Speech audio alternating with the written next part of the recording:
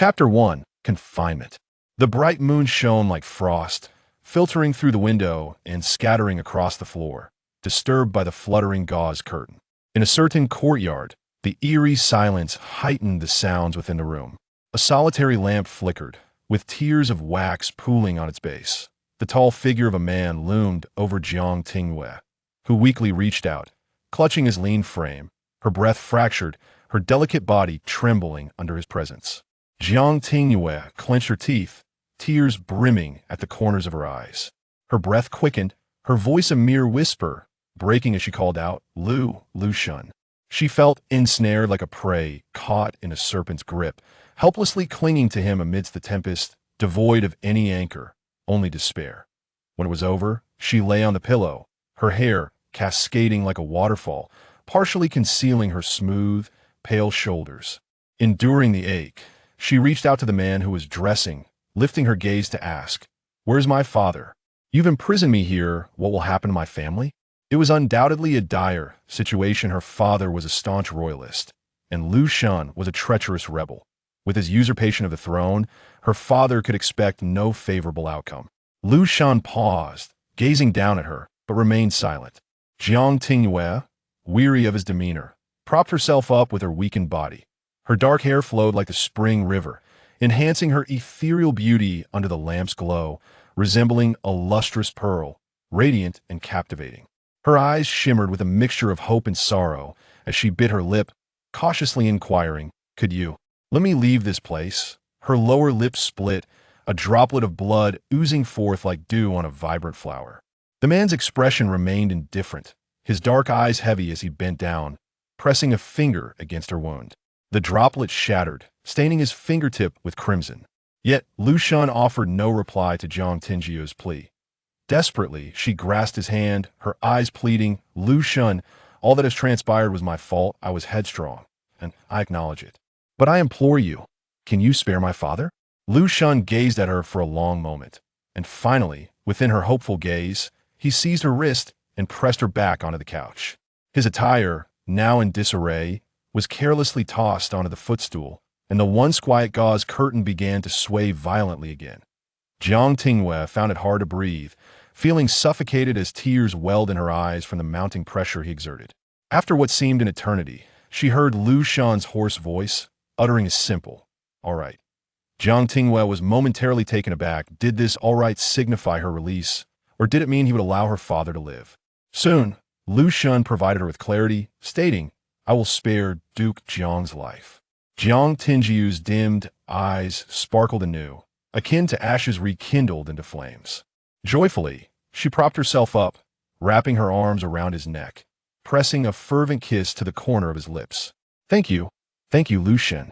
His firm grip encircled her slender waist, an overwhelming desire for control and possession leaving marks on her soft skin.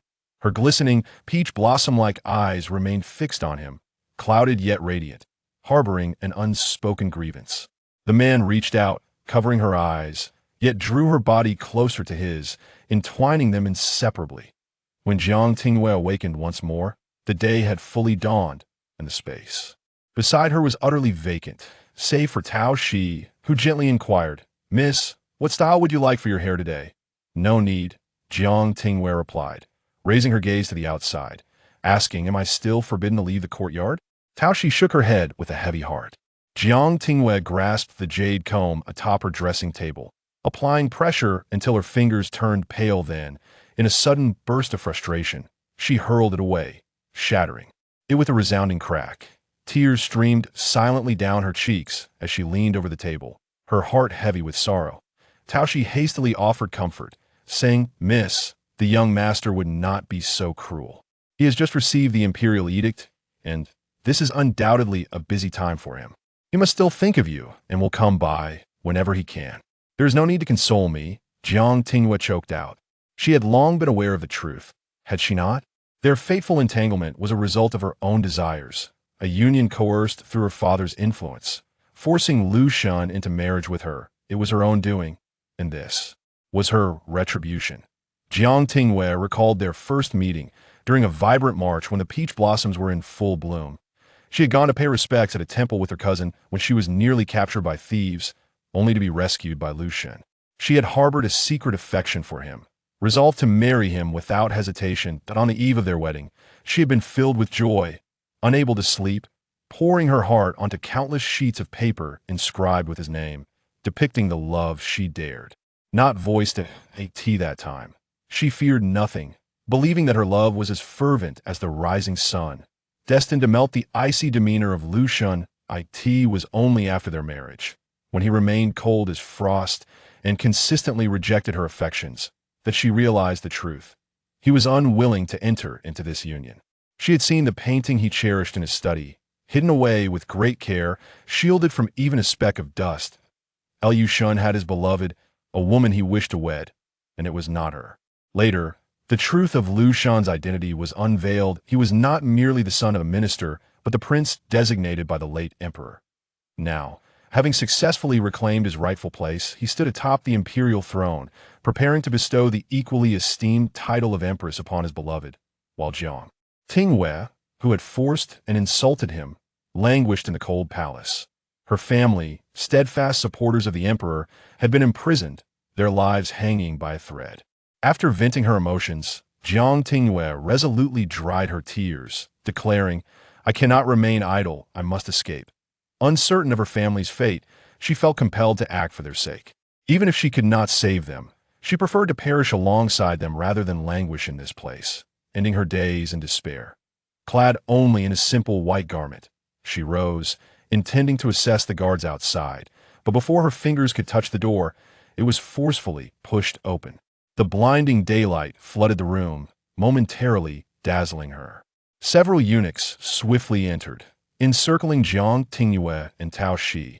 The last eunuch bore a tray, lined with white cloth, upon which rested a cup of wine.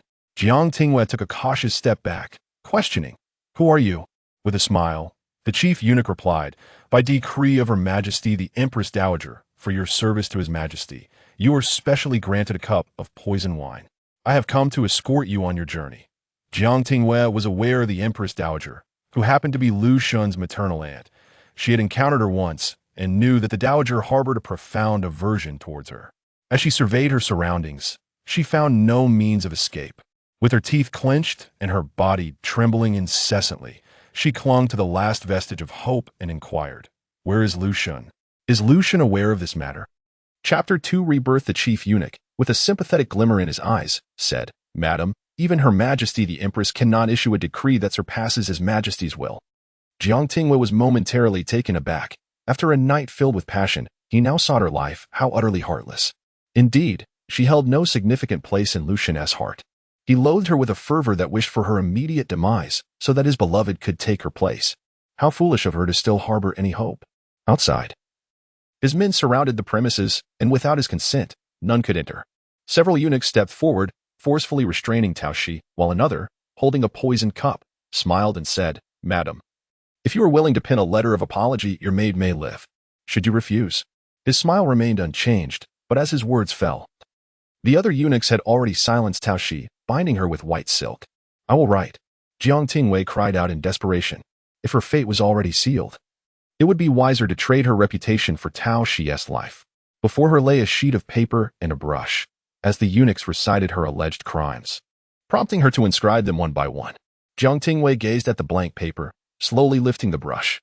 Last night, she had consented to the release of her father, and today he delivered a cup of poison. Lu Zhen's intention was clear. She was to sacrifice her life for the safety of the Jiang family. He was willing to go to such lengths for his beloved. Earlier, she had wished to avoid ending her days in this place, yet now, she found herself bereft of any hope for survival. No one could save her. No one would. Thus, to languish in this prison as a blind and deaf living corpse was no different from death itself. Jiang Tingyue raised her gaze to the weeping Tao Shi, bound and silenced on the ground, and asked, "Is there truly a way to spare her life?" The eunuch pressed a palace token into Tao Shi's hand, stating, "Once the madam completes her writing, I will immediately escort Miss Tao out of the palace." At last, Jiang Tingyue set down her brush and handed the letter of apology to the eunuch, saying, "I trust you will keep your word." Naturally, the eunuch replied, taking the letter. With a wave of his hand, he summoned others to take the struggling Tao Shi away. The eunuch then presented the poisoned cup, grinning, "Madam, please.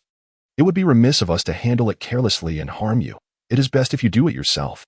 Jiang Tingyue lowered her eyes, reflecting on her image in the poison, and allowed a serene smile to grace her lips.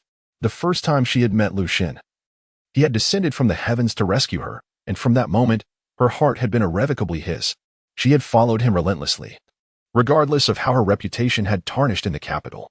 Day after day, she faced his indifference, desperately hoping her warmth would thaw his heart, dreaming that one day he might change his mind. Yet, no matter her efforts, she would forever remain absent from his heart. Now, this ludicrous one-sided affection would meet its conclusion with her demise. So be it. It had always been her unrequited love. The eunuchs gradually withdrew from the room, the heavy door shutting once more, taking all light with it. Jiang Tingyue summoned her last vestiges of strength, staggering toward the bed. The lights extinguished, darkness enveloped the room. And as her skirt brushed against the empty wine cup, it tumbled away, rolling into the shadows. A searing pain surged from her abdomen, swiftly spreading to her limbs. As she coughed up dark blood, Jiang Tingyue leaned weakly against the edge of the bed, her breath growing faint. In a daze, she seemed to return to the time when she was still in her residence, under the bright sun, when her mother was still alive. She sat by the window, her head lowered as she embroidered flowers, half of her body bathed in the brilliant sunlight, resembling a delicate silhouette. Outside, the cicadas incessantly chirped, creating a cacophony, while the sun scorched the green tiles until they gleamed.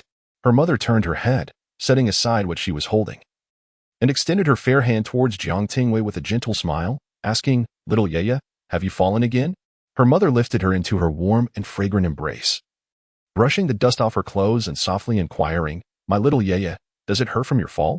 In the dim room, the heavy door was suddenly pushed open, letting in the bright daylight along with a hurried figure, gradually dispelling the darkness and illuminating all that lay within. Jiang Tingyue reclined by the bed, her plain dress stained with dark blood. She felt as though the pain had induced a hallucination. Why did she see her mother smiling down at her one moment, only to be engulfed by the cold shadow of this dim palace the next? It seemed as though someone approached, and through a screen, she could only perceive a vague silhouette. For a moment, Jiang Tingyue could not discern whether this too was a figment of her imagination. Perhaps it was merely an illusion. Who in the world would come to visit her in this forsaken palace? Gradually, she closed her eyes. The tall figure drew nearer, carefully cradling her in their arms, leaning in to listen, but all that could be heard was her voice, faint and nearly imperceptible.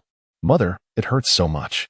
A brisk wind swept through the window, and the surroundings fell into a heavy silence, the cries and pleas from outside quickly fading away.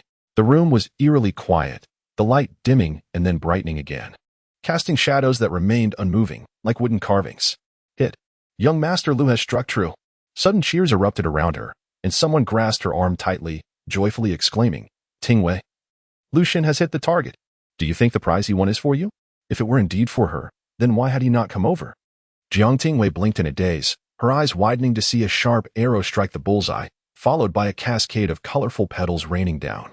The spring sun was not overly fierce, its warm glow shimmering in the sky, and Jiang Tingyue felt a bit lightheaded, a sense of confusion washing over her. She recalled that she had been poisoned by the Empress Dowager, written a letter of apology, exchanged it for Tao Shi's life, and then died alone in the cold palace. The agonizing pain of the poison still vivid in her memory. So now, was she in the underworld? It felt as if an eternity had passed. Jiang Tingyue's gaze shifted, following the others as they turned towards the arena. A youth, his garments fluttering, galloped by on a magnificent steed. He drew his bow once more, releasing 3 arrows simultaneously, striking the flower bags tied to the feet of the swallows soaring in the sky, scattering petals that danced in the wind, drifting towards Jiang Tingyue. Despite the distance, she clearly saw the youth cast a glance in her direction, one that was almost devoid of emotion. Jiang Tingyue gasped in astonishment. "Is that Lu Zhen?" The youthful Lu Zhen. It was a year to remember. He had just passed the imperial examination, achieving the esteemed position of the 3rd place. After his success, many families discreetly inquired about his intentions regarding marriage. It was also in this very year that Jiang Tingyue, filled with exasperation, relentlessly pursued Lu Zhen, insisting he make a reappearance at the garden party, compelling him through his family's status to secure a betrothal gift for her. Ultimately, Lu Zhen presented the gift before the gathered crowd, greatly satisfying her vanity.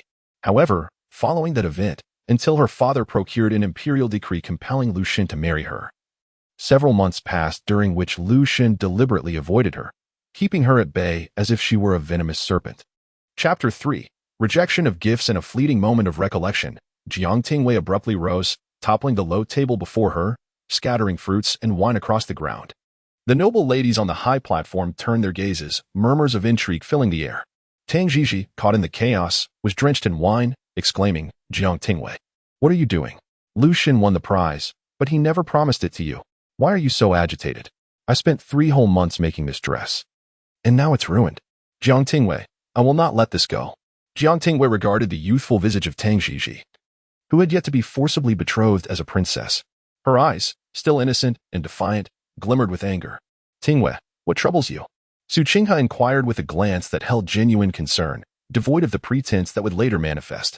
As she surveyed the crowd, familiar yet foreign faces appeared, all significantly younger than she remembered. Had she truly been reborn? Reborn 5 years prior? At this juncture, she was still unwed, her mother alive, and her engagement to Lu Zhen had yet to be sanctioned. Overwhelmed by a tide of emotions, Jiang Tingyue found herself unsteady, trembling as she braced against the low table. If this was indeed a second chance at life, she vowed never to repeat her past mistakes. She would distance herself from Lu Zhen and resolutely refuse to marry him. Tang Jiji, shifting from anger to concern, asked Jiang Tingyue, "Why is your face so pale? Are you unwell?"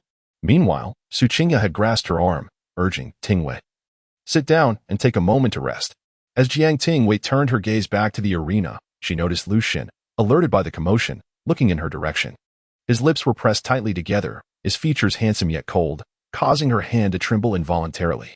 She recalled that soon, Lu Zhen would reluctantly approach her, presenting the prize he had won, a matter that would swiftly circulate throughout the capital, becoming a topic of conversation. This was the very reason her father sought an audience with the emperor to arrange their marriage, not out of belief in their romantic compatibility, but merely as a remedy for Jiang Tingyue's tarnished reputation, leaving marriage to Lu Zhen as her only option. The uproar from the high platform quickly reached the arena. Lu Zhen lowered his bow and dismounted, with someone rushing to him, exclaiming, "Lu, you truly possess remarkable skill." Glancing back at the high platform, Qin Ziyo sighed. "I wonder what trouble Miss Jiang is stirring now? A young lady chasing after you daily. Does she not care for her reputation?" Another youth nudged Qin Ziyo and, observing Lu Zhen's perpetually stoic expression, frowned. "If you cannot speak wisely, refrain from idle chatter. Criticizing a young lady is not the mark of a gentleman." With that, Qi Yuan extended the prize toward Lu Zhen, saying, "Brother Lu." Lu Zhen accepted it with a slight nod, expressing a courteous thank you, before cradling the purple sandalwood box and making his way toward the high platform. In this era, the boundaries between men and women were not overly strict. As the onlookers witnessed Lu Zhen approaching with the box, their cheers surpassed those elicited by his earlier marksmanship, eagerly speculating who he intended to bestow the prize upon amidst the gathering of noble ladies. There are speculations regarding Jiang Tingyue, as her reputation is notable. She openly pursues Lu Zhen. Others speculate about Su Ningyu, who was once Lu Zhen's childhood companion and has recently returned to the capital. Some conjecture the young lady from the Ministry of Rites, for not long ago, this lady boldly sent a matchmaker to the minister's residence to seek a marriage proposal. However, for Jiang Tingyue, as she watched Lu Zhen approach ever closer, her heart was devoid of the hopes and joys of her past life. The sun blazed overhead, and as she gazed into Lu Zhen's dark eyes, a wave of dizziness swept over her. In an instant, her vision blurred, a fine sheen of sweat dotted her forehead, and the strength within her seemed to evaporate. She pushed away Su Qinghe's hand, her complexion pale, and gritted her teeth, declaring her desire to return home, demanding, "Release me." "Tingyue." Su Qinghe, bewildered, loosened her grip, not comprehending her sudden change. A bittersweet thought crossed her mind. Lu Zhen had given her the prize he had won. Should she not be elated? Jiang Tingyue, her steps faltering, grasped Tang Jiji's sleeve just before losing consciousness, tightening her grip slightly. Tang Jiji, alarmed, held her hand tightly and nervously inquired, "Are you all right?" "I'm fine," Jiang Tingyue replied, feeling unsteady, leaning against Tang Jiji's shoulder, her voice weak. "I just feel extremely dizzy. Please, take me home." Tang Jiji, her expression stern, snorted, "Why don't you let Su Qinghe take you? Aren't you the closest to her?" "Not at all." Jiang Tingyue opened her eyes and managed to smile, saying, "Haven't I always regarded you as my best friend?" Tang Jiji, with a stony expression, retorted, "Who believes your nonsense?" Yet her hands were quite sincere in supporting Jiang Tingyue, though she did not immediately lead her away, for her keen eyes had spotted Lu Zhen approaching. Tang Jiji recalled that, in this garden gathering, Princess Mingyao had personally issued the invitation, yet Lu Zhen had not attended. Somehow, through her own efforts, Jiang Tingyue had managed to draw him here, even persuading him to join her in the equestrian arena. She understood well how deeply Jiang Tingyue cherished Lu Zhen. There was a time when Tang Jiji thought her infatuation bordered on madness. Yet today, his public act of gifting signified his intent to marry Jiang Tingyue. Otherwise, such a gesture would not only ruin Jiang Tingyue but also tarnish his own reputation. Hang in there, Tang Jiji murmured, when Lu Zhen arrives. It is destined that he will marry you. That's not what I mean. Jiang Tingyue anxiously grasped Tang Jiji's hand. Believing her impatience was evident, Tang Jiji hurriedly reassured her. There's no rush. He's already here. Jiang Tingyue. But before she could say more, Lu Zhen had approached, holding a sandalwood box in his finely sculpted hands. Each joint as exquisite as carved jade, advancing step by step, a gentleman of elegance, as graceful as bamboo. Lu Zhen, not only do I wish for you to attend the garden gathering, but I also want you to win first place. Presenting the prize you have earned with your own hands before everyone, delivering it to me. The words she had once uttered echoed inexplicably in her mind. Jiang Tingyue could scarcely recall how she had persuaded Lu Zhen to agree to such a thing, yet she was acutely aware that she could not accept this prize. Perhaps due to her anxious heart, Jiang Tingyue mustered her strength to rise, gazing at Lu Zhen who stood before her. Before he could present his offering, she took the initiative to speak. Young Master Lu, may I inquire to which young lady this gift is intended? It is truly unfortunate that I am unwell today and shall miss the delightful exchange between you and the esteemed lady. With that, she lifted her skirts and began to pass by Lu Zhen. In that fleeting moment as they brushed past each other, his hand seized her arm with considerable force. He cast his gaze upon her, his expression growing ever colder. Jiang Tingyue dared not meet his eyes, tugging at her own arm, and articulated slowly, I appreciate your assistance, young master, but I kindly ask you to release me. Chapter 4. You are a good person. Jiang Tingyue exerted herself in an attempt to pry his hand away, yet could not succeed. His grip was somewhat forceful, causing her forearm to ache. The sudden pain brought tears to her eyes. She lifted her gaze but dared not meet Lu Zhen's eyes directly, instead casting her glance elsewhere. In the past, I was foolish, misinterpreting your life-saving grace for something else. I am grateful, my lord, for your lack of resentment towards the troubles I have caused over the years, and for alleviating many of my predicaments. Today, I finally understand how many confused actions I have undertaken. Thank you, young Master Lu. You are truly a remarkable person. Lu Zhen? Others? His gaze fell upon Jiang Tingyue's pale face, quietly observing her reddened eyes, and slowly, he released his grip.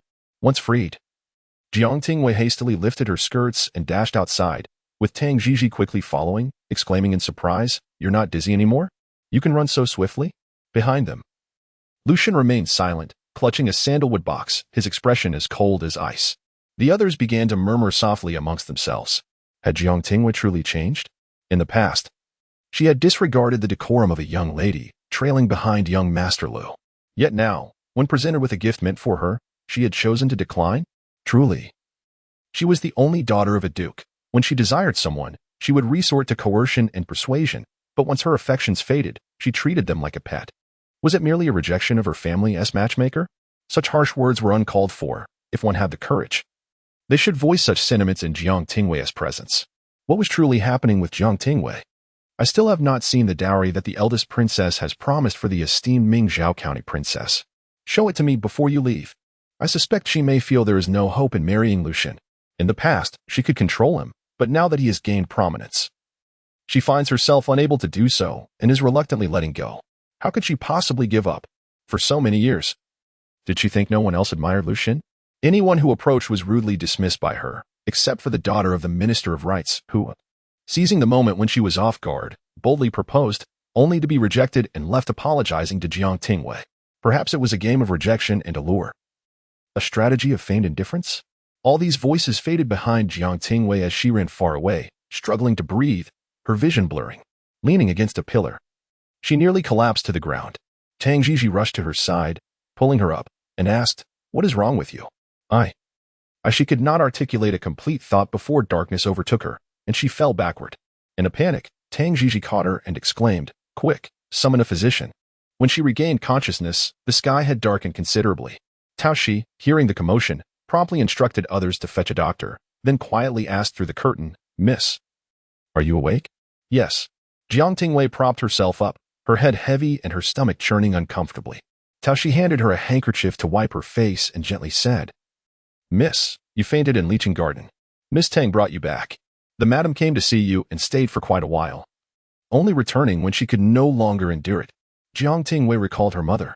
At this juncture, Mother's illness had grown quite severe. Her only concern was for her daughter, who had managed to endure until her marriage, only to depart from this world thereafter. Jiang Tingyue mustered the strength to rise, declaring, "I shall go see mother." Tao Shi offered a few words of persuasion, but to no avail, and proceeded to help her with her makeup. Upon arriving at the main courtyard from the Lotus Pond courtyard, as Jiang Tingyue entered the room, she was greeted by the sounds of laughter within. "Cousin, do not worry. The physician has already examined her and stated that she merely fainted due to excessive emotional turmoil. Once she awakens, all will be well." "Indeed. And do not fret. I shall visit cousin frequently and assure you that she will be lively and well when she next comes to see you." Another voice chimed in, bright and cheerful. Feigning innocence, moreover, the birthday of young Master Lu is not far off. Cousin will surely recover by then. Jiang Tingyue halted at the doorway, gesturing for the maid who announced her arrival to silence. Listening to Lu Shiyun's words, an inexplicable discomfort settled in her heart. In her previous life, Lu Shiyun had spoken similarly, yet at that time, Jiang Tingyue was wholly preoccupied with pursuing Lu Xin, dismissing her words regarding the matters of the two as inconsequential. Now, wishing to sever ties, hearing such sentiments again left her feeling inexplicably uneasy. Lu Shiyun and her mother had come to the Duke's residence last year. Having heard of the misfortunes that befell their maternal family, her husband had passed away, and they were oppressed by his family, who seized their home and land, forcing them into destitution. The mother and daughter duo, left with no options, sought refuge with their childhood cousin, Li Yunru. Tragically, after Li Yunru's death, Jiang Tingyue, having recently married, was engulfed in grief, isolating herself in her chamber for over half a year. When she finally emerged, she learned of her father's intention to marry Li Yunru as his concubine, leading to a heated argument with him. After which she left home in anger and refused to see anyone from the Duke's residence for 6 months. It wasn't until her sister-in-law gave birth to a second son that Jiang Tingyue finally went to offer her congratulations and was willing to speak to her father. At that time, her father, now graying at the temples, explained the circumstances to her. It involved Li Yunru's family facing calamity. Though the specifics remained unknown to Jiang Tingyue, it ultimately entailed the plight of Li Yunru and her daughter, who sought a new marriage for self-preservation. Initially, Jiang Shizhong intended to find her a good husband out of respect for his late wife, but then his son went missing on the battlefield, leaving his sister-in-law in distress, sacrificing her beloved son to the war. With mourning in the household and 2 unattended infants, Jiang Shizhong found himself overwhelmed. It was at this moment that Li Yunru offered her assistance. She told Jiang Shizhong, "I am of an older age and do not wish to marry. If the Duke is willing, I would gladly take on the role of a concubine to relieve the Duke's burdens." She took on the responsibilities of managing the household while he granted her a title to alleviate her disgrace. To Jiang Shizhong, it was merely a transaction. And even Li Yunru continued residing in the original guest quarters, with no demands for relocation. Little did he anticipate that this seemingly trivial arrangement would lead to such discord with his daughter, evoking both anger and sorrow within him. Jiang Tingyue harbored deep resentment for her father's actions, yet he remained her father, who had cherished her since childhood, always tidying up her troubles without a hint of reproach. After a heartfelt and tearful reconciliation, they ultimately mended their relationship. Reflecting on the present, Jiang Tingyue began to ponder the cause of her mother's illness. Li Yunru's health had always been frail. It was not a consequence of Li Yunru's arrival. Moreover, it was inconceivable that Li Yunru possessed the ability to intrude upon the Duke's residence ahead of time. From any perspective, it seemed unrelated to this mother-daughter duo. However, Lu Zhen had once imparted to her that life is not merely a series of fortuitous events. If she could not discern the truth of a matter, she should deduce from the outcome who stands to gain, as that individual would certainly be connected to her. Clearly, the demise of Li Yunru had most benefited this mother and daughter pair, with Lu Xiyun leveraging the status of the Duke's household to marry the third prince as a concubine, despite her biological father being merely a 7th-rank official and long deceased. Chapter 5. The young lady. The conversation within the room continued, as Tao Shi held back the curtain for her. Jiang Tingyue lifted her skirt and entered with a light step. Even before she arrived, her voice resonated from within. "Mother, who are you speaking with? It is so lively in here." Upon hearing her voice, the chatter within the room paused. Li Yunru, seated by the window with a cup of tea in hand, turned to glance at her, a hint of a smile gracing her features as she softly replied, "I am conversing with your aunt and cousin. How fortuitous that you have come. Are you feeling any better? Time does not diminish beauty." Li Yunru observed her daughter, still youthful and lovely, possessing a gentle grace reminiscent of herself, albeit with a paler hue to her lips, lacking vitality.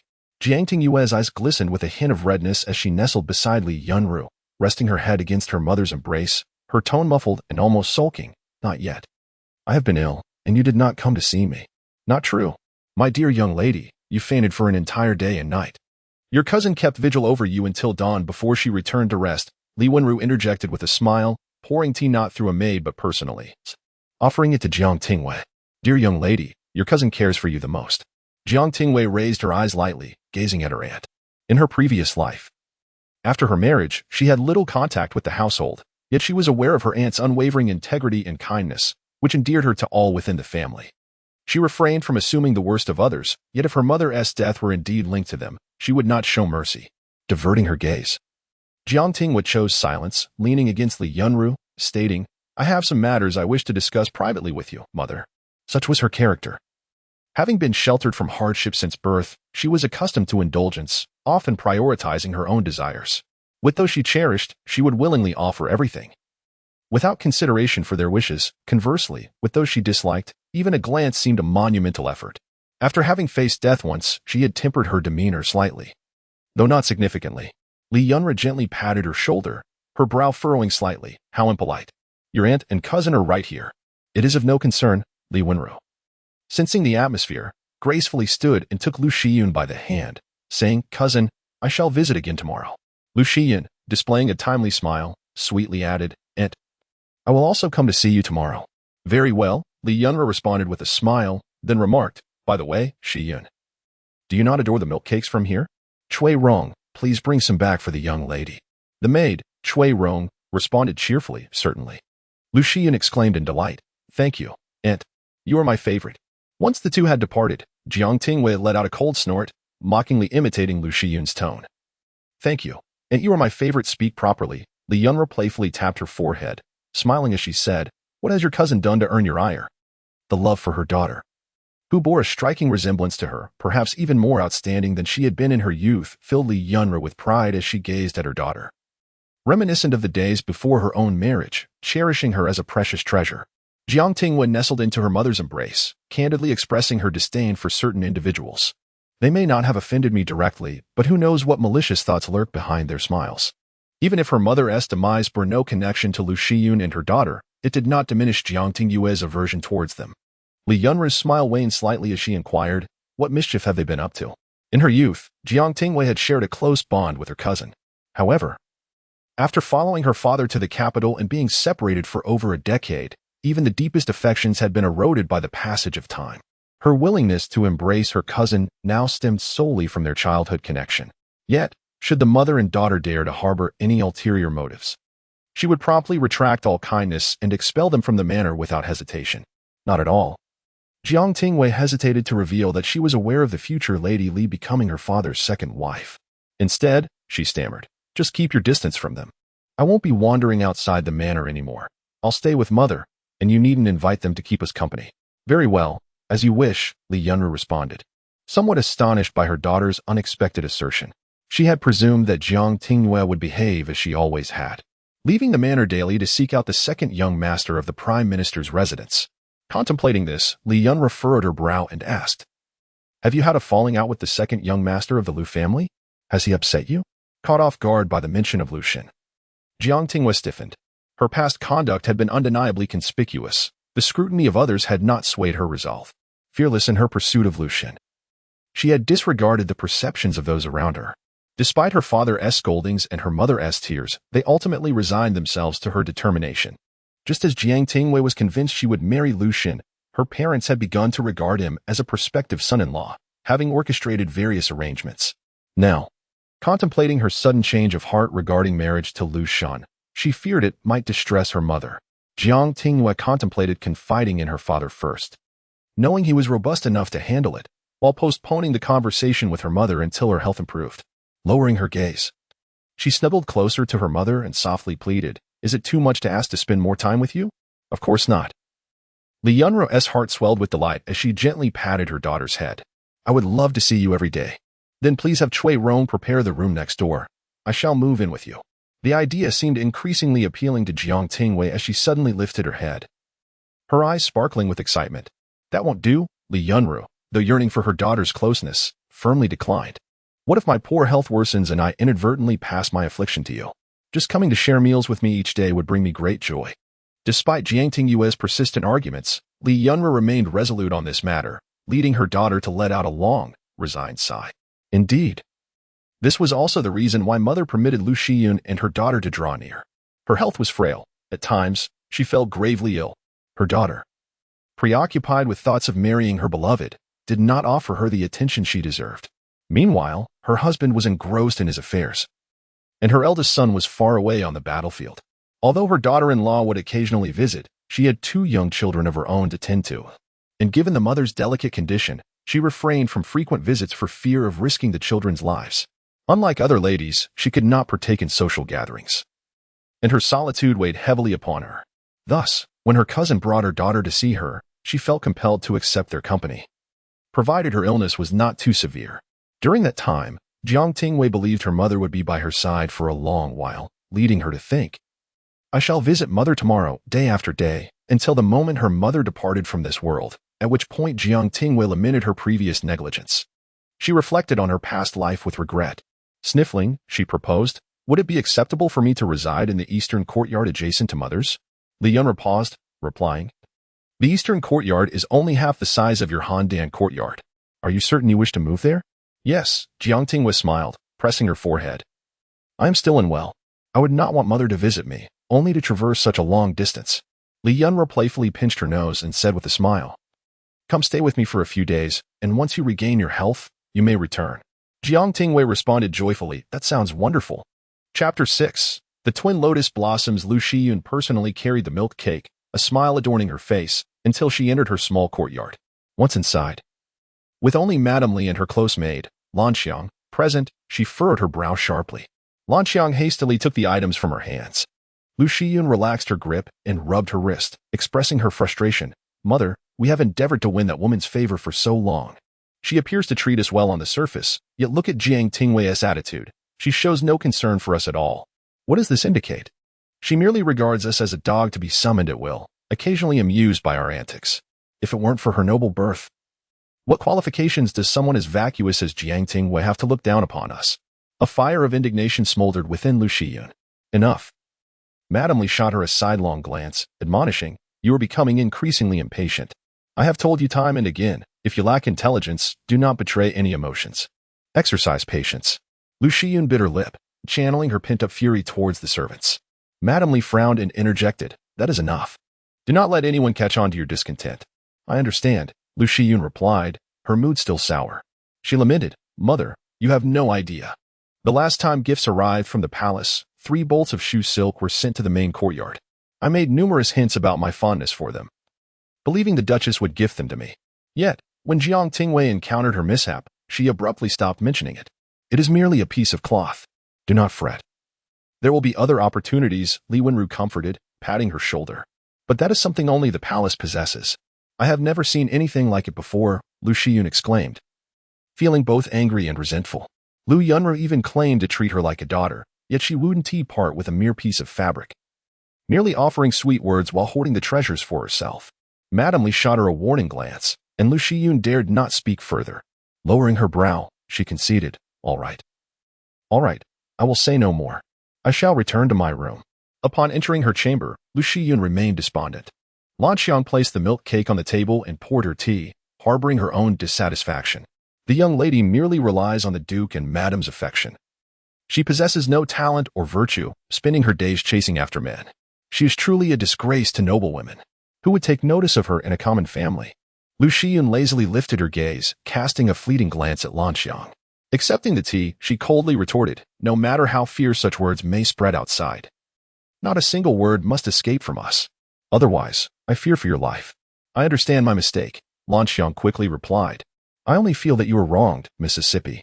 You are undeniably superior to the eldest young lady in every aspect, yet due to her words, you must tread carefully, afraid to seize anything. Lu Zhen bit her lip, crumpling the handkerchief in her grasp, yet she maintained her composure, inhaling deeply before stating, There will come a time for recognition. For now, we merely weather the storm. Lanxiang, please pour me another cup of tea. Yes, Lanxiang complied. Holding the teacup, Lu Zhen took a long moment to exhale the pent-up frustration from her heart. There is no need for haste. The days ahead are plentiful, and she can afford to wait. Upon receiving her mother's approval to move in, Jiang Tingyue promptly instructed Tao Shi to arrange for the transfer of her belongings, joyfully settling into the east courtyard. While her possessions were being organized by Liu, Jiang Tingyue remained in the main courtyard, reclining on a concubine-esque couch, her legs crossed, idly perusing an invitation, exhibiting a rather unrefined demeanor. Tao Shi, attending to her, offered her a few sips of floral essence. Li Yunru, engaged in embroidery, sighed softly and remarked, "Why is it that the older you grow, the less decorum you exhibit? Sit properly." She then added, "Tao Shi, do not concern yourself with her." Pausing her task, Tao Shi cast a glance at Jiang Tingyue.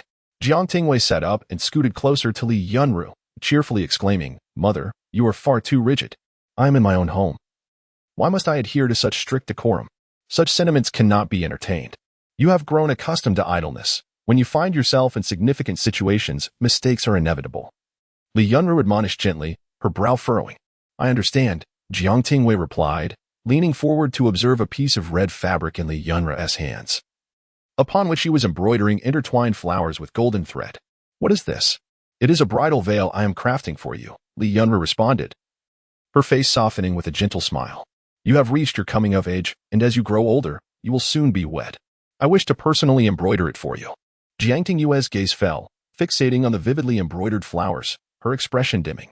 In the 15th year of Chongshan, she recalled her past life when she was to be married in the spring of the following year. At that time, she had not used the bridal veil embroidered by her mother. Illness had ravaged her, and the veil remained only half finished. Fearing ill fortune, she had requested the finest embroiderer in the capital to take over.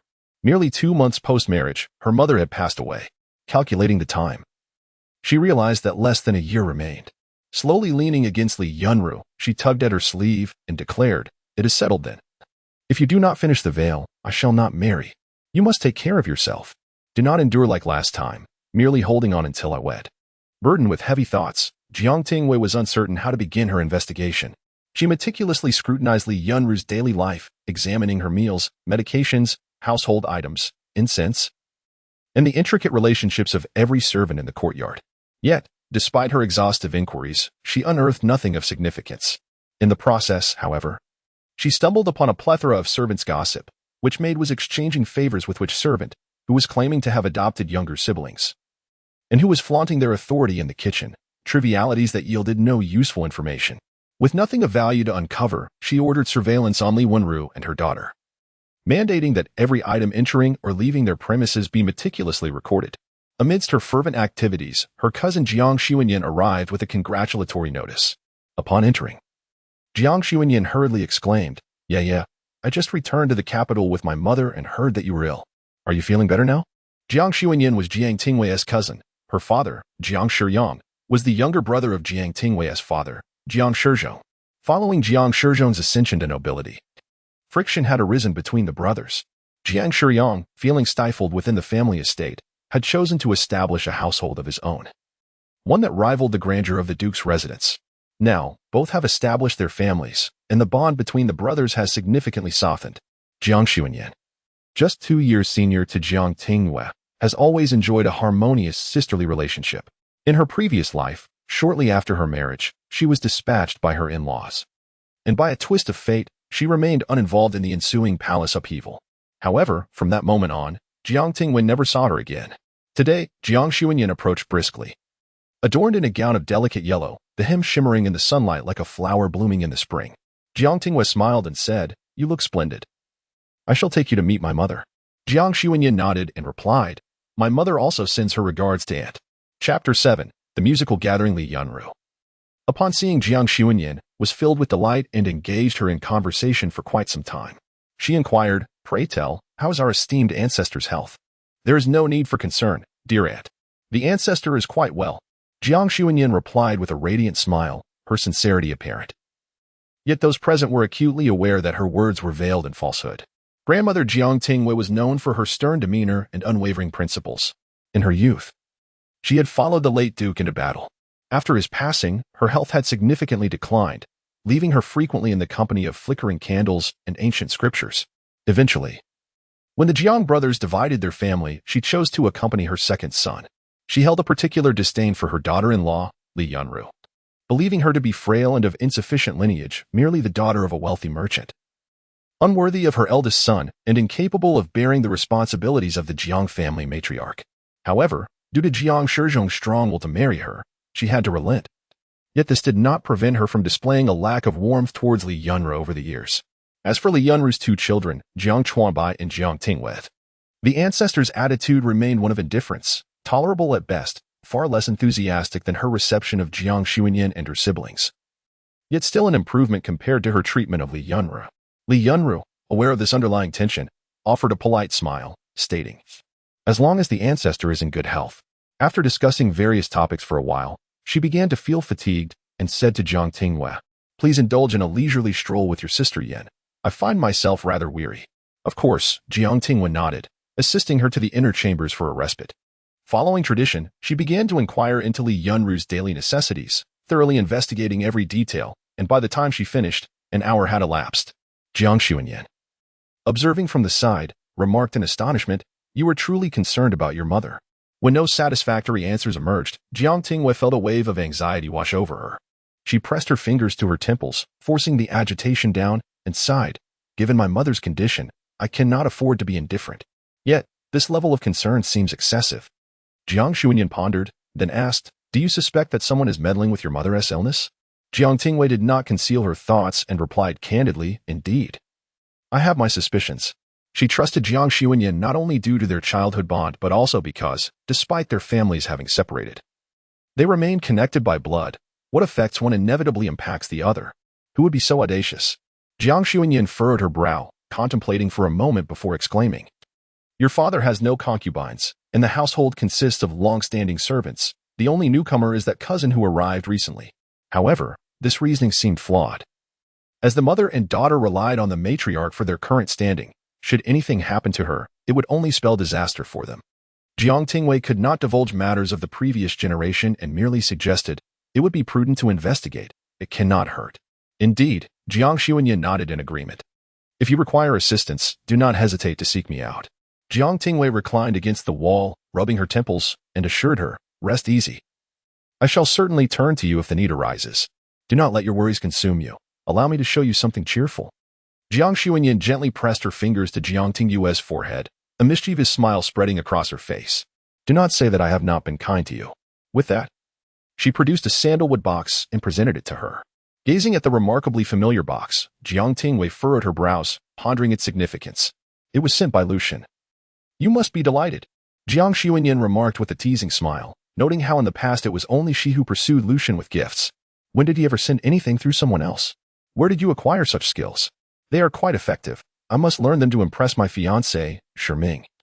In the future, Shiming, as mentioned by Jiang Xuanyan, was her betrothed, currently serving in the Ministry of Works. Their marriage, initially planned 3 years prior, had been postponed due to the mourning period for his grandmother. Expecting to see a triumphant smile on Jiang Tingyue's face, Jiang Xuanyan was taken aback when her cousin merely stared blankly at the sandalwood box, refusing to open it, and instead pushed it back, saying, "You should take it back." Jiang Xuanyan was momentarily stunned. "Your demeanor suggests you are not employing the art of feigned indifference. Has Lu Zhen wronged you?" Years ago, when Jiang Tingyue first encountered Lu Zhen, Jiang Xuanyan was present. A runaway carriage had nearly plummeted off a cliff, and as Jiang Tingyue lay incapacitated, it was Lu Zhen, descending like a celestial being, who saved her from certain doom. Had it not been for Jiang Xuanyan's prior affections for another, she might have felt a stirring for Lu Zhen herself. Thus, she fully comprehended the depth of Jiang Tingyue's feelings for him over these 3 years. If not for the hardships endured, Jiang Tingyue's resolute nature would have led her to stubbornly pursue her desires. Jiang Tingyue lowered her gaze, refusing to cast another glance at the box, stating, "No, I simply do not like him anymore." "Really?" Jiang Xuanyan expressed skepticism. "Indeed," Jiang Tingyue replied, diverting her eyes in irritation. "Let us speak of something else." Jiang Xuanyan then instructed her maid to take the box away and continued, setting Lu Zhen aside. "I do have pressing matters. Next month, at the Qinhui, our Lingwei Society is to publish a poetry anthology, and you are to take the lead. You haven't forgotten, have you?" Having been reborn, Jiang Tingyue could only recall significant events, such as the Qinhui, an annual gathering that she had never taken to heart. Although there were female officials in the current dynasty, they were exceedingly rare. Most noble women sought fame and a good match through such gatherings, hoping to either garner literary acclaim or enhance their reputations, both of which would benefit their prospects of marriage. For those of sufficient lineage, the concerns of marriage were minimal.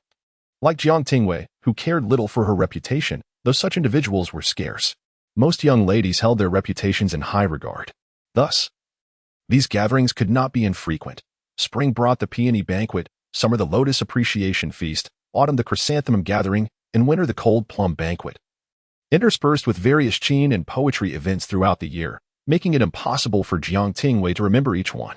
Once Jiang Xuanyan mentioned it, Jiang Tingyue ruminated for a while before recalling this year's event, only to be swiftly reminded of a rather unfortunate matter. The idea of publishing a collection of poetry was conceived by Princess Mingzhao. The noble ladies of the capital, gathering together, sought to establish a commendable reputation. For it was unthinkable to host a banquet without purpose, wasting both time and resources. Thus, this astute Princess Mingzhao proposed an ingenious plan.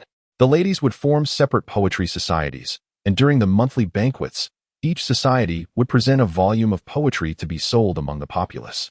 The proceeds would be utilized to alleviate the tax burdens on the common people, achieving a dual purpose. The ladies would gain renown, while the citizens would benefit from reduced taxes. Initially, Jiang Tingyue had no intention of participating. She held little regard for fame, regardless of her actions, which could tarnish her reputation. Her father and brother provided her with sufficient protection, and few dared to speak ill of her in her presence. However, her unresolved animosity towards Princess Mingzhao compelled her involvement. Jiang Tingyue was uncertain of the offense that had incurred the princess's disdain. Yet each encounter seemed to invite subtle jabs. Given her own fiery temperament and a penchant for retribution, this rivalry inevitably deepened. Chapter 8. With my father supporting me, Princess Mingzhao presides over a poetry society, selecting a new poetry leader each season. Her esteemed position is bolstered by her mother, the Grand Princess, who has enjoyed favor since the reign of Emperor Taizong. Furthermore, during the emperor's initial ascent to the throne, his shaky foundation led him to consolidate power through advantageous marriages. After the untimely death of the Grand Princess's husband, her profound grief elicited the emperor's guilt. And as a result, Princess Mingzhao's status rose significantly, surpassing even that of the emperor's own daughters. Most individuals dared not cross her. Given her lofty standing and her tenacious spirit, Princess Mingzhao, who appears calm and composed on the surface but diligently hones her craft in private, has emerged as a towering talent within the capital. More often than not, she occupies the role of poetry leader. Truth be told, had it not been for Princess Mingzhao's incessant jibes at her, Jiang Tingyue would have held a certain admiration for this talented and industrious young woman. Regarding the poetry leadership, Jiang Tingyue harbored no objections, for she possessed a keen self-awareness. She was indeed not cut out for writing poetry. However, Princess Mingzhao's constant mockery of Jiang Tingyue's lack of literary prowess proved intolerable.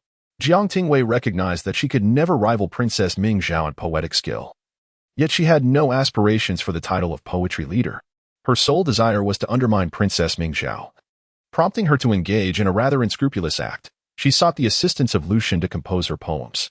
A talent forged in the crucible of the imperial examination naturally differed from the leisurely pursuits of Princess Mingzhao, leading to Jiang Tingyue's inability to secure the top position in poetry discussions thereafter.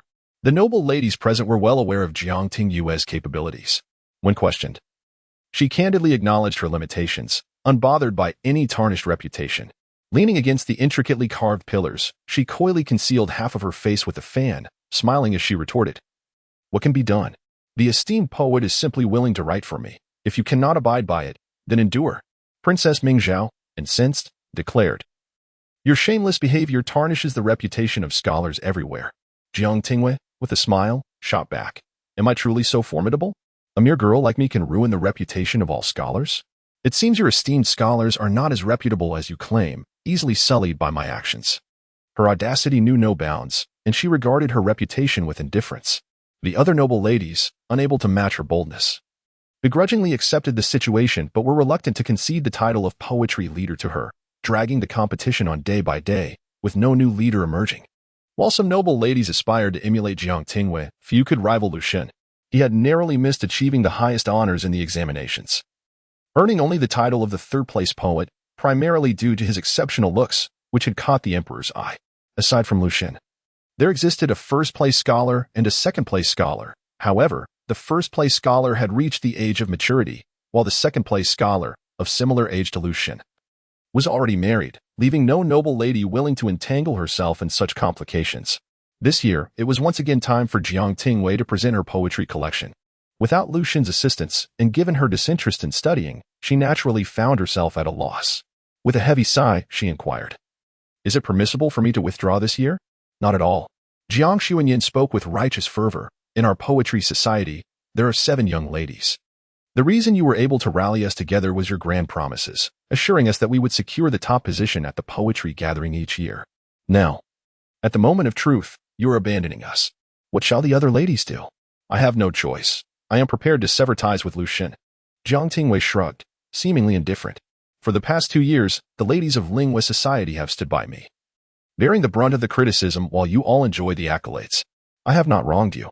Yet, as the imminent Qin gathering loomed, her inability to contribute would undoubtedly invite derision from others. Could she endure such humiliation?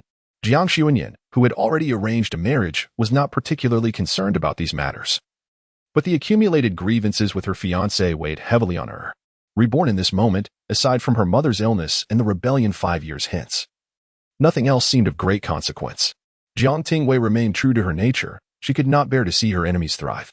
Recalling the triumphant mockery of Princess Mingzhao, her heart ached with anger. "I cannot endure this," she declared. "It is regrettable that my earlier resolve has left me with a significant dilemma. However, let them mock."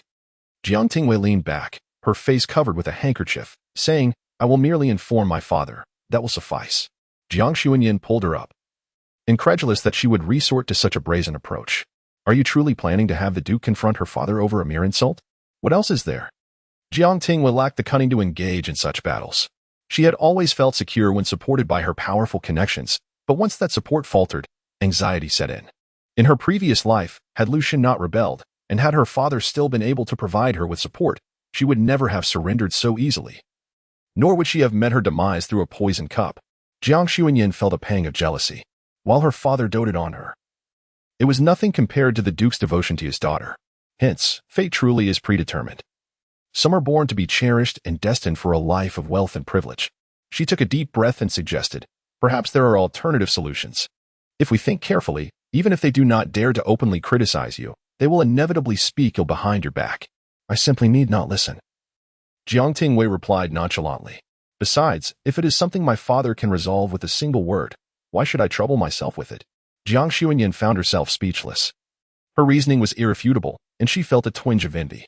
"Very well, it is settled then. I shall speak with the other sisters and prepare them for what is to come." Jiang Xuanyin then inquired, "Will you still attend the Qin gathering next month?" "The Qin gathering is not the poetry gathering. While I may lack the poetic talent, I am adept with the Qin and possess a collection of fine instruments. I am confident I can present something worthy," Jiang Tingyue replied, nodding. "I shall indeed attend. Furthermore, I must extend my apologies to the other sisters for not informing them sooner. That is my fault. What is there to worry about?" Jiang Xuanyin waved her hand and remarked, "Lu Zhen's poetry is a rare gem, treasured by scholars to the heavens.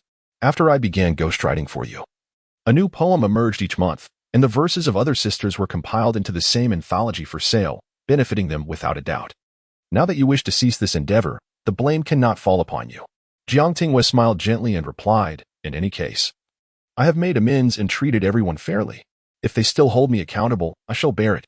Jiang Xuanyin reassured her, "That will not happen, so do not worry." After noon, Jiang Xuanyin finally departed from the residence. Once she left, Jiang Tingyue, accompanied by Taoshi, made her way to the front courtyard to find her father.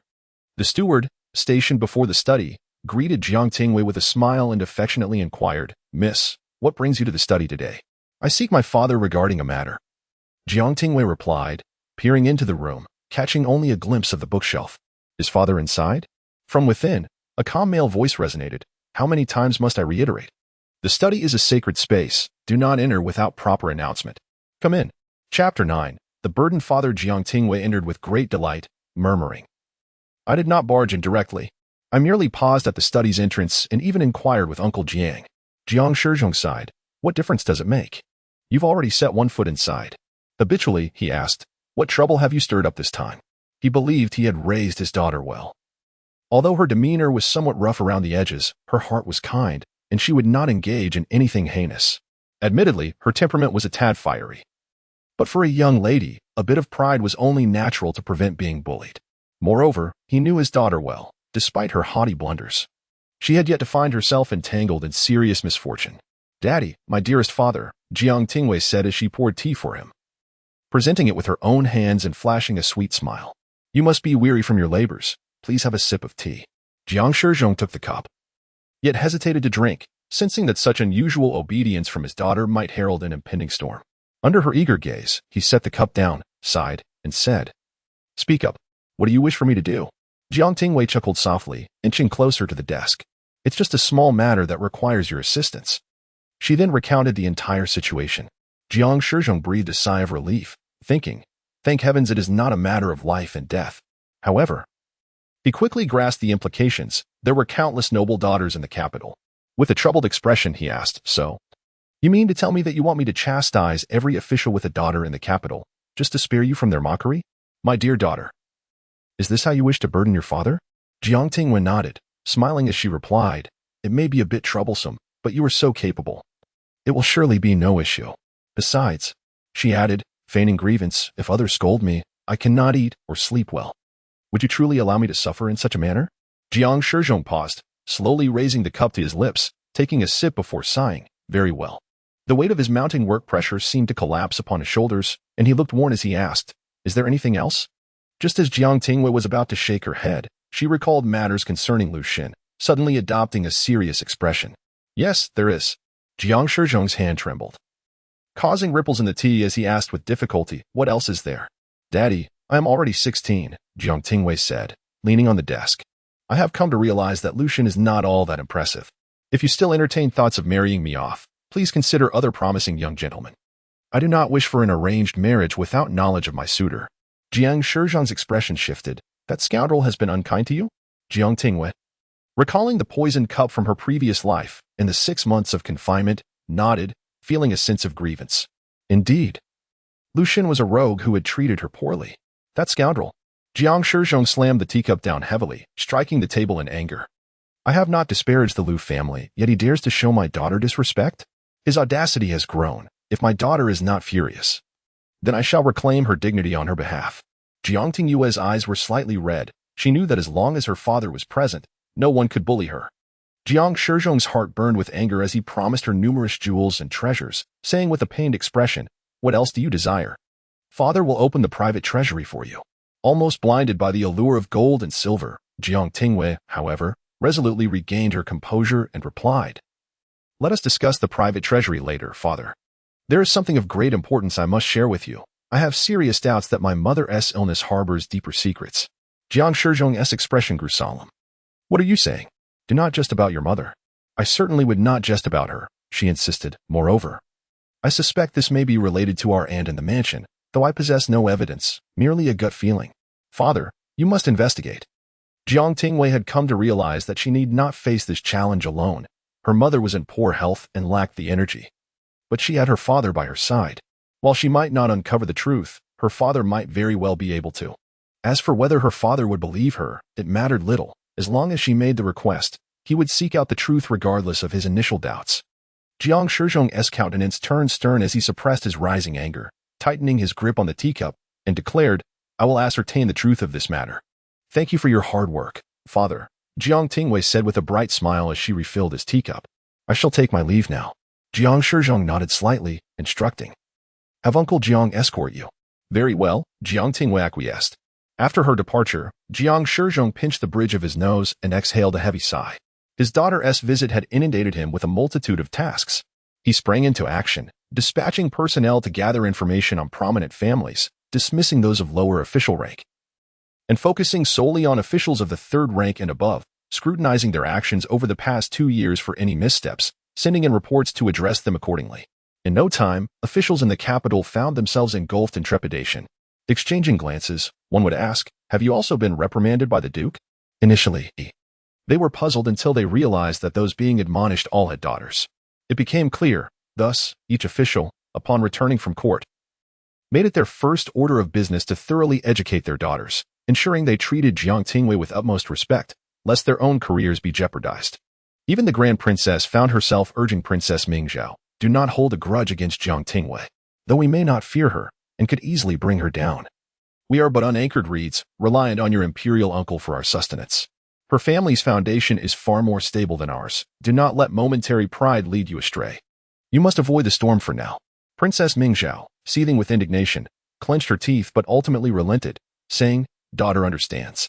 Only Prime Minister Lu, clutching 3 memorials chastising him for his unprincipled governance, oscillated between pallor and ashen hues. The memorials dredged up his misdeeds from 5 and 10 years prior, laden with classical references and eloquent insults disguised as scholarly rebukes, leaving Prime Minister Lu nearly laughing in exasperation. He mused that perhaps he should retire to his homeland to escape such indignities. Father, is it a memorial from Duke Jiang? Lu Zhen inquired. Though he has not yet been bestowed an official title, he has already entered the Hanlin Academy, which allows him to glean some knowledge of court affairs.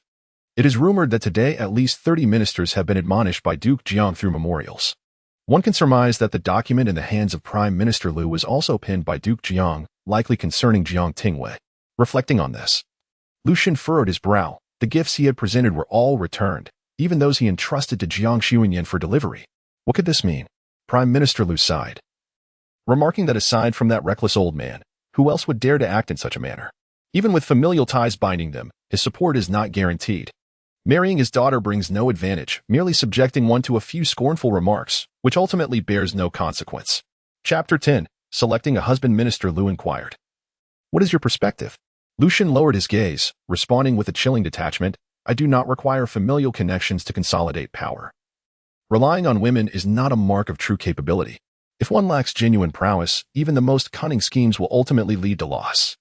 You should focus on your own affairs. Beyond that, I cannot assist you further. Minister Lu let out a deep sigh. Over the years, his father had already rendered him considerable assistance. Lu Zhen rose and respectfully bowed to him. There is no need for such formality. You are still injured, Minister Lu said, helping him to his feet. Do you know who sent the assassin? The attack was particularly ruthless. Furthermore, with the Emperor's orders, he must harbor suspicions regarding you.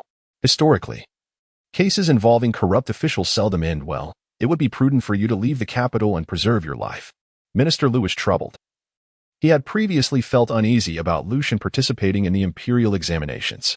As expected, once his resemblance to the late emperor was revealed, it aroused suspicion.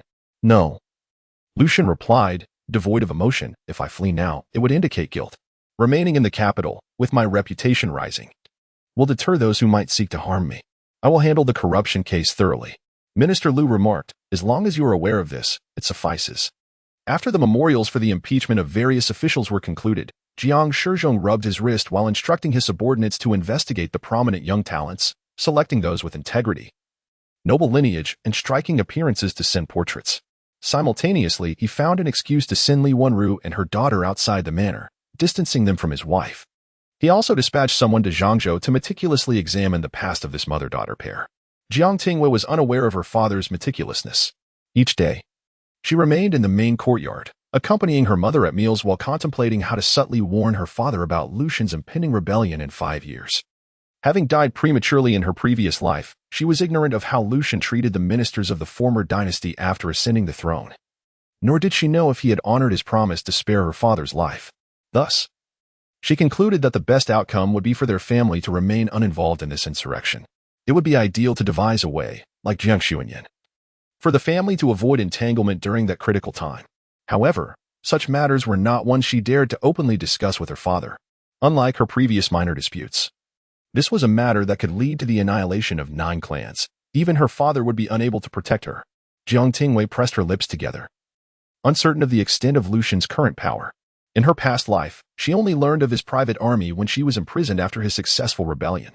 Did her father truly have a chance against Lu Zhen? The man was intricate and unfathomable. To inform her father of everything in advance, would it result in capturing Lu Zhen, the traitorous rebel, or would it plunge her father into peril? Jiang Tingyue was uncertain. She did not wish to take that risk. Moreover, there were still 5 years left. There was no need for haste. She would take her time to contemplate how to extricate her royalist father from this predicament. With a frustrated sigh, she covered her face with a book. Peachy approached stealthily, clutching a letter handed over by the steward. hesitating as she contemplated whether to awaken Jiang Tingyue. Jiang Tingyue had already heard the footsteps. Her voice emerged muffled from beneath the pages of a book, inquiring, "What is it?" "Miss," Peachy whispered. "The steward has delivered a letter." "Is it for me?" Jiang Tingyue sat up, her book slipping from her grasp. Just as it was about to tumble onto her, she deftly caught it, exclaiming, "It is rare for the steward to bring a letter directly to me. Who is it from?" Peachy dared not speak, simply handing over the letter. The young lady may not recall, but Peachy remembered distinctly that the only person capable of delivering something directly without passing through the hands of the master and mistress was young Master Lu. Yet, in recent days, the young lady had repeatedly instructed the servants to refrain from mentioning young Master Lu. While the master and mistress were busy arranging introductions with portraits of other suitors, suggesting an intention to sever ties. Without further thought, Jiang Tingyue opened the envelope, revealing characters as striking as iron and silver, and she was momentarily taken aback. Quickly pressing the letter down, she exclaimed in anger, "Who permitted items from him to be received in this residence?" "Peachy, from today onwards, nothing belonging to Lu Zhen is to enter this house." Peachy had never witnessed her so furious and promptly replied, "Yes, I shall remember." She wondered what could be written in the letter to provoke such ire from the young lady. Jiang Tingyue lifted the letter again, her gaze falling upon a brief line, "Meet at the usual place tomorrow at noon." With a grip so tight it nearly crumpled the paper, she scoffed. "You say to meet, and I should simply comply? Just wait." Lowering her gaze, she noticed another sheet on the back, seemingly anticipating her thoughts, which read, "If you do not come, I shall visit you at your home." Jiang Tingyue felt a lump rise in her throat, caught between anger and frustration. Did Lu Zhen think himself to be something extraordinary? Was she merely his obedient dog, summoned at his whim? Why should she feel compelled to rush to him at the mere sound of his voice? In her past life, she had indeed been so foolish. A slight kindness from Lu Zhen had sent her into restless nights filled with joy. Jiang Tingyue reflected that perhaps in her previous existence she had been ill, overly pampered by her parents, never having faced hardship, and ultimately found herself entangled with Lu Zhen in a manner that forced her to learn the taste of suffering. Clutching the letter, she turned and burned it completely, then hastily sought out her mother. Li Yunru was in the study poring over account books when she saw her daughter rush in and asked with a smile, "What is the matter? Who has upset you? You look as if you could fry an egg on your mouth." Jiang Tingyue pouted, "Mother, please do not jest." She continued, "I have made up my mind. Merely viewing portraits cannot help in selecting a suitable husband. We should arrange a time to invite them all over so I can meet them in person." Li Yunru frowned, hesitating. With so many noble scions to choose from as if they were mere objects, it would inevitably displease them, especially since it was not a matter of a betrothal. However, her words held merit. One could not discern good character solely based on portraits and a few words from others. "I will discuss it with your father and see what he thinks." "Do not rush," Li Yunru replied. "Mother, do convey this to father. He will surely acquiesce." Jiang Tingyue's voice softened. "Yet, this is hardly a matter of great significance. If the man I am destined to marry cannot endure such trivialities, how will he ever tolerate my temperament? After all, I am unlikely to change my ways. Even in my previous life, after marrying Lu Zhen, I remained unchanged. Whenever we found ourselves at odds, he would often yield, which I believe stemmed from his indifference toward me." Li Yunru instantly recognized the validity of her daughter's reasoning. As her only cherished daughter, she could not bear the thought of her suffering after marriage. Rather than concealing matters only to have conflict surface later, it would be far better to embrace honesty from the outset, benefiting both parties. With a nod, Li Yunru replied, "Very well, I shall speak with your father." Chapter 11. A mutual glance. The following day, Jiang Tingyue's father was quite proactive, summoning all eligible, single gentlemen of proper standing from the capital to the duke's residence.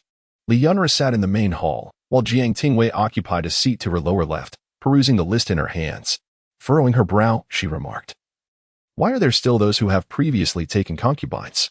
Li Yunru glanced at the list and replied, "Your father stated that the young men present today, even if they once had concubines or intimate connections, have since severed those ties, ensuring that you will have no cause for concern after marriage." "Absolutely not," Jiang Tingyue retorted with disdain. "I find it repugnant. Anyone with a past of intimacy should be dismissed." With a flourish, she flipped through the booklet, tearing out pages and handing them to Tao Shi, declaring, "These must go, not one shall remain." In her previous life, when she wed Lu Zhen, despite his affection for another, he was, at least, untainted by scandal. She could not bear the thought of marrying a man driven by lust, only to become a resentful wife. Shedding tears over her husband daily, a shiver coursed through her, and she resolutely rejected the notion. Li Yunra offered no opposition but instructed a messenger to convey the message to Jiang Tingyue. After assessing the candidate's character and appearance, further inquiries about their households and reputations were made, eliminating nearly half. Ultimately, fewer than 10 remained. Li Yunra hesitated, and Jiang Tingyue sighed, lamenting the scarcity of good men in the world. Those willing to marry her without prior commitments were even rare. Rising, she waved her hand fan and announced, "Let us proceed to meet these gentlemen." The meeting was arranged in the garden pavilion. Accompanying Jiang Tingyue were Taoshi and Li Yo, as well as several burly matrons. Li Yunra sat nearby, anxiously observing the proceedings. Moments later, the first suitor arrived. Clad in a green robe with a fair complexion, he appeared refined and scholarly. He clasped his hands in greeting, addressing Miss Jiang. Jiang Tingyue, however, did not return the courtesy, choosing instead to scrutinize him. Though her demeanor bordered on haughty and disrespectful, the scholar seemed utterly oblivious, his tone growing ever more gentle. This was no surprise, for Jiang Tingyue's beauty was nothing short of ethereal. She was a treasure bestowed by the heavens, exquisite and delicate, her allure almost otherworldly. Even the sunlight and gentle breeze seemed to favor her, everything aligning perfectly, making it impossible to look away. Thus, despite her arrogance, many were inclined to flatter her, hoping for even a fleeting glance in return. As discussions unfolded in the garden, Jiang Tingyue stood at a distance, observing the scene. His steward approached, saying, "Master, the second son of the Lu family requests an audience, bearing a memorial that cannot be refused." Jiang Tingyue inquired, "What memorial?" The steward replied, "A few days ago, you submitted a memorial implicating 30 officials of the court. Each document requires a rebuttal, which must be reviewed by you." Frowning, Jiang Tingyue instructed the steward to lead the visitor to the study and added, "Keep an eye on things here. Do not let any disturbances arise." The steward nodded, assuring, "I shall take good care of the young mistress." "Very well," Jiang Tingyue affirmed, turning and striding purposefully toward the study. In the study, Lu Zhen had already arrived, quietly seated with his head bowed, while someone beside him had already served tea. When Jiang Tingyue entered, he rose respectfully and greeted, "Your Excellency." To be candid, Jiang Tingyue's emotions were rather complex at this moment. On one hand, he could not deny Lu Zhen's capabilities. After years of serving in office, he genuinely admired this junior. Even before Lu Zhen was officially appointed, the emperor had privately assigned him a challenging task concerning the corruption case in Jiangnan, instructing him to gather evidence. Should he succeed, his future prospects would be boundless. However, Jiang Tingyue did not believe that Lu Zhen, with his intellect and talent, would falter in such a case. On the other hand, he was quite displeased with Lu Zhen's demeanor towards his daughter, and even more so with his daughter's attempts to curry favor. Ultimately, Jiang Tingyue maintained a stoic expression and conducted himself in a manner befitting official business. Lu Zhen presented Jiang Tingyue with the memorials from Chancellor Lu, along with several others from those who had commissioned him to deliver their correspondence due to their inability to visit in person. After addressing the formalities, Jiang Tingyue looked at Lu Zhen's composed face, feeling increasingly unsettled. He remarked, "Today the estate is bustling with activity. I shall not keep you any longer, Lord Lu. Allow me to escort you." Without waiting for Lu Zhen to decline, Jiang Tingyue rose and led the way. Although he claimed to be seeing Lu Zhen off, he deliberately took a longer route through the garden. By then, at least half of the people in the pavilion had changed. Jiang Tingyue was engaged in pleasant conversation. These scions of noble families had all been meticulously selected. Those who could approach Jiang Tingyue were, at the very least, capable of maintaining a facade of harmony. Overall, they were satisfactory, yet merely satisfactory. Jiang Tingyue felt ambivalent towards them. She could tolerate their company, but deep down, she wondered if she truly had to settle for such a life. As the next guest arrived, Jiang Tingyue had just lifted a cup of tea to her lips and taken a sip when she glanced up, her brow furrowing slightly. This individual's attire was similar to that of the previous literati, yet there was an inexplicable sense of incongruity. He was taller, more robust, and his complexion was a shade darker, and he bore a faint resemblance to someone she recognized. "Miss Jiang, my name is Shangshu," he stated plainly upon entering. Jiang Tingyue nearly choked on her tea, struggling to cover her mouth with a handkerchief to maintain her composure. She did know Shangshu, but that was from a past life. The 4th year after her marriage to Lu Zhen, in the year before his rebellion, she had remained in the capital alone for half a month. During that time, while visiting her shop, a man had come in to confront a local ruffian, ultimately chasing him into her store. Although he managed to apprehend the thug, he had caused considerable damage to her valuable items. That man was Shangshu. After compensating her for the losses, he had gazed at her with a look of wistfulness for quite some time. When Jiang Tingyue finally noticed and turned to look at him, he smiled and asked, Miss Jiang, I have heard that your husband is not in the capital. Do you entertain thoughts of remarriage? At that moment, Jiang Tingyue was taken aback, perceiving him as a rogue. She immediately summoned her attendants to have him reported to the authorities, only to later learn that Hu Qinshao was a martial general. And her attendants were not equipped to subdue him. Not long after, Hu Qinshao visited again to express his apologies. This time, he exhibited a modicum more politeness than before. Albeit still insufficient, as he remarked, in truth, I have harbored deep affection for you for quite some time. However, at that moment, your heart was solely devoted to Lord Lu, rendering you blind to others. Moreover, Lord Lu's interference made it exceedingly difficult even to catch a glimpse of you. I have come today, firstly to present a gift as an apology, and secondly to bid farewell. For I shall soon return to the battlefield and will no longer intrude upon Madame Lu. The previous events were my fault, and I hope you will not hold it against me. After delivering his apologies and leaving behind a substantial gift, he departed. Later, Lu Zhen arrived to escort Jiang Tingyue away. On their journey out of the capital, she learned of Hu Qinshao's demise. He had steadfastly defended the city for 2 months, exhausting all resources, and ultimately fell in battle. Chapter 12. The Brigadier General later, when Lu Zhen raised his army and she found herself imprisoned beside him. Jiang Tingyue chanced upon Lu Zhen inadvertently revealing that Hu Qinshao need not have met his demise, and that Li Qing would not have fallen had it not been for someone contaminating the provisions. The grain transported over vast distances to Li Qing was rendered nearly useless, and the soldiers at the border perished at the hands of their own. However, this was merely a casual disclosure from Lu Zhen, and Jiang Tingyue remained unaware of the identity of the perpetrator. To speak candidly, Jiang Tingyue held no particular fondness for the general who had initially offended her upon their first encounter. Yet, upon learning the circumstances of his death, she could not help but feel a pang of sympathy. Perhaps, at an opportune moment, she could offer him a word of caution. Hu Qinshao touched his face and inquired, Why do you regard me so? Jiang Tingyue withdrew her gaze and replied, I find your attire rather peculiar. It seems somewhat mismatched. In truth, the 10 individuals who had come to see her today were all dressed similarly in plain colors, devoid of flair. Yet it was only Hu Qinshao who managed to appear so incongruous. Is it truly so strange? Hu Qinshao's ears flushed red, and he scratched his head in embarrassment. He had heard that Jiang Tingyue favored the style of Lu Zhen, and thus had enlisted a servant to investigate Lu Zhen's attire, endeavoring to emulate it. However, upon donning the scholar's garments, he too felt an awkwardness. If my attire displeases you, I can certainly wear something more to your liking the next time we meet. In a moment of impulsiveness, Hu Qinshao blurted out his thoughts without a second thought. After speaking, his ears burned with embarrassment, worried that Jiang Tingyue might consider him reckless. Jiang Tingyue was momentarily taken aback, then erupted into laughter, exclaiming, Brigadier Hua, you are rather amusing. Miss Jiang, might I invite you for a boat ride? It is early April, with the willows lush and the countryside splendid. Hu Qinshao quickly pressed on, It matters not if you do not intend to marry me. Even if we cannot be husband and wife, being friends would suffice. Of course, he silently added, it would be best if they could indeed become more. Jiang Tingyue was startled by his frankness, then laughed, You are in trouble. You asked me out on our first meeting. When my father hears of this, you shall face the consequences. Ah? Hu Qinshao murmured, Surely, the Duke would only submit a memorial to reprimand my father? Yet, my father is thick-skinned and unbothered by reproach.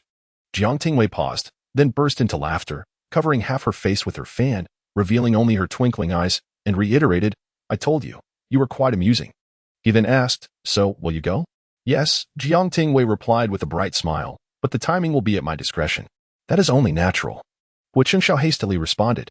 Just as Jiang Tingyue was reveling in her amusement, she suddenly felt an overwhelming sensation of being watched.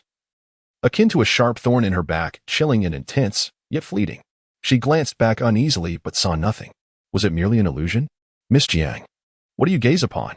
Hu Qinshao followed her line of sight. Nothing, Jiang Tingyue replied with a smile. After Hu Qinshao departed, Li Yunru eagerly inquired, Mother, you seem to enjoy conversing with that General Ho. What do you think of him? Jiang Tingyue pondered for a moment before replying with a smile. He appears not particularly astute, yet he is a decent fellow. If you fancy him, shall I arrange a match for you? Li Yunru cautiously probed. Let us wait a bit longer. Jiang Tingyue cast her gaze downward, fidgeting with the jade pendant at her waist, feeling a sense of ennui as she toyed with it in her palm. It was merely a fleeting encounter. The true nature of the man would reveal itself in time. The crux of the matter was that this fellow was fated for a short life, unlikely to last many years, should she marry him. She would soon find herself a widow. Li Yunra sighed, truthfully, I am not keen on securing him. A man who leads troops into battle faces countless dangers on the battlefield. Who knows how long he could remain by your side? Yet, I noticed how you engage with him, and it seems you feel somewhat differently. However, Jiang Tingyue understood that her daughter's fondness for Ho Chengxiao stemmed from a sincere belief in his heroism. He had protected many, only to meet a tragic end. Enough of this talk, Jiang Tingyue said as she affectionately wrapped her arms around Li Yunru's, her voice soft and gentle. Mother, I am but 17. There is no rush. Did you not say you wished to keep me with you for a few more years? I fear for myself. Li Yunru sighed softly. She feared that she would not live to see her daughter wed, despite her ignorance of why her husband had removed her cousin and her daughter from the household. Her health had not improved. In fact, it had worsened recently. She dreaded dying too soon, unable to witness her daughter's marriage. Suppressing the urge to cough, she pressed a handkerchief firmly against her throat and said to Jiang Tingyue, once you are well, you should return to your own quarters. The constant commotion is too much for me to endure. Jiang Tingyue was taken aback. I sit quietly every day reading books. How am I a source of noise? She added, if you find me a nuisance in the main residence, I shall move to the eastern courtyard. I can have Cui Rong assist with the move. Li Yunru replied with unyielding firmness, no, dear. Jiang Tingyue, feeling aggrieved, grasped her mother's hand. Li Yunru's heart softened, and she gently reassured her. It is not that I wish to send you away. I know you have stayed by my side for my sake, but you are growing older, and it may be somewhat inconvenient. Jiang Tingyue muttered softly, what inconvenience could there be, other than father no longer staying in the main residence overnight? Suddenly, she realized, given that she had been married, she understood these matters. Noting this, she quickly said, all right, I will move right away. I shall return to my own residence today. With many maids and servants at her disposal, although Jiang Tingyue possessed numerous belongings, they were manageable to pack. That day, she returned to her small courtyard with her attendants. Taoshi and Liu gathered the other maids to help organize her things, while Jiang Tingyue sat quietly in her study, staring blankly at the drawings on her desk. The images depicted significant events from her past life. And though she had only recently been reborn, the memories were already becoming hazy in her mind. She feared that one day she might forget everything and repeat her previous mistakes. Yet, writing it down might expose her secrets. So she resorted to using images instead of words, ensuring that only she could comprehend their meaning. She gazed at the heap of creations before her, letting out a deep sigh as thoughts of translation swirled in her mind. Do not wed Lu Zhen, nor harbor any affection for him again. Having tried once, you shall not attain a favorable conclusion. He harbors affections for another and shall never love you. Do not become a pawn in his manipulation of father. In the winter of the 20th year of Chongzhen, Lu Zhen will succeed in his rebellion, leading to father's imprisonment. You must devise a plan. Either flee the capital with the entire family, eliminate Lu Zhen beforehand, or alter father's perspective. Otherwise, all shall meet a grim fate. Mother will succumb to illness on April 23rd of the 16th year of Chongzhen, yet her death is shrouded in suspicion. The ultimate beneficiaries will be Aunt Li and cousin. So do not place your trust in them. You must uncover the truth. Lastly, let it be reiterated. Marry no one but Lu Zhen. Do not let your heart stray towards him again. Chapter 13.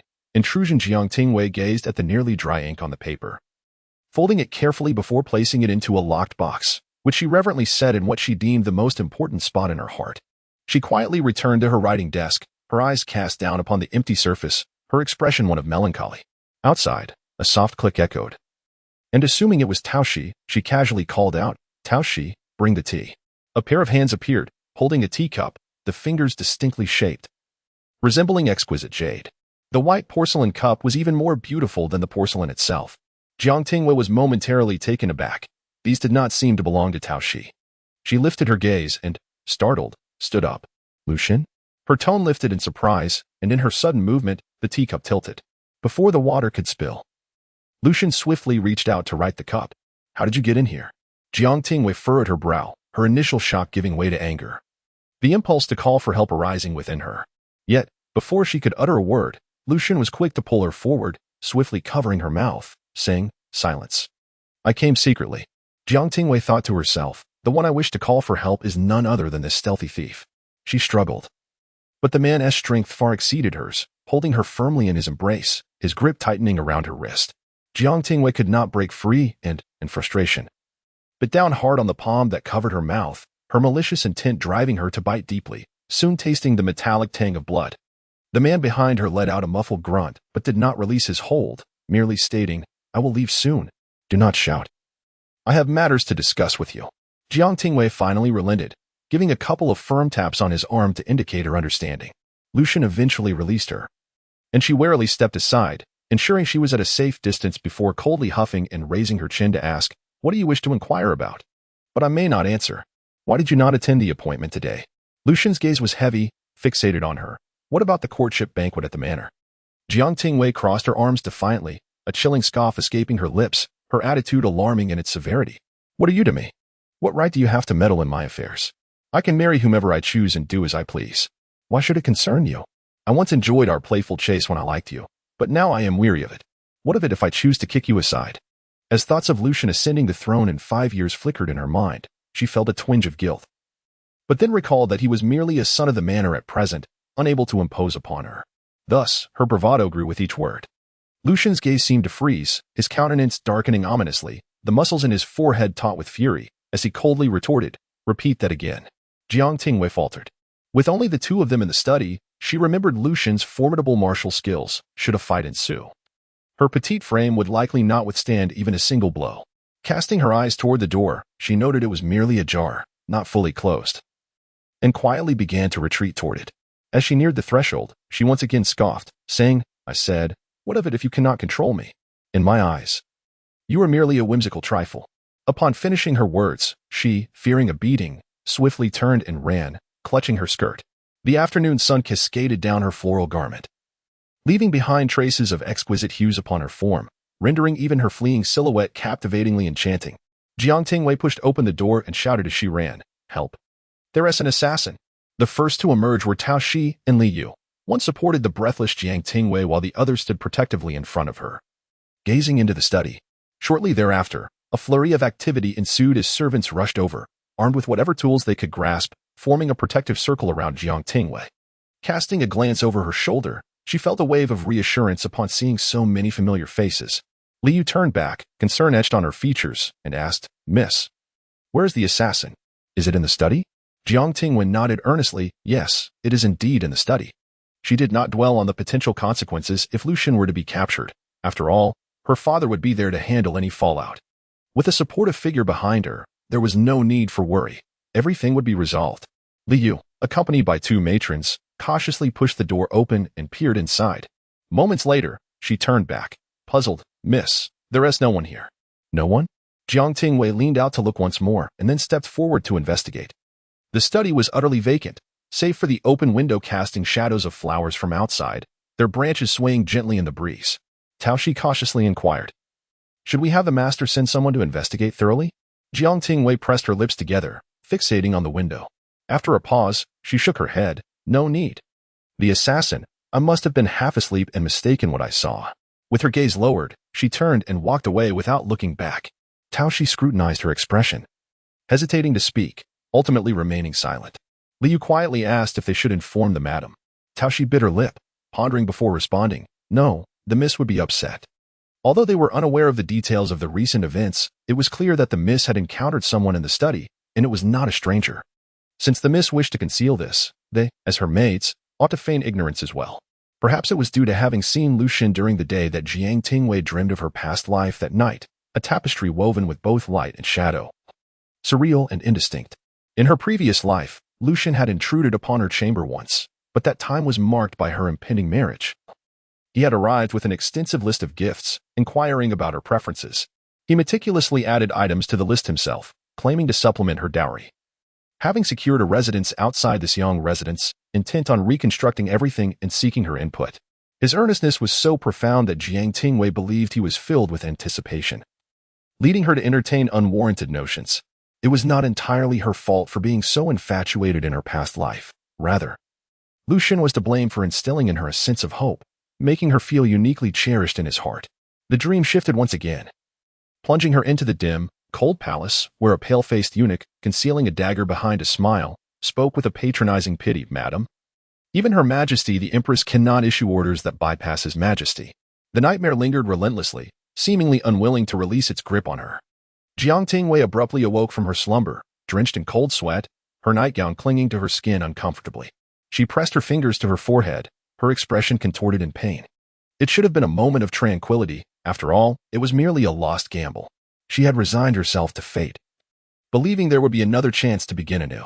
The past could be pruned away like a mere side branch, and she could tread the righteous path in this life. Yet, after encountering Lu Zhen during the day, the tumultuous emotions within her refused to dissipate, gradually morphing into a twisted resentment. Why did Lu Zhen treat her in such a manner? What gave him the right to do so? He deserved to be condemned. Outside, Liu had awakened and, through the gauzy curtain, gently inquired, "Miss, have you been haunted by a nightmare?" Chapter 14. Nightmares. Liu, waiting for a response that did not come, gently lifted the outer tent and peered into the room, illuminated by the moonlight outside. Before she could discern reality from illusion, she was unexpectedly seized by the wrist. Startled, she quickly regained her composure and softly inquired, "Miss, what troubles you?" Jiang Tingyue's complexion appeared somewhat pale, her palm dampened from exertion as she grasped Liu tightly. Articulating each word with gravity, "At dawn tomorrow, inform father that while you kept watch, I was visited by nightmares and spoke in my sleep." Liu forced herself to steady her trembling voice and asked softly, "What should I say if the Duke inquires about the nature of my dreams?" "Simply say, our dynasty shall fall." In an instant, Liu's face paled, her entire being quaking at such words. How could one utter such things?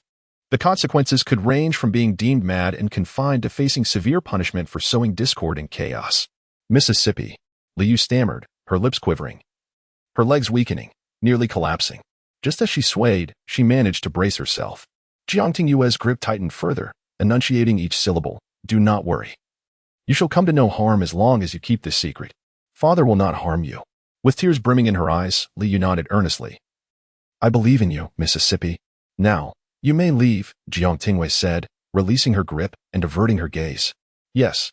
Liu walked away softly, her heart laden with panic and fear, and lay down in the outer chamber, tossing and turning, unable to find sleep.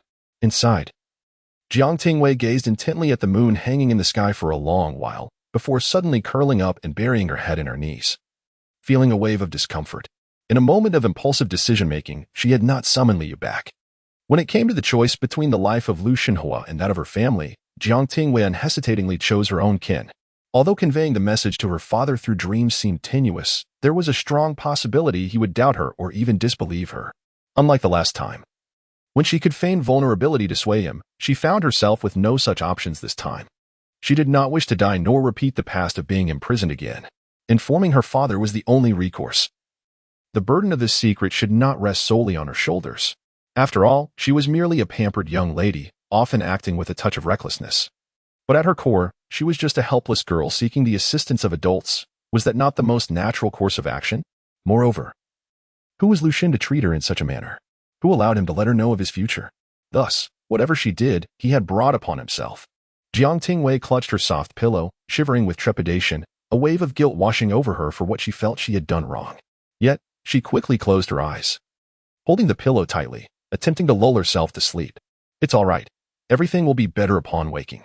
All emotions will fade away with the dawn." Just as in the past, when sorrow had driven her to tears until sleep claimed her, she would awaken the next day, only to find her previous distress seemed overly dramatic. However, the next day, Jiang Tingyue found herself unable to rise, perhaps due to having caught a chill. As she was now burning with fever, Liu was oblivious to the situation. After entrusting the task of attending to Jiang Tingyue's awakening to Taoshi and the other maids, she stood anxiously by the main road, where Jiang Shizhong would depart from the residence, her mind restless from a sleepless night. Upon seeing her, Jiang Shizhong halted. Frowning as he inquired, "I recall you are a maidservant beside the young lady. What has she sent you for?" Liu's complexion was pale, her hands tightly gripping the sleeves of her garment. Stealing a glance at the steward following Jiang Shizhong, she whispered, "I wish to speak with you privately." Her demeanor stirred unease within Jiang Shizhong. Could it be that something had befallen his daughter? He waved his hand, dismissing the steward and others. Once they had withdrawn, Liu stepped forward cautiously, trembling before she could utter a word. She pressed her palm against her heart, displaying a countenance of dread, and said, "Last night, it seemed the young lady was tormented in her dreams. I called for her for a long time but could not awaken her. I only heard her weeping in terror."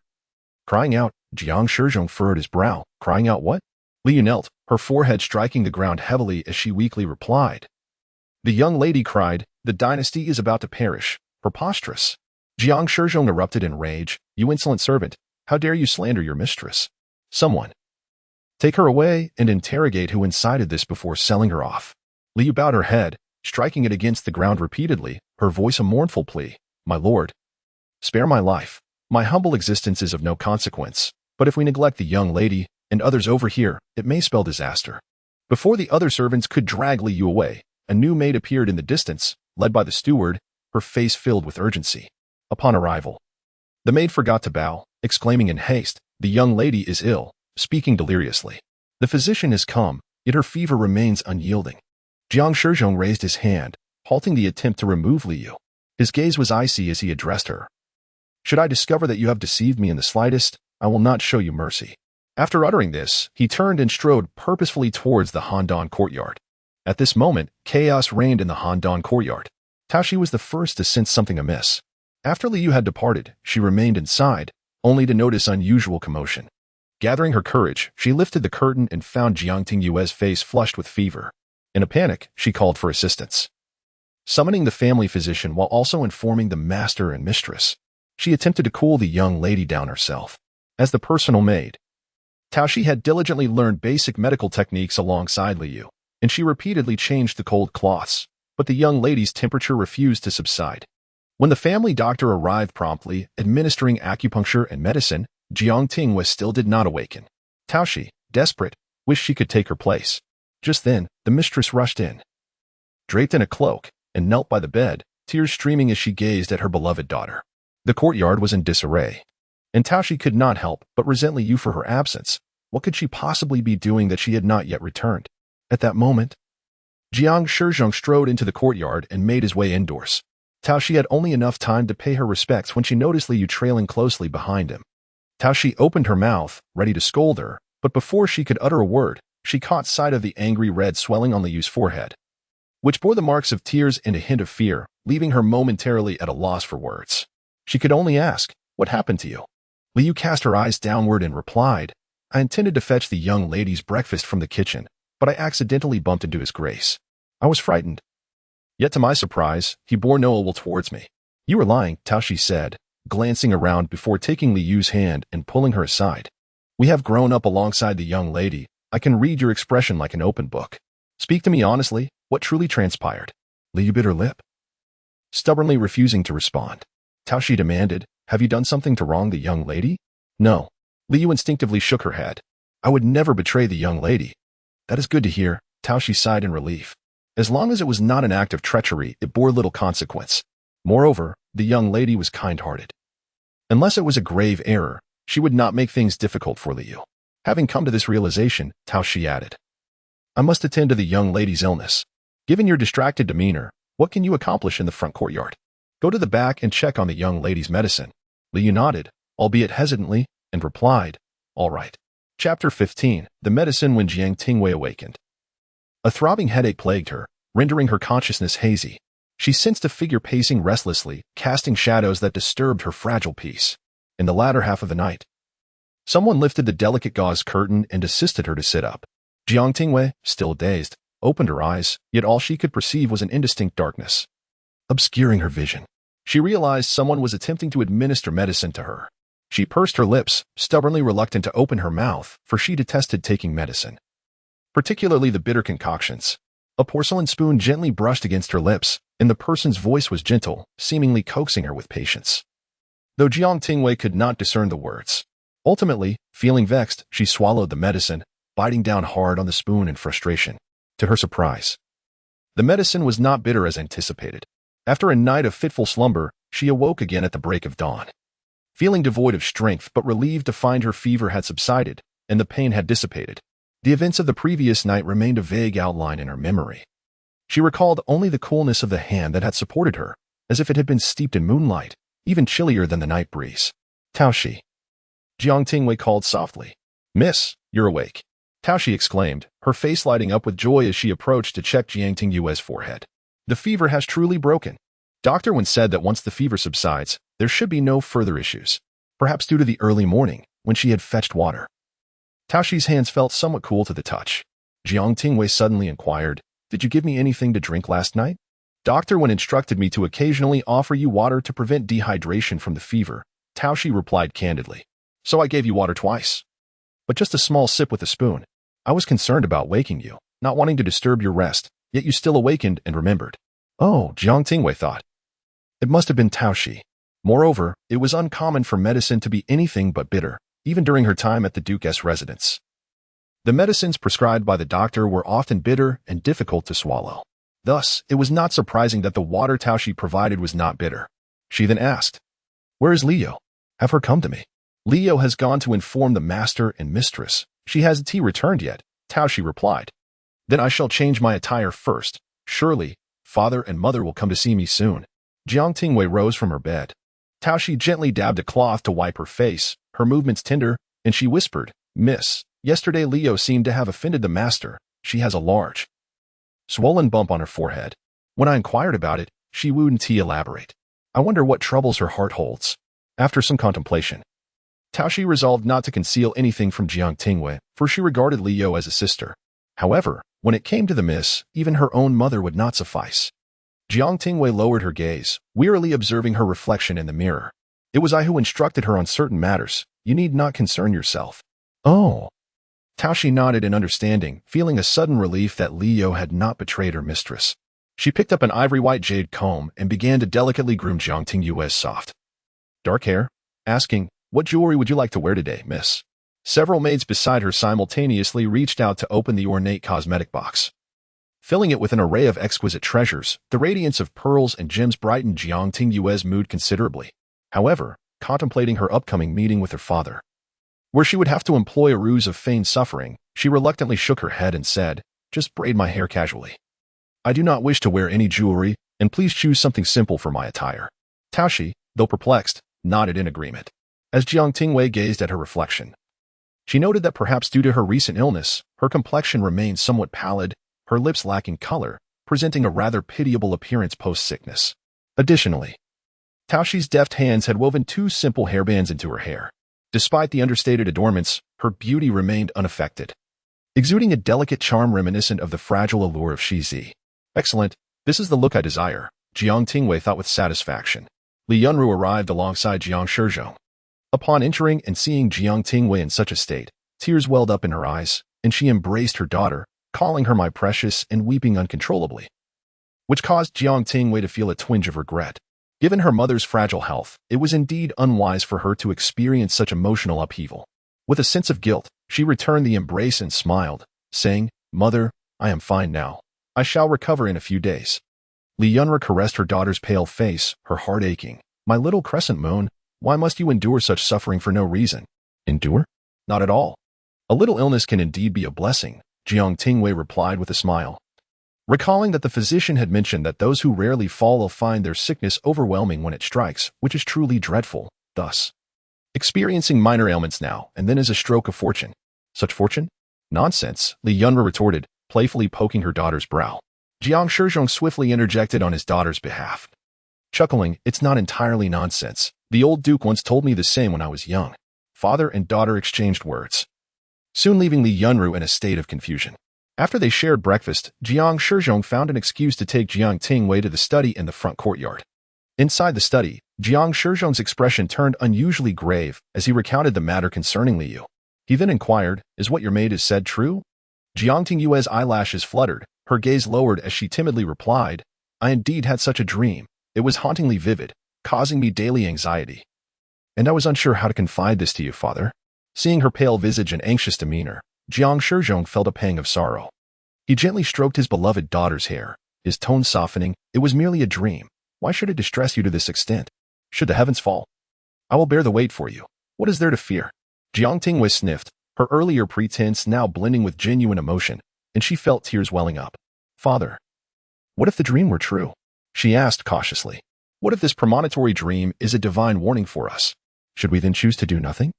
Initially skeptical of such superstitions, Jiang Shizhong had dismissed her dream as trivial. However, witnessing his daughter's illness made him reconsider. After a long pause, he sighed heavily and said, "Please recount your dream to me in detail."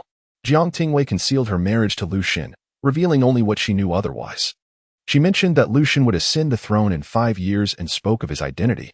Upon hearing this, Jiang Shizhong's expression grew increasingly grave. Such a degree of revelation could hardly be considered a change in the royal lineage, and certainly did not suggest any imminent catastrophe for the nation. He attributed his daughter's words to her youthful naivety, failing to consider that Jiang Tingyue might be deliberately exaggerating. However, the details concerning Lu Zhen's origins, as she dreamt them, piqued Jiang Shizhong's interest. Chapter 16. Old grievances. In those days, Emperor Taizong bestowed the throne upon the former emperor. However, after merely a decade of reign, the former emperor's health began to deteriorate. He had but one child, born of the empress, who tragically passed away shortly after childbirth.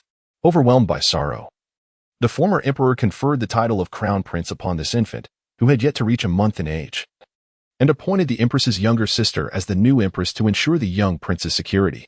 From that point forth, the former emperor's health continued to decline, rendering him incapable of managing state affairs until he ultimately passed away 5 years later.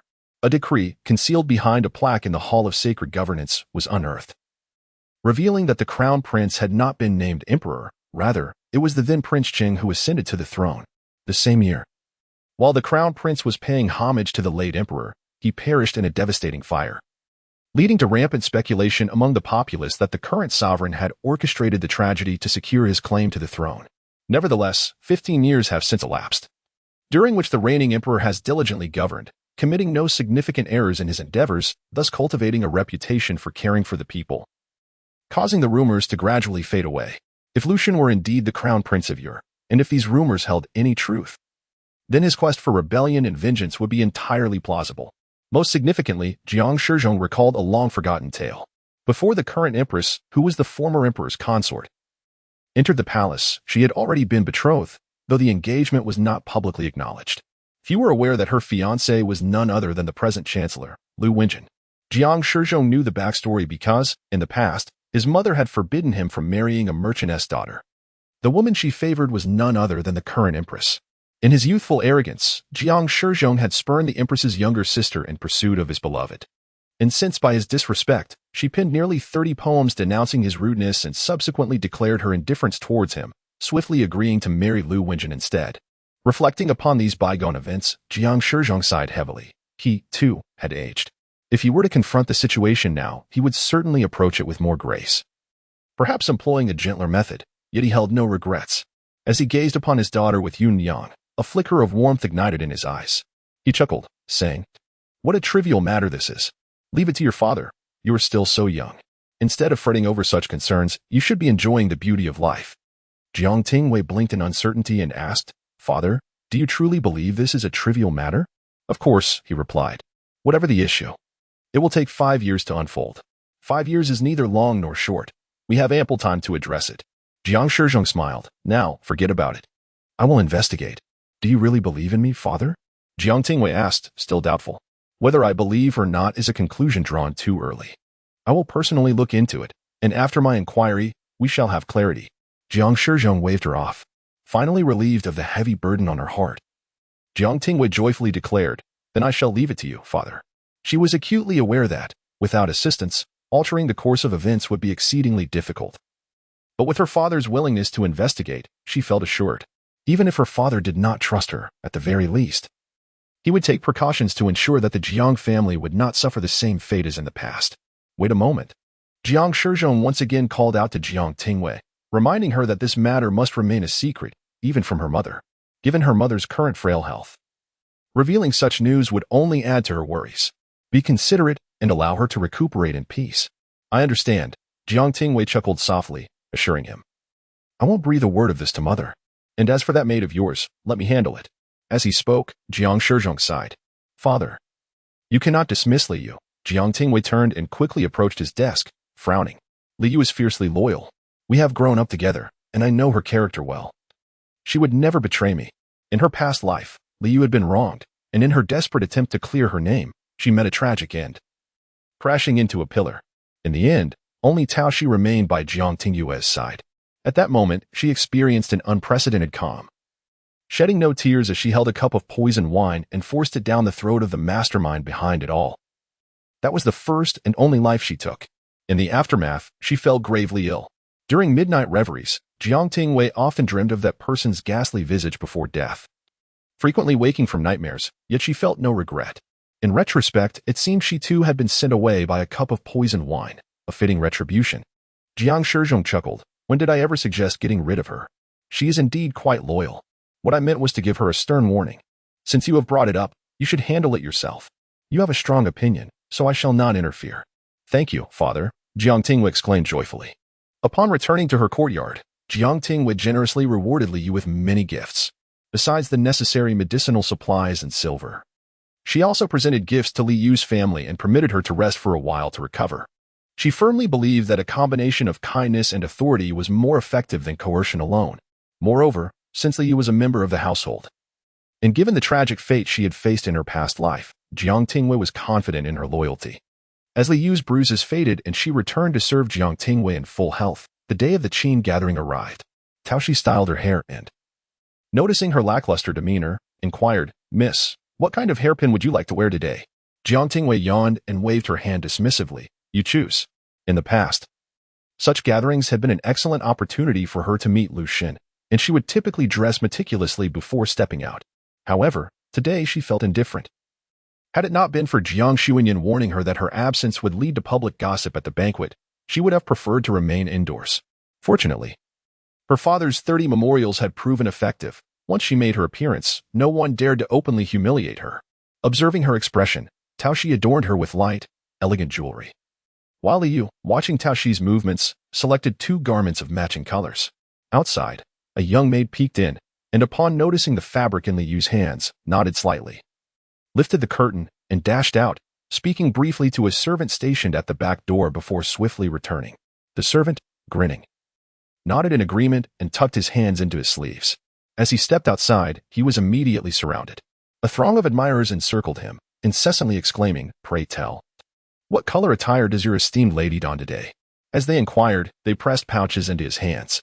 The servant, weighing the burdens in his grasp, reveled in the adulation until, thoroughly gratified, he smiled and replied, She is adorned in a delicate shade of moonlit white, complemented by a cloak of feathered bean blue and white. Additionally, she carries 2 sets of spare garments, one in the hue of moonlit blue and the other in the color of springtime green. Chapter 17. Avoiding brilliance in the Grand Princess's residence, Princess Ming Zhao sat in the main hall, listening to the servants report on Jiang Tingyue's attire for the day. Her expression remained unchanged, but within her sleeves, she fiercely pinched her palm. After Li Yu inquired and returned, she frowned and said, I found out, Your Highness. Our garments are in the same color scheme as Jiang Tingyue's. Shall we change? What a coincidence. Jiang Tingyue typically favored vibrant colors, be it the striking red of Daijia or the bright yellow of Songhua, and had never donned such understated hues. It was truly unfortunate. Li Yu felt troubled as well. They had deliberately chosen colors to avoid Jiang Tingyue, yet today, for reasons unknown, she had opted for a different shade. A surge of jealousy coursed through Princess Ming Zhao, hardening her expression. With a cold snort, she declared, Why should the daughter of a duke dictate the color choices for all the young ladies in the capital? I will not change. With a derisive laugh, she made her decision effortlessly. Though Princess Ming Zhao's features were not striking, she did not possess the beauty of her mother, the renowned Grand Princess, or her father, who was a rare talent. Instead, she had inherited more of their shortcomings. While not unattractive, she could hardly be deemed beautiful. However, she was gifted with intelligence and a tall, slender figure, often adorning herself in simple colors that highlighted her graceful demeanor, presenting herself as a refined and elegant lady. From birth, she had been subjected to her mother's lamentations about her looks, which over time had woven a deep-seated insecurity within her. She harbored a profound disdain for those who possessed beauty without merit, resenting the fact that such allure was not bestowed upon her. The most egregious of these was Jiang Tingyue, a true beauty yet utterly devoid of substance, the very thorn in her side. Today, she wore a garment of pale Sichuan green, slightly lighter than the spring green Jiang Tingyue had on hand, yet the colors were strikingly similar. Li Yu hesitated, saying, Your Highness, are you truly set on clashing with Jiang Tingyue? Are you really not going to change? She wished to shake Princess Ming Zhao into clarity.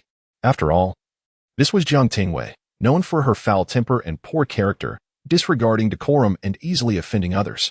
Were she an ordinary girl, she would have long been silenced by disdain. The only reason she remained unscathed, aside from her infamous reputation, was the support of her father and brothers, coupled with her striking beauties, which resembled that of a celestial being descended to earth. When she donned golden attire, It was as if she had gathered the hues of 1,000 sunsets upon herself, exquisite and dazzling, rendering her difficult to gaze upon.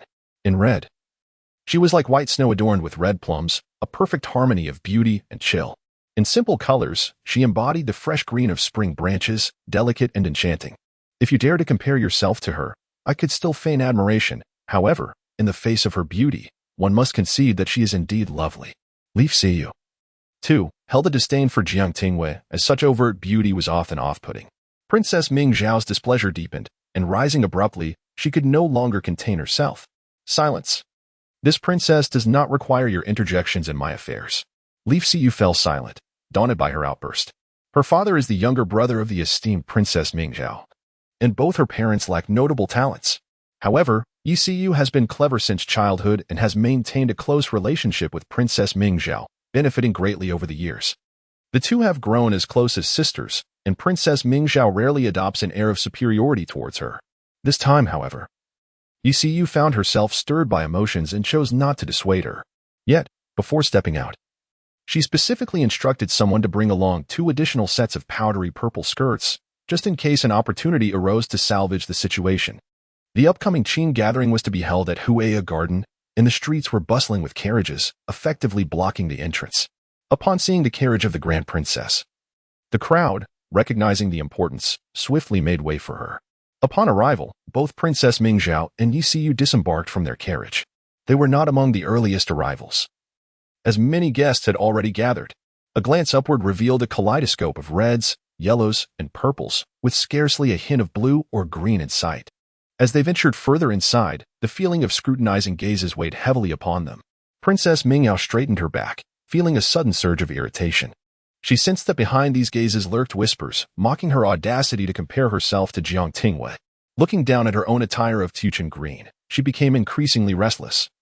Tugging at her garment repeatedly, frustration mingling with regret, she chastised herself for acting on impulse. What was she thinking in comparing herself to Jiang Tingyue, who was nothing more than a superficial beauty, lacking any substance? Even the preparation of her poetry collection required a ghostwriter, while she sought validation through her father's influence rather than striving for personal improvement. What right did such a person have to stand alongside her? After all, her mother was the Grand Princess, and her uncle, the Emperor, cherished her. There was no reason for her to lower herself to compete with someone of such triviality. Yet, changing her outfit now would feel like conceding defeat without a fight. Moreover, Jiang Tingyue's spring green dress was merely a backup. She herself was adorned in moon-white attire and could easily find an excuse to change once the banquet commenced. With this thought, Princess Ming Zhao felt a wave of relief wash over her, regaining her composure. She surveyed the scene, noting that no respectable young lady dared to don shades of blue-green. Only she had the audacity to challenge Jiang Tingyue. A sense of pride swelled within her as she lifted a cup of tea, gently skimming the surface before taking a sip. Just as she was about to set it down, she noticed Jiang Tingyue approaching the garden entrance. Engaged in conversation with several familiar acquaintances, her face adorned with a smile. As she stepped into the pavilion, she removed her cloak to reveal not the anticipated moon-white dress, but rather a vibrant spring green. The pavilion was spacious, yet with few guests present. A mere glance allowed everyone to be seen clearly. An immediate silence enveloped the gathering. Princess Ming Zhao nearly spilled her tea, struggling to contain her surprise and anger, refraining from confronting Jiang Tingyue about her sudden change of attire. Yi Siyu cautiously stole a glance at Princess Ming Zhao, choosing to keep her thoughts to herself, feeling a sense of discontent. Hadn't she advised against making a change? And now, look where they stood. Despite my aversion towards her and my insincerity, I cannot bring myself to utter the absurdity that you, clad in the same hue, appear more attractive than she.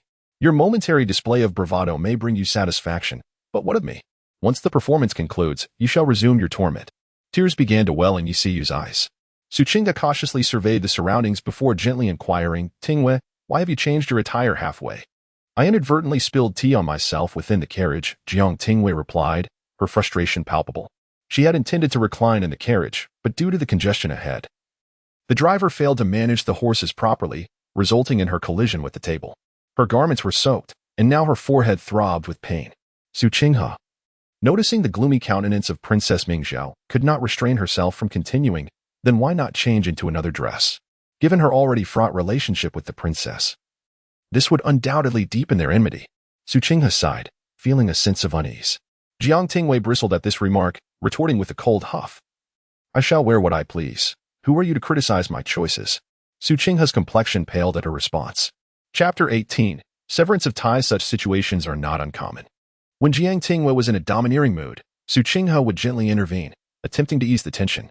In the past, even if Jiang Tingyue held some disdain for her, she would still show her a modicum of consideration, never fully disregarding her. Yet today, she showed no mercy whatsoever. Tingyue, that is not my intention, Su Qinghe said.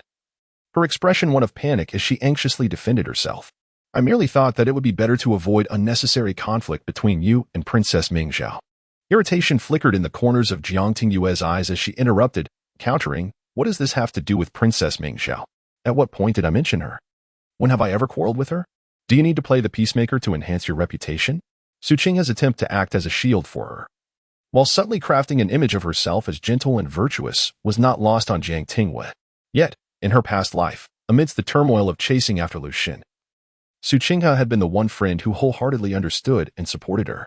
Therefore, despite her occasional displeasing traits, Jiang Tingyue had been willing to tolerate them, believing that friendship necessitates mutual acceptance. Now, with clarity of mind, she suddenly felt foolish. I did not mean it that way, Su Qinghe lamented, looking aggrieved. After all these years of being close friends, you still do not understand me? Tingyue, I simply struggle with words. I sometimes speak too hastily. Close friends?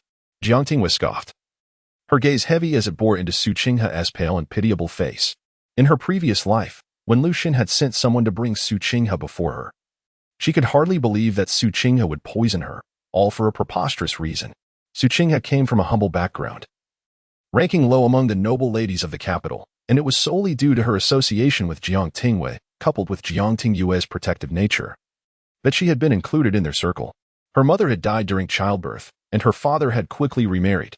Soon after, her stepmother bore 2 sons and a daughter, leaving Su Qinghe in a position of neglect.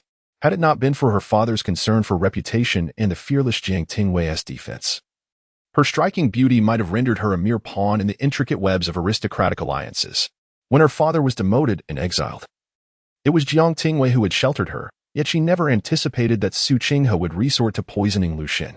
After much interrogation, Jiang Tingyue finally extracted an absurd justification from her. She had poisoned herself to draw closer to Lu Zhen. Jiang Tingyue was bewildered. You have feelings for him, yet you repeatedly profess your support for me, insisting that perseverance is key. Are you out of your mind? What can I do? Su Qinghe seemed to bear an immense grievance, tears streaming down her pallid face as she lamented, I have lost everything. I must seize every opportunity. You are arrogant and ruthless, and those who oppose you meet dire fates. I merely struck first. I did not kill you. Had the roles been reversed, you would have undoubtedly done so without hesitation. At that moment, Jiang Tingyue bent down, her expression a tapestry of emotions, and asked slowly, do you truly perceive me as such? The entangled fate between Jiang Tingyue and Su Qinghe began during her childhood at a girls' school, where her disinterest in studies led her to frequently skip classes. One fateful day, she stumbled upon Su Qinghe being bullied. Fueled by a surge of righteous indignation, she kicked over the girls tormenting Su Qinghe and boldly proclaimed, in broad daylight, bullying virtuous women. What kind of hero is that? Though the girls, raised under strict rules against reading frivolous literature, did not fully grasp her words, their ire was kindled, and they engaged her in a scuffle. Reality was no tale, and Jiang Tingyue was no chivalrous hero. Outnumbered, she inevitably found herself at a disadvantage and was soundly beaten. In the aftermath, accompanied by her father, she sought retribution from house to house, aiming to elevate herself to a moral high ground, and she brought Su Qinghe along for the ride. The outcome was fortuitous. Aside from sustaining some superficial injuries, she amassed a wealth of treasures and, amidst her mother's tears of concern, successfully withdrew from the girls' school, later becoming a vessel devoid of knowledge. After establishing a rapport with Jiang Tingyue, Su Qinghe's father deemed this a positive development, urging Su Qinghe to visit at the crack of dawn. The youthful Su Qinghe, each time stubbornly waiting outside Jiang Tingyue's courtyard, would grow weary, her head drooping, almost falling asleep on her feet. Regardless of the sweltering heat or biting cold, whenever Jiang Tingyue opened the door, she would find Su Qinghe, bleary-eyed and rubbing her eyes, who, upon seeing her, would break into a smile of delight. From childhood to the present, apart from her parents and maid, Su Qinghe had spent the longest time in Jiang Tingyue's company, her small quirks well known and understood by Jiang Tingyue. However, on this day, as all pretense was stripped away under Su Qinghe's tearful rebuke, Jiang Tingyue realized that in a relationship marked by an imbalance of status, even friendship might lack sincerity. A pang of sadness struck her, mingled with the ache of misplaced affection, but more so, a tempest of fury and disappointment at being deceived. In her past life, Jiang Tingyue had sent someone to return Su Qinghe to her biological father, indifferent to her fate, whether she would be sold off, treated as a pawn in a trade, or perish from hunger during her exile. She had never inquired. In this life, gazing at Su Qinghe's aggrieved expression, Jiang Tingyue sighed slowly.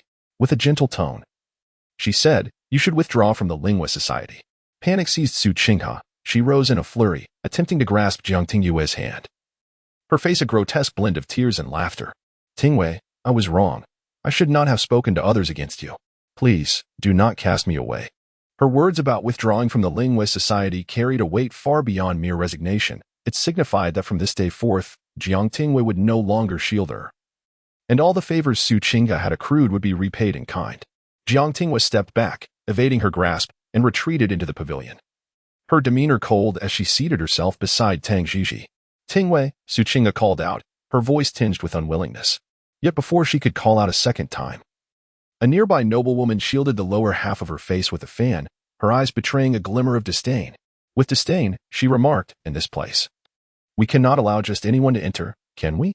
I wonder how her family manages her. She possesses no sense of decorum whatsoever." With that, she waved her fan dismissively, as if confronted by a repugnant sight.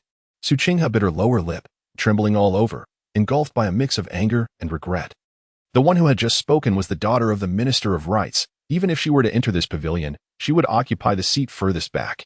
In the past, when she had followed Jiang Tingyue, this girl had frequently fawned over her, even once presenting her with flowers and praising her as a reincarnation of Guanyin. Now, having fallen from grace, how dare she speak to her in such a manner? Su Qinghe could hardly bear the disparity, her body shaking with rage, her thoughts already envisioning her demise. With eyes full of hope, she turned to Jiang Tingyue. Chapter 19. Matters in the pavilion. Throughout the entire episode, Jiang Tingyue did not cast a single glance back. However, Tang Jiji stole a quick look, only to promptly divert her gaze. It remains a mystery what words were exchanged between them, but Tang Jiji's face was aflame with fury, her hair almost standing on end. Yet, with just a few soothing words from Jiang Tingyue, she was soon placated, and the two resumed their light-hearted banter. Su Qinghe attempted to navigate through the throng, seeking to confront Jiang Tingyue regarding her sudden outburst.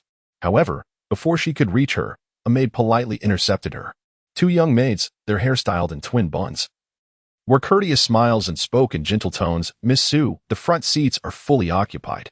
Might we ask you to step back and find a more comfortable spot to sit, rather than standing aside?" The maids of distinguished families possess keen insight, and upon perceiving the situation, they swiftly orchestrated an alternative arrangement. Their words were laced with politeness, yet their actions were decidedly firm, guiding Su Qinghe away. In a moment of defiance, Su Qinghe stumbled and intentionally knocked over a bowl of steaming soup, creating quite a commotion. The scalding tea was spilled, splattering several bystanders, prompting a few noble ladies to shriek. As expected, Jiang Tingyue turned her gaze towards the source of the sound but merely cast a fleeting glance before quickly averting her eyes. Why? Su Qinghe was perplexed, uncertain of what she had done to warrant such treatment. Despite her reluctance, she was pushed further back until she found herself seated at the very end of the pavilion. Enduring the scornful and mocking gazes from all directions, Su Qinghe attempted to emulate Jiang Tingyue's previous indifference, but she faltered. How could she possibly remain unaffected? From a position of adoration, where smiles were obligatory, she had plummeted into a realm of ridicule. How could she possibly disregard it? The pavilion, beautifully situated by the lakeside, offered a cool and pleasant atmosphere, but her current placement was nearly outside the pavilion itself, with the sun casting its rays upon her, exacerbating her discomfort. What a wretched spot! Su Qinghe could not suppress her grievances. The maid pouring tea, hearing her complaint, turned with a beaming smile and said, "Miss Su, please bear with us a little longer. The mats will be arranged shortly." Typically, such a back row would not be occupied, yet in gatherings of noble ladies, friction is inevitable. Those wishing to reprimand others without tarnishing their own reputations merely need to feign a slight outburst, and the household maids will adeptly read the room. If the offending party comes from a prominent family, they will often feign ignorance. If they are of lesser status, the maids will take it upon themselves to escort them to the back. In such a position, the tea grows lukewarm, the sun's rays become oppressive, and even the breeze feels stifling. This subtle method of managing social dynamics is far from uncommon. Yet, generally, those of higher social standing do not mingle with those of lower status. Their gatherings consist of individuals of similar rank. Even when tempers flare, it often results in mutual veiled barbs, while the maids, ever adept at elevating some while diminishing others, will ignore those they cannot afford to offend. Su Qinghe found herself merely a victim of misfortune. By all accounts, she should have been excluded from such circles. After what felt like an eternity, with her face reddened from exposure, she still saw no sign of the mats being hung. Annoyed, she scratched her face and impatiently inquired, "When will the mats be hung?" The maid retained her cheerful demeanor and replied, "They are being arranged." At that moment, Su Qinghe understood that she had been deliberately targeted. Neither leaving nor staying seems a viable option. For Su Qinghe, it is a torment. However, she remains unaware that this is merely the beginning. In the pavilion, Tang Jiji cast another glance backward, discreetly using her fan as a shield, and whispered, "Did you truly expel Su Qinghe?" "Indeed," Jiang Tingyue replied, her forehead still marked with a bruise, absent-mindedly rubbing it. Tang Jiji was not the least surprised. She had anticipated Jiang Tingyue's imperious nature would prevent her from enduring a subordinate position for long. Moreover, it was evident that others were treating her as a gullible fool. One could not help but wonder if there was something amiss in Jiang Tingyue's mind. Despite being aware of the manipulation, she willingly played the part of the victim. Perhaps it was the case that those endowed with beauty often lacked intelligence. Shaking her head, Tang Jiji rummaged through her sleeve and produced a palm-sized mirror. Concealing it behind her fan, she examined her own reflection and mused that while she may not possess Jiang Tingyue's beauty, her intellect was certainly sharper. The sunlight reflecting off the bronze mirror was blinding, causing Jiang Tingyue discomfort. She reached out and turned Tang Jiji's hand away with irritation, exclaiming, "You've dazzled my eyes." In a playful spirit, Tang Jiji flashed the mirror at her again before swiftly pulling it back, only to tease her once more. This prompted Jiang Tingyue to pinch her arm in annoyance. Jiang Xuanyan, arriving late due to some matters, spotted the two in a playful scuffle and hurried over to separate them, softly admonishing, "Enough, enough. Today is the Qin gathering. And there are girls from outside the capital as well. You two should calm down." The ladies gathered for tea were in a place called Xi'an Prefecture. And the pavilion was named Suixin Pavilion, an area of serene beauty, with azure waters that seemed to be painted from a canvas. Across a bridge and through an archway lay the outer courtyard, where a banquet for male guests was being held. Those with keen eyesight could even glimpse distant figures in motion. Upon hearing this, Tang Jiji ceased her playful antics. Realizing she had yet to determine her standing among the guests, she struggled to maintain decorum in front of the men. However, this did not prevent her from teasing Jiang Tingyue once more with a mirror before handing it to a maid. Jiang Tingyue was on the verge of retaliating when Princess Mingzhao, growing increasingly impatient, interjected, "Have you two finished?" It remained uncertain whether Tang Jiji's earlier antics had indeed annoyed Jiang Tingyue, but they had certainly drawn the ire of Yu Mingzhao. She felt that Jiang Tingyue's domineering nature, which forbade others from wearing the same attire as her, was aimed at her specifically. Given that Tang Jiji had always been close to her, she suspected that the latter was willfully following Jiang Tingyue's lead. Jiang Tingyue shot a glance at Yu Mingzhao, who was adorned in a muted green dress, and waved her fan dismissively, offering her no courtesy as she retorted, "What concern is it of yours?" The early April days were still somewhat cool. Prolonged exposure to the sun could induce warmth, yet the pavilion itself was refreshingly cool, rendering fans unnecessary. Nevertheless, the ladies of the capital still clutched their fans, not only in April but even in the depths of winter, as these fans served not merely to cool but to obscure their faces, preventing any potential offense or unseemly expressions from being revealed. Jiang Tingyue had no need for the world to indulge her domineering nature, however, since her beauty blossomed. Few at the gatherings she attended had dared to wear the same color as her. Seeing Yu Mingzhao in a similar hue was a rare occurrence that warranted a second glance. Yu Mingzhao possessed a rather unremarkable appearance, yet she exuded an undeniable scholarly aura. Her slender and tall figure complemented the green attire she wore beautifully. As her thoughts wandered, her gaze inadvertently shifted away, however. That fleeting glance stirred a tempest within her heart, causing profound unease. Did that fleeting look imply a scornful judgment of her audacity? Observing her surroundings, she noticed that the other young ladies instinctively averted their eyes, concealing their faces behind delicate fans, although no words were exchanged. Yu Mingzhao felt as though this gathering was whispering about her, likening her to the infamous Dong Shi imitating the beauty of Shi Shi. A surge of indignation welled up within her, threatening to overwhelm her entirely. Chapter 20. Secrets in the Boudoir. You coughed softly, grasping Yu Mingzhao's arm. and took the initiative to mediate the situation, saying, "We still need to take the poetry collection out later. Perhaps we should first evaluate it ourselves?" Her intention was not to advocate for Jiang Tingyue, but rather to express her frustration with Princess Mingzhao's foolishness, while others engaged in sharp exchanges. Ruthlessly targeting one another's weaknesses, Mingzhao seemed peculiar, relentlessly comparing her own shortcomings, inevitably leading to her own irritation. At times, Yu was tempted to scold her for her lack of sense. Mingzhao let out a cold snort, offering a merciless retort.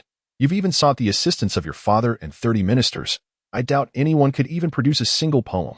Naturally, Jiang Tingyue did not refute this, nodding in agreement. "If I could produce one, would I need to ask my father for help? I am not so idle as to showcase my talents deliberately." Her demeanor was one of unashamed pride, which only served to infuriate Mingzhao further. However, apart from Mingzhao, the others shrank back like quails, some feigning interest in the water, others pretending to admire the artwork, while a few fixated on their tea as if it could occupy their gaze for eternity. They were all too familiar with the reprimands from their fathers, and none dared to confront Jiang Tingyue at that moment. The only exception was Yu, who carefully considered her words, striving to avoid offending either party, which only aggravated Mingzhao further. As for Jiang Tingyue's two confidants, Jiang Xuanyan was enjoying the spectacle with her teacup in hand, while Tang Jiji, mindful of her own status, maintained a semblance of courtesy towards Mingzhao, discreetly shielding her face with a fan while stealing glances at the unfolding drama. As the atmosphere grew increasingly tense, with Mingzhao's face darkening, Yu felt compelled to intervene once more. She cleared her throat gently and signaled to her maid. The maid, holding a teapot, was about to pour when she suddenly lost her balance, splattering tea all over Yu and Mingzhao's garments. Yu immediately exclaimed in anger, "You clumsy fool, get out." The maid recoiled, wanting to plead for forgiveness yet too fearful to do so, and quietly exited the pavilion. Yu lightly tapped her own head with her fan, wearing an apologetic expression. "Princess, I have failed in my duty to discipline her. I shall ensure she is properly punished when we return. This attire is now damp and unbecoming, and I did not bring a change of clothes today. Might I request a set from the princess?" Mingzhao's expression finally softened a bit as she rose and said, "Come with me." The two left the pavilion in succession. Tang Jiji stifled a laugh, while Jiang Xuanyan lowered her voice to discreetly comment to Jiang Tingyue, "What a clumsy excuse. Who goes out without a change of clothes? One must always prepare for unexpected circumstances." Tang Jiji blinked and added, "Do you believe that when they return, their hair ornaments will match their new outfits?" Jiang Tingyue chuckled and replied, "If she changes her clothes and matches mine, I will find it quite awkward." Nonetheless, the excuse she provided is indeed rather poor. The three of them exchanged a few words, momentarily neglecting the two, when Jiang Xuanyan remarked, "Since this is a Qin gathering, it is imperative that we engage in a contest of musical prowess. Yeah, have you brought your cherished green Qin this time?" Jiang Tingyue was not only proficient in playing the Qin but also had a profound passion for collecting renowned instruments. Among the four illustrious ancient Qins, Zhang, Rounding, Jiaowei, and Lu Qi, she possessed two, Jiaowei and Lu Qi. However, Jiang Xuanyan had heard from Jiang Tingyue that she was uncertain whether Jiaowei was the authentic instrument passed down through generations. Despite its exquisite quality, Jiang Tingyue felt that its tone was somewhat amiss, leading her to suspect it might be a counterfeit. Although the word of her two prized Qins had somehow spread, Jiang Tingyue felt compelled to accept this reputation, yet she always preferred to bring Lu Qi when performing, as she was apprehensive about the potential encounter with someone more knowledgeable than herself regarding the authenticity of Jiaowei.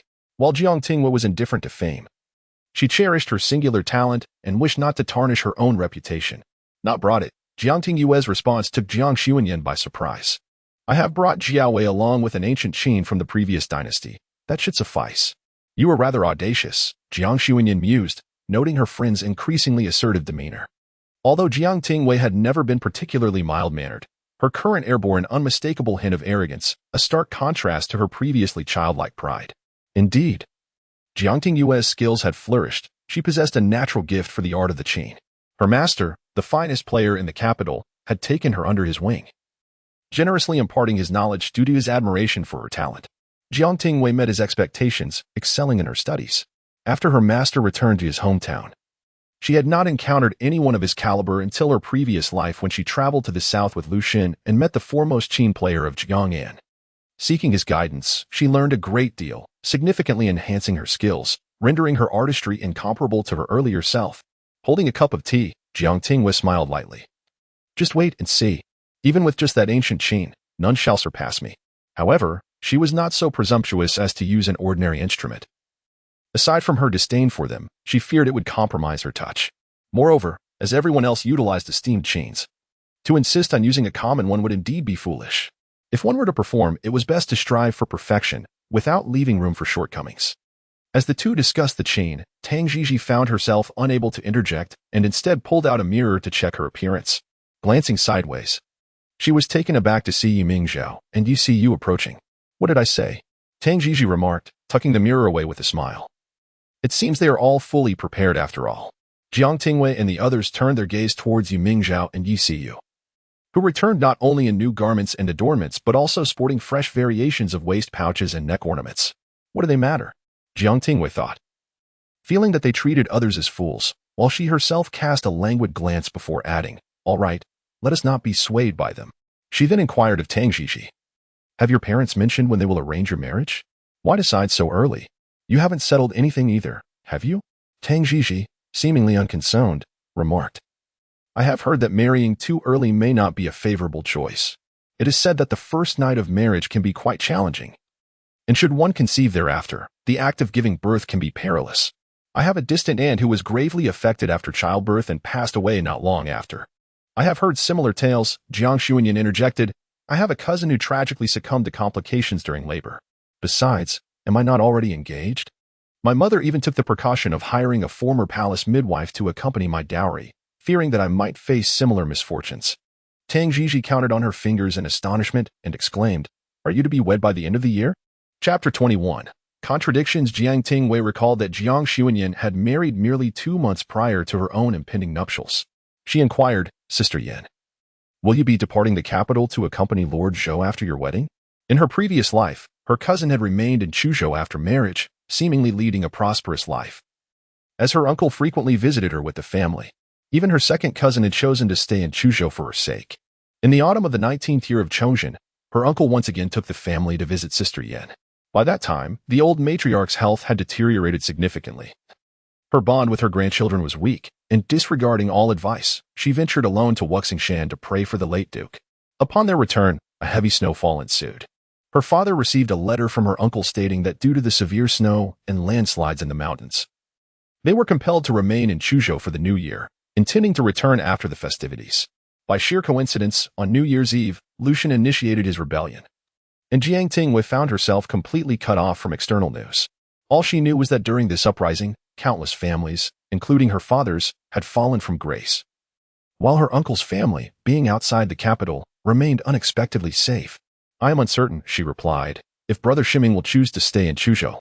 When the topic of marriage arose, Su Qinghe felt a tinge of shyness, lowering her gaze as she expressed, "However, Brother Shiming's ancestral home is in Chuzhou.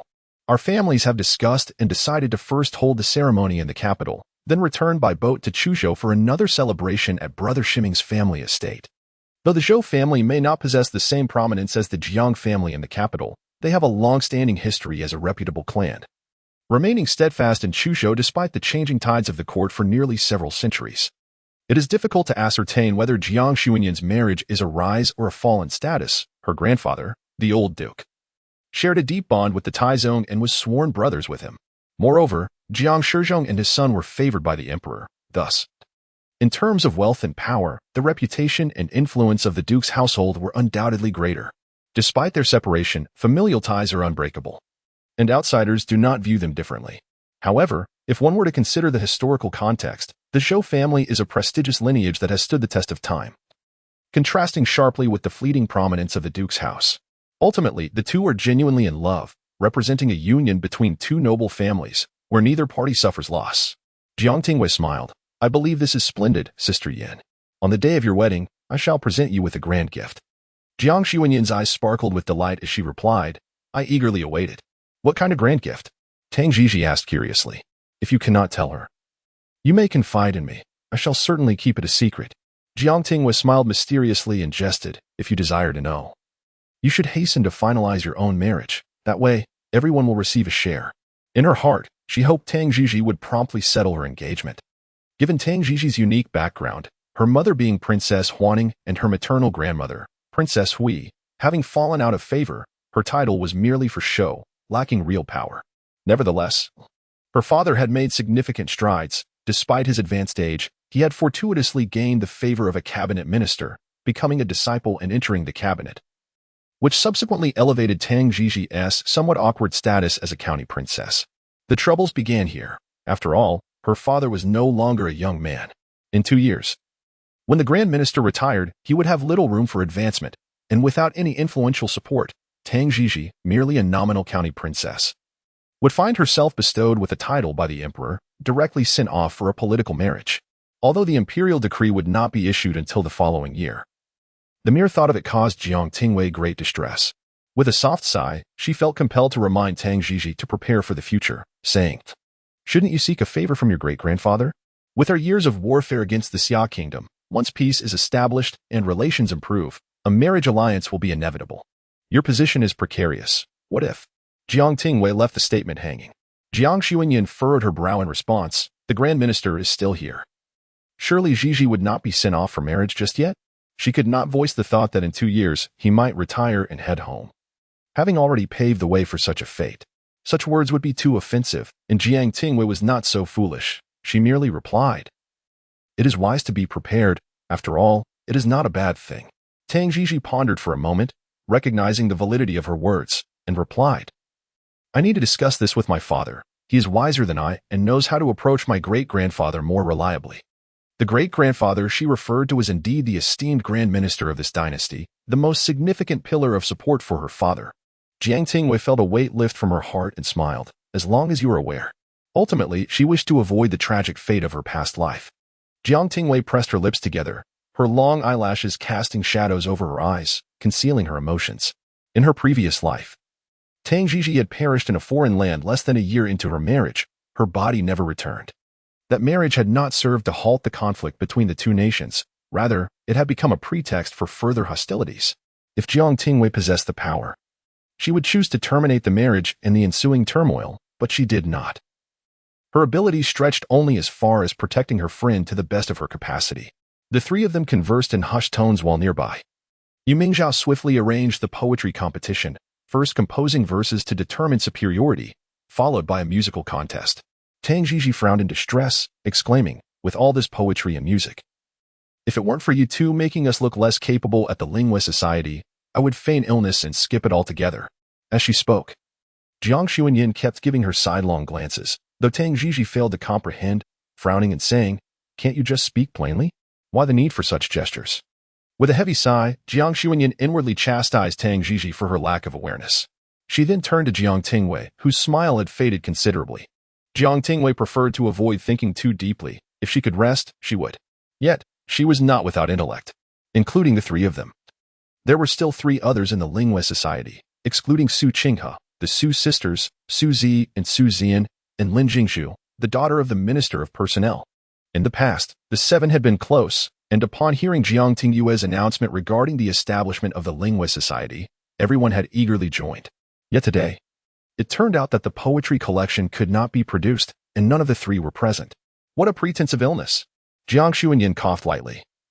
Casting a glance at Jiang Tingyue as she explained, "The Su sisters are genuinely unwell. It is said that old Madame Su has fallen ill, and the sisters are taking turns caring for her." Jiang Tingyue adjusted the hairpin in her hair, her expression devoid of emotion as she remarked, "Oh, then I shall turn around and gift each of them a piece of 1,000-year-old ginseng." It was evident that she was incensed, and Jiang Xuanyan sighed inwardly, refraining from further argument. However, Tang Jiji pressed on with her inquiries. "But why has T's sister Jingshu come? When it comes to poetry, she and Su Qinghe are the most formidable in our Lingua Society, capable of rivaling even Princess Mingzhao. We must have at least 2 true poets, otherwise this poetry society cannot thrive." In truth, aside from Jiang Tingyue and Tang Jiji, the poetry of the Su sisters and Jiang Xuanyan was also commendable. "Oh," Jiang Tingyue replied with a calm tone, implying that her inability to compose poetry would lower their standards. Even Tang Jiji, who was typically oblivious, sensed the sarcasm in her words, yet she did not coddle Jiang Tingyue and retorted, "Don't speak to me like that, Jiang Tingyue. I have not provoked you. And in terms of poetry, I am far inferior to you. At least you possess exceptional calligraphy." Jiang Tingyue huffed softly, choosing not to respond. At this moment, Jiang Xuanyan felt overwhelmed. Nevertheless, She understood that Jiang Tingyue's sarcastic engagement indicated there was still room for tolerance, as long as the three of them found a suitable excuse. She would ultimately forgive them. If she truly intended to sever ties, her demeanor would resemble her treatment of Su Qinghe, neutral to the point of slight warmth. Yet her words would be as unforgiving as a biting cold wind. Chapter 22. Composing poetry. The maidservants had already arranged the garden, under the spring sun. The peach blossoms appeared like delicate pink clouds. A writing desk was set beneath the peach tree, where one could gaze upward at the flower petals resembling soft snow, and bow one's head to inhale the gentle fragrance, creating a delightful ambience. Nearby, someone was grinding ink, while Jiang Tingyue held a brush. Her mind still preoccupied with thoughts of the three individuals who had not arrived that day, leaving her somewhat discontented. She had specifically instructed her father that not only she but also the members of the Lingwei society should not be belittled. Her good intentions seemed to have gone to waste. With gritted teeth, Jiang Tingyue angrily scribbled the word roll on the paper, and after finishing, she tossed down the brush and rose to admire the fish instead. Tang Jiji, scratching her head in frustration, could not conjure a single line. Upon seeing Jiang Tingyue abandon her writing, she felt even more pressured, stammering out a line that she deemed too embarrassing to share. Ultimately, she crumpled the Luoyang paper into a ball, leaving a blank space, and with a flick of her sleeve, followed suit in standing up. Jiang Xuanyan, though slower, was endowed with a gift for words and soon submitted her verses, quickly rising to seek out the other two. Few had completed their compositions.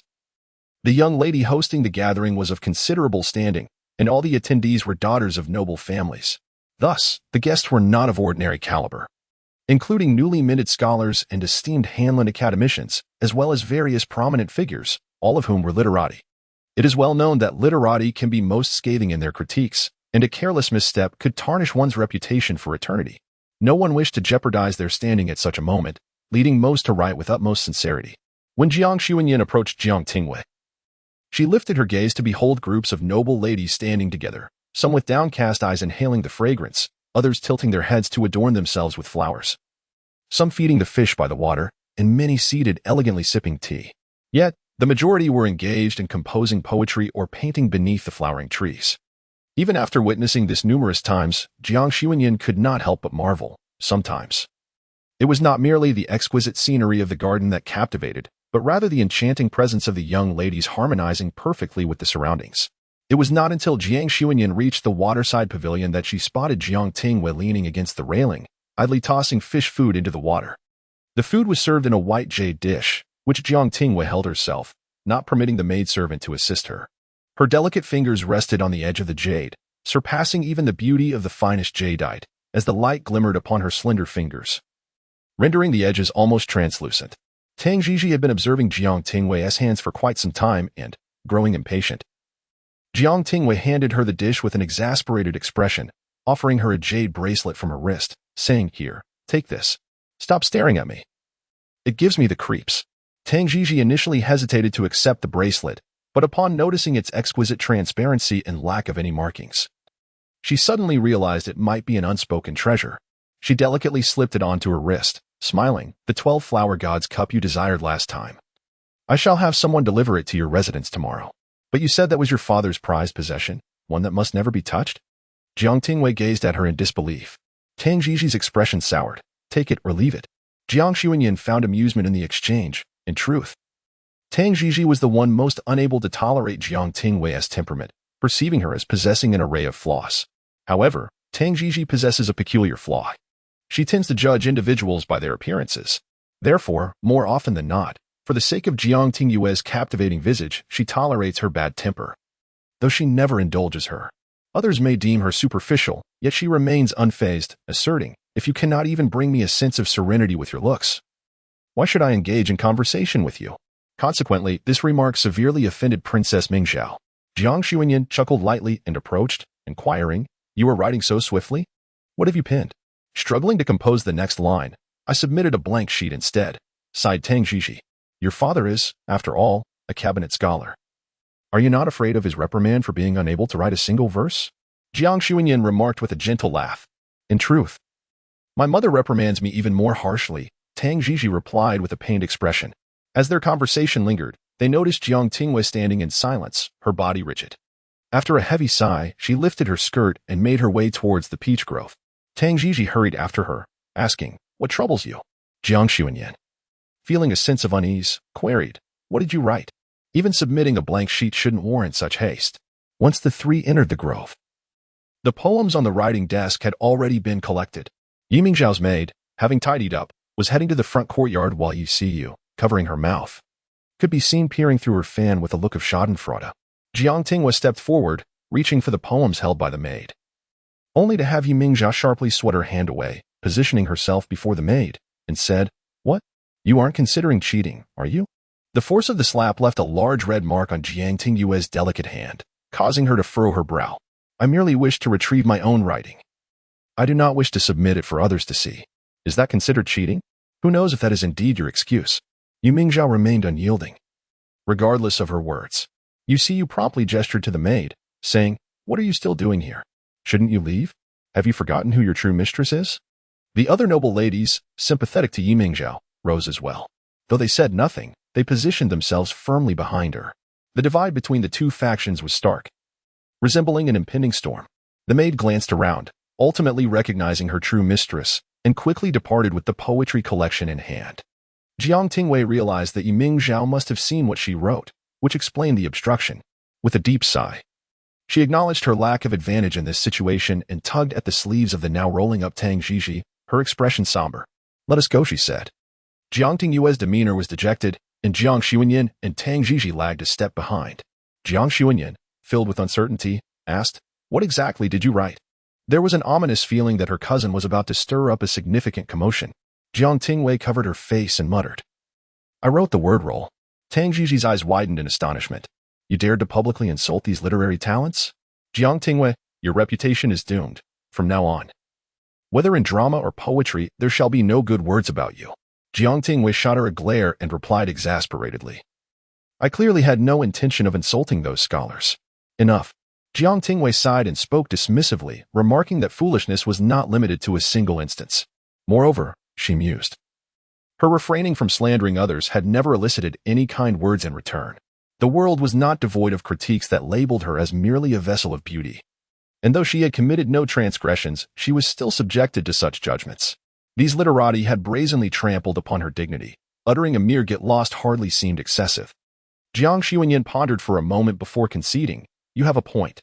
When I was engaged in literary substitutions, I was already mercilessly berated by that very group of scholars. After all, I have endured my fair share of insults. They are often lofty in their aspirations yet petty in their grievances. As if you genuinely desire to etch your name into the annals of history." Jiang Tingyue replied, "Thank you. But I do not particularly aspire to such historical renown." Chapter 23. The Flower Contest. The so-called poetry contest involves the young ladies composing verses, which are then submitted for evaluation by learned scholars. Flowers are exchanged as tokens, and at the conclusion, the individual with the most flowers is deemed the victor of the event. The musical competition is somewhat similar, though it gathers participants in a more communal setting, eliminating the separation of front and back courtyards. A grand archway and curtains serve to divide the male and female guests, rendering them unseen to one another, while attendants vigilantly guard the passage.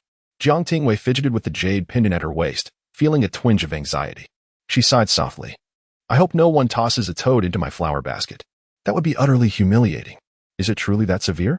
exclaimed Tang Jiji, taken aback.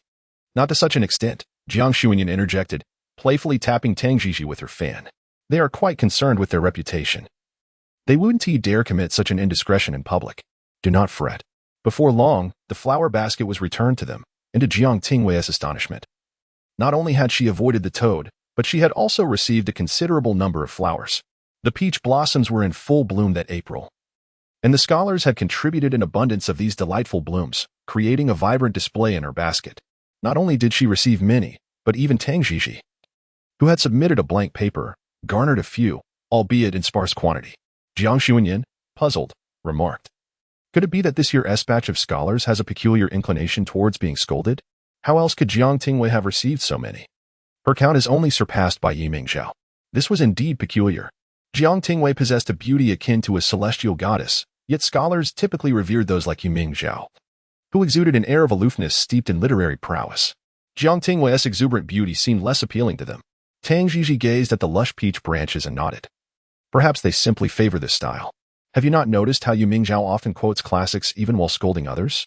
The more harshly she criticizes, the more respect she garners. Jiang Tingyue inhaled deeply, perplexed. Did they have some sort of affliction? What do the inscriptions even say?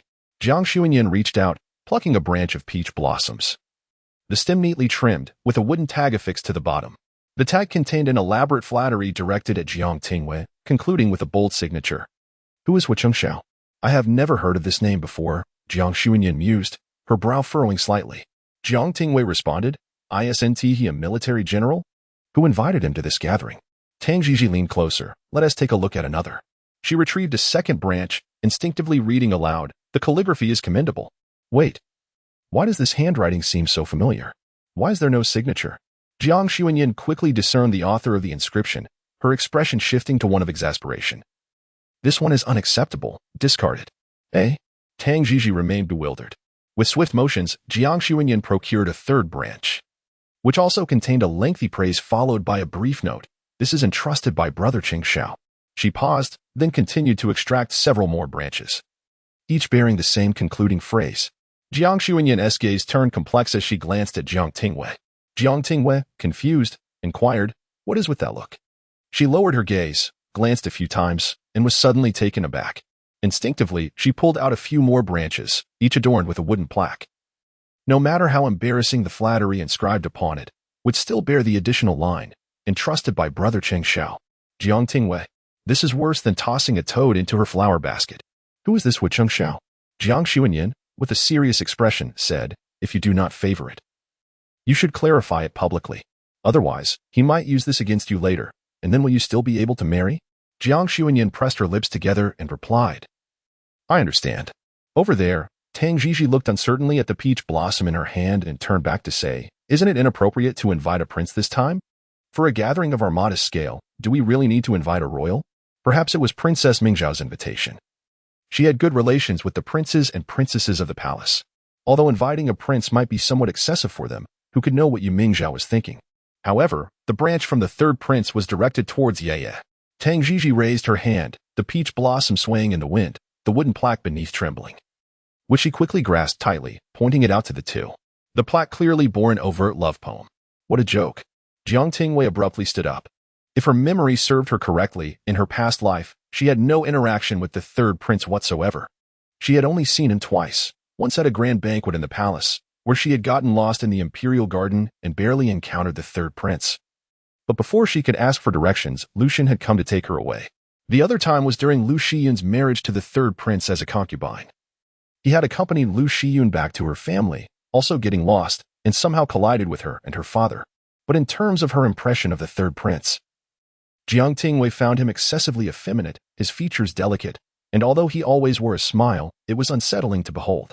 Jiang Tingyue flipped over the wooden plaque. She would rather Wucheng Xiao be audacious enough to even involve a prince, but when she looked down, the signature read only Helan Yan. The poem above. Jiang Xuanyan's expression soured.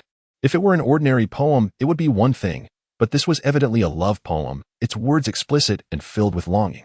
If Jiang Xuanyan did not know that her cousin had previously fixated on Lu Zhen, she might have mistakenly thought there was something between her and the third prince. Otherwise, she too would be led to misunderstand. A hint of disdain for the third prince arose within her. Jiang Tingyue did not value her reputation. Yet she was still a young woman. In this world, the distinctions between men and women remain stark. If one truly liked another, how could they openly pen such poetry? Deliberately inviting misunderstandings from others? After a moment of unease, Jiang Tingyue lifted her eyes and caught a glimpse of ECU, whose gaze met hers for an instant before swiftly shifting away, as she turned to speak with Yu Mingzhao. A bold conjecture suddenly formed in her mind. Could it be that Yu Mingzhao was behind this? With the emperor yet to appoint an heir, both the third prince and the eldest prince had not established their own households, and competition was possible. As long as the third prince was not a fool, he would never involve himself with Jiang Tingyue. The reason was simple. Jiang Tingyue's father was aligned with the emperor's faction. If he dared to entangle himself, it would not only earn him the emperor's disfavor but also provoke the emperor's wariness. The princess has requested the third prince to compose such a poem for you? Tang Jiji found it somewhat perplexing, yet it seemed the only plausible explanation. Jiang Xuanyan pondered this and nodded, stating that it was not beyond the realm of possibility. Their cousinly bond was not lacking, and it was conceivable that they might deliberately seek to embarrass you, further tarnishing your already precarious reputation. Coincidentally, both parties arrived at the same conclusion. Yu Mingzhao twisted her handkerchief in frustration, exclaiming, Jiang Tingyue must have done this on purpose. To undermine me. She has manipulated her third cousin into writing such a poem, truly malicious. After all, her reputation was already in tatters. This act was precisely aimed to pierce your very heart. How ruthless she is. Yu nodded emphatically, cautiously glancing at Yu Mingzhao's ashen face. In her heart, she silently concluded that Jiang Tingyue's tactics were indeed more sophisticated. She was fully aware of Yu Mingzhao's interest in the third prince. Yet she deliberately sought to entice him. This woman is utterly merciless, completely disregarding her own reputation. Previously, when you pursued Lu Zhen, it could be dismissed as youthful ardor amidst idle gossip, but now entangling yourself with another man leaves only the impression of frivolity and shamelessness. Chapter 24. Confrontation. Yu let out a sigh as she gazed at Yu Mingzhao's brooding countenance, softly remarking, Why do you hold a grudge against her? True. Her father is formidable, yet it is precisely because of his prowess that the emperor harbors both wariness and trust. Thus, the third prince would never consider marrying her. I am well aware of that, Yu Mingzhao retorted, her displeasure evident. She touched her own face, her gaze fixed intently on Jiang Tingyue. Pondering that had Jiang Tingyue possessed her features, her cousin would undoubtedly treat her with far more warmth. Enough, Yu interjected, fearing that her cousin's ire might be provoked, inadvertently dragging her into the fray. Regardless of her schemes, you are the one with the most blossoms. Victory shall be yours. Yu Mingzhao scoffed. That is a given. She is but a simpleton. What does she have to compare with me? Yet, she soon recalled that today was not merely a contest of poetry, but also of music. The simpleton might falter in poetic expression. Yet she was remarkably skilled in playing the zither. On ordinary days, Yu Mingzhao would not bother to compete with her, but today, for reasons unknown, she had not invited her cousin to the banquet, and yet he still appeared. Naturally, she could not allow another to overshadow her presence. After mulling over her thoughts, Yu Mingzhao leaned towards Yu, whispering a few words and offering careful instructions. Yu, upon hearing this, concealed half her face with a fan, revealing only her delicate brows and eyes, which sparkled like water. I understand, she replied. Yu Mingzhao also smiled, yet before the smile could fully blossom, her gaze fell upon Yu's beautiful eyes, and the warmth of her expression faded. Do not leave any traces, she cautioned, before turning away coldly. Yu furrowed her brow, perplexed by her cousin's strange behavior, but ultimately chose to disregard it and walk towards the peach blossom grove. Yu Mingzhao paused for a moment. Glancing back at Yu's retreating figure, her expression clouded. She reached up to gently touch her own face. In truth, Yu was not exceptionally beautiful. Her features were well proportioned but rather plain, yet her enchanting eyes, filled with emotion and glistening like dew, rendered her captivating. Why was it that only she bore such a countenance? Consider this, her mother's words echoed in her mind. Your father is not unattractive. In my youth, the poets who wrote verses for me could be lined up outside the city gates. How did you end up with such an unappealing visage? It is utterly dreadful. Yu Mingzhao clenched her fists tightly. She could strive for excellence in every aspect, yet her appearance was predetermined by fate. No matter how hard she tried, she could not transform her face to resemble Jiang Tingyue's. Meanwhile, Jiang Tingyue was adjusting the strings of her zither when she noticed Jiang Xuanyan approaching with a broken ancient instrument. What happened to your zither? She exclaimed. It was damaged when someone bumped into me while I was carrying it. It struck the rockery and was ruined, Jiang Xuanyan replied, her expression far from cheerful. Had I known, I would have brought an extra one. I intended to play casually, but now look at my misfortune. How could it be so unfortunate to have someone collide with you? Tang Jiji frowned. Before Jiang Xuanyan could respond, a timid voice called from afar. Sister Yin. I am so sorry. I will compensate for your zither. I will send someone home to fetch it right away. Su Qinghe, drenched and shivering, appeared pale from the cold. Where is your zither? Why do you need to go back for it? Tang Jiji felt a profound sense of hypocrisy within herself. The back and forth consumed so much time that it might as well have ended before the piano recital. I'm sorry. Su Qinghe, with reddened eyes and slightly bluish lips, lowered her gaze. Truth be told, she was not entirely to blame. Jiang Xuanyan wore a troubled expression. She, too, was a victim in this situation and could hardly be reproached. Sister Yin, you may choose one of my two pianos. Jiang Tingyue rose again, taking the cloak from Tao Shi's hands and offering it to Su Qinghe. Whether your apology is sincere or not, if you truly wish to make amends, you should come bearing gifts rather than merely uttering words in hopes of forgiveness. Tingyue. Su Qinghe grasped her sleeve tightly. yet released it timidly under Jiang Tingyue's displeased gaze. What have I done to incur your displeasure? Can you tell me? Can you forgive me once more? Jiang Tingyue brushed her sleeve, not turning back, and coldly replied, No. Do you not wish to know what I have endured? Su Qinghe exclaimed in anger. They pushed me into the lotus pond, forbidding me to come ashore. They humiliated and insulted me, splashing tea in my face. Tingyue, will you simply stand by and watch as I am bullied? Jiang Tingyue paused her steps, finally turning to face her, calmly questioning, So what do you expect from me? Should I defend you as I did in the past? Am I merely a fool meant to be exploited by you? She let out a cold laugh, indifferently stating, You have ways to evade this. It is merely your unwillingness to exit this circle that binds you. The disparity in status makes one vulnerable to bullying. The simplest solution is to find a circle that suits one's position, where life would be considerably better. However, her greed for the fame and fortune of this circle prevents her from leaving, and thus she must pay the price. After all, not every situation would have Jiang Tingyue to bear the burden of injustice. Su Qinghe lifted her gaze and noticed that from beginning to end, Jiang Xuanyan remained an indifferent observer, while Tang Jiji harbored a certain schadenfreude towards her. She bit her lip forcefully, her fists clenched tightly in her sleeves, her fingertips nearly drawing blood from her palms. The three other members of the Lingwei Society were absent, yet Su Qinghe knew that at most one of them would offer a word of advice to Jiang Tingyue, but none would stand by her side. Such is the nature of the circles among young ladies. Due to their equivalent family backgrounds and differing positions of their elders, they can assist one another. This is not a realm formed solely through friendship. It is a complex interplay of camaraderie and self-interest. Just because her family background is lacking, must she be subjected to bullying? Su Qinghe gritted her teeth. Watching the three depart, and in a fit of rage, she forcefully threw Jiang Tingyue's crescent-white cloak to the ground, stamping her foot upon the soft white fur as if to vent her frustrations. The cold wind sent a shiver through her, yet Su Qinghe remained oblivious to the chill. Only anger and hatred filled her eyes. Initially, she had contemplated revealing UCU's plans to Jiang Tingyue should reconciliation occur, but since she looked down upon her, she would not be blamed for her actions. Ultimately, it was you who first wronged me. A gentle breeze caressed Su Qinghe, causing her to sneeze, while it also stirred the willows by the lake's edge. Jiang Tingyue inquired, Sister Yin, I have not brought my green chain. I only possess an unknown ancient instrument and a dubious jiao chain. Which do you intend to use? Jiang Xuanyan, merely going through the motions, felt disheartened by the damage to her own chain and replied with a resigned expression, You decide. Tang Jiji remarked, Weren't you curious about Yeye's jiao chain before? Today presents a perfect opportunity for you to give it a try. Jiang Xuanyan had indeed been coveting it for quite some time. Her true desire lay with the green chain, yet she hesitated to voice her longing for such a treasured instrument. Very well, I have already tuned it, Jiang Tingyue responded, having no objections. Chapter 25, The Guqin Performance Beyond the Draped Archway. Those listening to the guqin would toss down flower branches if they found the music pleasing.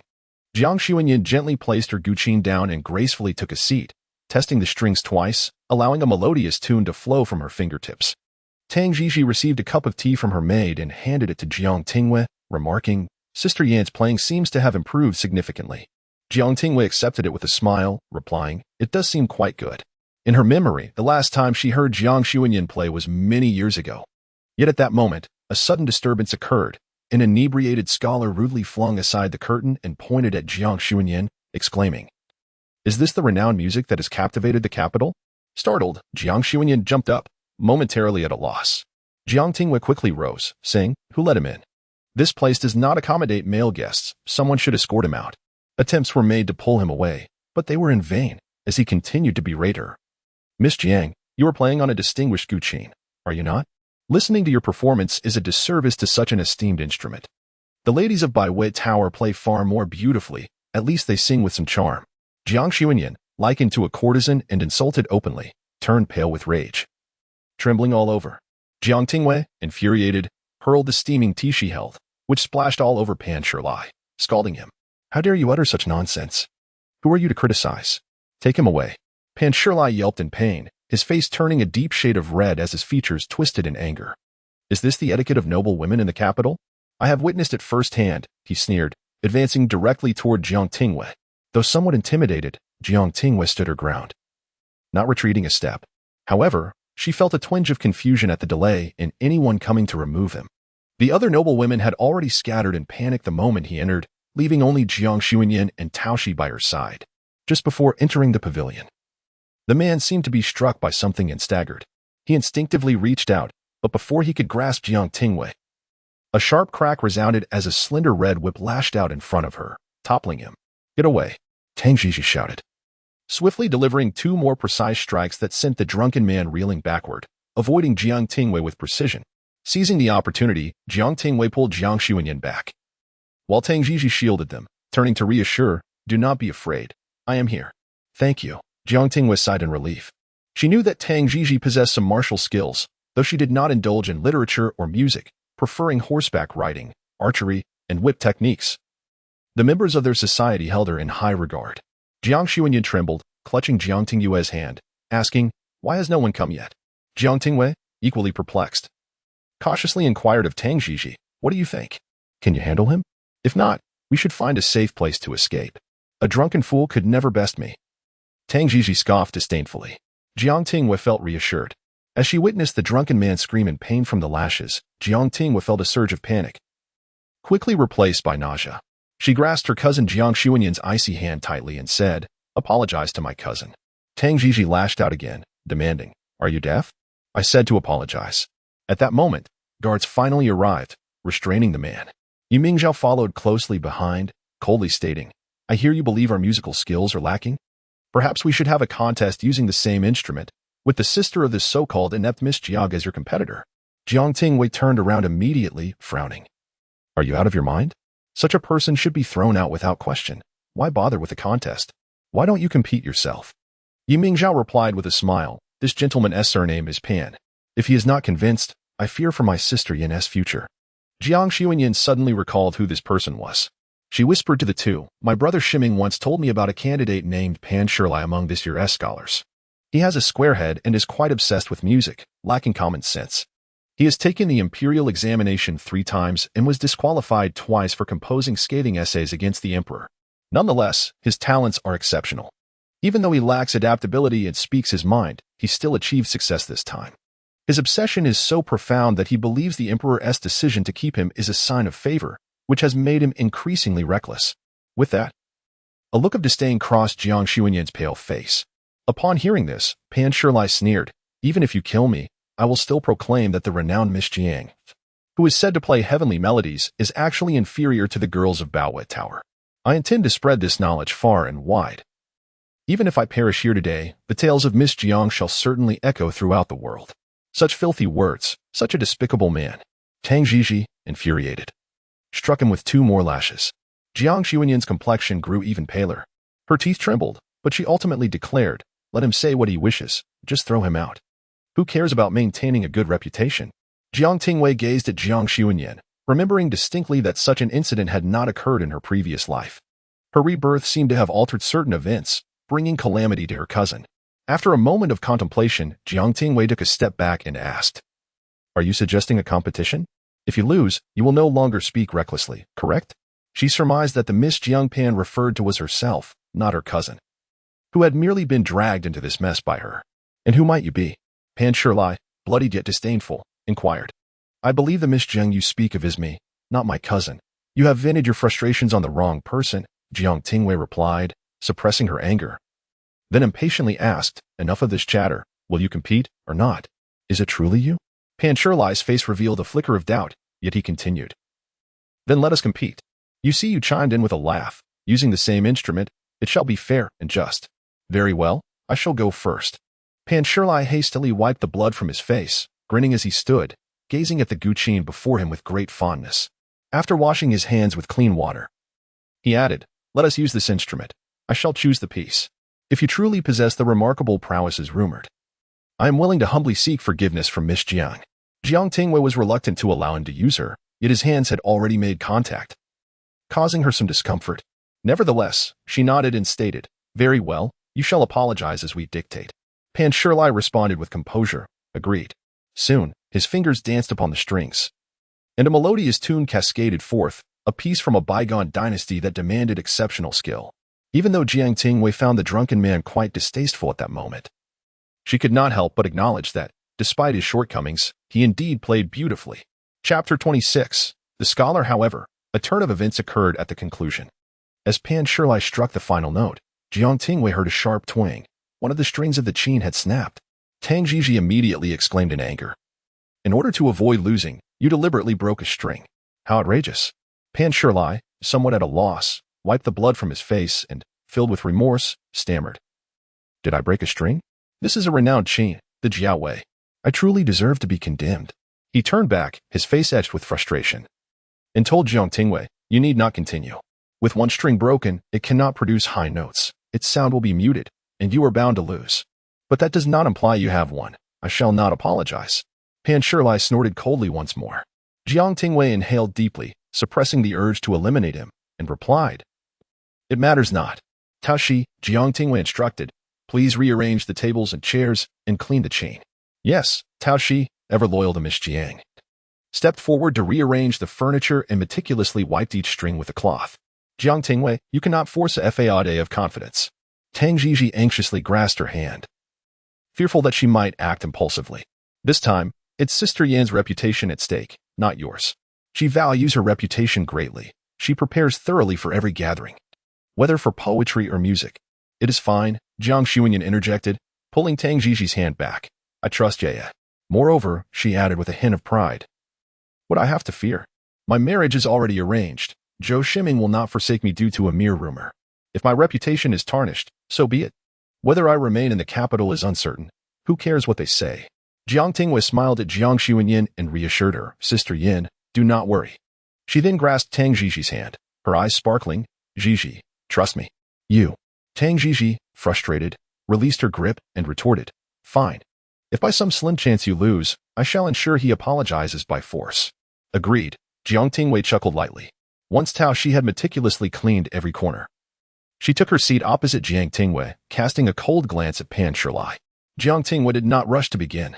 Her fingertips delicately caressed the strings of the chain, instinctively starting to tune it.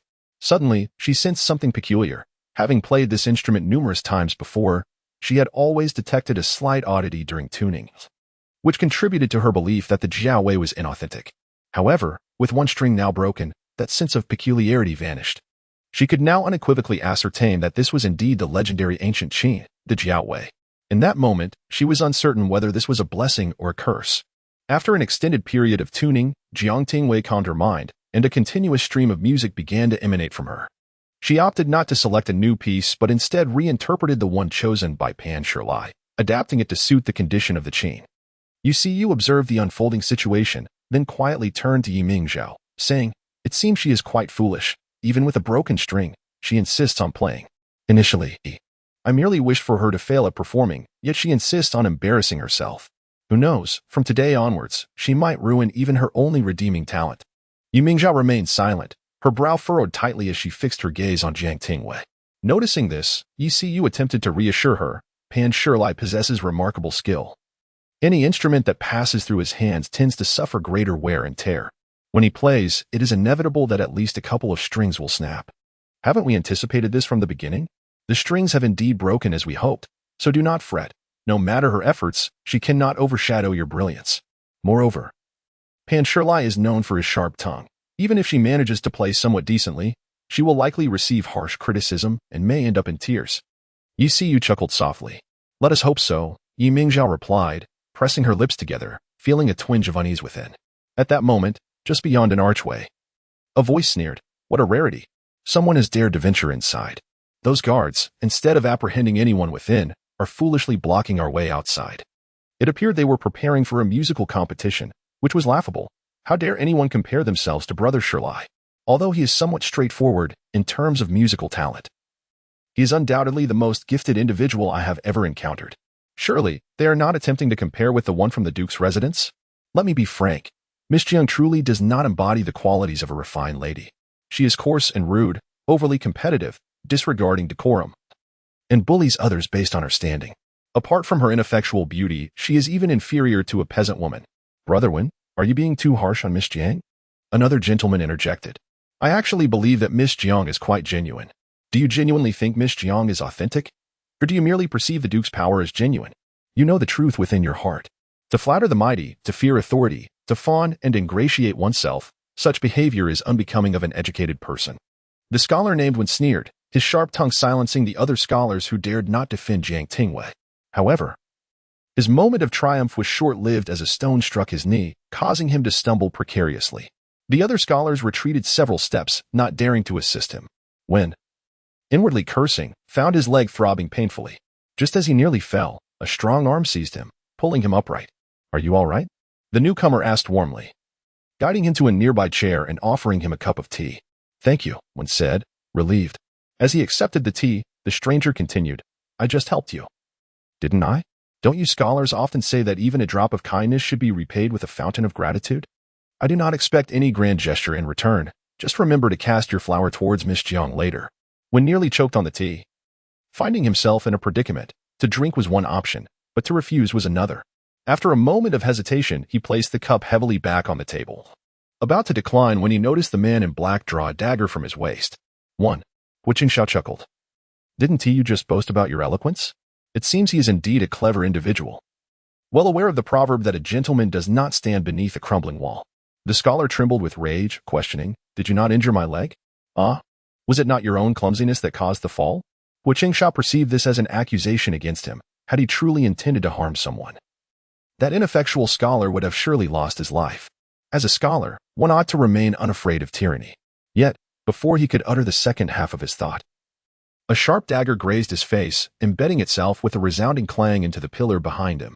In that moment, the scholar trembled not merely from his hands but from his entire being, as the specter of death loomed ominously. He swallowed hard, nodding, "I will vote for Miss Jiang." Then, had he recognized the situation sooner, it would have been far better. Qiao chuckled, withdrawing the dagger, revealing a deep notch in the pillar. He turned to leave but paused to say, "Oh, and remember to mention that it was my request for you to remain." After all, he could not perform a good deed while the young lady remained unaware. He was no fool. Understood, the scholar seethed with indignation, yet felt utterly powerless. Anger surged within him, and as he raised his cup to hurl it, he caught sight of Qiao turning back once more. The scholar slowly set the cup down and inquired, "Is there anything else?" "I still find your words rather unpleasant," Qiao threatened with the dagger. "You, a grown man, should not stoop to quarreling with a young lady. Are you taking advantage of her reluctance to argue publicly? Should I hear such insolence again, next time? You shall find your tongue no longer yours." The scholar shuddered, instinctively covering his mouth. Qiao, finally satisfied, turned to recruit the next individual to cast flowers for Jiang Tingyue. Nearby, the scholar who had previously argued with him remarked nonchalantly, "It seems someone just mentioned to me that flattering the powerful and fearing authority, while ingratiating oneself, is a disgrace to those who pursue knowledge. Brotherwin, do you not find this sentiment quite reasonable?" The scholar remained silent. Chapter 27. The young master Qiao's actions were remarkably ostentatious. He had no intention of restraining himself as he sauntered before Lu Zhen. The newly appointed top scholar, Lu Zhen, was quite renowned, and naturally, Qiao recognized him.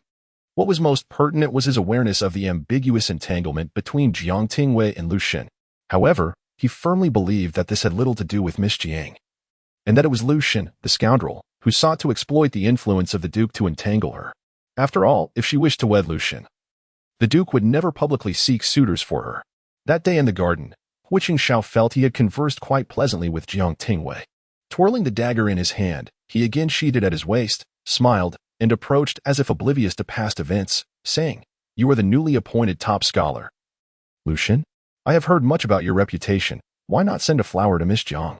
Lu Zhen remained expressionless, not even sparing a glance.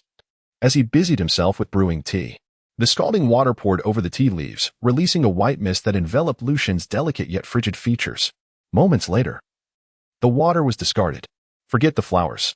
Who knows, Miss Jiang might not even desire your offering," Qiao remarked, feigning disdain, shaking his head with a sigh. His irritation with Lu Zhen compelled him to mock and deride him. Such blatant provocation would not typically ensnare anyone, let alone Lu Zhen, who should have remained impervious to such trivialities. Yet, he recalled the last visit to the Duke's residence, where in the pavilion, Jiang Tingyue had laughed and chatted with Qiao, only for her to later dismiss him with a single phrase, "I am weary." With a soft thud, the teacup collided with the table, sending ripples through the verdant tea. "Do you think Brother Lu is eager for such gifts?" Shinziyu scoffed, adding, "If you are so capable, go speak with that Miss Jiang yourself. She carries none of the decorum expected of a lady of her stature." With a crash, the teacup tipped over, spilling a shallow pool of tea across the table. Lu Zhen lowered his gaze, calmly tidying the mess. Shi Yuanyi glanced at Lu Zhen's countenance, then smacked the back of Qin Ziyao's head, frowning. "If you cannot speak wisely, then be silent. Your mouth is better suited for debating with scholars than for disparaging young ladies. Perhaps we should simply sew it shut." Qin Ziyao stole a glance at Lu Zhen's expression, which was devoid of emotion, his gaze icy enough to send a shiver down his spine, prompting him to hastily fall silent. Wu Qingxiao paid little mind to the two accompanying Lu Zhen, noticing Lu Zhen's lack of reaction. He felt dissatisfied and coldly remarked, "Rest assured, Miss Jiang will have no further entanglements with you, nor will your affections be of any consequence. 3 days hence, on the outing festival, she has accepted my invitation to sail on the lake. Do not pursue her any longer." While the lake excursion was genuine, Jiang Tingyue had mentioned she would determine the date, leaving it uncertain when they would depart. Wu Qingxiao made slight alterations, yet felt a twinge of uncertainty within. Qin Ziyao scoffed, "What is this? You come here specifically to share this, hoping for Brother Lu to congratulate you? Allow me to speak on his behalf. Congratulations to you both." Qi Yuan furrowed his brow and remarked, "If you are truly enamored with Miss Jiang, you ought to consider her well-being rather than indulge your selfish desires by divulging these matters to others, thus providing them with ammunition against her." Before he could finish his statement, an unexpectedly frigid voice pierced through the air. On this bright April day, where the sun shone brilliantly, it felt as though one had plunged into an icy abyss. Lu Zhen rose, articulating each word with precision. "You mean to say she wishes to accompany you on a boat ride?" In the previous dynasty, young women were excessively restrained, forbidden from leaving their homes for leisure, except on the day of the Qiming festival, which allowed for such outings. This day often became one where numerous young ladies and gentlemen would exchange glances, fostering budding romances. In contrast, the current dynasty imposes no such restrictions on women, no longer mandating the wearing of veils or prohibiting their outings. Nevertheless, this tradition has subtly persisted. In an instant, Wu Qingxiao felt an overwhelming sense of oppression, a palpable aura of murderous intent that seemed to threaten his very existence. Instinctively, his hand moved to the dagger at his waist, though he had yet to set foot on a true battlefield. His years of grappling within the military had honed his sensitivity to the presence of danger. He could not be mistaken. Lu Zhen appeared genuinely intent on taking his life. Lu Zhen's gaze was heavy, as if shrouded in a swirling mass of darkness that concealed his fury and murderous desires. However, before Lu Zhen could take any action, a voice called out, "The Qin competition has commenced." The crowd erupted into a cacophony of animated discussions. Is Miss Jiang truly going to compete against Pan Shirlai? As a young lady, unless Shirlai allows her to win, she stands no chance. Who was Pan Shirlai? A man so obstinate that he dared to confront the emperor. How could he possibly show leniency to Miss Jiang? How could that be impossible? She is Jiang Tingyue, stunningly beautiful. How could anyone remain unmoved? If I were in his place, not only would I allow her to win, but if she smiled at me, she could win however she wished. At that moment, an impudent scholar was struck on the back of his knee by a small stone, causing him to kneel suddenly. Had it not been for the intervention of those nearby, he might have toppled headfirst into the lake. Everyone assumed it to be an accident, believing the scholar had merely stumbled. But Wu Qingxiao recognized the truth. The stone had been thrown by Lu Zhen. A sense of caution washed over him. It seemed this newly minted scholar was not only bookish but possessed formidable skills as well. Separated by merely an archway, the melodious strains of the Qin drifted through the air. As the first notes emerged, Pan Shirlai's brow twitched. Indeed, the musical prowess displayed was significantly superior to that of Miss Jiang. He closed his eyes, yet did not feel the slightest inclination that he would be bested. After all, with one string broken, she might not even manage to play a complete piece, let alone surpass him. If Miss Jiang could play an entire piece, no matter how discordant, he would concede defeat. However, midway through, Pan Shirlai's expression began to shift. If he remembered correctly, she had only been tuning her instrument for a mere quarter of an hour. Could one truly transform a complete piece in such a short span? Moreover, her technique bore an uncanny familiarity. Unable to contain himself, he rose to his feet. Tang Jiji watched him warily, tightly clutching the whip in her hand. Pan Shirlai, seemingly oblivious, continued his approach towards Jiang Tingyue. His expression shifted like the tides until the final note faded, at which point he inquired, "Do you have a music teacher named Yu Qingling?" Yu Qingling, once the finest musician in the capital, was rumored to be priceless, with even the emperor expressing a desire for her to enter the palace, only to be graciously declined. Shortly thereafter, she departed the capital to wander the mountains and rivers. And the emperor, respecting her wishes, did not press the matter, thus creating a charming tale. Jiang Tingyue, not in the best of moods, coldly retorted, "What does it matter to you whether I do or do not?" Pan Shirlai gazed at her intently for a moment before suddenly lifting his garment and kneeling before her. respectfully declaring, "Disciple Pan Shirlai pays his respects to you, esteemed junior master. I hope you will graciously offer your guidance." Jiang Tingyue responded with confusion. While Yu looked on in surprise. Cautiously turning her head, she caught sight of Yu Mingzhao's gloomy countenance and remarked, "I suppose she did manage to play a few notes. Perhaps she indeed has some connection with Pan Shirlai, which explains why he refrains from scolding her. Though it does not excuse her poor performance." Yu, clutching her chest, untruthfully claimed, "Her playing was quite dreadful, truly. The third prince will surely not consider her again." Yu Mingzhao remained silent, his hand wrinkling the handkerchief he held. Chapter 28. Complaints. Jiang Tingyue was momentarily taken aback. Having anticipated the ways in which this person might torment her, and how she would retaliate in kind. However, when Pan Shirlai arrived, he simply knelt before her. "I am not your junior master, uncle, nor do I recognize you," Jiang Tingyue said, rising to distance herself. "It matters not that you do not know me. You are acquainted with my master ancestor. As for my junior master uncle, my master Du Xinyang should qualify you as half a senior sister. Thus, I have not erred in addressing you as such," Pan Shirlai explained. Jiang Tingyue was aware that her master, Yu Chiling, had taken only one legitimate disciple, yet before that, when her master was still obscure, she had taught a courtesan to play the qin out of necessity, establishing some semblance of a master-disciple bond. However, her impression of Pan Shirlai worsened. He was, after all, a scholar who had chosen to study under a courtesan. Jiang Tingyue did not look down upon these women. Some of them, like the courtesan who had a connection with her master, were incredibly resilient, practicing the qin regardless of the sweltering heat or biting cold. Her disdain was solely directed at Pan Shirlai, who lingered in the brothels, especially given that he had previously compared Sister Yin to a prostitute and sought to tarnish her reputation. Jiang Tingyue's expression darkened further as she replied, "I cannot bear this." She then inquired, "When will you apologize to my cousin?" "The nephew will do so right away," Pan Shirlai replied, standing and surveying the surroundings until he finally spotted Jiang Xuanyan.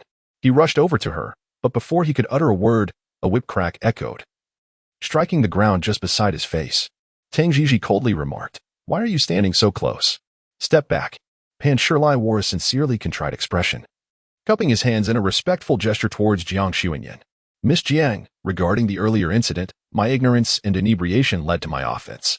I humbly ask for your forgiveness." Jiang Xuanyan remained silent. Tang Jiji scoffed, "This is the most insincere apology I have ever witnessed. If I were to kill you now and claim it was due to intoxication, would you not also be obliged to forgive me?" Pan Shirlai's face flushed crimson, his expression shifting as he lowered his head even further. "What must I do to appease Miss Jiang?" Jiang Xuanyan did not wish to escalate the situation. She understood that Pan Shirlai was a fool, and pursuing this matter further would yield no benefits. Despite her lingering distaste, she replied, "Just refrain from treating other girls in such a manner in the future, and I shall not hold this against you. Today's incident, I shall consider my misfortune. Ultimately, it did not lead to any grave consequences." Pan Shirlai, in his heart, felt a twinge of indignation, not towards Jiang Xuanyan, but towards the individual who had relayed the message to him. On this very day, someone had informed him that the noble women in the capital were fond of deceit, and that someone had deliberately bribed a skilled qin player to propagate the notion of exceptional talent in a bid to enhance their reputation. As an ardent lover of the qin, Pan Shirlai could not abide such behavior.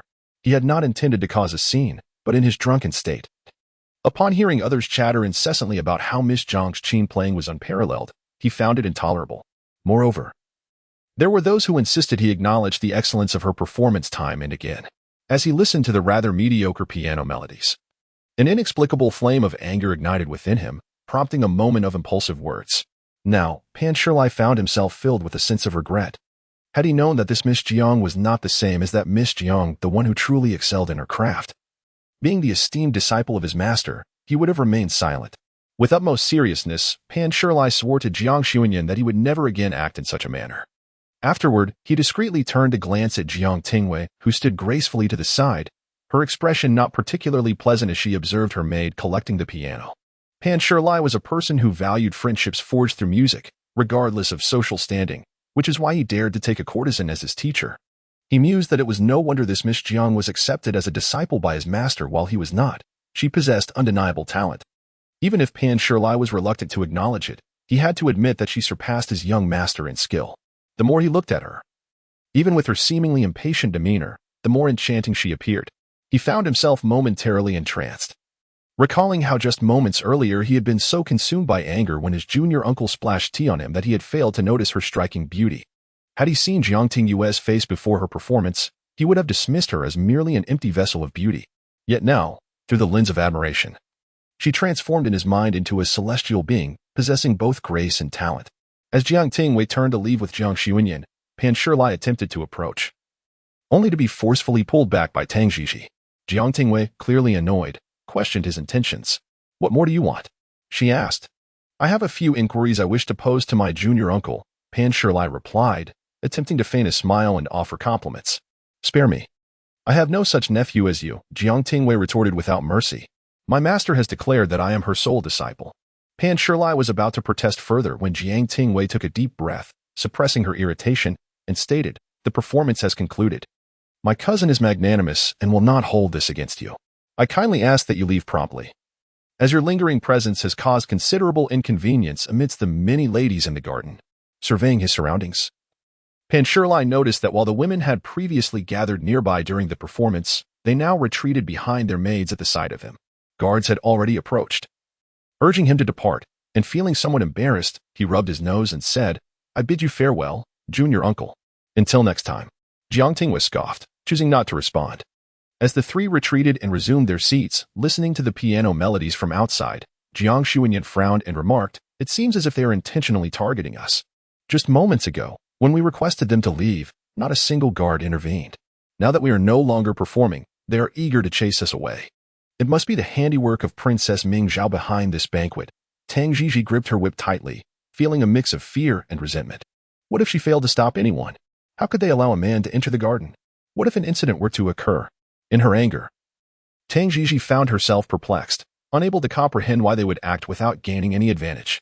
This discussion, apart from revealing that Jiang Tingyue has become even more formidable than before, serves no other purpose. Yu Mingzhao must have had his wits scrambled, engaging in such self-sabotaging endeavors.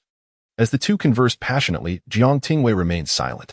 Tang Jiji turned curiously, only to see her maid, Tao Shi, grinding ink nearby, while Jiang was fervently scribbling away. "What are you doing?" Tang Jiji inquired as she approached. Jiang Xuanyan, equally perplexed, leaned in to glimpse what she was writing, then widened her eyes and asked, "Are you planning to report this to the Duke?" "Of course, we have been wronged, so it is only fitting to seek recourse from our elders," Jiang Tingyue replied without lifting her head. "Regardless of who is orchestrating this behind the scenes, once we lodge our complaint, there will be those who will investigate, and justice will surely be served." Jiang Xuanyan felt somewhat dazed, as if her cousin had become increasingly adept at the art of reporting grievances. After a prolonged silence, Tang Jiji, contemplating for quite some time, pulled a sheet of paper from beneath Jiang Tingyue's stack, and, utilizing the ink ground by Tao Shi, began to write swiftly. Jiang Xuanyan queried, "What are you writing?"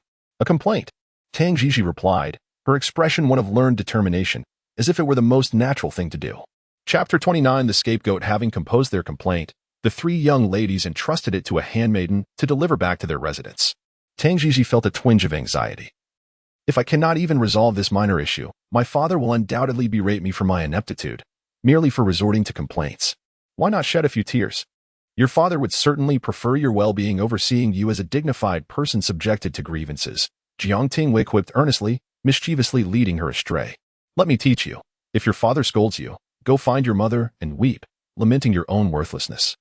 Promise that even if you are bullied to the brink of despair, you shall never utter a word about it again. Your mother will surely feel sympathy for you, and your father will not dare to utter another word." Tang Jiji's expression reflected her astonishment at such an approach, and she nodded affirmatively, saying, "I have learned." Jiang Xuanyan, however, covered her forehead, hesitating to speak. She longed to express that this tactic only worked when one's parents were particularly indulgent, and it should not be employed frequently. Yet upon reflection, she realized that Tang Jiji had never truly suffered, regardless of her parents' standing, and thus refrained from voicing her thoughts. "You two are both excessively pampered at home. It is incomparable," Jiang Xuanyan thought with a hint of envy. Her father was a scholarly man, taciturn and exceedingly rigid, which had led to considerable discord with the Duke in his youth.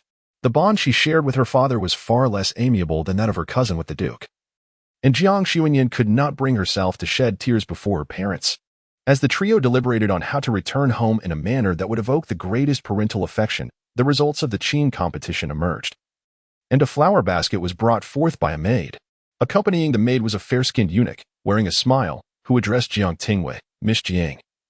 His Highness the Third Prince remarked that he has never encountered anyone who could produce such melodious sounds from a broken string, and thus has bestowed this reward upon you. He presented a long brocade box.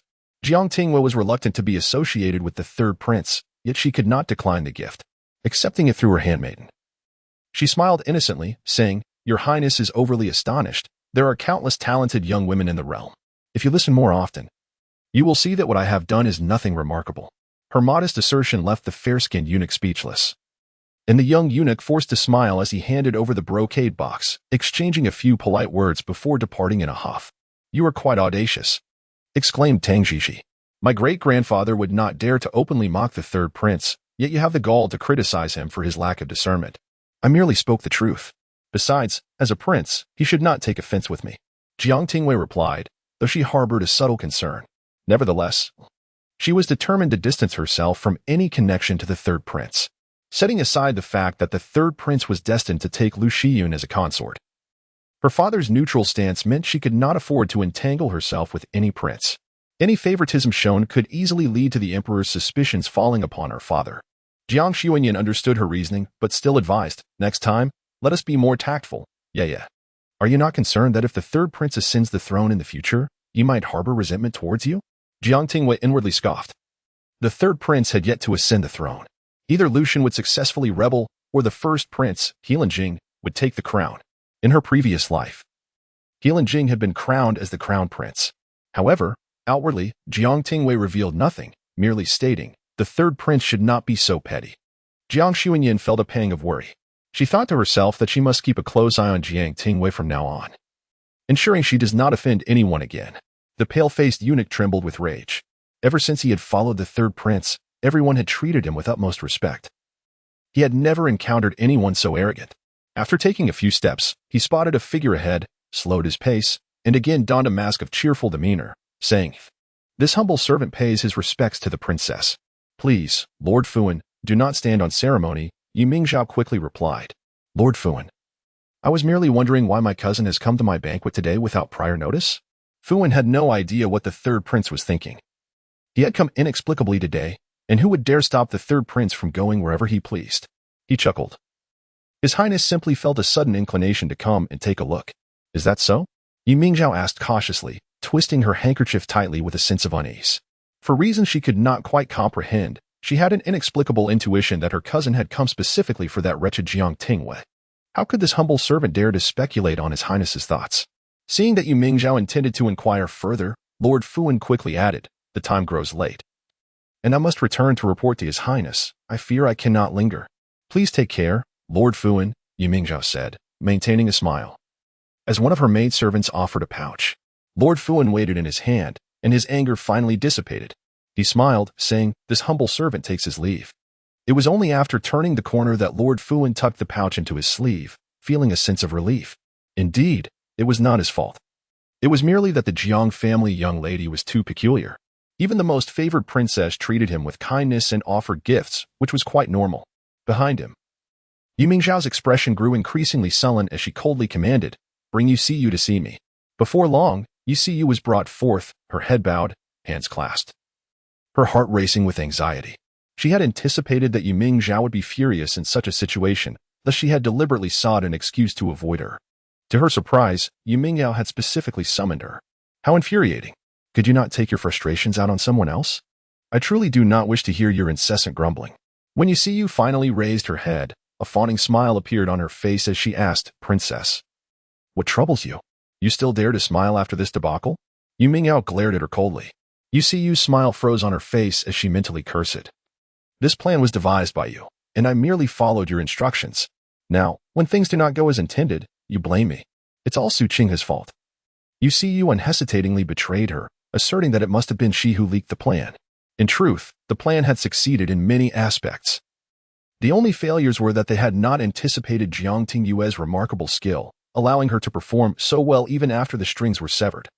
Nor had they foreseen her connection with Pan Shilai. It could be said that this is entirely the result of the planner, Yu Mingzhao's lack of foresight. However, Yu Siyu dared not voice her thoughts, instead shouldering the blame herself and shifting it onto others. "I knew she was aligned with Jiang Tingyue. How could she genuinely assist us? Yu Mingyao scoffed, once again directing his ire at Yu, questioning why she would divulge the meticulously crafted plan to her. Had she refrained, we would not have faced such failure. Cousin San even went so far as to present a gift to that wretched Jiang Tingyue. Yu responded, all right. All right, it's once again my fault. Meanwhile, after the departure of eunuch Fuan, he sought out the third prince. Kneeling outside the pavilion to relay Jiang Tingyue's words with utmost precision, daring not to omit or embellish any detail, he had anticipated the prince's wrath upon hearing the news. Yet to his surprise, the prince merely chuckled. Healing Yin traced the edge of the white jade cup with his fingers. His mind drifting back to the moment he first laid eyes on Jiang Tingyue, a fleeting glimpse that left an indelible impression. Despite having encountered numerous beauties, none had captivated him quite like Jiang Tingyue, whose allure seemed crafted solely for his taste, perfectly embodying anger and delight, laughter and scorn. Each expression a siren call to his heart. Alas, her status was far from ordinary. She was the daughter of a duke, not someone he could easily pursue. To win her over, he would need to exert considerable effort. A flicker of regret crossed Heilin Yan's eyes. If only her father and brothers were not so formidable. Such a beauty deserved to be cherished by him. Chapter 30. A beating. After the banquet concluded, Pan Shirlai disembarked from his carriage, intending to visit his young master.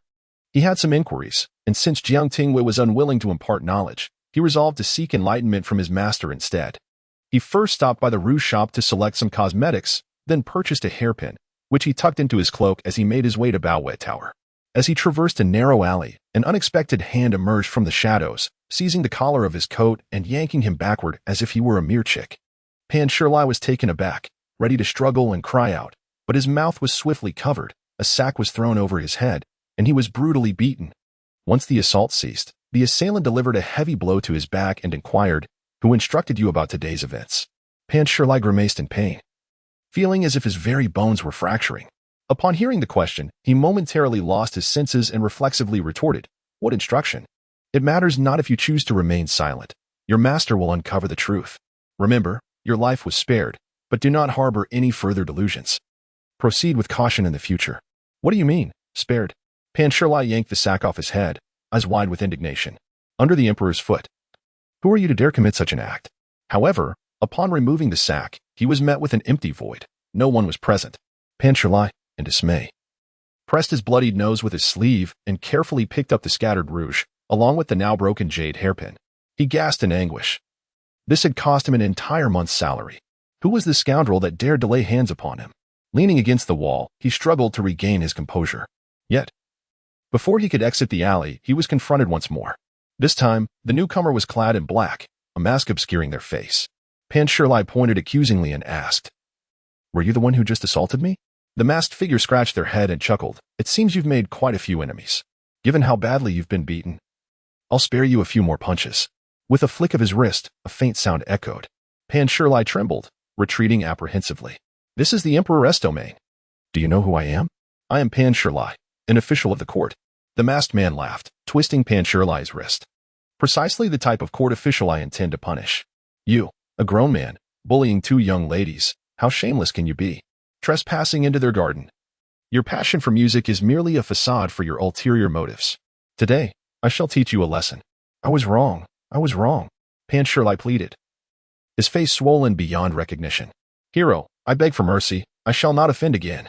"You cowardly wretch. The ladies spoke to you kindly, yet you chose to humiliate them. I shall beat you to the point where you cannot rise. Why do you not dare utter a single curse?" After thoroughly incapacitating him, the masked man rubbed his wrist and produced a dagger from his waist, tapping it lightly against Pan Shirlai's face. With a calm demeanor, he stated, "If you are a man, refrain from such deeds in the future. Otherwise, next time, I shall ensure your ruin." Pan Shirlai trembled, tears and mucus streaming down his face. He nodded earnestly, exclaiming, "I dare not. I dare not. I shall never do so again." The masked man kicked him and wiped the dagger on his sleeve before sheathing it and striding away. Pan Shirlai lay on the ground for a considerable time before gathering the strength to rise. He looked at the scattered rouge on the ground, his face sorrowful as he lamented, "All my wages for the past 2 months are gone." He limped, picking up the remnants of the rouge, which was less than half, dusting it off with care, and cautiously tucking it alongside the broken jade hairpin into his bosom. Sitting there, Pan Shirlai closed his eyes to rest for a while. Before he could rise, a shadow fell before him. Startled, he exclaimed, "You again?" Before him stood a tall man clad in coarse, short garments, his face obscured. Upon seeing Pan Shirlai, he politely assisted him to his feet and inquired, "Are you the one who, in the garden today, shouted that a girl's playing was akin to that of a courtesan because it was not pleasing enough?" Pan Shirlai, being an honest man, did not deny it, merely stating, "I misunderstood at the time and had drunk too much." So the masked man raised his hand, silencing his defense, and declared, "As long as I have not mistaken the person." With that, he delivered a punch to Pan Shirlai's face, his tone shifting to a cold sneer, having heard someone's playing, yet slandering them as incompetent and threatening others. "A person like you deserves to die." When he ceased, Pan Shirlai had curled into a ball, gasping heavily, unable to move. The masked man stood and walked away, removing the cloth from his face only after exiting the alley. A few steps later, he encountered a patrol team, and the leader, upon recognizing him, greeted warmly, "Lord Shou, what brings you here?" "I just heard citizens mention a commotion in the alley." The man smiled and replied, "There was a large rat. Fearing it might harm someone, it was just caught, hence the noise." The patrol team harbored no doubts regarding his words. After exchanging pleasantries, they departed. In the alley, Pan Shirlai took a long time to shakily rise, his face swollen beyond recognition. Just standing caused him to wail in agony. When two more figures appeared at the alley entrance, Pan Shirlai, in despair, collapsed to the ground, exclaiming, "Just kill me." The two exchanged glances, visibly conflicted. It seemed he had already been taught a lesson. If they struck him again, he might perish. Yet, regarding His Highness, let it be. After all, he is an official. His Highness did not demand his life. The two chattered among themselves, but Pan Shirlai could not comprehend a single word. After a while, when he opened his eyes again, they had vanished. Fearing further visitors, he dared not linger, enduring the pain as he clutched the empty rouge box and the broken jade hairpin. Making his way to the Bai Yueguang building. At the back door, someone opened it and ushered him inside. Inside the room, Du Xinyang applied medicine while frowning and asked, "Who did this? This is too brutal." Pan Shirlai winced in pain, his face contorted, gritting his teeth. "Please be gentle, little master." Du Xinyang's movements softened once more as she said, "Why not report to the authorities? After all, you are a scholar. The government will take notice." "But what good would that do?" "They won't be apprehended," Pan Shirlai replied, fully aware that the ones who had assaulted him today were likely the suitors of the two Mrs. Jiang. Such signs of noble families cannot be easily subdued without concrete evidence. Trembling, Pan Shirlai added, "Perhaps I should resign my post and return home tomorrow. I simply cannot remain in the capital." Upon hearing this, Du Xinyang's demeanor faltered. Pan Shirlai winced in pain and produced the broken hairpin and rouge box. Feeling somewhat ashamed as he said, "Little master, the gifts I bought for you have been destroyed by them." "It matters not. I do not lack for such things," Du Xinyang replied, her gaze softening. "But will you still be able to teach me today?" Pan Shirlai asked, his eyes sparkling despite the beating he had endured. Du Xinyang's expression darkened. "If you are not inquiring about the zither, then you clearly have no intention of visiting me, do you?" No. My devotion to you, dear master, is unwavering," Pan Shirlai chuckled, his eyes reflecting sincerity. However, the warmth in Du Xinyang's eyes gradually faded.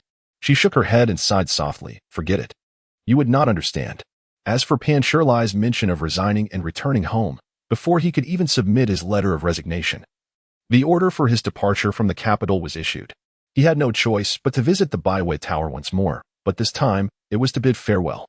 Chapter 31. Regret. Jiang Tingyue learned of Pan Shirlai's departure from the capital through Jiang Shizhong's revelation. She exclaimed, "Father, I thought you would teach him a lesson. Yet you simply expelled him from the city." Jiang Shizhong himself was perplexed by the situation, admitting, "I had no such intention initially. Perhaps one of my subordinates sought to curry favor and took it upon themselves to drive him away." "Ah, so that is the case." Jiang Tingyue had heard this explanation but did not dwell on it. Soon after, she learned of the confinement of Princess Ming Zhao, who had not stepped outside even for the upcoming Qiming festival 3 days hence. As for Yi Siyu, her punishment was even more severe. Not only had the Grand Princess penalized her, but her parents had also forced her to kneel in the ancestral hall for several days. Throughout this ordeal, Jiang Tingyue had not received any news regarding Su Qinghe, just as she began to believe that Su Qinghe had inadvertently damaged Jiang Xuanyan's chain. She was struck with the disheartening news of the Su family's exile. It turned out that her father's corrupt dealings had been uncovered 2 years earlier, and this time, without Jiang Tingyue's desperate efforts to rescue Su Qinghe, she was condemned to share in the exile. On the day the Su family left the capital, an elderly woman approached the officials, offering them some silver to watch over the Su family. She then secretly sought out Su Qinghe, providing her with additional silver and provisions. Though Su Qinghe did not recognize the woman, she had an inkling of who had sent her. Immediately, she grasped the woman's sleeve. Kneeling before her with tears streaming down her face, pleading, "I was wrong. I truly understand my mistakes. I beg you, please tell her to save me just this once. I will die. I surely will perish on the road to exile." In her desperation, she regarded the woman as her last hope. "No, no," the elderly woman exclaimed in alarm, helping Su Qinghe to her feet, yet remained bewildered, saying, "Who should I tell? Someone merely gave me silver and instructed me to do this. I do not know who you are asking for." Su Qinghe felt as though she had been struck by lightning, staring blankly as her hand was released, and the woman departed. After a moment of disorientation, she hurriedly pursued her, but was intercepted by the guards. She cried out, "I seek Jiang Tingyue of the Duke's residence. Can you relay a message to her? Just say." The words caught in her throat. Tears streamed down her face as regret washed over her. She lamented her past behavior. Believing Jiang Tingyue to be foolish and dismissing her, she should have been kinder. If only Jiang Tingyue would still be willing to help her. She could surely find a way back. Ultimately, Su Qinghe softly completed her thought, whispering, "I'm sorry," filled with remorse. Yet, apart from herself, only the gentle breeze rustling through the treetops bore witness to her heartfelt apology. At that time, Jiang Tingyue remained unaware of any of these developments. Most of the shops in the capital belonged to her mother, who had not been venturing out frequently. Thus, Jiang Tingyue ventured out with her sister-in-law, Su Wan, to inspect the accounts. Mostly, it was Su Wan who handled the scrutiny while Jiang Tingyue observed, keeping an eye out for any items that caught her fancy. Upon observing her cousin's idle demeanor, Su Wan gently remarked, "Dear cousin, Mother has specifically instructed us to each examine half of the accounts." Jiang Tingyue, with a frown, replied, "Why must I still check the accounts? In previous years, I merely came to see if there was anything I fancied." Su Wan chuckled softly. "Because Mother mentioned that half of the shops are to be gifted to you as your dowry. While you may indulge in leisure, you cannot remain uninformed. Otherwise, if the staff were to be negligent, you would be none the wiser." Jiang Tingyue reluctantly pushed Yu up to learn and followed closely behind Su Wan.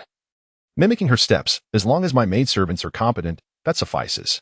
Fearing that Su Wan might perceive her mother as biased, she added, "Sister-in-law, Mother is not favoring me.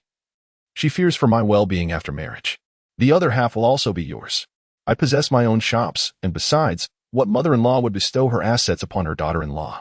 Mother has done exceedingly well." Su Wan beamed. "You are also wonderful, dear cousin." Before her marriage, Su Wan had her own anxieties.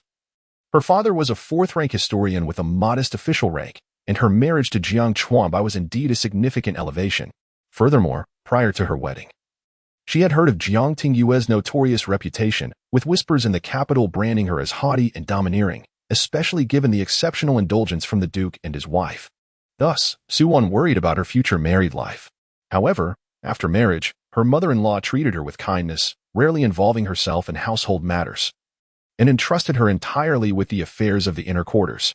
As for her cousin, apart from a lack of diligence, she was quite amiable.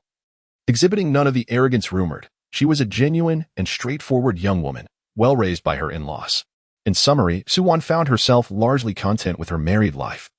Her only displeasure stemmed from Jiang Chuanbai, who, despite his frequent correspondence from the battlefield, left her in constant anxiety for his safety. Holding the account book in her hands and thinking of her husband, Su Wan momentarily lost herself in thought, letting out a soft sigh. After finishing the accounts, she casually selected a hairpin, adorned Jiang Tingyue with it, and smiled. "It suits you perfectly." "Does it?" Jiang Tingyue instinctively reached up to touch it. Her eyes crescent-shaped with a smile. "Then I shall choose one for you as well." Checking accounts was a tedious and monotonous task, and after a while, Jiang Tingyue could no longer endure it. She turned to Su Wan and said, "Sister-in-law, I shall step out for a stroll and return shortly. Is there anything you wish to eat? I will bring it back for you. It is not yet mealtime, and I am not hungry. Please do not concern yourself with me. Simply enjoy your outing," Su Wan replied, her eyes twinkling, her tone gentle. "Very well," Jiang Tingyue acknowledged. Understanding that Su Wan was a more reserved and demure young lady, not wanting to impose, she instructed Yu to take 2 maidservants to assist before departing with Tao Shi. Yet, she could not fathom how her shy and reticent sister-in-law had found the courage to rush to the battlefield alone, abandoning everything, even without informing their parents. Upon learning of her brother's predicament, Jiang Tingyue learned of the affair between Jiang Chuanbai and Su Wan not long after, on a particular lantern festival. Her brother had unexpectedly given her all his savings, asking her to accompany him in a ruse. Thus, the siblings wandered through winding paths all day, eventually encountering Suwon by chance. Initially, Suwon harbored a disinclination towards her brother. However, he, undeterred by embarrassment, employed every means at his disposal and ultimately won the heart of a fair maiden. As for the incident where her brother sought her counsel regarding a young girl, and she, following the script, nearly frightened off his fiancée, that is a tale best left untold. Her mind drifted back to a past life where Jiang Tingyue encountered a mishap on the battlefield. In an instant, her path diverged, and Jiang Tingyue regained her senses, only to hear a faint sound behind her. Before she could turn around, she felt a force at her waist, pulling her into the shadows. Instinctively, she wished to call out, but her captor was swifter, swiftly covering her mouth. Chapter 32. An invitation Tao. She cradled a freshly purchased apricot pastry beverage in her hands. Upon turning around, she was startled to find that Jiang Tingyue had vanished. Just as she was about to call out for someone, she spotted a familiar figure standing a short distance away, wearing a stern expression and gesturing at her. Tilting her head in confusion, she inquired, 19? What are you doing here? Has Miss gone to meet young Master Lu again? Wasn't she supposed to sever ties with young Master Lu? Though puzzled, Taoshi instinctively crafted an excuse for her mistress to prevent the other attendants from being alarmed and spreading unfavorable rumors.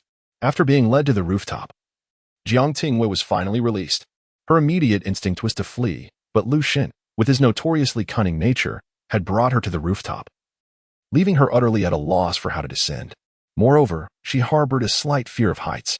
Retreating slightly, she crouched down and grasped a tile, muttering, "What have you brought me here for?"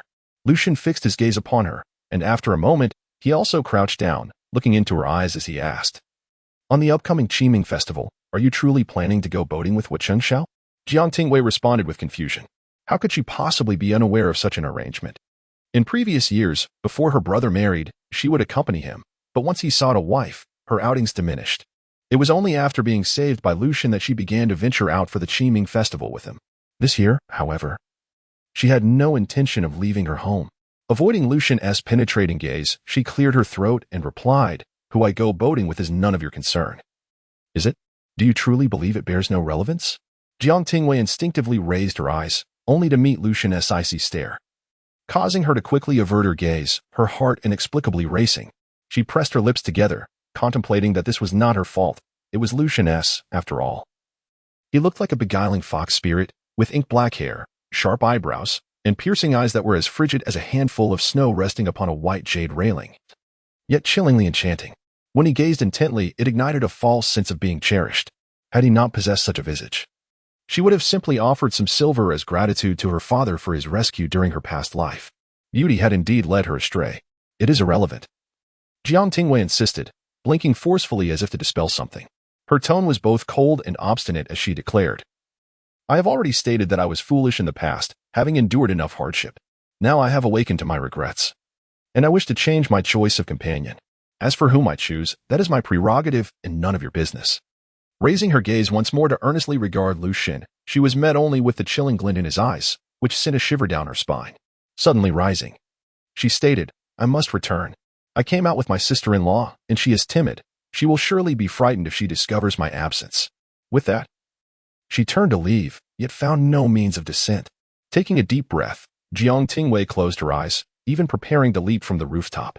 However, before she could take a step, her arm was firmly seized. "I will escort you back." How she managed to ascend was a mystery, but Lu Zhen once again ensured her safe descent. As soon as her feet touched solid ground, Jiang Tingyue abruptly wrenched her hand free from Lu Zhen's grasp, lifting her skirts and darting away with remarkable speed. Lu Zhen's gaze grew increasingly frigid.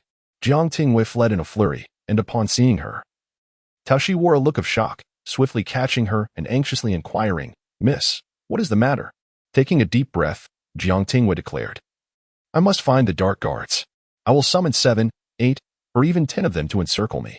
I refuse to believe that Lu Zhen could brazenly abduct me in broad daylight without my knowledge. This is utterly outrageous. How dare he treat me this way?" Jiang Tingyue continued, "Taoshi, send word to Shangshu, telling him that the Qiming festival in 2 days is a splendid occasion, perfect for a lakeside excursion." "Huh?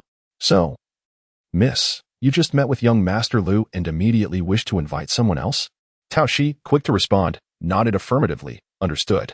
She added, by the way. I noticed that the 23 was also present, which led me to deduce that you were taken away by young Master Lu without alarming anyone else. Yes, well done. Jiang Tingyue acknowledged. She was determined to keep her encounter with Lu Zhen a secret. Ideally, no one but herself should be privy to it. It was preferable that everyone believed there was no connection between her and Lu Zhen. Upon returning home, Jiang Tingyue relayed her request for dark guards to her father, who acted swiftly and soon brought forth 2 female dark guards, accompanying Tao Shi and Li Yu. One was named Tao Qi and the other Li Jiu. Jiang Tingyue finally felt a sense of relief. At the general's residence, Hu Qinsha was taken aback upon hearing the news of the lakeside outing. Grasping the collar of the doorman, he shook him, repeatedly confirming, Miss Jiang specified that it is the Qiming festival in 2 days for the lakeside excursion? You did not mishear? The doorman, feeling dizzy from the shaking and somewhat nauseated, bravely replied, Young master, I could never be mistaken. It was an esteemed second-tier maid accompanying Miss Jiang. I knew her status was significant, so I dared not miss a single word. Hu Qinsha was overwhelmed by the sudden joy, feeling as though he were floating as he walked. She specifically invited me on the day of the Qiming festival. Could it be that she truly holds me in high regard? Yet, I was rather ordinary that day, and she even remarked on my unflattering attire. A wave of self-doubt washed over him. But then again, I am quite exceptional. Those present that day were all rather unremarkable, none comparable to me. It is only natural that Miss Jiang would find me appealing. Confidence returned to Hu Qinsha. Yet, why did she not say anything at that moment? Could it be that she struggled to find companions for the outing and simply included me as an afterthought? Once more, self-doubt crept in. After an afternoon of oscillating between confidence and insecurity, Hu Qinsha resolved to embark on a serious task. Meticulously searching for all his garments and trying them on one by one, he gathered all the household staff to inquire which attire appeared most splendid. After much ado and numerous changes, he finally settled on a dark blue, narrow-sleeved long robe.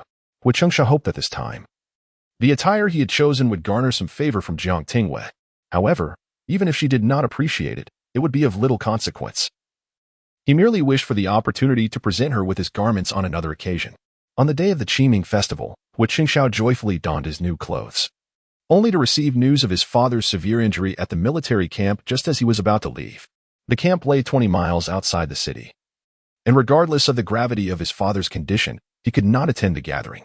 After a moment's hesitation, Hu Qinsha dispatched a messenger to the duke's residence to convey his apologies to Jiang Tingyue. He instructed earnestly, Azu, ensure your demeanor is sincere, and adopt a suitably humble posture.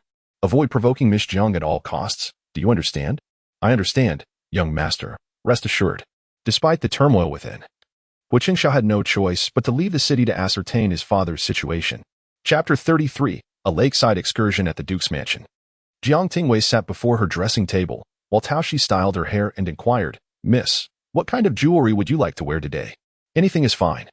Jiang Tingyue replied, just make it look beautiful. After all, it is a formal invitation. Tao Shi chuckled, Miss, your beauty makes everything look exquisite. Jiang Tingyue smiled faintly but chose not to elaborate further. Tao Shi mused to herself that if today's outing were with young Master Lu, as in previous years, Miss would have risen early, meticulously selecting and coordinating various garments and accessories, ultimately donning the most splendid ensemble before departing.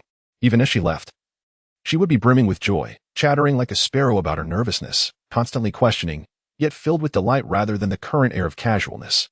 As the carriage gradually departed the estate, it passed through the bustling street, where a commotion erupted ahead. Jiang Tingyue furrowed her brow and lifted the curtain to peek outside, catching sight of 2 individuals embroiled in a fierce argument. One was gripping the other tightly, while the latter appeared to be pleading for help, even gesturing toward her carriage. Jiang Tingyue, feeling weary, let the curtain fall back down. Tao Shi glanced out as well and asked, Miss, do you wish to witness the spectacle? Should I inquire further? No need. Jiang Tingyue shook her head. Such disturbances are seldom appealing. As the carriage continued on, Aju, feeling anxious, desperately wished he could sprout wings to intervene. Yet he was held back by a butcher who clung to him fiercely, stating in a harsh tone, do not presume that just because you are from the general's residence, you can act with impunity. I assure you, without an apology and compensation, this matter will not end here. Aju, provoked, retorted, I have already said that your stall fell over before I even passed by. It was not my doing. If you seek compensation, go to the general's residence. Let me go. I have urgent matters to attend to. You cannot escape. I do not trust you. You will accompany me to see the officials. The butcher held him tightly and insisted, I tell you, The meat that fell is enough to sustain my entire family for 5 days. Now that it is ruined and no one will buy it, you must compensate me. Isn't it possible to wash the meat and consume it? I never said I would pay, just let me go. Once I complete my urgent business, I will certainly return to settle your claim. Frustrated and helpless, Zhu could only watch Jiang Mrs. Carriage grow distant. I do not care. You will come with me to see the officials. The butcher stubbornly dragged Zhu to the magistrate. This delay consumed a considerable amount of time, and Zhu, with a pained expression, shot an angry glare at the butcher, blaming him for ruining his master's affairs. Ultimately, upon reaching the magistrate, after listening to both sides, it was ruled that Zhu was not liable for compensation. It was clear, the meat that fell to the ground could simply be washed and consumed. And the butcher was unreasonable in demanding compensation. By the time Zhu could attempt to intercept Jiang Miss, it was too late. He could only head to the Duke's mansion, inform the doorkeeper, and explain the circumstances. Nonetheless, he remained anxious, recalling the countless admonitions from his master before departing, and regrettably, he had failed in his task. Asa pondered for a moment and then seated himself at the entrance, resolving to explain himself to Miss Jiang as soon as she returned. He thought that while she might scold or blame him, it was imperative that she did not involve her son in the matter. Meanwhile, Jiang Tingyue had set out towards the lakeside, where a considerable number of people were enjoying the water that day. She and Shangshu had arranged for a boat early on and, accompanied by her entourage, made her way directly to the vessel. With 2 formidable shadow guards by her side, Jiang Tingyue felt assured of her personal safety. Besides her guards, she brought along only a modest number of maidservants, keeping the gathering rather understated. The guards did not board the boat. Instead, they remained in a smaller vessel nearby, ready to intervene should any unforeseen circumstances arise. Not all the maidservants followed her into the boat. At intervals along the way, 2 would remain behind to guard the path, ensuring communication was swift and unobstructed, allowing news from within to be relayed promptly. By the time she reached the cabin, few remained by her side. As she stepped inside, the fragrant incense wafted through the air, and through the screen, she caught a glimpse of a white silhouette. It did not resemble Shangshu for reasons unknown. She inexplicably felt a resemblance to Lu Zhen. This thought flitted through her mind for but a moment before Jiang Tingyue dismissed it. However, just as she rounded the screen, she paused, having seemingly heard a sound. The figure turned, speaking in a tone that was remarkably casual. Sit. Jiang Tingyue.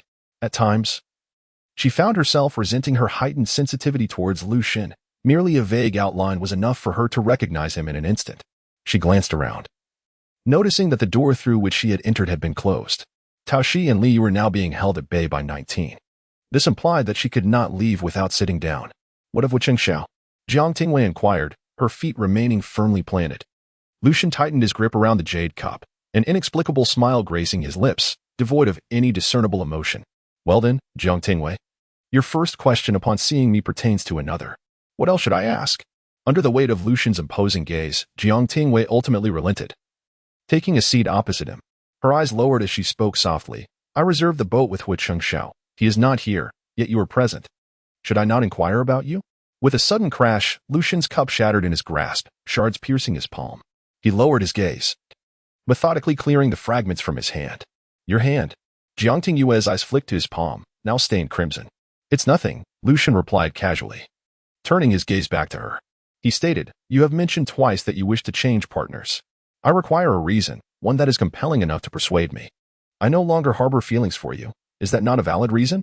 Jiang Tingyue averted her gaze, her eyes downcast. That reason is unacceptable, Lu Zhen countered firmly. Whether you accept it or not is irrelevant. Jiang Tingyue's temper flared as she rose abruptly. Where is Shangshu? I wish to know his whereabouts. Ideally. She hoped he was not conspiring with Lu Zhen to toy with her like a fool.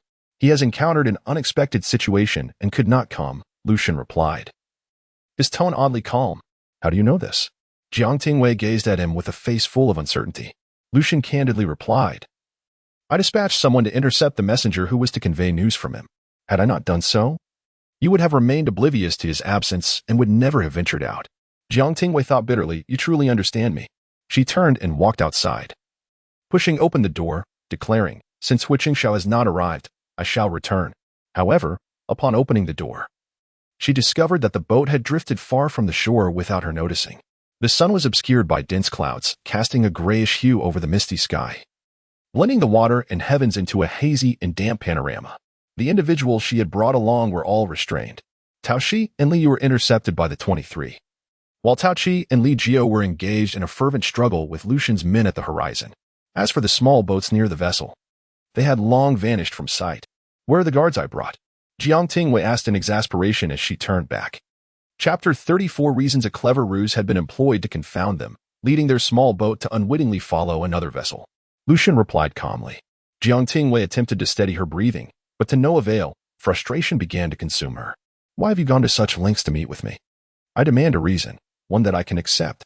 Lu Zhen rose and approached her step by step. A light drizzle drifted across the lake, and the sky darkened. Yet the boat remained brightly lit, adorned with two unevenly placed lanterns resembling a phoenix, casting a warm glow within. It also highlighted the tall, slender figure of the youth, casting a large shadow over Jiang Tingyue. A damp, chilly breeze swept through, raising the hairs on her arms, compelling her to retreat cautiously. Lu Zhen moved deliberately toward her. One step, then another, until he cornered her behind the screen, leaving her no avenue of escape. Lu Zhen. Jiang Tingyue sensed danger and spoke weakly. Jiang Tingyue. He replied coldly, I reiterate, I cannot accept your previous words, not in the slightest. The young man bent down, closing the already scant distance between them, almost bringing his nose to hers. Why can't you accept? Jiang Tingyue inquired. You wish to commence whenever you please and to conclude at your whim. That is not fair to me. Jiang Tingyue, it is unjust. His icy gaze fell directly upon her. Jiang Tingyue averted her eyes, unable to meet Lu Zhen's gaze, and thus remained unaware of his expression. Yet, even without looking, she could feel the oppressive aura emanating from him, hard and frigid, penetrating her very core. She closed her eyes for a moment, gathering her courage before finally meeting his eyes. She spoke calmly, You do not harbor feelings for me. You have someone you care for. From the very beginning, our situation has been devoid of fairness. One is demanding, the other concealed. There has never been any equity. Lu Zhen's attractive brows knitted together in confusion. How do you know I have someone I care for? From the portrait you keep hidden in your study. From the moment you ascended the throne and confined me to the cold palace, granting me a cup of poison wine, while carefully presenting the title of queen to her with your own hands. Yet, Jiang Tingyue could not voice a single word of this. The secret of her rebirth weighed heavily upon her, unless she was certain of the other's intentions to protect rather than harm. She would never dare to utter a syllable. Her long eyelashes fluttered, and she lowered her gaze. Regardless of how I came to know, it is inconsequential. The important matter is, Lu Zhen, we are finished. Why? Lu Zhen pressed, his tone sharp. Since that day at the horse racing grounds, you have changed abruptly. You refused to see me, to accept my letters, and you have begun to evade me. Why? Tell me the reason. His eyes grew ever colder, instilling a hint of fear in Jiang Tingyue. In such a situation, she felt utterly powerless. An intense sense of crisis extinguished any remnants of her youthful defiance, leaving her shivering involuntarily. Jiang Tingyue began to rack her brain for reasons. Suddenly, clarity struck her. Pursuing you relentlessly only made me appear as a fool, especially since you do not harbor any feelings for me. There is no need for me to force myself into becoming a laughingstock among the noble women of the capital. Moreover, there are plenty of admirable men in the city. I certainly need not hang my hopes on just this one tree. I have come to this realization, and thus I plan to find someone else to admire. Have you truly come to this conclusion? Lu Zhen's expression darkened, as if encased in ice. He exhaled softly, each word seemingly squeezed from between clenched teeth, laced with a chilling severity. So now, do you fancy Hua Chengxiao? Jiang Tingyue felt an unsettling impression that if she nodded in affirmation, Lu Zhen would instantly draw his sword and behead Hua Chengxiao. Hastily, she shook her head, saying, I merely think he is quite a fine person. If we were to be together, it would not be without merit. How many times have you met him? Do you truly know him? You think he is a good man, someone worthy of your lifelong trust? Lu Zhen's tone was frigid, his gaze fierce and predatory. But when I initially liked you, I had scarcely seen you more than a few times. At that time, I hardly knew you, did I? Jiang Tingyue scratched her neck and said weakly, Perhaps this is merely my personal quirk. Lu Zhen responded with a scoff. Jiang Tingyue's long eyelashes fluttered nervously as she bit her lip, applying just enough pressure to leave a faint mark, rendering that area particularly vivid. Lu Zhen's gaze fixated on her, his throat moving slightly.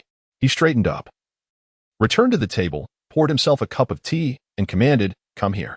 The damp breeze left Jiang Tingyue feeling a bit chilly, and she hesitated before shuffling to sit down. Lu Zhen handed her the cup of tea he had poured. The warm, slightly hot tea, merely held in her palms, dispelled a significant portion of the cold. Jiang Tingyue took a small sip, unwilling to relinquish her grasp on the teacup. The door was shut from the outside, blocking the cold wind, and Jiang Tingyue finally felt a bit warmer. She asked amiably, "Do you accept my reason from earlier? If you do, can I leave?" Lu Zhen let out another scoff, his eyes devoid of emotion. He replied, "I will be busy for a while. The issues between us cannot be resolved in just a few words. As for what you mentioned, I do not believe a single word of it." Jiang Tingyue was taken aback. "So, before I finish my tasks, I need you to agree to a few things." Jiang Tingyue felt the urge to shout in protest, but restrained herself, managing to ask, "What are these requests?" "The reason is simple. Either you comply with my demands, and once I have settled everything, we will thoroughly address our issues, or I will directly seek the emperor's decree for marriage. Once the emperor issues his command, your father will be powerless to intervene," Lu Zhen stated calmly, his gaze unwavering. Jiang Tingyue retorted, "That is not a reason. That is a threat." "Indeed, it is a threat." Lu Zhen did not deny it. Jiang Tingyue found him utterly shameless and quietly inquired, "What are your demands?" "I must hear them first. There are two matters. Firstly, until I return, you are forbidden from making any matrimonial arrangements with anyone. Secondly, you must not consent to any invitations for outings from any man." Jiang Tingyue felt a tinge of fear towards him, yet beneath the surface there resided a burgeoning sense of defiance.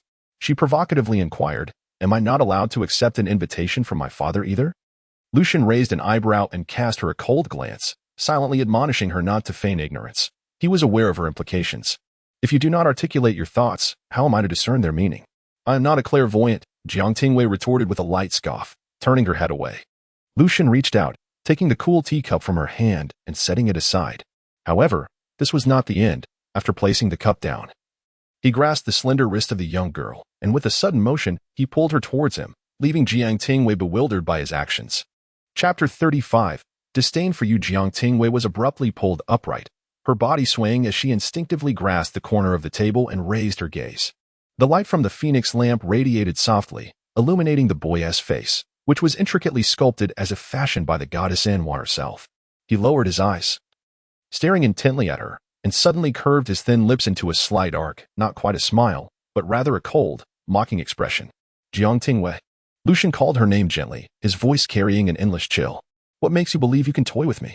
I can tolerate your web of lies and your pretense of ignorance, but I will not allow you to perceive me as a mere plaything." Jiang Tingyue's eyelashes fluttered heavily as the candlelight danced, casting a kaleidoscope of hues before her eyes. In that fleeting moment, she recalled the Lu Zhen of her past life, the indifferent and ruthless one who had confined her to the cold palace, ultimately permitting her demise.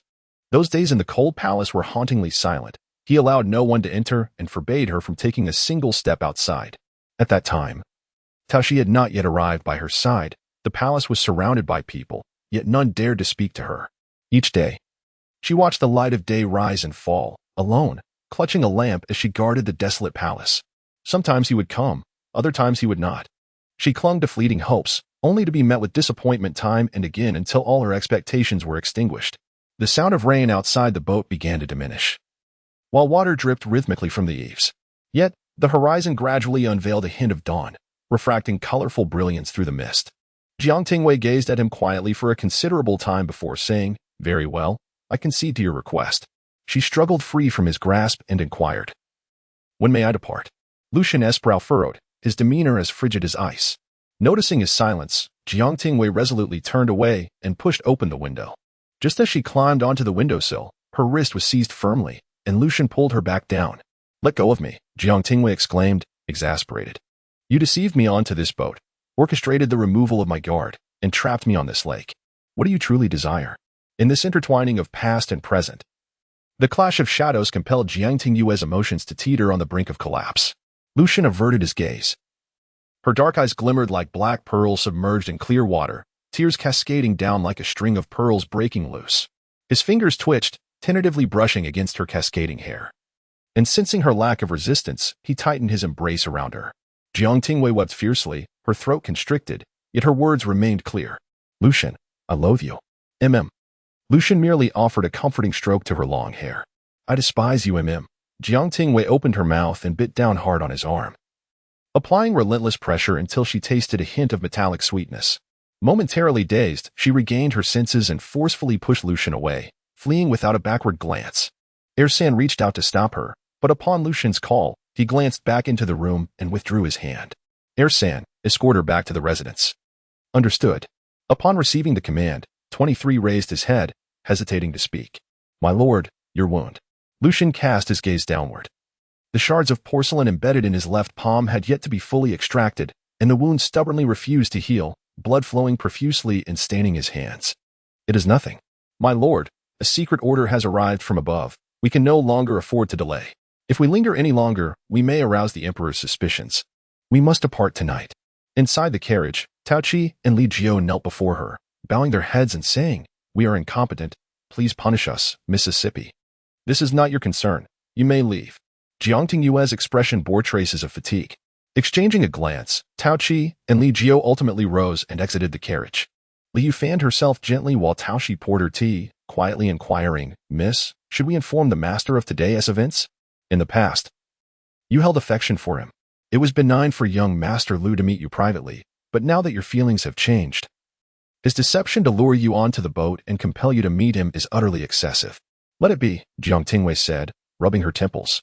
Such trivial matters need not be mentioned to father. He has been investigating the affairs of Li Wenru and her daughter, and it seems there has been some new progress.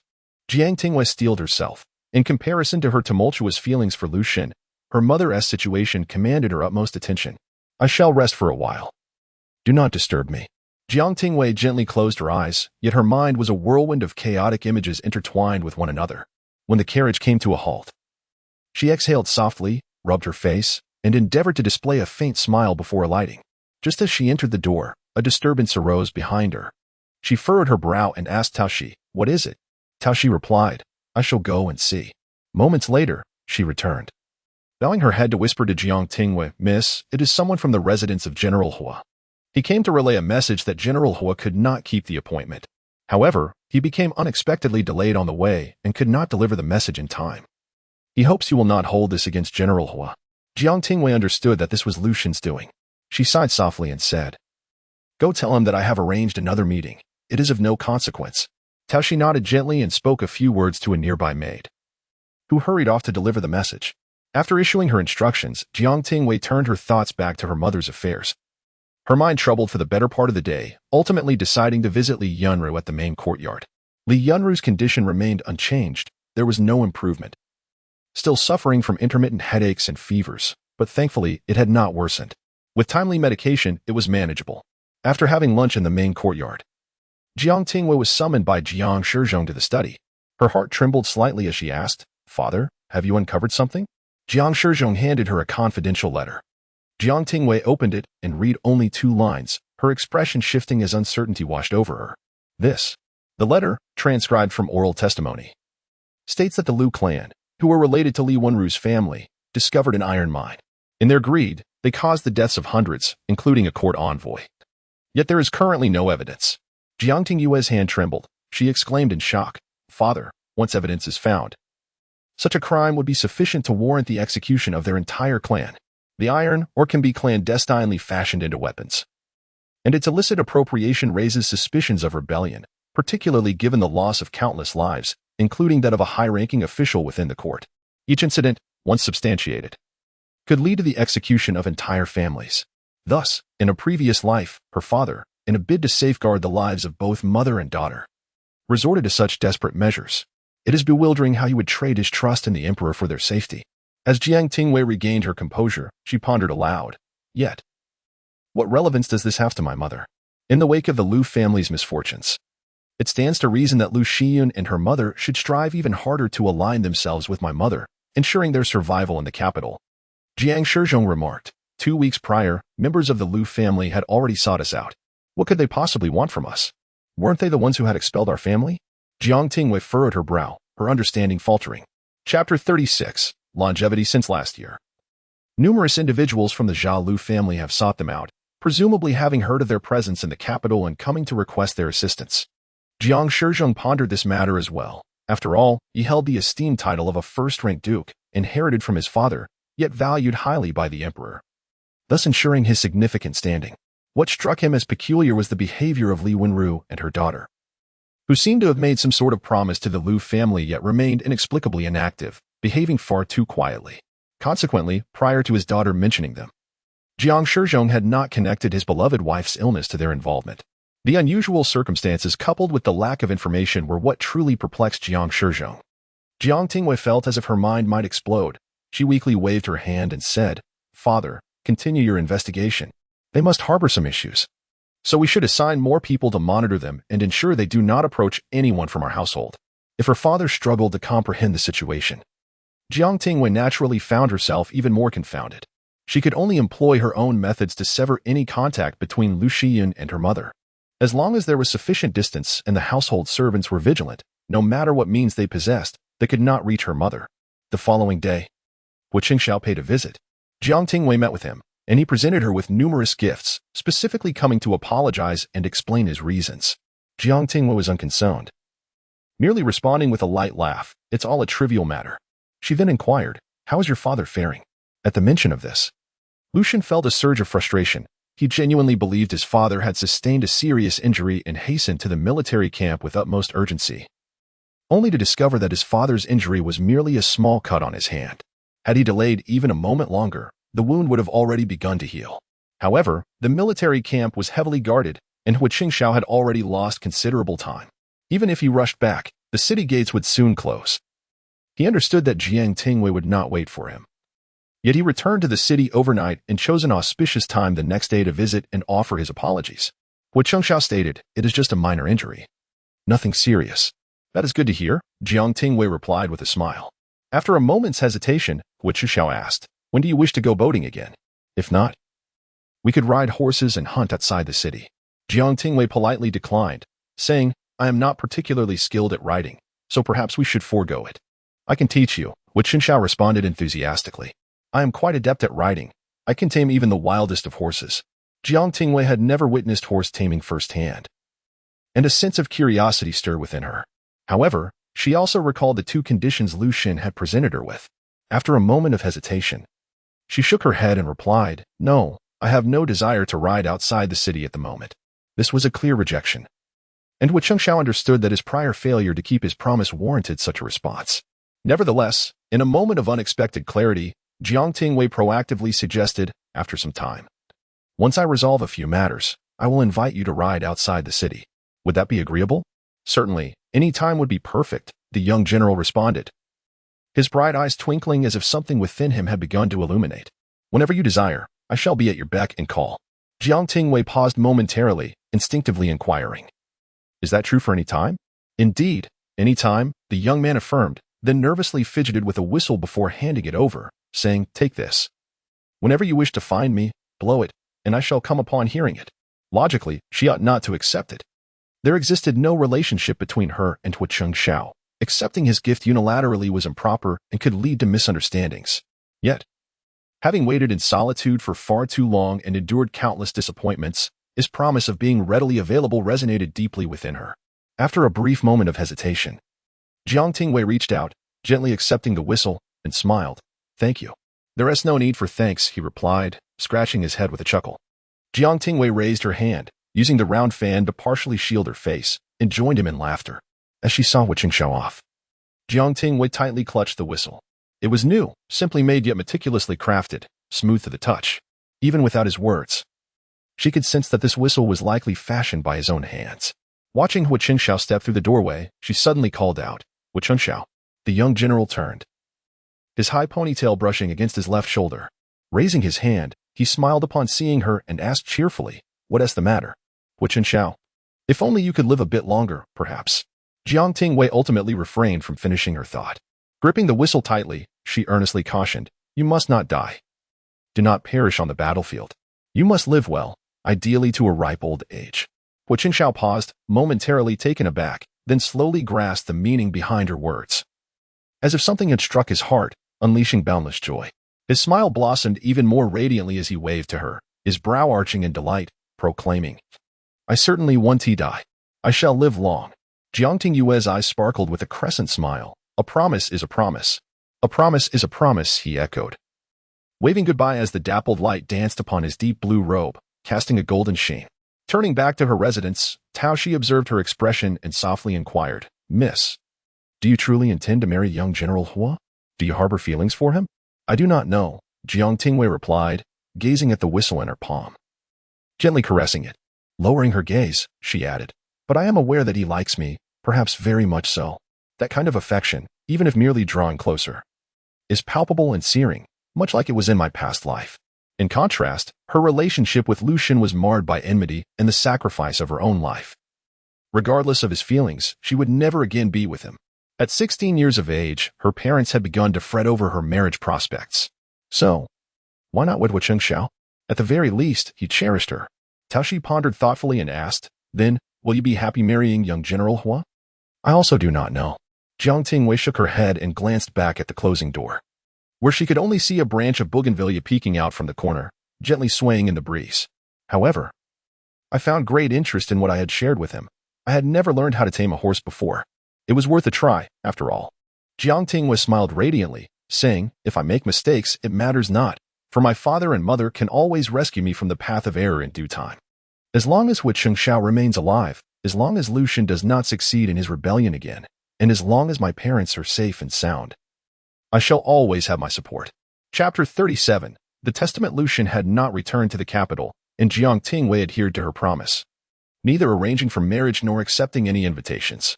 Despite numerous attempts from Cheng Xiao, she consistently turned him down, leaving him perplexed and suspecting that her unspoken words in front of the Duke's mansion were merely a figment of his imagination. In late April of that year, Li Yunru suddenly fell gravely ill. Jiang Shizhong tirelessly sought the Imperial Medical Institute, enlisting the most capable physicians to his residence, just managing to stabilize her condition. The physicians advised, "The capital is too noisy. The lady requires a tranquil place for recovery." Heeding their counsel, Jiang Shizhong decided to send Li Yunru to their country estate. Jiang Tingyue instructed Li Yu to return and pack their belongings, then reassured Jiang Shizhong, "Father, I will take good care of mother. You need not worry." In that moment, Jiang Shizhong appeared to age significantly, gently patting her shoulder with a smile. "Our little Yueya has grown up, understanding how to share my burdens." Jiang Tingyue wiped her tears, smiling as she replied, "Father, trust me, mother will be fine." In her previous life, her mother had endured several bouts of illness but had always persevered. This time, she was certain her mother would be safe. As Li Yunru's condition slightly improved, Jiang Shizhong requested leave from the emperor for several days, bringing along guards and servants, and setting off to the estate with the two women. Jiang Tingyue traveled in a separate carriage behind them, while Li Yunru, appearing frail, coughed softly, saying, "It's not that serious. Look at you, even little Yueya is anxious." Jiang Shizhong gently patted her back, having lost considerable weight in just a few days. His stubble thickening, he forced a smile. "I've brought the steward and guards. The estate is not far from the capital. Your daughter and I will be with you. Focus on your recovery and think of nothing else." "Yes, I understand. I will take care of myself," Li Yunru murmured, eyes closed, leaning against him. "Our little Yueya hasn't married yet. I will hold on until then." Jiang Shizhong embraced his wife, his eyes reddening. In the capital, within a small courtyard at the end of an alley, Li Yunru was in a state of agitation, clutching her handkerchief and pacing back and forth, her heart racing with anxiety. Lu Zhen, however, remained composed, saying, "Mother, why are you so flustered? When it fell ill, we were already sent away. No matter how they investigate, they won't find anything on us." "You do not understand," Li Yunru replied, biting her palm in distress. In recent days, there had been constant surveillance over their every action, and she was aware that these were the Duke's people, indicating that the Duke had begun to suspect them. Once suspicion arose, the Duke would undoubtedly investigate, and upon uncovering the methods she employed, both she and her daughter would face dire consequences. From childhood, Li Yunru had borne this resentment, questioning why, as daughters of the Li family, the heavens favored Li Yunru so extravagantly. Her cousin had always been the preferred one, adored by all the elders, prioritized in every matter, great or small. Li Yunru had harbored jealousy since she was very young. Yet every scheme she devised was not only evaded by Li Yunru's good fortune but often inexplicably exposed. Had it not been for Li Yunru's early wisdom in concealing her true nature, she would have already descended into the depths of hell. Once again, despite her meticulously crafted plans and the extensive preparations she undertook, she found herself questioning where it all went awry and why the Duke's esteemed investigation had suddenly turned its gaze upon her. It was as if fate itself had provided her with yet another warning. An inexplicable sense of determination surged within her. The possibility of their exposure loomed ominously, threatening the lives of both her and her daughter.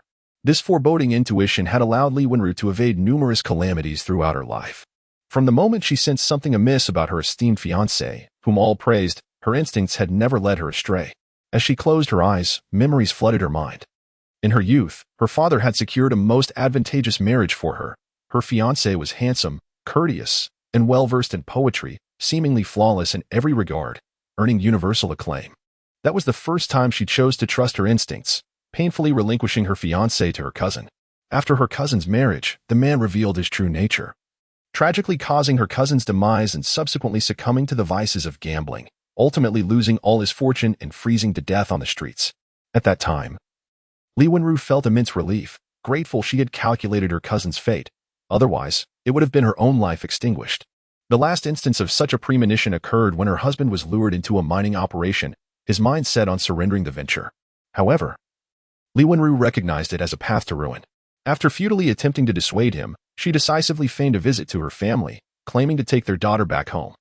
As fate would have it, while she was still at her family residence, she received news of her husband's death. Without hesitation, she took her daughter and journeyed north to the capital to seek refuge with her childhood friend, Li Yunru. Once again, her intuition had preserved her life, while the servants she left behind perished at the hands of the Lu family. With each premonition, Li Wenru understood precisely how to safeguard herself. Yet, this time, her once infallible instincts faltered. No matter how she calculated, the outcome would only afford her daughter a slim chance of survival, while she faced an inevitable demise. Li Wenru's countenance turned ashen as she slowly sank into a chair, her expression wrought with anguish. Lu Xian, still innocently optimistic, comforted her. Our plans are flawless, mother. There is no need for such worry. Yuner, Li Wenru replied, her eyes reddening as she gently caressed her daughter's face. You are not as astute as you believe, and your overestimation of yourself may lead to your downfall. I may not survive, but I have sacrificed my life for yours. Therefore, you must promise me to live well. Lu Xian, bewildered, questioned. Why? Our situation is excellent. The Duke will not uncover our involvement, and the Duchess is doomed. Our plans are on the verge of success. Why speak such despairing words, mother? Foolish child, tears streamed from Li Wenru's eyes, which he hastily wiped away. Yuner, your naivety is profound. You must remember every word I say from now on. Lu Xian wished to respond, but the sternness of her mother's expression silenced her. She could only nod weakly in compliance. Firstly, after my demise, you must gather all your thoughts and regard Li Yunru as your own mother, faithfully attaching yourself to her. For she shall ensure your lifelong peace and prosperity. Lu Xian opened her mouth, instinctively replying, I do not wish to. In an instant, almost as if in response to her refusal, Li Wenru exerted all her strength and delivered a resounding slap, sternly declaring, Wretched child. If you still acknowledge me as your mother, then swear to me that you shall unconditionally follow my directives. Lu Xian covered her face, tears cascading down as she sobbed. Mother, I swear I shall abide by your wishes. Good, replied Li Wenru, her expression softening somewhat as she caressed her beloved daughter's face. Gently, she continued. I have risked my very life for you, so you must take care of yourself. Secondly, do not compete with Jiang Tingyue, even if it means feigning for a lifetime. You must portray yourself as her devoted elder sister. Occasionally, you may confide in her about the anguish of losing your mother. She will surely soften. In the past, we were misguided. Remember, do not dwell on the affairs of the Duke. Win the favor of her and her mother, and you shall never want for wealth and splendor in this lifetime. Furthermore, put aside any remnants of our previous schemes. Let not a trace linger in your mind. Chapter 38. Testing the medicine. Li Yunru's condition was dire. Her health fluctuated unpredictably, and soon her moments of consciousness diminished day by day. The entire estate was enveloped in a somber atmosphere. It was not until a court officer presented a prescription from his master to Jiang Tingyue, stating, Your Grace, this is a formula left by my master years ago, which has yet to undergo testing. There may be a chance to save the lady. Before Jiang Tingyue could express a glimmer of hope, the officer continued, However, the dosage and effects of this prescription have not been tried. If we are to administer it to the lady, we must find someone to test it. Yet, 2 of the ingredients in this formula are incompatible. And if we are not careful, the tester may be in grave danger. I shall test it. A clear, melodious voice emerged from behind the door as Jiang Tingyue stepped forward, declaring, I am willing to test the medicine for my mother. Tingyue, step back. Jiang Tingyue's expression turned grave, his tone stern as he reprimanded, Stay back and watch over your mother. This is not a matter for a child to overhear. I am no longer a child. My mother gave me life, and I owe her this debt. It is only right that I offer myself as a test subject. Jiang Tingyue retorted, turning to the court officer, Lu, I am my mother's daughter, and my constitution is the closest to hers. Using me as a test subject will yield the most accurate results. Jiang Tingyue. Jiang Shizhong clenched his fists, his hands trembling uncontrollably. After a moment of silence, he could no longer contain his frustration, commanding, "Go back. I have said this is not your place." "Steward," Jiang Shizhong ordered, "take the young lady back." Jiang Tingyue believed her father would typically acquiesce to her wishes. Perhaps this time he would oppose her but ultimately relent. However, she did not anticipate that he would deny her an opportunity to speak. The steward promptly dispatched 2 maids to escort Jiang Tingyue back to her quarters and stationed guards to prevent her from attempting to test the medicine secretly.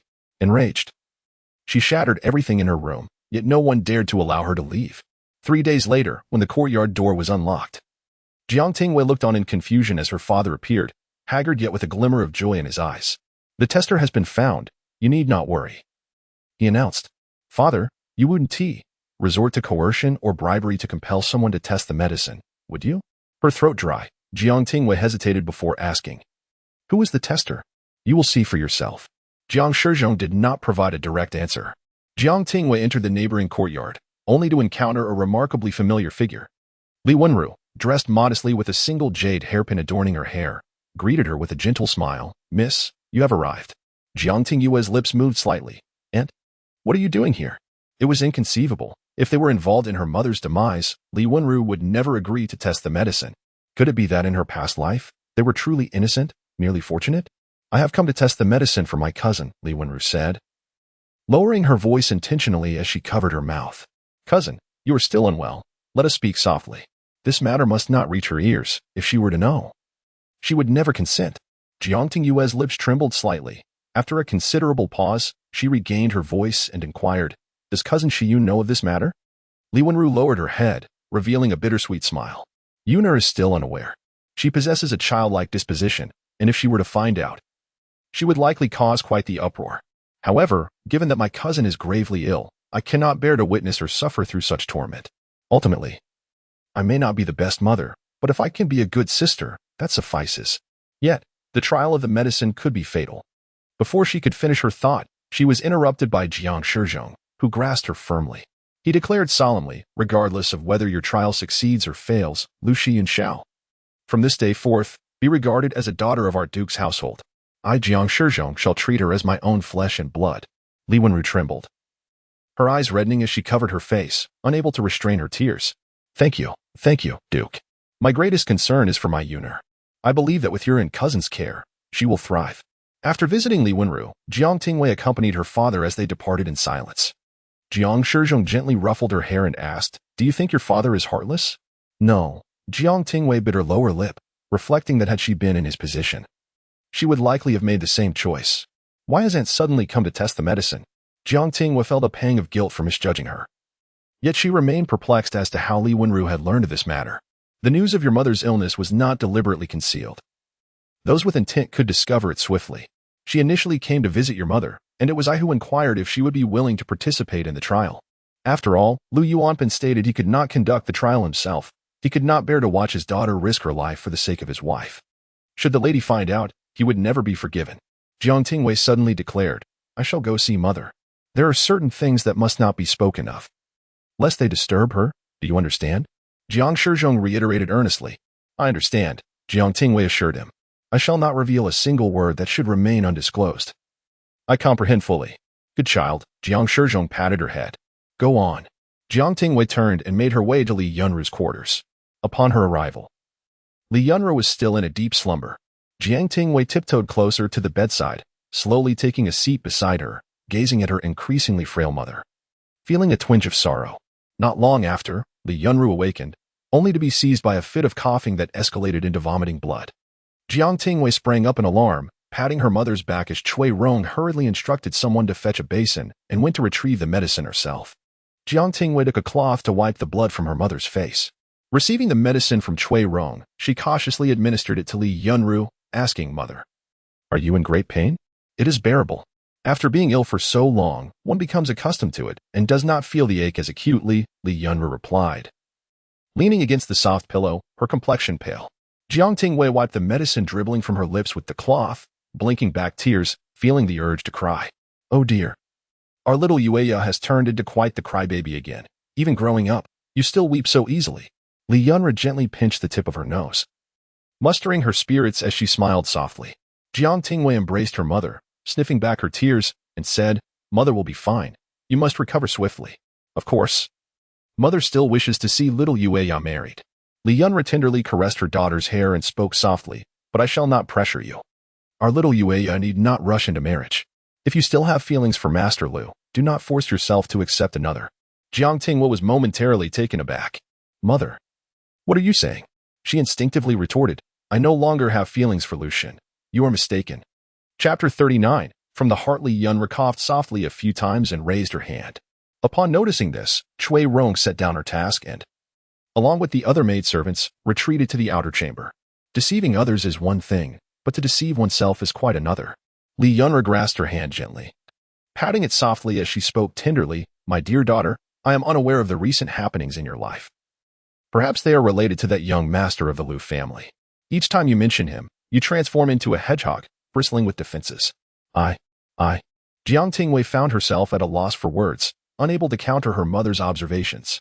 Li Yunru's complexion was exceedingly pale, her eyes slightly curved, radiating a warmth and kindness as she continued, "A mother is not a fool. I, too, was young once and can discern the truth.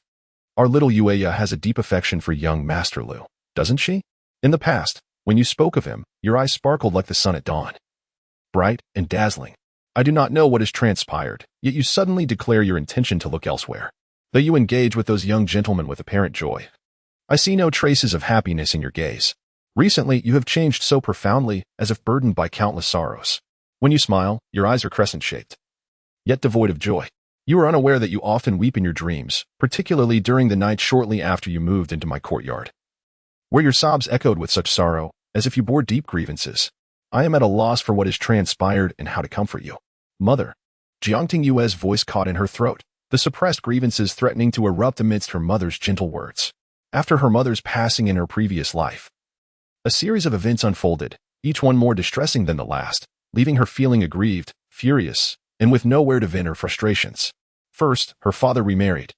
Although they reconciled later, the dynamics within the household had irrevocably changed. The traces of her mother gradually faded, and as an external daughter, she could not linger at home for long. Each return revealed a home transformed, increasingly diverging from her memories. She had argued with Li Yunru before, and even though her father sided with her, he remained oblivious to the changes. Despite his support, he could not help but perceive her as unreasonable.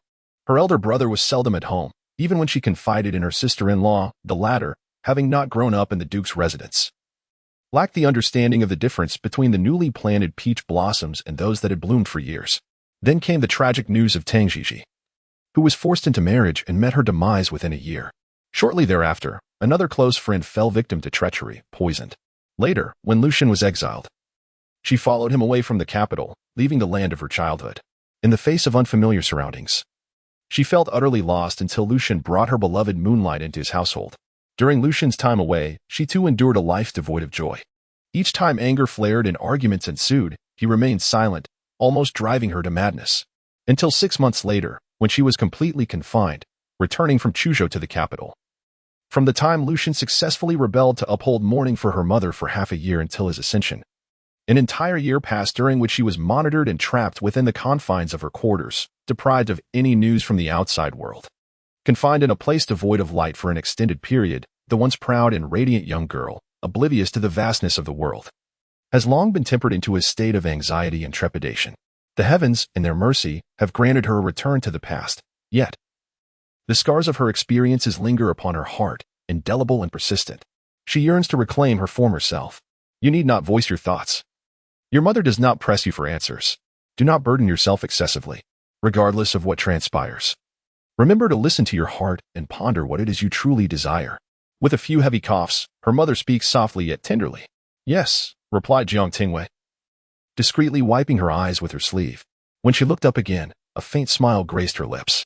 It is only natural, mother, so there is no need for concern. I merely have some matters I am struggling to comprehend. Once clarity dawns upon me, all will surely improve. I am not one to dwell in the past. As you well know. Li Yunru affectionately ruffled her hair. Jiang Tingyue nuzzled her mother's hand, whispering, Thank you, mother. In the second month of Li Yunru's recovery, Jiang Tingyue received repeated covert summons from the emperor, compelling him to return to the capital. Before his departure, he reassured Jiang Tingyue. The estate is not far from the capital. I shall visit every few days. I have left the steward and guards behind, so there is no need for worry. Rest assured, father, I will take good care of mother, Jiang Tingyue vowed earnestly. Jiang Tingyue patted her head, chuckling softly, then mounted his horse, tugging at the reins as he departed with a couple of attendants. After bidding farewell to her father, Jiang Tingyue returned to the house, where Li Yunru inquired, "Has your father left? The emperor insists he return to the capital, but I am unaware of the reason."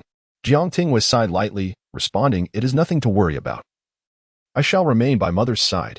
Besides, father mentioned he would return in a few days. Your father is always considerate," Li Yunru smiled. However, Jiang Tingyue did not anticipate that before her father arrived at the estate, the venerable matriarch, having visited Wuxingshan to pay homage, would arrive first. Feeling a flutter of apprehension, Jiang Tingyue stepped out to greet her. The matriarch, though advanced in years with silver hair, retained an air of vitality. Supported by the dragon-headed cane bestowed by the Ming Emperor, each step she took was imbued with a commanding presence. In her 60s, she appeared more vigorous than Jiang Tingyue.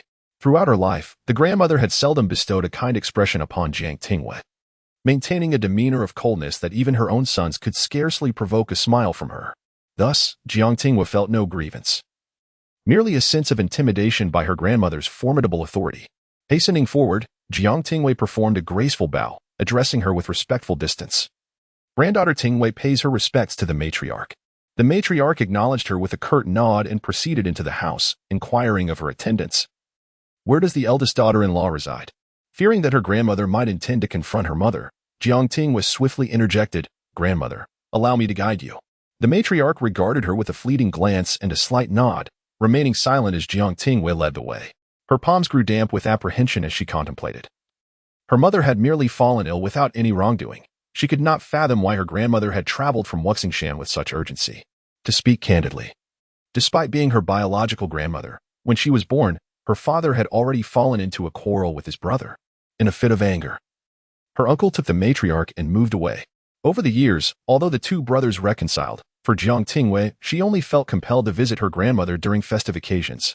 The grandmother's demeanor towards her remained rather indifferent, leaving their relationship quite unfamiliar.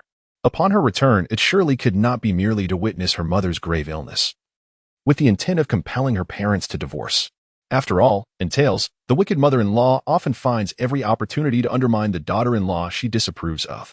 Chapter 40. The visitor with a heart full of trepidation, she journeyed forth, yet fortunately, none of her imagined scenarios unfolded. The matriarch maintained her icy demeanor, presenting a gift of a millennium-old ginseng, and subsequently left a contingent of female soldiers who had accompanied her since childhood for the mother and daughter duo before departing without delay. This visit left Jiang Tingyue utterly bewildered. Had her grandmother come solely to deliver ginseng and soldiers? Such matters did not necessitate her personal presence, after all. She merely cast a glance at Li Yunru, who appeared utterly apprehensive, said nothing, and turned to leave. Jiang Tingyue was perplexed, but Li Yunru was quite elated. "Though the matriarch is not one for words, I know her heart is benevolent," she remarked. "Mother, it seems grandmother treats everyone with such sternness. I have never witnessed her smile, even in the presence of father and uncle." Jiang Tingyue expressed her confusion. "In truth, I have not seen her smile either." Li Yunru replied with a chuckle. "Not only have I not seen it, but your father has also seldom encountered such a sight. He mentioned that during the reign of the late Duke, the matriarch occasionally displayed a smile, but after the Duke's passing, she hardly ever smiled again." Suddenly intrigued, Jiang Tingyue pulled at her mother's sleeve and inquired, "Then, does grandmother share a profound bond with grandfather?" "Indeed," Li Yunru responded with a smile. "I heard from your father that they met on the battlefield. During the Ming dynasty, our nation was weak, losing 3 cities to foreign powers. And when the enemy advanced to Tasha Pass, it was the matriarch alone who resolutely defended, leading thousands against tens of thousands until the late Duke arrived with reinforcements. In her youth, she was a formidable general. Thus, despite her grandmother's apparent disdain for Li Yunru, the latter still held her in high regard." "How impressive," Jiang Tingyue acknowledged, realizing only that her grandmother had been on the battlefield, yet unaware of her remarkable prowess. "I must confide in you that among the younger generation, the matriarch's favorite is your elder brother," Li Yunru whispered with a light-hearted laugh. Jiang Tingyue blinked in astonishment, exclaiming, "Could it be because he has also graced the battlefield?" When her elder brother had plunged into military service, concealing his identity, none in the household were aware. Each month, a letter delivered by his servant returned, leading everyone to believe he was merely studying abroad until his illustrious achievements became undeniable, prompting their father to summon him home. Fearing for his safety, their father insisted he return to inherit the title of heir, yet her brother stubbornly refused. In a fit of anger, their father nearly resorted to disciplinary action, only to be halted by their grandmother's timely intervention. That was the first time Jiang Tingyue had seen her grandmother outside of festive occasions. At the time, she assumed her grandmother's own experiences in battle fueled her hopes for the next generation to excel, never considering that it might be due to her grandmother's favoritism toward her brother. Among the 9 descendants of the Jiang family, only Jiang Chuanbai received such favoritism. Jiang Tingyue felt no jealousy. Rather, she wished for her grandmother to extend her affection, ideally encompassing her mother as well. Perhaps, Lu Zhen mused, uncertain of the reason. Their eldest son, possessing his father's temperament yet even more boisterous and lively, could both amuse and vex with his words. Lu Zhen found it baffling that such a serious matriarch would favor the most spirited Jiang Chuanbai above all else. The mother and daughter were engaged in light conversation when Tao Shi approached, subtly conveying a message to Jiang Tingyue under the pretense of serving tea. Understanding, Jiang Tingyue turned to Lu Zhen and said, "Mother, why don't you rest for a moment? I will check on your medicine and see why Cui Rong has not yet brought it over." Lu Zhen nodded in agreement. After she left the room, Jiang Tingyue's expression shifted slightly as she inquired of Tao Shi, "What is it? Has something happened at your aunt's place?" "It is the cousin who has arrived," Tao Shi replied. "She is at the estate, and I have sent someone to escort her to the outer courtyard, where she has been served tea and snacks." "Miss, should we prevent her from meeting Lady Li? If she causes a disturbance, it will be difficult to explain to your mother." Concern crept into Tao Shi's voice. Jiang Tingyue pondered this matter, contemplating the progress of the medicinal trials overseen by Lu Yuanpan. If everything continued smoothly, Li Wenru should remain untroubled. The two of them would have other opportunities to meet in the future. There was no need to rush. After careful consideration, she resolutely stated, "Tell her that your aunt does not wish to see her and to focus on taking care of herself." In Jiang Tingyue's heart, her mother's health took precedence. And though she felt a twinge of guilt, her priority was clear. Just as Tao Shi was about to leave, Jiang Tingyue called her back, saying, "By the way, you and Li, you should select a gift from my storeroom for cousin Shiyun, and let her know that it is a token of my apology for not being able to host her personally. It can be somewhat valuable, but do not make it too extravagant to avoid raising her suspicions." "Understood," Tao Shi replied, feeling a slight relief after considering any potential oversights. Jiang Tingyue turned towards the small kitchen. With her father absent, she spent her days anxiously ensuring that nothing was inadvertently revealed. On her way, she encountered Cui Rong and asked, "Is this the new prescription from Lu Yuanpan?" Cui Rong shook her head, saying it is similar to the previous 2 days. "It's an old formula." The reliance on an old prescription indicated a lack of progress. With a quiet sigh, Jiang Tingyue did not feel disappointment. After all, her mother's ailment was notoriously difficult to treat, and if they were to change prescriptions daily, she would suspect the physicians were not diligent in their efforts. Taking the medicine bowl into her hands, she carried it into the room and presented it to her mother with a smile, saying, "See? I told you it was time. Was my estimate accurate?" "Indeed," Lu Zhen replied as she took the bitter medicine. "What about your 2 maids? They usually do not leave your side." Tao Shi is so clumsy that she managed to splash water all over herself while fetching it, which was rather bothersome, so I had Li Yu take her to change. Jiang Tingyue feigned annoyance, letting out a heavy sigh. They cannot compare to Aunt Cui Rong. Together they do not measure up. There is no need to be so harsh. They are still quite young. Your Aunt Cui Rong was not particularly exceptional at their age either. Lu Zhen chuckled softly, seeing her mother in good spirits. Cui Rong quickly chimed in, "Indeed. When I was with the lady, I was often reprimanded as well. It's all part of the experience." "Is that so?" Jiang Tingyue exclaimed with eager anticipation. "Mother, do share some amusing stories with me." In the main courtyard, laughter and joy reverberated, yet outside, Lu Shiyun's impatience grew increasingly palpable. Within her heart simmered resentment as she thought, Jiang Tingyue, how could you treat the daughter of your benefactor in such a manner? My mother has endured so much for you and your mother." At last, Li Yu approached, cradling a sandalwood box, accompanied by Tao Shi. Upon seeing her, Tao Shi greeted with a smile, "Cousin, we apologize for the wait. My lady is currently unable to leave, and she instructed us to bring this gift in her stead." Lu Shiyun cast a glance at the sandalwood box adorned in crimson silk. Her heart stirred. After clearing her throat, she inquired, And my mother? I long to see her. She has not returned since leaving home. Madame Li as well, replied Tao Shi. However, it is not a suitable time for visitors. She specifically asked me to convey that. With the weather warming, you must take good care of yourself. Tao Shi then delicately opened the sandalwood box, revealing an exquisite headdress inlaid with pearls. Though the pearls were modest in size, their craftsmanship was extraordinary, emanating a gentle radiance under the sunlight. Chapter 41. An encounter. This exquisite set of pearl headpieces consists of two distinct pairs. One is the one before us, characterized by its smaller Eastern pearl and less refined craftsmanship compared to the other, which boasts both superior artistry and a larger pearl, the size of a fist, opulent and resplendent. This complete set was bestowed upon Jiang Tingyue by the beloved concubine when she entered the palace the previous year.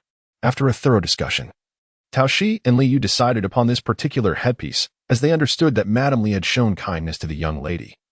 And it was inevitable that the young lady would repay that kindness to her cousin.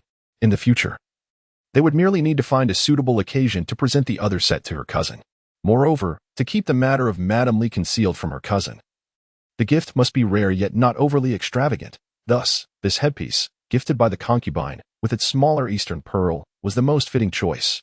Lu Zhen was momentarily dazzled, for she had never encountered such meticulously crafted and beautiful headwear. Yet, in the blink of an eye, that astonishment dissipated, giving way to jealousy and resentment. The jealousy stemmed from her awareness that Jiang Tingyue possessed such treasures solely due to her lineage as the daughter of the Duke of Jiang. Had her mother not altered her plans at the last moment, following Li Yunru's demise, such exquisite items would have been hers in due time. The resentment arose from her knowledge of this set of Eastern pearl headpieces, gifted by the concubine and existing in pairs.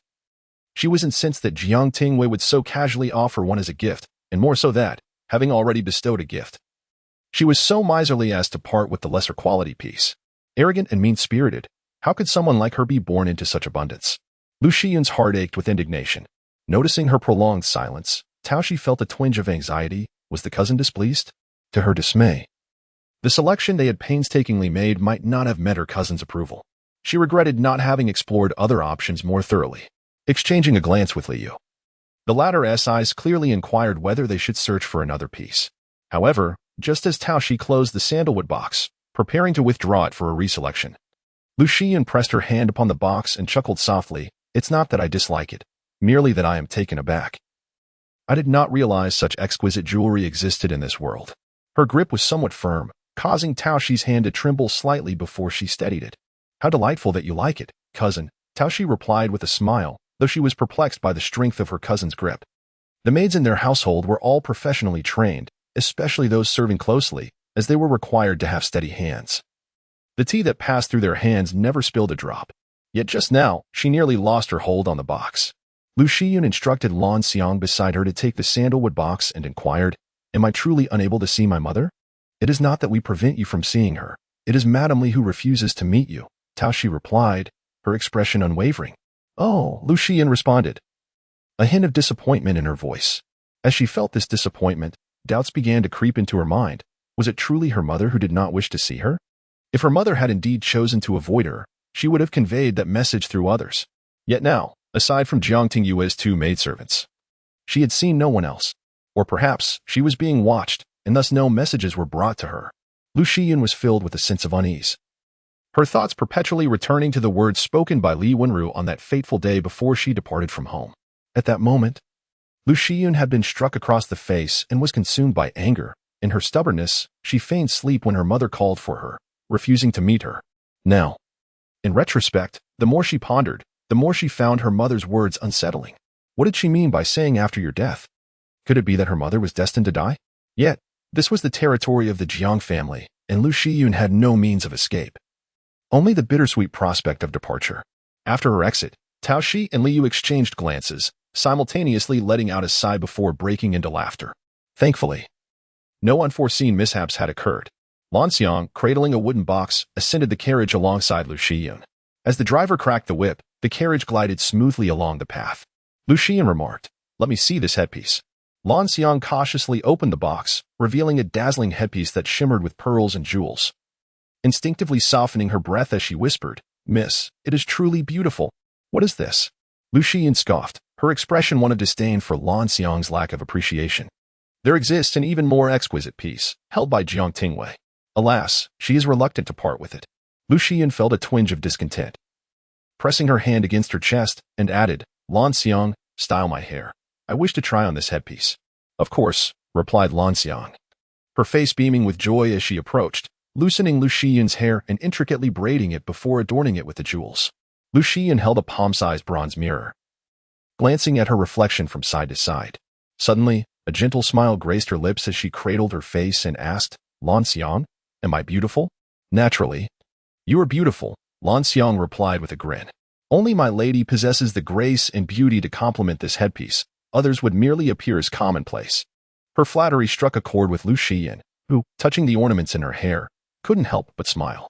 At that moment, the carriage lurched violently, nearly causing Lu Xian to bump her head against the carriage wall, igniting her irritation.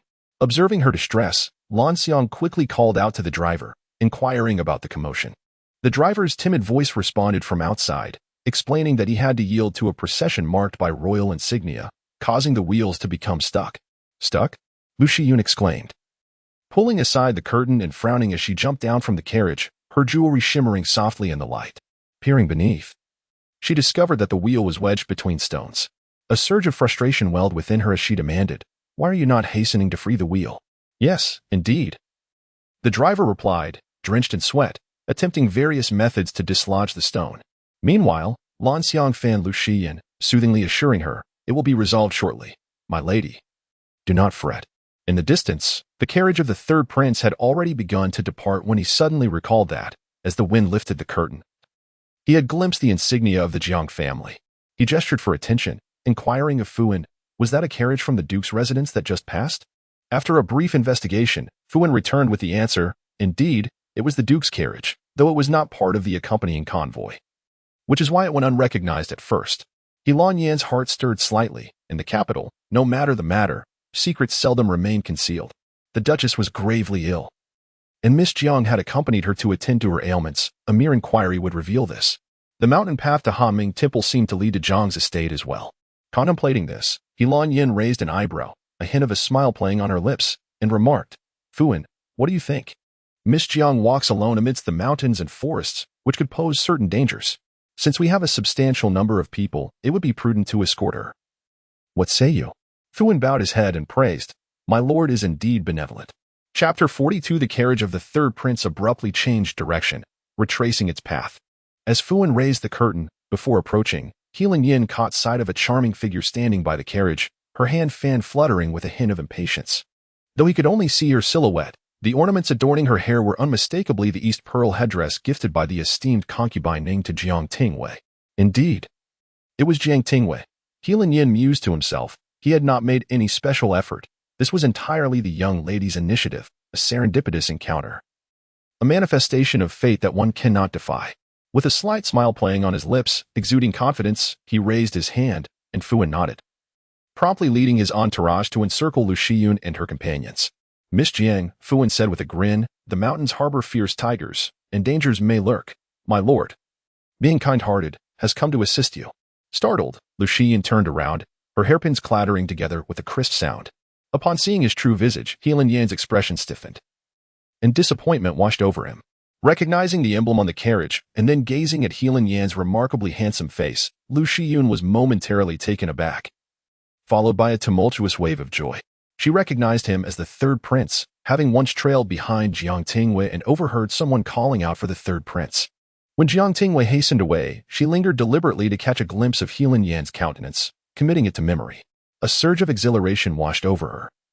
Lu Xian scarcely heard Fuan's words, her thoughts consumed by the prospect of her opportunity. Should she marry He Lan Yan, even as a secondary consort? She would ascend to the ranks of royalty. If he were to ascend the throne, she might become the empress, perhaps even wielding power and affection like the virtuous Empress of yore. Not to mention, He Lan Yan was strikingly handsome. Merely a glance from him sent her heart aflutter. The mere thought ignited a tempest within her. She hastened a few steps forward, her voice sweet and soft, performing a graceful curtsy, and gently spoke, This humble girl, Lu Xian, pays her respects to His Highness the Third Prince. He Lan Yan, however, was disinterested, lacking even the desire to inquire about her identity. Though Lu Xian was indeed a beauty, he merely responded with a perfunctory acknowledgement, no need for formalities. Fuan, "Send 2 attendants to escort this young lady back to her residence," he commanded. With that, the palace attendants lowered the curtain, obscuring their view. A shadow fell over Heilin Yan's long eyelashes as he impatiently declared, "Let us return." The attendants promptly complied, and the carriage resumed its journey towards Haming Temple. In times past, Heilin Yan would have welcomed such beauty without hesitation, readily accepting any opportunity that presented itself. However, today was ill-fated, before he could even face her. His mind was preoccupied with Jiang Tingyue's visage. Although Lu Shiyun's eyes bore some resemblance to Jiang Tingyue's, the disparity was too great for him to harbor any desire. "Your Highness." Lu Shiyun was bewildered. The third prince had made a special trip back for her, yet he departed so swiftly. Fuan maintained his ever-present smile. Assigning 2 young eunuchs to assist in extricating their carriage, and reassured her, "Miss Lu need not be anxious, someone will escort you home." Esteemed grandfather. Regarding His Highness the Third Prince, Lu Shiyun wished to inquire further about Heilin Yan. However, eunuch Fuan merely smiled and replied, "His Highness has his own considerations in his endeavors. Miss Lu, do not delay any longer. As night falls, the mountain path shall become even more treacherous." With that, he turned and followed the carriage of Heilin Yan, leaving Lu Shiyun behind, reluctantly boarding the carriage under the blazing sun. At the villa, Jiang Tingyue listened to the plans of Tao Shi and Liu, nodding with a smile. "Well done. A reward is in order. Next time, when I wish to bestow gifts again, no excuses will be necessary." However, she cautioned, "We must keep a vigilant eye on cousin Shiyun. We cannot allow her to discover the matters concerning our aunt, lest it disturb our mother's recovery. There must be no room for error." Li replied, "The scouts are ever watchful. Should any unusual activity arise, we shall be informed immediately." She added, "By the way, it seems cousin encountered the third prince on her way back to the manor." "Let it be. Such encounters are inconsequential." Jiang Tingyue waved her hand dismissively, reasoning within herself that it was natural for them to cross paths, given their past. Although Lu Shiyun had only been a secondary consort in her previous life, Heilin Yan's adoration for his concubine was widely known, almost to the extent of overshadowing his primary wife. Jiang Tingyue had certainly heard of this. She also recalled Lu Zhen mentioning that when Heilin Yan faced his demise, Lu Shiyun had followed suit, a mutual journey towards fate. At this moment, Jiang Tingyue's thoughts were consumed with the question of her father's return. The constant mental strain was unbearable. She felt like a mere burden, living off her parents and brother, and wondered why she had to endure such hardship. On the 7th day, Jiang Shizhong finally returned to the villa. He first checked on Li Yunru's condition, and once she was asleep, he summoned Lu Yuanban and gathered the manor's medical staff and physicians, instructing them to re-examine the medicinal prescriptions. The commotion raised Jiang Tingyue's suspicions. Why had her father suddenly begun to scrutinize the prescriptions? She believed there had been no issues, as she had observed her mother's health gradually improving. Jiang Shizhong, with a somber expression, replied, "Do not concern yourself with this." He then instructed the others to confine Lady Li and to halt any further medicinal trials. Sensing the brewing storm, Jiang Tingyue nervously inquired, "Is there a problem with Aunt?" "Return to your quarters. Simply leave a maid here to await the outcome. There is no need for your concern here," Jiang Shizhong insisted without answering directly, sending her back. He lowered his gaze, methodically tightening his sleeve cuffs. The scholarly and amiable father that Jiang Tingyue knew suddenly seemed to transform into someone cold and unrecognizable. As he coldly stated, "I will personally interrogate her." Jiang Tingyue instinctively sensed that something was amiss, but her father's demeanor suggested a fierce anger that silenced her questions, compelling her to obediently return to her quarters. Approximately 2 hours later, Jiang Tingyue was summoned to her father's study once more.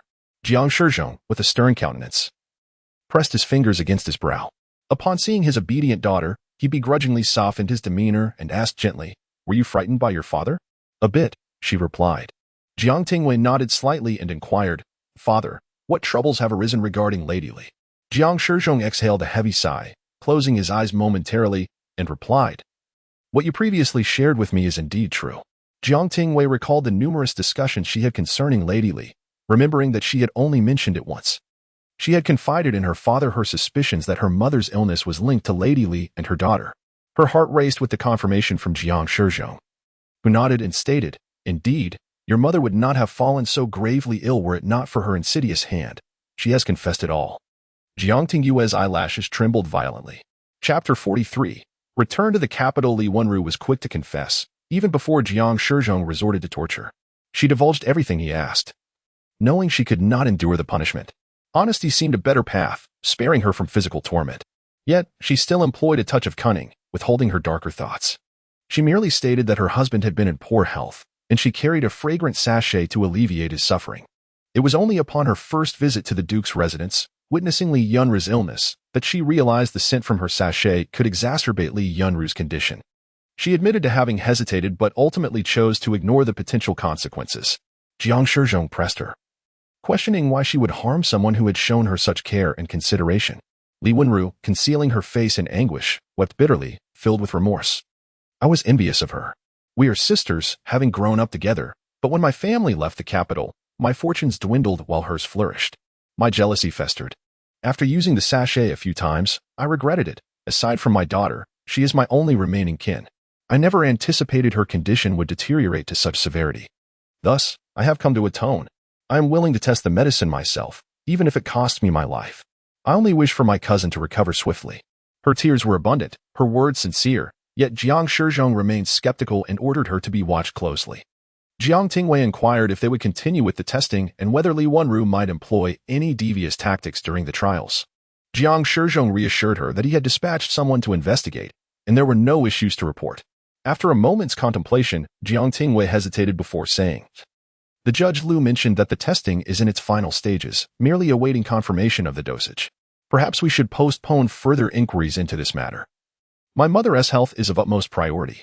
Jiang Tingyue, pinching the bridge of his nose, appeared weary. "You need not concern yourself with this.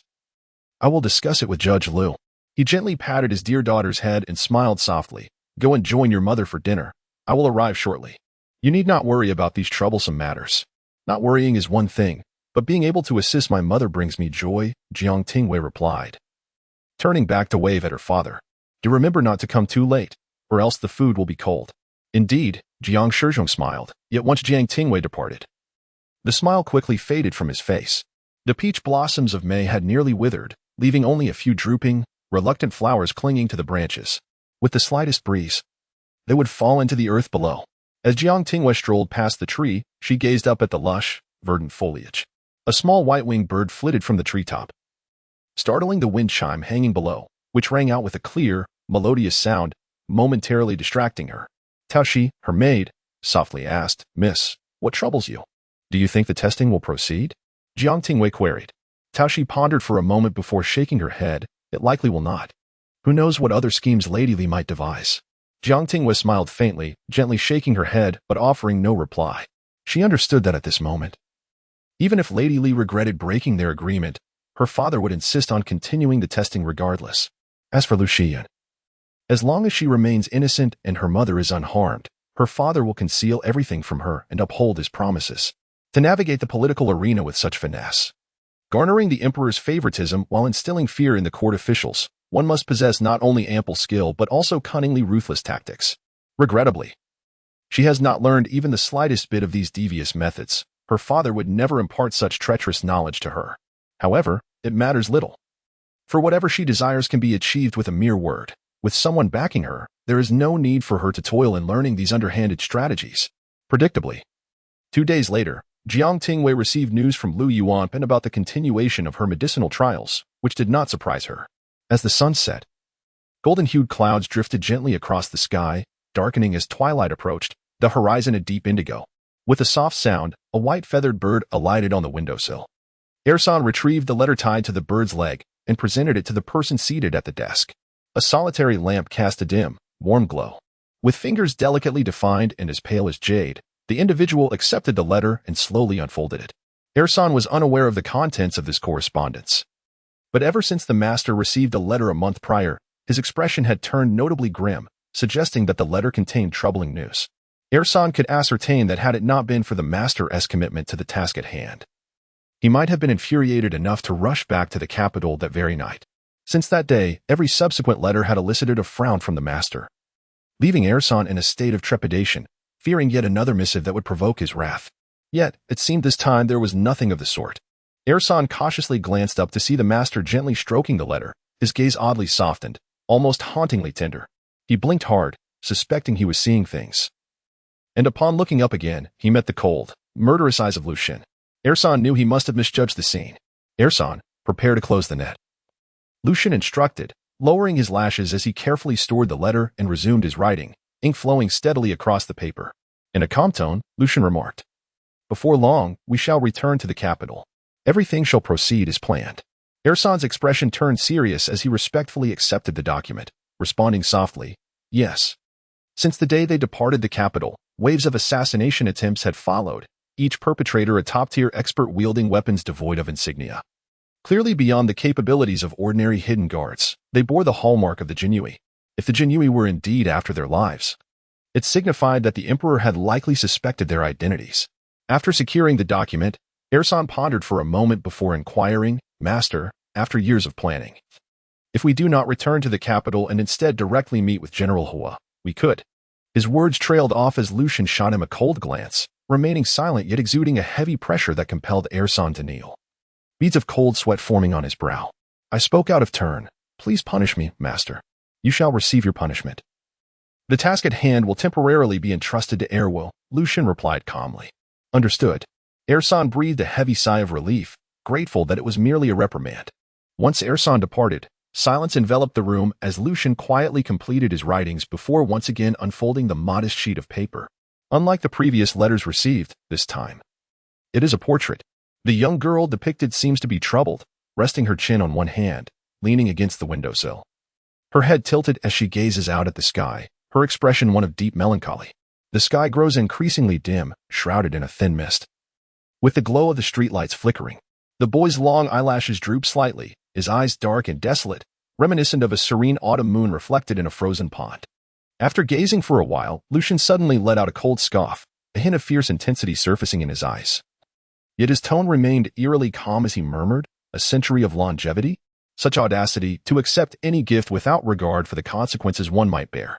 Chapter 44. The death of Lady Li Yunru's final application of medicine yielded no discernible progress. Jiang Tingyue, however, did not depart from the villa. All official documents requiring his attention were promptly delivered to him, processed, and subsequently returned to the court. Yet, within a few days, disheartening news arrived from Lu Yuanpan. Li Wenru had met with misfortune. Jiang Tingyue rushed to assess the situation, instructing Jiang Tingyue to remain behind. Upon his arrival, he found Li Wenru coughing up blood profusely. Lu Yuanpan, having prepared a millennium-old ginseng, hastily placed it in her mouth to sustain her breath while simultaneously continuing his meticulous record-keeping. Midway through his notes, Lu Yuanpan suddenly furrowed his brow. How could there be an additional 3 coins? He promptly set aside the ledger, opened his needle box, and immediately began acupuncture on Li Wenru. With a handkerchief pressed to her lips, blood continued to pour from her mouth. Her voice, frail as a whisper, responded, "The extra 3 coins were added by me. While you were incrementally increasing the dosage, I thought it would be safe to add 3 more, not realizing." Li Wenru was not foolish enough to take such a risk merely for the sake of saving herself. She understood that her transgressions had not yet been fully exposed. If she fought for her life, perhaps her eunuch could still survive. Otherwise, even if she managed to save Li Yunru, once her clandestine actions were discovered, they would not spare her. After all, her deeds threatened the very foundation of the Duke's household. Li Wenru felt a deep-seated resentment. Her meticulous plans should have kept her safe from scrutiny. She was unaware of the miscalculation that led to the Duke's suspicion, and before she could erase her traces, she was expelled from the estate. Re-entering the Duke's residence now seemed a Herculean task. Otherwise, she would never have resorted to such desperate measures. Lu Yuanpan closed his eyes tightly, exclaiming, "Foolish? My lifetime of reputation is now tarnished because of you." From this day forth, he would no longer be the miraculous healer. Undefeated Lu Yuanpan, he had become a physician whose hands were stained with a life. His complexion was ashen, as though he had suffered a grievous blow. Clearly, had he adhered to his original plan, Lady Li would not have been in peril, yet she insisted on acting independently. With a stern expression, Lu Yuanpan rose, drafted a new prescription, and handed it to the nearby apprentice, turning to Jiang Tingyue to say, "The Duchess may be." He shook his head. Jiang Tingyue understood the implication and sighed inwardly. She had harmed and saved lives alike, ultimately facing this fate. Whether it could be deemed retribution was uncertain. Nevertheless, he stepped forward, gazing into Li Wenru's defiant eyes. She was on the brink of death, yet her eyes remained open, as if she wished to convey something. But the blood that flowed from her mouth had already stained the handkerchief crimson. Jiang Tingyue reassured her, "I will ensure that your daughter and Yunru are well cared for." Thank you." With the promise received, Li Wenru felt the weight lift from her heart, her strength dissipating, her head drooping heavily. The handkerchief was swept away by the wind, drifting far from her grasp. Jiang Tingyue closed his eyes, sighed deeply, and declared, "Let her be buried with honor." It was Jiang Tingyue who ultimately learned of Lady Li's demise alongside her mother. On that day, after her mother consumed the new medicine and witnessed a notable improvement in her condition over the next few days, Jiang Tingyue finally revealed the truth about Li Wenru. Li Wenru listened in a daze for quite some time. Her initial shock and anger at discovering that Li Wenru had deliberately harmed her transformed into a profound sorrow upon learning that Wenru had sacrificed her life in an attempt to save her. Ultimately, all these emotions coalesced into a complex sigh. She inquired, "What about that child, Shiyun? Is she aware of her mother's fate?" "We have already sent someone to inform her," Jiang Tingyue sighed. "Madame Li's final wish was for us to take good care of her." A myriad of complicated emotions surged within Li Wenru, leaving her distressed. She uneasily suggested, "I should go and see her." In truth, her memories of this cousin were faint and blurred from childhood, and her willingness to take her in stemmed not only from their distant familial bond, but also from a sense of duty towards a fellow member of the Li family. She had hoped to extend her help, though she never anticipated such an unfortunate conclusion. As the moonlight danced through the branches and the evening breeze whispered softly, the sound of insects filled the air, while the late spring wind rustled the leaves outside. Jiang Tingyue rose, adding 2 more lamps to the vigil. Wali Yu held a lantern and hung it beneath the morning hall. Upon returning, she glanced at Lu Zhen, who knelt beside her, lost in a daze, and gently urged, "You should rise and rest. Otherwise, you may injure your legs, and Madame Li would surely feel pain by that." Indeed, Jiang Tingyue harbored complex sentiments towards Madame Li. She did not feel particularly grateful towards Li Wenru. Had it not been for her father's investigation, her mother might have succumbed to jealousy just as she did in her previous life, even though Li Wenru had exchanged her life for her mother's. Jiang Tingyue could only refrain from harboring disdain towards Lu Zhen, whom she could not bring herself to fully despise.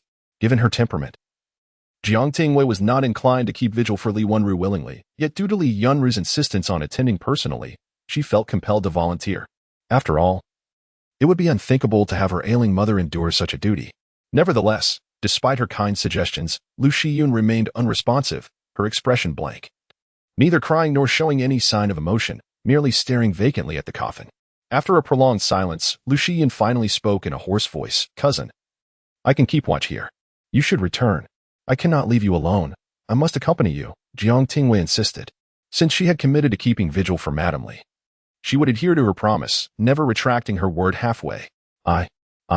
Lu Zhen lowered her head, desperately pinching her palm until it bled, suppressing her resentment and anger to replace them with a gentle demeanor.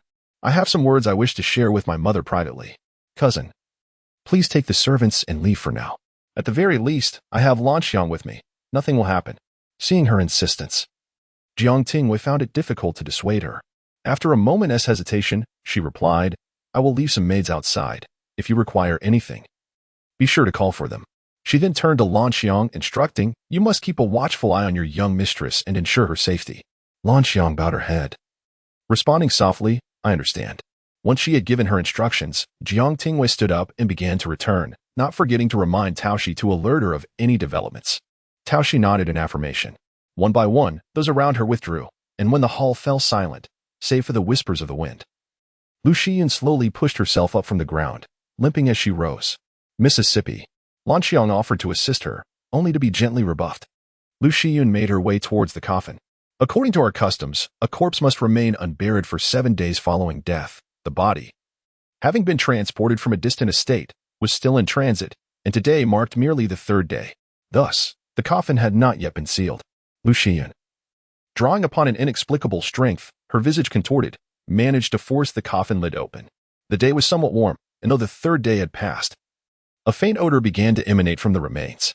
Yet, Lu Zhen seemed oblivious to it, extending her hand to inspect for any wounds on Li Wenru's body.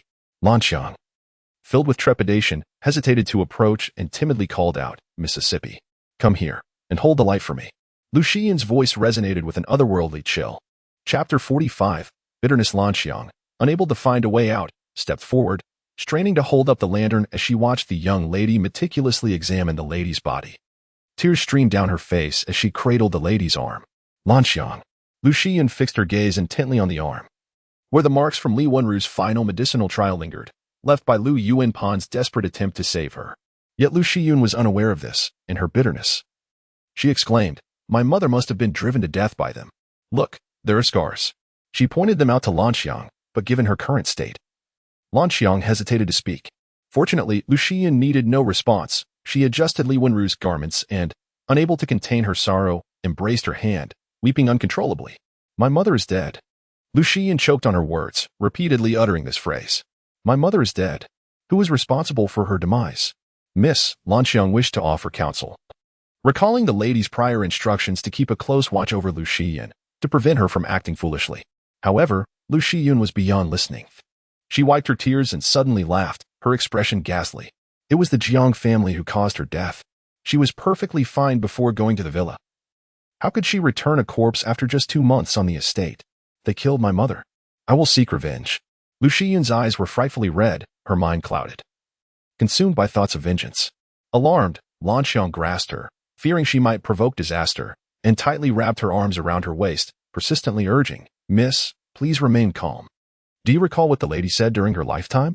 If you recklessly rush out, not only will you fail to avenge her, but her death will be in vain." In despair, Lu Shiyun clung to Lanxiang, repeatedly asking, "What should I do? My mother is dead. What am I to do? We must endure and bide our time, Mississippi. We can wait for an opportunity." Although Lanxiang was uncertain what that opportunity might be, she could only strive to comfort her in accordance with the lady's teachings. Let us earn their trust first. There will be chances in the future.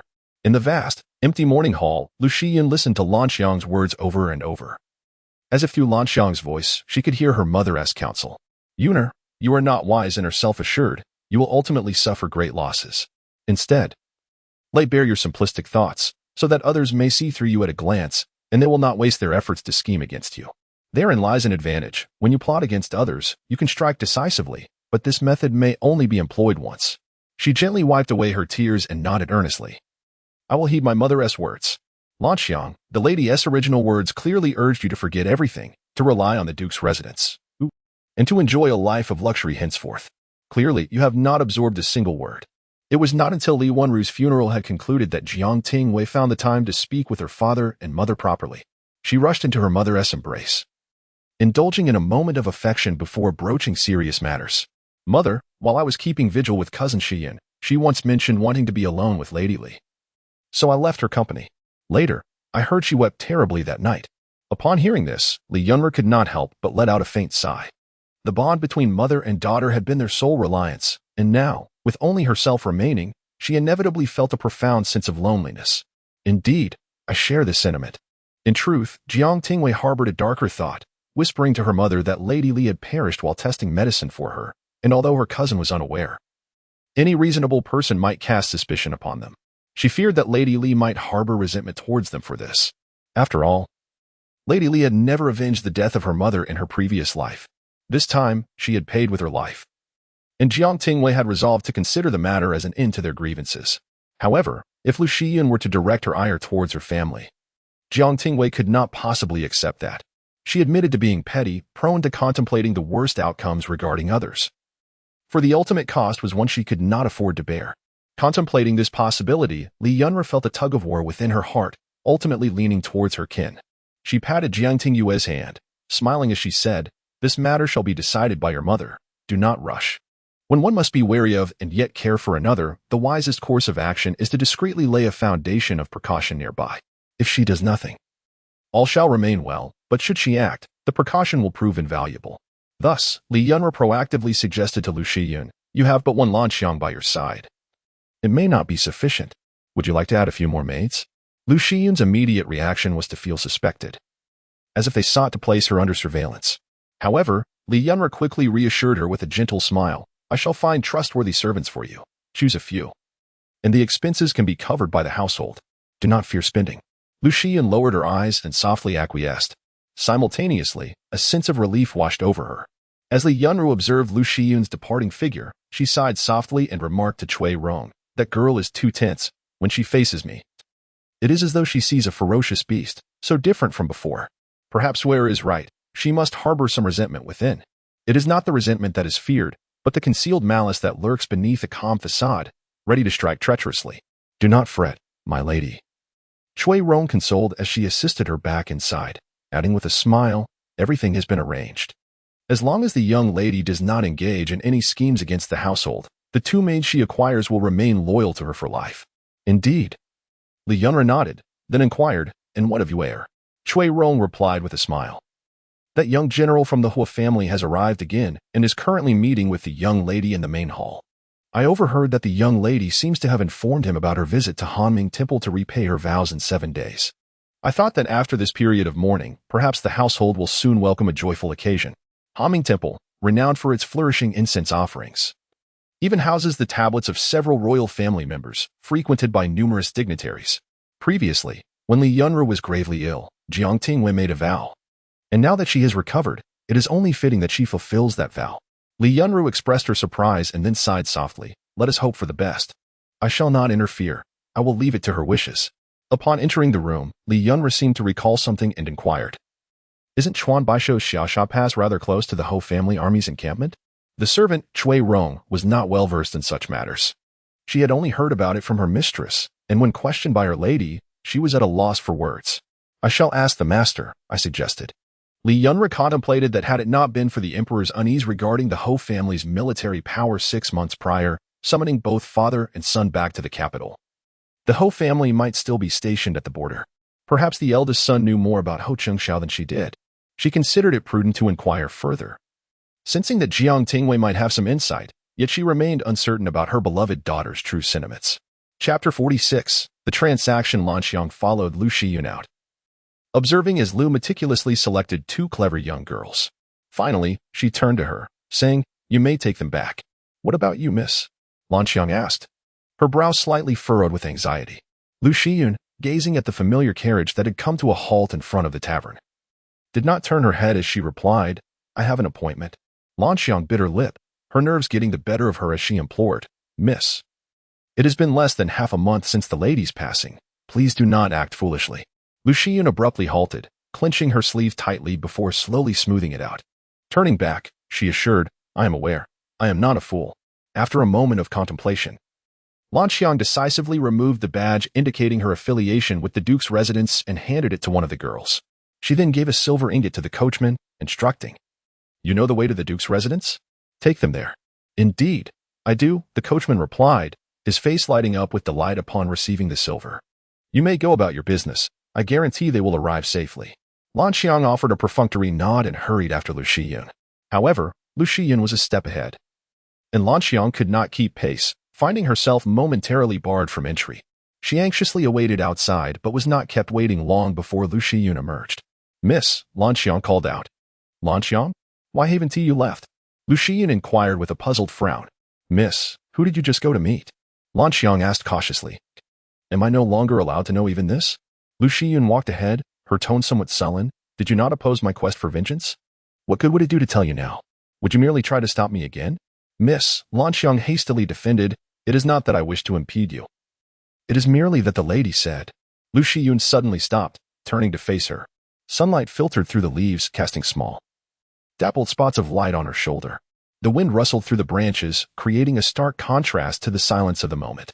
She asked, each word deliberate. Whose maid are you? Whose words do you heed? Lan Xiang lowered her head and sank to her knees, murmuring, I am your maid, miss, and I heed your words. A quiet sigh escaped her as she silently apologized to the lady, recognizing her subordinate status and inability to govern her mistress. I am sorry, madam. I have failed in my duty. Lu Zhen helped her to her feet, saying, in 7 days, we shall go to Hanming Temple to fulfill our vow. It will be an opportune moment. Hanming Temple? You came here specifically to inform me of this? Lan Yin rested his hand on his forehead, scrutinizing Lu Zhen, who still wore her plain white mourning attire, her expression somewhat haggard, yet her eyes glimmered with shrewdness. After a cursory glance, Lan Yin lost interest and asked nonchalantly, Why do you tell me this? Because I have come to negotiate with you, your highness. Lu Zhen raised her gaze, locking eyes with Lan Yin as she spoke earnestly. I am aware of your particular feelings towards my cousin. What I have shared today serves merely as a stepping stone. I hope we can collaborate. What do you possess that merits my collaboration? Lan Yin, seemingly indifferent, opened his eyes slightly. What if I could assist your highness in undermining the emperor's trust in the crown prince? Beneath her sleeves, Lu Zhen clenched her palms tightly, feigning composure as she spoke. The most effective approach remains to leverage Jiang Tingyue. After all, the duke dotes upon his daughter immensely. Lan Yin clicked his tongue twice. shaking his head slightly as he replied, I shall contemplate it further. Taking a deep breath, Lu Zhen remained silent. She stood up quietly, performed a respectful bow, and was about to exit when she was called back. Before we engage in a transaction, you must first accomplish a task for me to demonstrate your capabilities. Lu Zhen lowered her head, her hand gently resting against her sleeve, where she could distinctly feel a white jade porcelain vial containing a medicinal herb. However, Lu Zhen was unaware of the potion's properties. The third prince had merely informed her that she would be instructed on its use when the time was right. During the pilgrimage to Hanming Temple, Jiang Tingyue did not accompany them. The female soldiers sent by their ancestors were now under Jiang Tingyue's command, while Jiang Tingyue had selected another team of guards to ensure their safety. The journey to Hanming Temple was not short, thus. They planned to rest for 2 days at the temple before returning home. They brought a considerable entourage, with 2 carts laden with maids and luggage, and without any male attendants. Aside from Jiang Tingyue, Li Yunro also brought along Jiang Xuanyin and Lu Zhen. According to the Duke's regulations, they utilized a carriage drawn by 3 horses, spacious enough to accommodate 4 people, or even 14 with ease. Nevertheless, Jiang Xuanyin squeezed beside Jiang Tingyue, whispering, What is happening?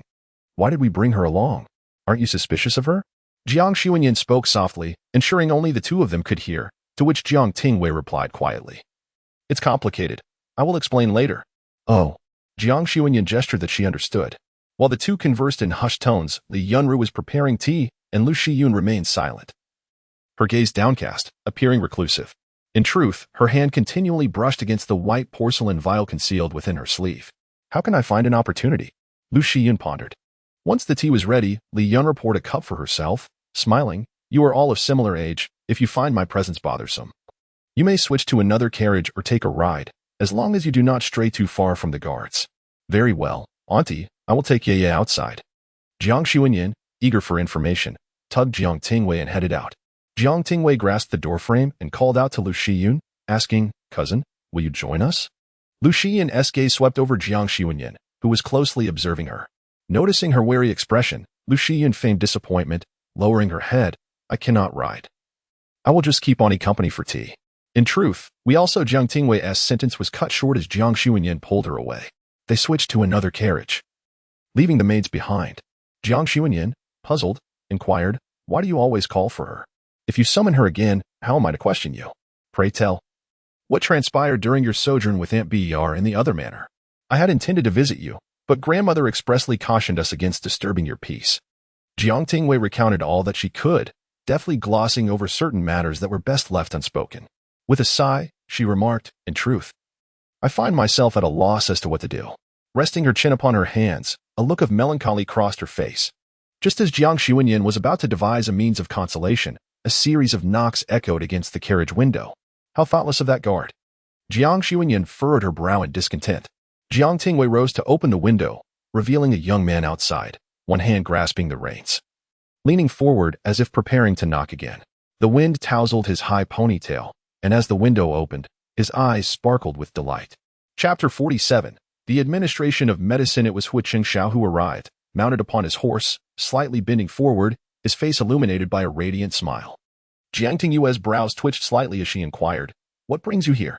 I happened to be on my way to seek a talisman for my father when I fortuitously encountered your family's carriage, Hu Qingxiao replied, clearing his throat with an air of nonchalance. Jiang Xuanyin stifled a laugh, covering her mouth, and teased, We young general, do you take us for fools? Hu Qingxiao coughed abruptly, a hint of embarrassment coloring his cheeks as he scratched his head. He leaned closer to Jiang Tingyue and confided, You mustn't let this information spread, but in truth, I am accompanying the third prince. Next month marks the memorial day of the esteemed concubine Li, and the third prince typically visits Hanming Temple to pay his respects in advance. However, for some unknown reason, he has arrived over a month early this time. I am here under orders to ensure His Highness's safety, and I was also instructed to inquire about the well-being of the Duchess. Jiang Tingyue questioned, Is the third prince's carriage following behind? She added, Let me inform my mother, and you may pass through first. No need, Hu Qingxiao laughed. His Highness seems not to mind such formalities. Jiang Tingyue pressed her lips together, feeling a twinge of discomfort upon hearing news of Heilin Yin. During the last Qin gathering, he had pinned her love poems and presented her with gifts, all the while maintaining a facade of discretion, so that only her closest confidants and a few from Mingzhou Princess's circle were privy to it. Such conduct was utterly distasteful, with so few aware.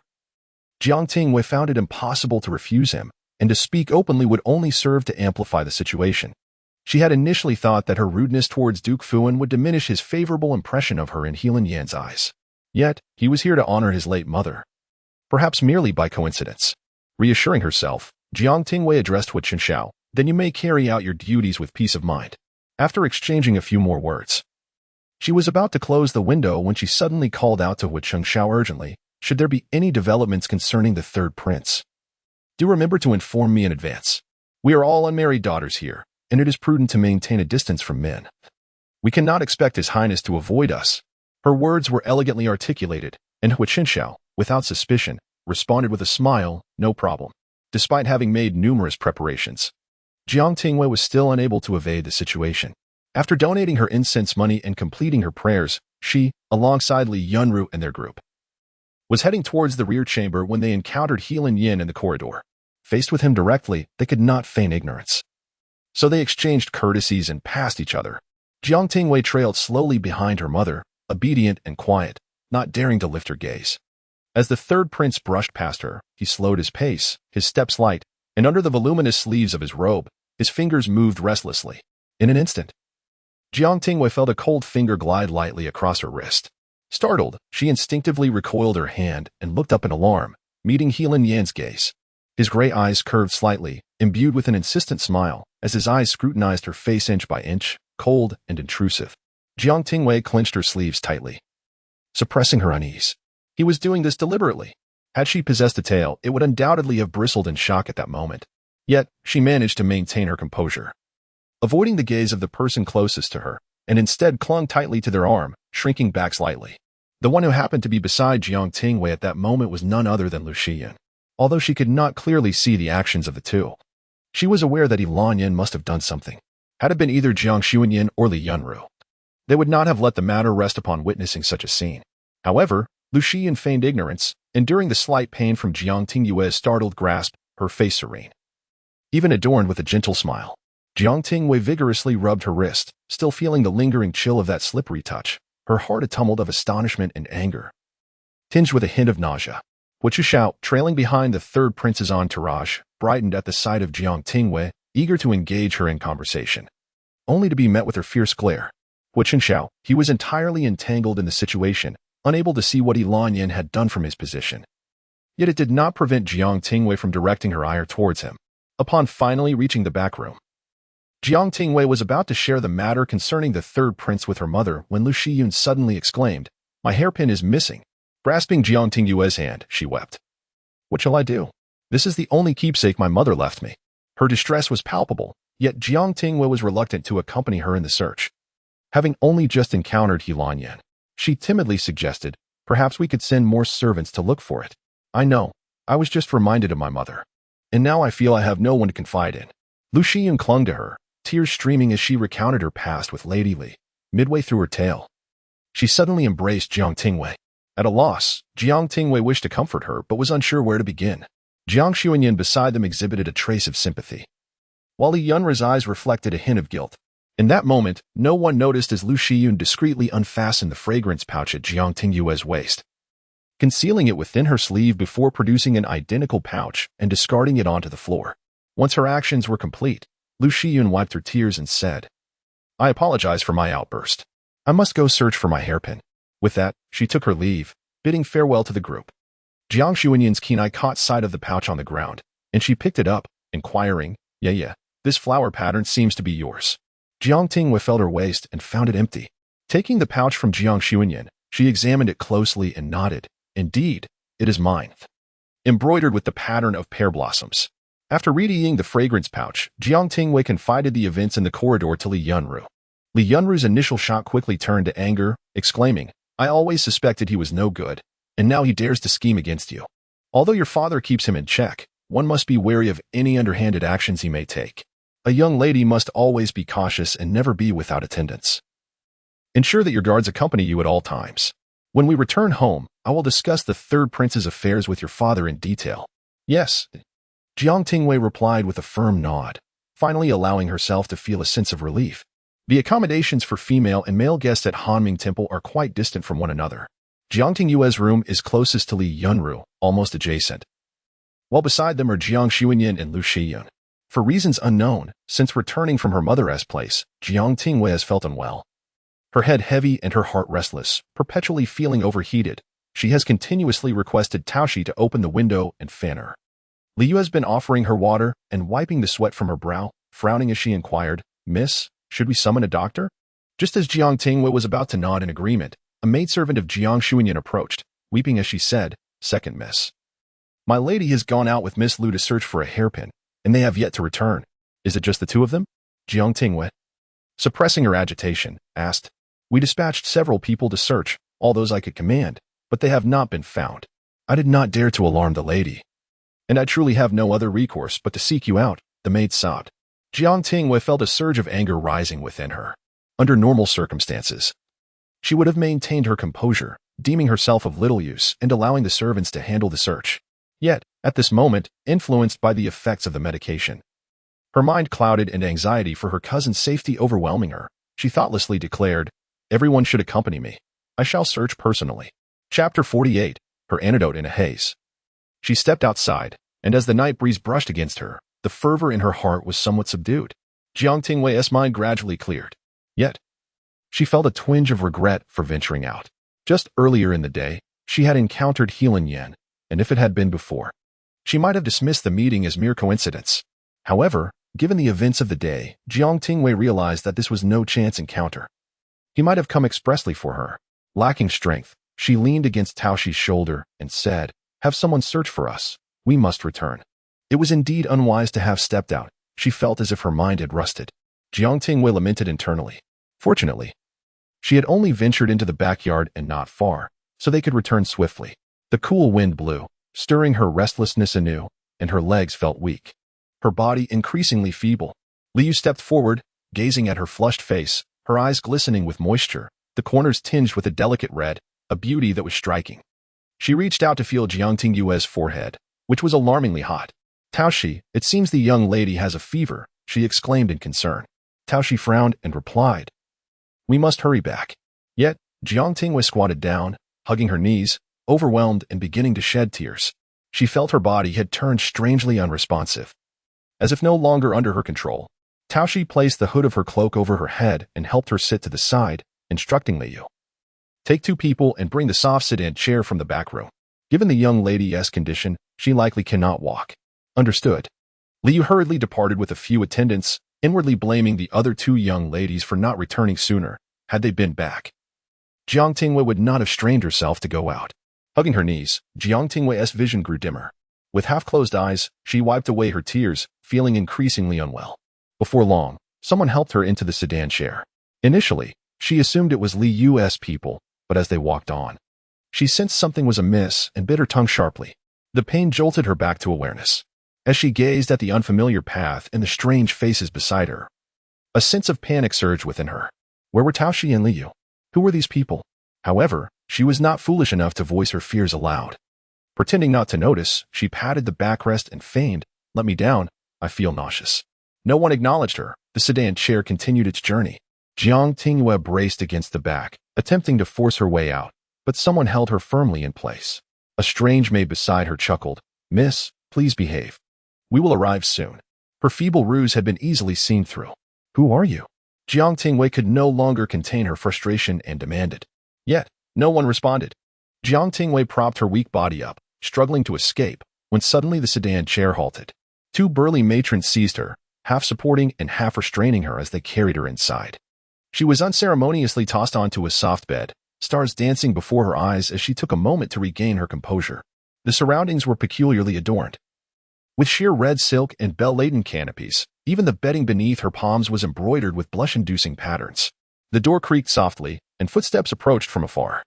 Jiang Tingyue removed the hairpin from her hair and discreetly concealed it within her sleeve. After biting her tongue firmly to regain her composure, she silently admonished herself not to be hasty. In her previous life, Lu Zhen had once taught her how to triumph with a single strike. Using the strength of a woman, Helan Yan, with his folding fan, lifted the sheer veil, gazing at the woman ensnared upon the bed. After a moment of admiration, he leaned in closer. His gloomy, cold gaze lingered upon her form, his fingers teasing a strand of her hair. inhaling its scent with a hint of obsession. How exquisite. Jiang Tingyue, panting with anger, retorted, "You dare treat me this way? My father will not let you go." Lu Zhen smirked dismissively. "You have lost your purity. Does your father dare to announce this to the world, hoping to marry you off to another?" With a flick of his fan, he cast aside her outer garment. Jiang Tingyue struggled to rise, but Lu Zhen gripped her shoulder and whispered teasingly in her ear, "What's your hurry? This night is still long." In that fleeting moment, taking advantage of his negligence, Jiang Tingyue tightly grasped the golden hairpin and plunged it mercilessly into Lu Zhen's left eye without a shred of hesitation. Blood gushed forth instantly. Lu Zhen clutched his eye, crying out in pain, his body shaking violently as he curled into a ball. Not daring to linger, Jiang Tingyue leaped from the bed. But the effects of the drug still lingered. Each step felt as if she were treading upon cotton, her footing unsteady. Once somewhat inclined to show mercy, Lu Zhen was now consumed by rage. He rose, his face darkened, and seethed, "You wretched woman. I will ensure your demise." Struggling to push the door open, Jiang Tingyue stumbled over the threshold, only to feel a hellish grip reaching for her from behind. In despair, she closed her eyes, yet instead of hitting the ground, she fell into a cold, sturdy embrace.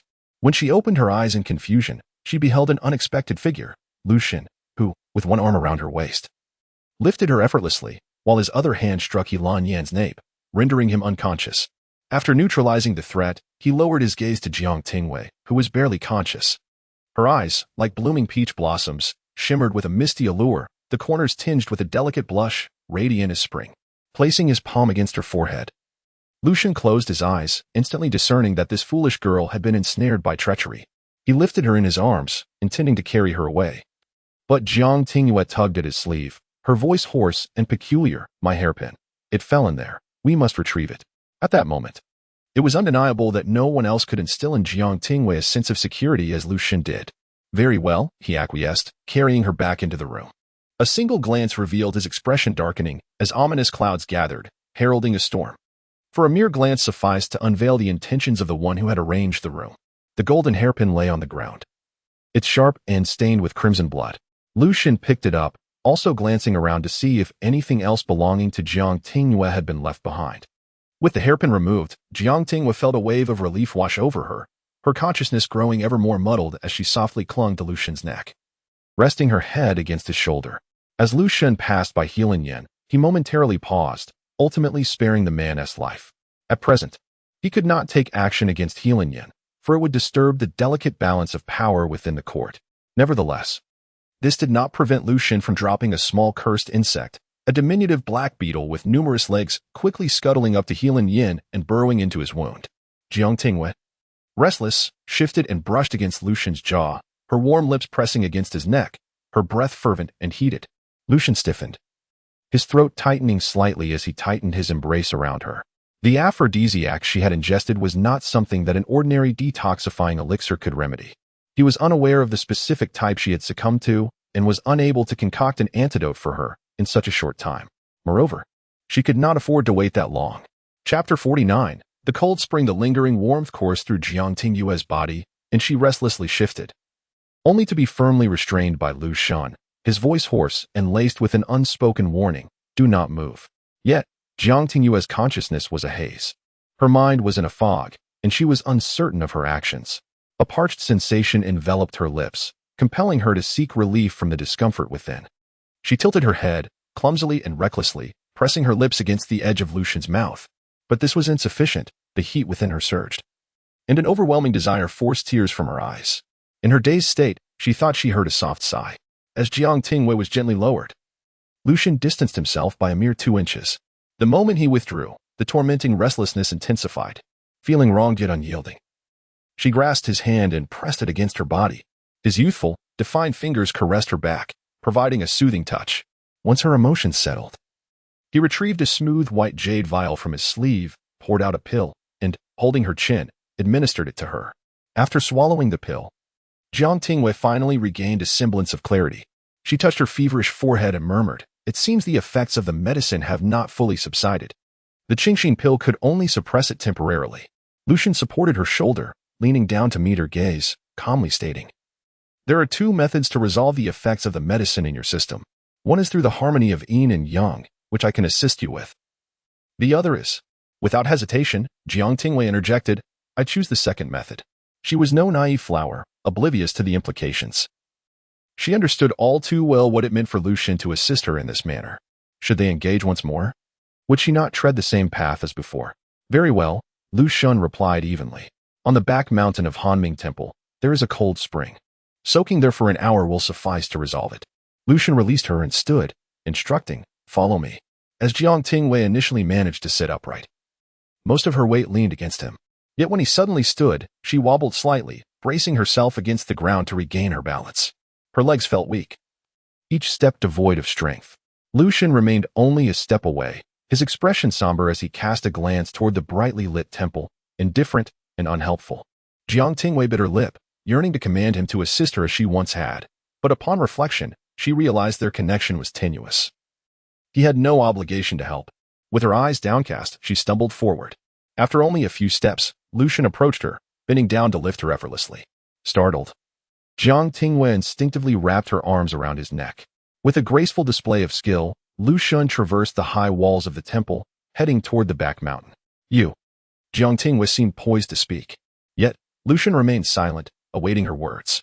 After a prolonged pause, she merely lowered her head, saying nothing further. Jiang Tingyue had anticipated the cold spring at the back of Hanming Temple to be an open expanse, but to her surprise, a structure had been erected there. As she glanced back over Lu Zhen's shoulder, she saw that Hanming Temple had vanished amidst the trees, leaving nothing in sight. Such a considerable distance. Can it truly be referred to as the back mountain? Jiang Tingyue pondered in a daze. The cold spring lay in the backyard, where several lanterns were lit, casting a warm, yellow glow that danced upon the water's surface, creating a shimmering spectacle. Before she could approach, Jiang Tingyue was already enveloped by a chilling breeze. Lu Zhen set her down by the cold spring, saying, "No one will come here. Within an hour, the medicinal effects upon you will dissipate." With those words, he turned and walked away. The backyard was eerily quiet, leaving Jiang Tingyue alone. She propped herself up, reaching out, but was startled by her own reflection upon the water's surface. The beauty within the water bore a rosy complexion, with alluring peach blossom eyes, shrouded in mist, revealing a captivating visage that seemed dangerously enchanting. Her hair, disheveled and cascading, enveloped her, while her garments hung loosely, exposing delicate collarbones. The bewitching reflection startled Jiang Tingyue, prompting her to hurriedly adjust her collar. She firmly closed her eyes, splashing her hand onto the water's surface, sending droplets scattering, shattering the enchanting image within. The frigid water pierced her skin, causing her to retract her hand. It must be said, upon nearing the cold spring, the heat within her began to wane significantly. Yet, if she were to immerse herself for an entire hour, it would surely lead to dire consequences. However, there was no alternative. She could not truly have any entanglement with Lu Zhen. Resolutely, Jiang Tingyue gritted her teeth and submerged herself, feeling an internal fire clash with the external chill, as if they were in a relentless struggle against one another. Leaning against the spring's edge, she rested her head on her arm, drowsily closing her eyes. Before long, she heard footsteps approaching, eventually halting before her. Jiang Tingyue lifted her gaze to find Lu Zhen bending down, offering her a cup of tea. "What is this?" she asked. Her lips pale from the cold, her long hair damp and tousled, yet the faint blush at the corners of her eyes remained, lending her an air of vulnerability. "A medicinal tea to ease your discomfort," Lu Zhen replied in a tone devoid of fluctuation. Jiang Tingyue's hands trembled slightly as she reached to take the tea. But Lu Zhen sighed again, bringing the cup to her lips. With long eyelashes fluttering like delicate butterfly wings, Jiang Tingyue hesitated for a moment, then, relinquishing her doubts, accepted his assistance and drank the entire cup. Lu Zhen placed the cup aside. Jiang Tingyue still felt unwell, with the heat and cold warring within her, and her weariness overwhelmed her, prompting her to close her eyes once more. Suddenly, a splash of water caught her attention, and instinctively, she opened her eyes. Before she could react, a force at her waist effortlessly lifted her. She found herself seated upon Lu Zhen's lap, enveloped in his embrace. Through the damp fabric and the soft ripples of water, their skins pressed closely together, with scarcely any space between them.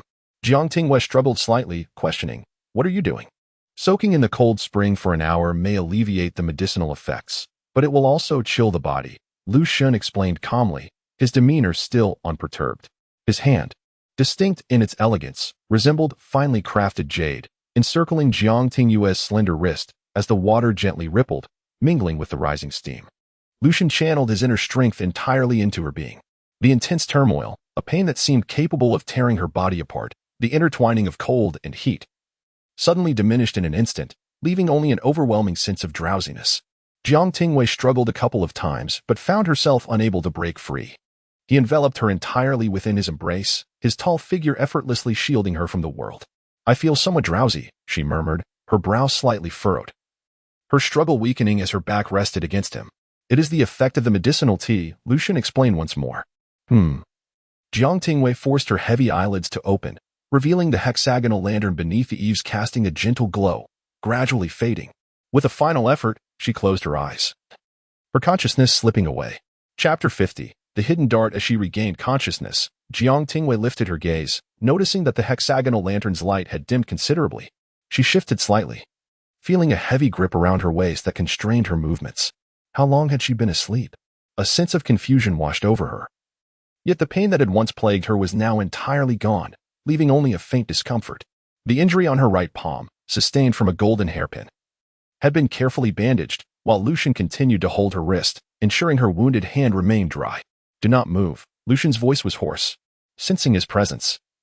Jiang Tingyue hesitated to move. Pressing her lips together, she asked, "Is the time up?"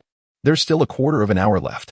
Jiang Tingyue awkwardly replied, "Actually, a quarter of an hour shouldn't matter much. I feel fine now." Lu Zhen scoffed softly, offering no response.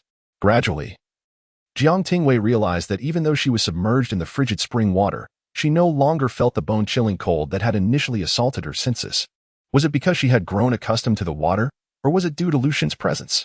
Not wishing to dwell on it, she softly asserted, "I truly believe I am fine now."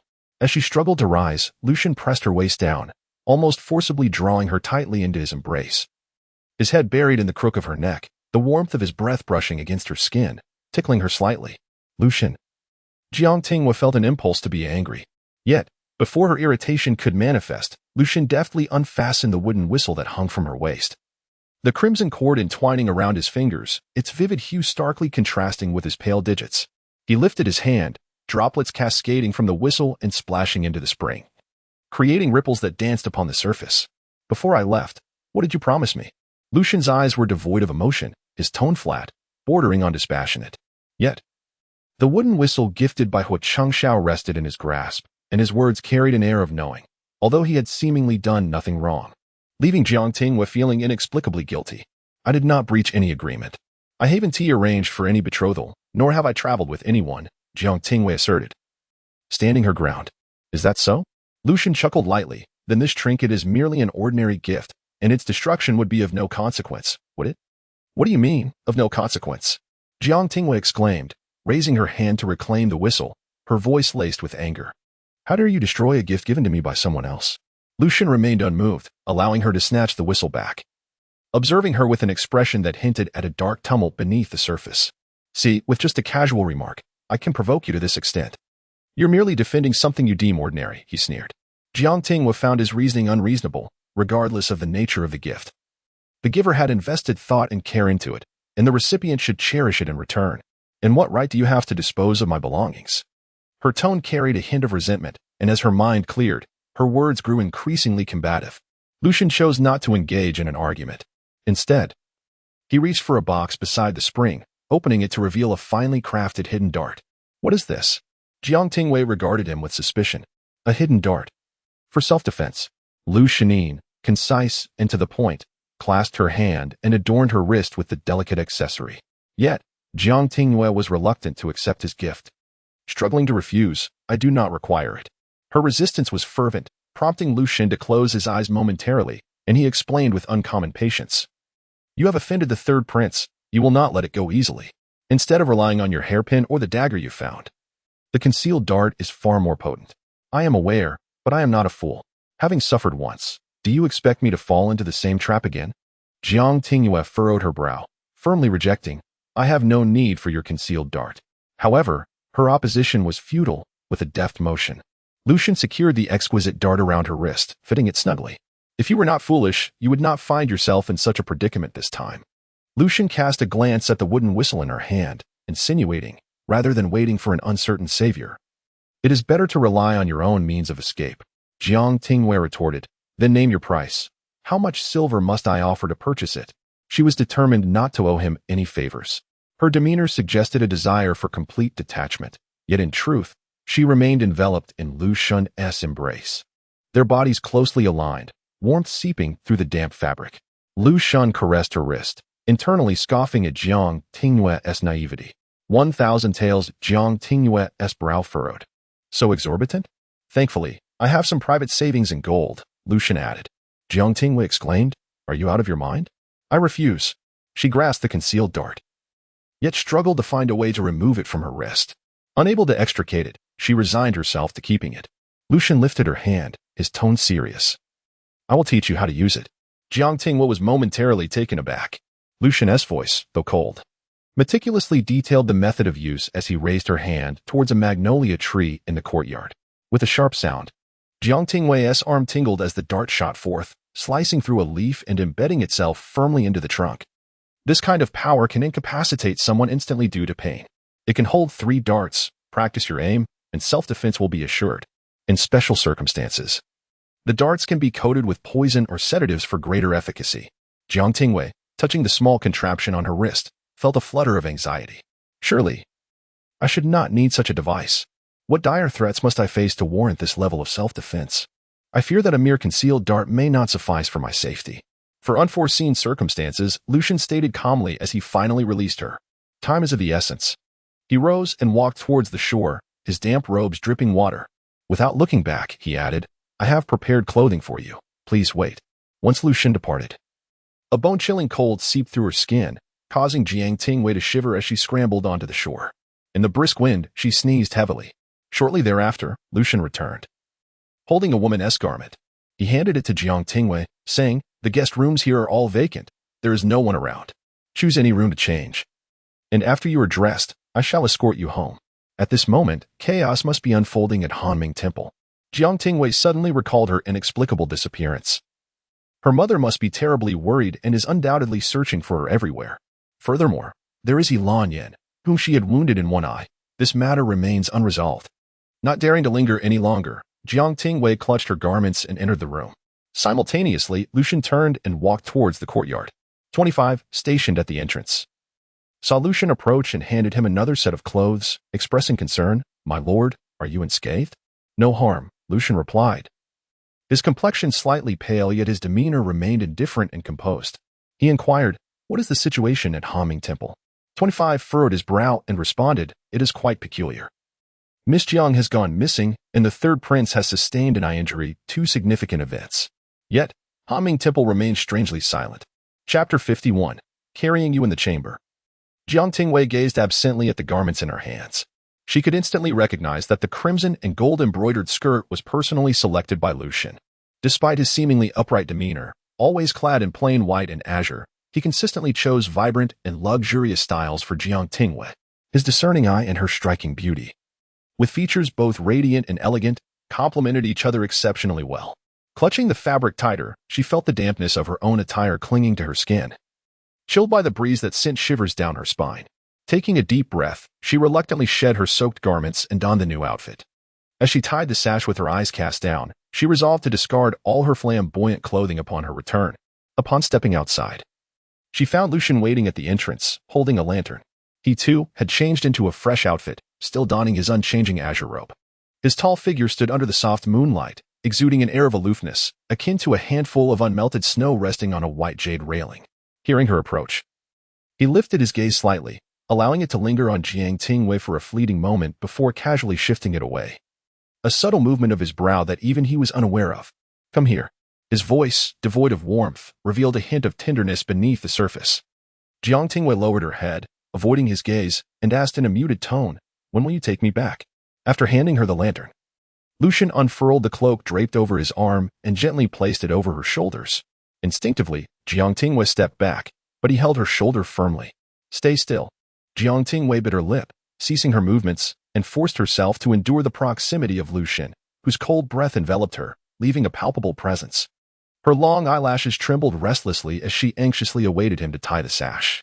Once he finished, stating, All done, she instinctively stepped back, evading him and inquiring, Can we leave now? Lu Zhen's demeanor remained indifferent. Jiang Tingyue lifted the lantern, illuminating the path beneath her feet, and followed closely behind him. The journey was marked by silence. Lu Zhen was not one for idle chatter, and previously, their walks were often filled with her incessant chatter, to which he would respond occasionally, allowing her to speak for most of the time. Now, with Jiang Tingyue silent, an awkward atmosphere hung between them. With her head bowed, she walked forward in silence until Lu Zhen abruptly halted, nearly causing her to collide with him. Stopping in haste, she frowned and asked, "What are you doing?" "Jiang Tingyue." Lu Zhen called her name with a cool and light tone. A shiver ran down her arms as she instinctively rubbed them. Retreating 2 steps to widen the distance between them, responding with mild irritation, "What do you want?" Lu Zhen turned, moonlight cascading from the hem of his robe as he took a step toward her. Jiang Tingyue instinctively retreated several paces, her left shoulder brushing against a tree. She reached out, nervously steadying herself against the sturdy trunk, and asked, "What exactly do you want? Just don't come too close." She found herself utterly alone, devoid of any protector.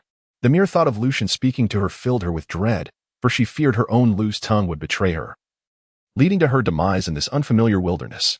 In her moment of anxiety, she recalled the wrist crossbow Lu Zhen had gifted her and pondered whether, should she truly provoke him, it could serve as a means of defense against his wrath.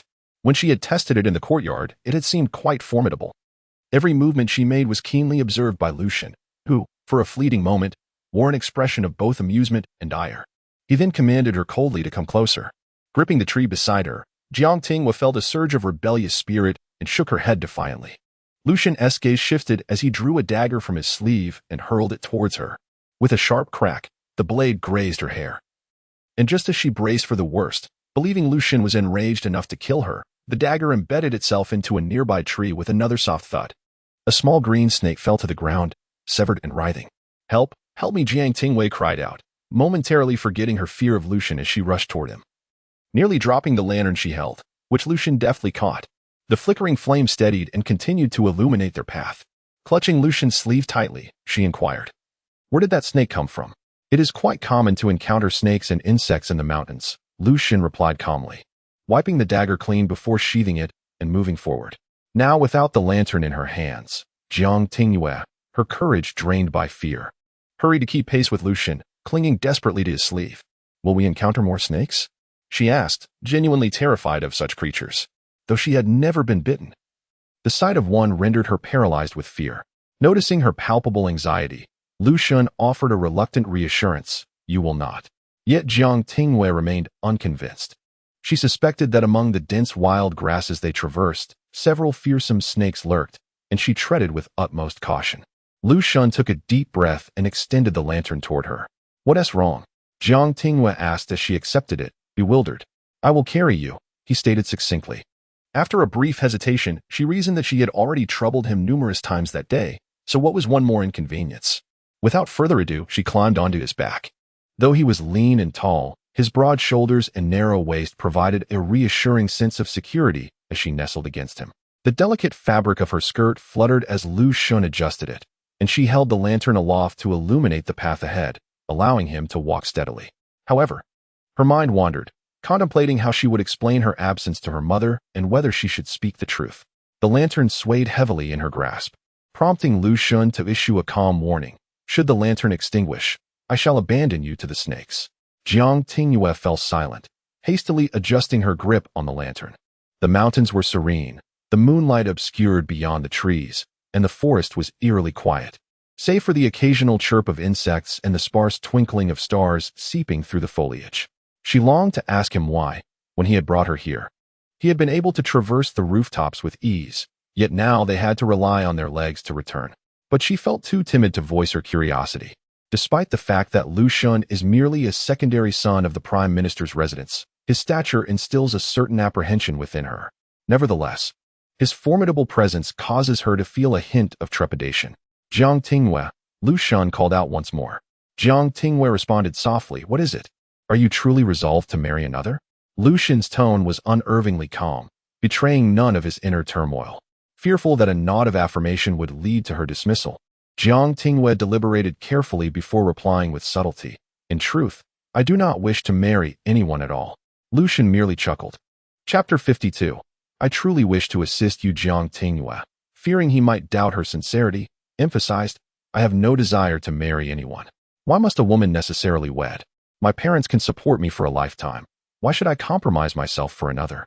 She cast a subtle glance at Lu Zhen, scoffed lightly, and continued. Who knows what lies behind the fade of those we marry? Lu Zhen replied, Of course, I was not referring to you. Do not take it personally. Jiang Tingyue hastily clarified. In truth, she did not wish to offend Lu Zhen. She had hinted at his identity to her father 2 months prior. Yet her father had revealed nothing in response, leaving her to prepare for all eventualities. What if, against all odds, Lu Zhen ascended to the throne and her father was imprisoned? Jiang Tingyue pondered. It would be ideal to cultivate a significant debt of gratitude from Lu Zhen, one that would compel him to spare her family's lives, even if her father staunchly opposed him. However, her thoughts left her head throbbing, as she could not conceive how to instigate such a profound obligation. He lacked neither wealth nor influence. He possessed nearly everything. What he currently lacked, he would surely acquire upon his ascension. She had little of value to offer. Perhaps the only thing that could be deemed a lifelong regret for him was Su Ningyu.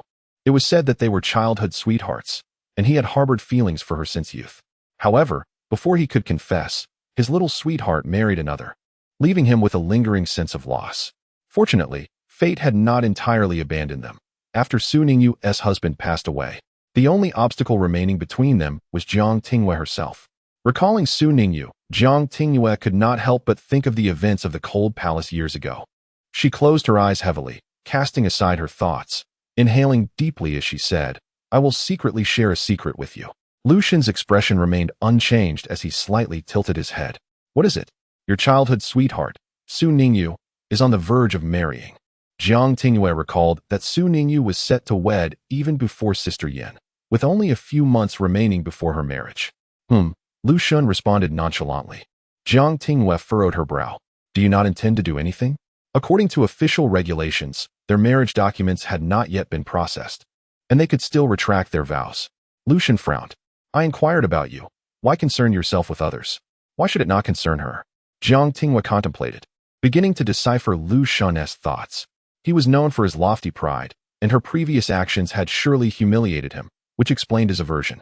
From his perspective, disliking her was entirely reasonable. However, therein lay the issue. He had begrudgingly accepted his fate, and she had abruptly cast him aside, which could not help but breed resentment. Yet, this was not insurmountable. With his childhood sweetheart in the picture, she believed that everything would ultimately be manageable. Thus, Jiang Tingyue declared, I can assist you in secretly sabotaging their union. Though the union of ill-fated individuals is morally questionable, Su Ningyu's intended spouse is unlikely to survive for many more years. Rather than binding these two childhood friends in a marriage that would only waste precious time, it would be more gracious for the short-lived gentleman to withdraw early, thus facilitating their happiness. Could you assist me? Lu Zhen raised an eyebrow. Indeed. Jiang Tingyue nodded earnestly, convinced her idea was splendid. I shall help you in the heart of your beloved, and in return, will you grant me a single request? To secure their childhood romance. If it could earn Lu Zhen a reprieve from death, it would be exceedingly worthwhile. Very well. Lu Zhen's abrupt laughter was cold and devoid of warmth. As he loosened his grip, Jiang Tingyue slid down from his back, scrambling to steady herself against him, narrowly avoiding a fall. Once she regained her footing, Lu Zhen callously brushed her hand away and continued walking. Jiang Tingyue hurriedly lifted her lantern to follow, perplexed. Haven't we yet arrived? Why did you let me down? Lu Zhen did not glance her way, his expression grim, as he coldly instructed, walk on your own. Fine. If you prefer it that way, she acquiesced, albeit still wary of the forest's shadows, fearing a snake might unexpectedly emerge. She kept close to him, cautiously tugging at his sleeve. The youth, tall and long-legged, moved swiftly, forcing Jiang Tingyue to jog in an effort to keep pace, which was rather strenuous. After mentally berating this oblivious rogue, she began to ponder what she might have said to provoke such ire from Lu Zhen. Surely he could not misconstrue her intentions as malicious, believing her to be feigning sympathy while secretly seeking to orchestrate a union with his beloved. Could he truly think that the rift between him and his beloved stemmed solely from her past candor? No, such a misunderstanding must not persist. Lu Zhen, Jiang Tingyue called out breathlessly, and the youth, belatedly aware, slowed his pace to match hers, sparing her the effort of chasing after him. She exhaled in relief and began to clarify. I assure you, every word I spoke was sincere, devoid of any schadenfreude. I genuinely wish to assist you. Very well. Upon our return to the capital, prepare your plan and present it to me. We shall proceed step by step. The corner of his lips curled slightly. Yet the chill remained, each word articulated with striking clarity, particularly that final word, well, which resonated with a cold weight that sent shivers down Jiang Tingyue's spine. She stammered, "Are you, perhaps somewhat displeased?" Feeling somewhat aggrieved herself, she wondered what more he could possibly want after her humble entreaty. She had never before been so abject in her explanations. Usually, she was indifferent to how others misconstrued her. Were it not for concerns regarding her father's plans failing, she would not have felt compelled to explain herself to him. Lu Zhen's expression remained impassive as he replied, "No, I am quite pleased." Jiang Tingyue thought to herself. She truly wished to hold up Tang Jiji's mirror before his eyes, urging him to take a good look at the expression he wore. However, Jiang Tingyue was disinclined to placate others. She had always been the one to be coddled, indifferent to the emotions of those around her. She disregarded his icy countenance and nodded to herself, remarking, "As long as you are happy." Lu Zhen's expression grew increasingly frigid. Jiang Tingyue lifted her gaze, spotting Hanming Temple not far away, its dim lights flickering. At last, they had arrived. The trepidation that had gripped her throughout the night dissipated in that moment. How wonderful it was to be back, to have support, no longer needing to fear that scoundrel Lu Zhen. Lantern in hand, she dashed towards the rear entrance of Hanming Temple, only to be intercepted by Lu Zhen before she could reach it. Chapter 53. Who aided you? She turned her gaze towards Lu Zhen, silently inquiring, "What are you preventing me from doing?" Lu Zhen replied, "Do not use the door. Let us scale the wall." Jiang Tingyue was taken aback.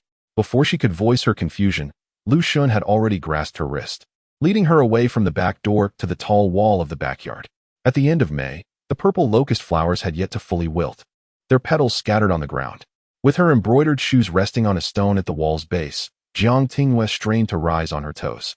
Lu Zhen had already scaled the wall, extending his hand towards her.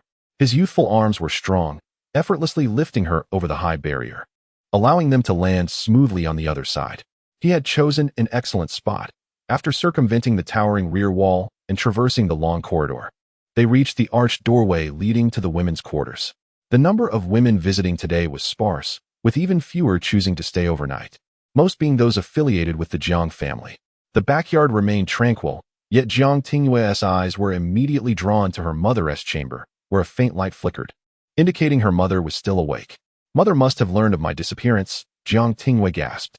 However, before she could take 2 steps, Lu Zhen yanked her back by the collar of her garment. Leaning slightly, he whispered in her ear, each word laced with caution, "What happens tonight must remain between us. You must not disclose it to anyone, not even to my parents." She retorted, "Indeed." Jiang Tingyue furrowed her brow, pondering how to explain her sudden return after vanishing. Lu Zhen, understanding the indulgence her parents had for her, suggested, "Just tell them it is a matter that must remain unspoken. They will not press you." "But I wish to speak," Jiang Tingyue protested. How could she seek justice without informing her parents? Lu Zhen cast her a sidelong glance, prompting her to clear her throat and avert her gaze. She murmured, "Then I shall refrain from saying anything." "Agreed," Lu Zhen softly acknowledged. Once he had finished his instructions, Jiang Tingyue turned to flee, but before she could take a step, Lu Zhen seized her wrist, pulling her back. Jiang Tingyue glared at him in frustration. "What more do you want?"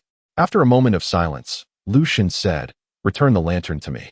"Oh," she exclaimed, quickly handing him the lantern. "Now, is there any issue?" "None," he replied, releasing his grip. As soon as he let go, Jiang Tingyue lifted her skirt and dashed away, her garments billowing in the wind like a fluttering butterfly, and in mere moments, she vanished around the corner of the corridor. Lu Zhen remained behind, and from the shadows, a figure emerged, kneeling upon the ground. The female voice, somewhat hoarse, spoke, "I have seen the master. The subordinate has failed in her duties. I implore the master to impose punishment." Lu Zhen's expression hardened, and he coldly inquired, "Your proximity to her means that punishment will inevitably reach her ears. I will not penalize you this time, but should there be a next, you shall take your own life as atonement." "Yes," the female shadow guard trembled slightly, but inwardly she sighed in relief. Fortunately, her cleverness prevailed. Even when confronted, she devised a means to deliver the message into the hands of her lord. She was already aware of the news that he had returned to the capital, and the Hanming Temple was indeed their domain, which allowed for his timely arrival without incident. Otherwise, her life would have likely been forfeit. The dark guard swiftly vanished into the shadows. When Erwu noticed that Lu Zhen lingered, he revealed himself and said, "My lord, what shall we do if Miss Jiang divulges your return to the capital? At this moment, we cannot afford to return." The reason for their presence at Hanming Temple was that it was inherently their territory. The abbot was loyal to the Lord, and the empty courtyard at the back was constructed for him, ensuring that no one would discover their presence. Lu Zhen, who was originally supposed to investigate corruption in the south, had now secretly returned to the capital. They had other plans in motion, and if their return to the capital were to be exposed at this juncture, all their meticulous schemes would be rendered futile. It matters not, Lu Zhen replied, his tone unwavering. He remained indifferent to whether Jiang Tingyue would betray his whereabouts. Even if the Duke believed his return, it would bear no consequence without his physical presence to provide evidence. Furthermore, Jiang Shizhong cherished his daughter above all else. Even if he learned of this night's events, he would only seek to conceal them. Jiang Tingyue rushed back in haste, and before she could enter the courtyard, she was spotted by a maid stationed at the entrance, who promptly announced her arrival. Before she could even step into the inner courtyard, Aunt Cui rushed to meet her, her eyes red with worry. Thank heavens, you are safe. The lady has been waiting for you inside. Has mother not slept at all? Jiang Tingyue inquired, slightly furrowing her brow as she walked. The lady was concerned for your safety and could not openly seek you out, so she sent the servants to look for you, Aunt Cui explained. She has not closed her eyes all night. As Jiang Tingyue heard Aunt Cui's words, she lifted the curtain and entered. Upon hearing the commotion, Li Yunru turned around, her eyes already brimming with tears. She grasped Jiang Tingyue's hand, inspecting her closely. Seeing that her attire had been changed, her complexion paled further, and tears streamed down her face once again. Aunt Cui, please step outside and keep watch, Li Yunru said, wiping away her tears, her voice soft yet firm. Have the servants reprimanded, and remember, I am unwell tonight. My daughter is staying with me to care for my illness. Aunt Cui nodded in agreement. She mused that within the courtyard, they were all familiar faces, aware of what could and could not be said. Yet, there were inevitably foolish individuals who could not discern their boundaries. As she considered who might have seen Jiang Tingyue enter, Aunt Cui discreetly closed the door behind her. Once Aunt Cui had departed, leaving only the two of them, Li Yunru could no longer contain herself. She removed Jiang Tingyue's cloak and asked, was it the third prince's doing? Her voice trembled with anger. What audacity! To dare lay hands on someone from our duke's household. Jiang Tingyue nodded emphatically, her expression one of grievance. Mother, it was indeed him. He even drugged me. Li Yunru gazed at her daughter, adorned in unfamiliar yet exquisite attire. Her eyes welled with tears. Embracing her gentle child, she spoke softly, fear not, for your mother shall ensure that vengeance is served.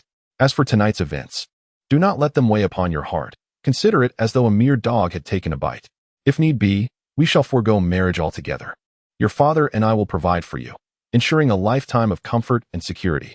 Observing the delicate embroidery and impeccable tailoring of the garment, it was evident that it had been meticulously prepared in advance. A surge of indignation swelled within Li Yunru, prompting her to grit her teeth and declare, your mother possesses another outfit for you. Let us burn this soiled attire. Upon hearing her mother's vow of retribution, Jiang Tingyue could not help but nod in agreement. Though she found her mother's remarks increasingly peculiar, this garment was not a gift from Heilin. He did not succeed. I managed to escape after wounding one of his eyes. You escaped? Li Yunru was taken aback and inquired further, who aided you? The thought of such an intricately crafted garment made her suspicious. Regardless of who had assisted her daughter, it was evident that their intentions were far from benevolent. She understood her daughter all too well. When backed by support, she displayed unparalleled audacity, yet when left to fend for herself, her courage waned. If she had truly escaped on her own, she would have returned immediately seeking assistance, rather than lingering for so long before coming back. Chapter 54. The leaf game. In a fleeting moment where a name nearly slipped from her lips, Jiang Tingyue abruptly halted, stammering, I escaped on my own. Li Yunru inquired, did the one who rescued you forbid you from speaking? Yes. Jiang Tingyue, ever honest, nodded candidly and then asked, Mother, how did you know? Since childhood. You have never concealed anything from your father and me, unless entrusted by someone else. Li Yunru gently patted her hand, soothingly stating, if you choose not to disclose, then so be it.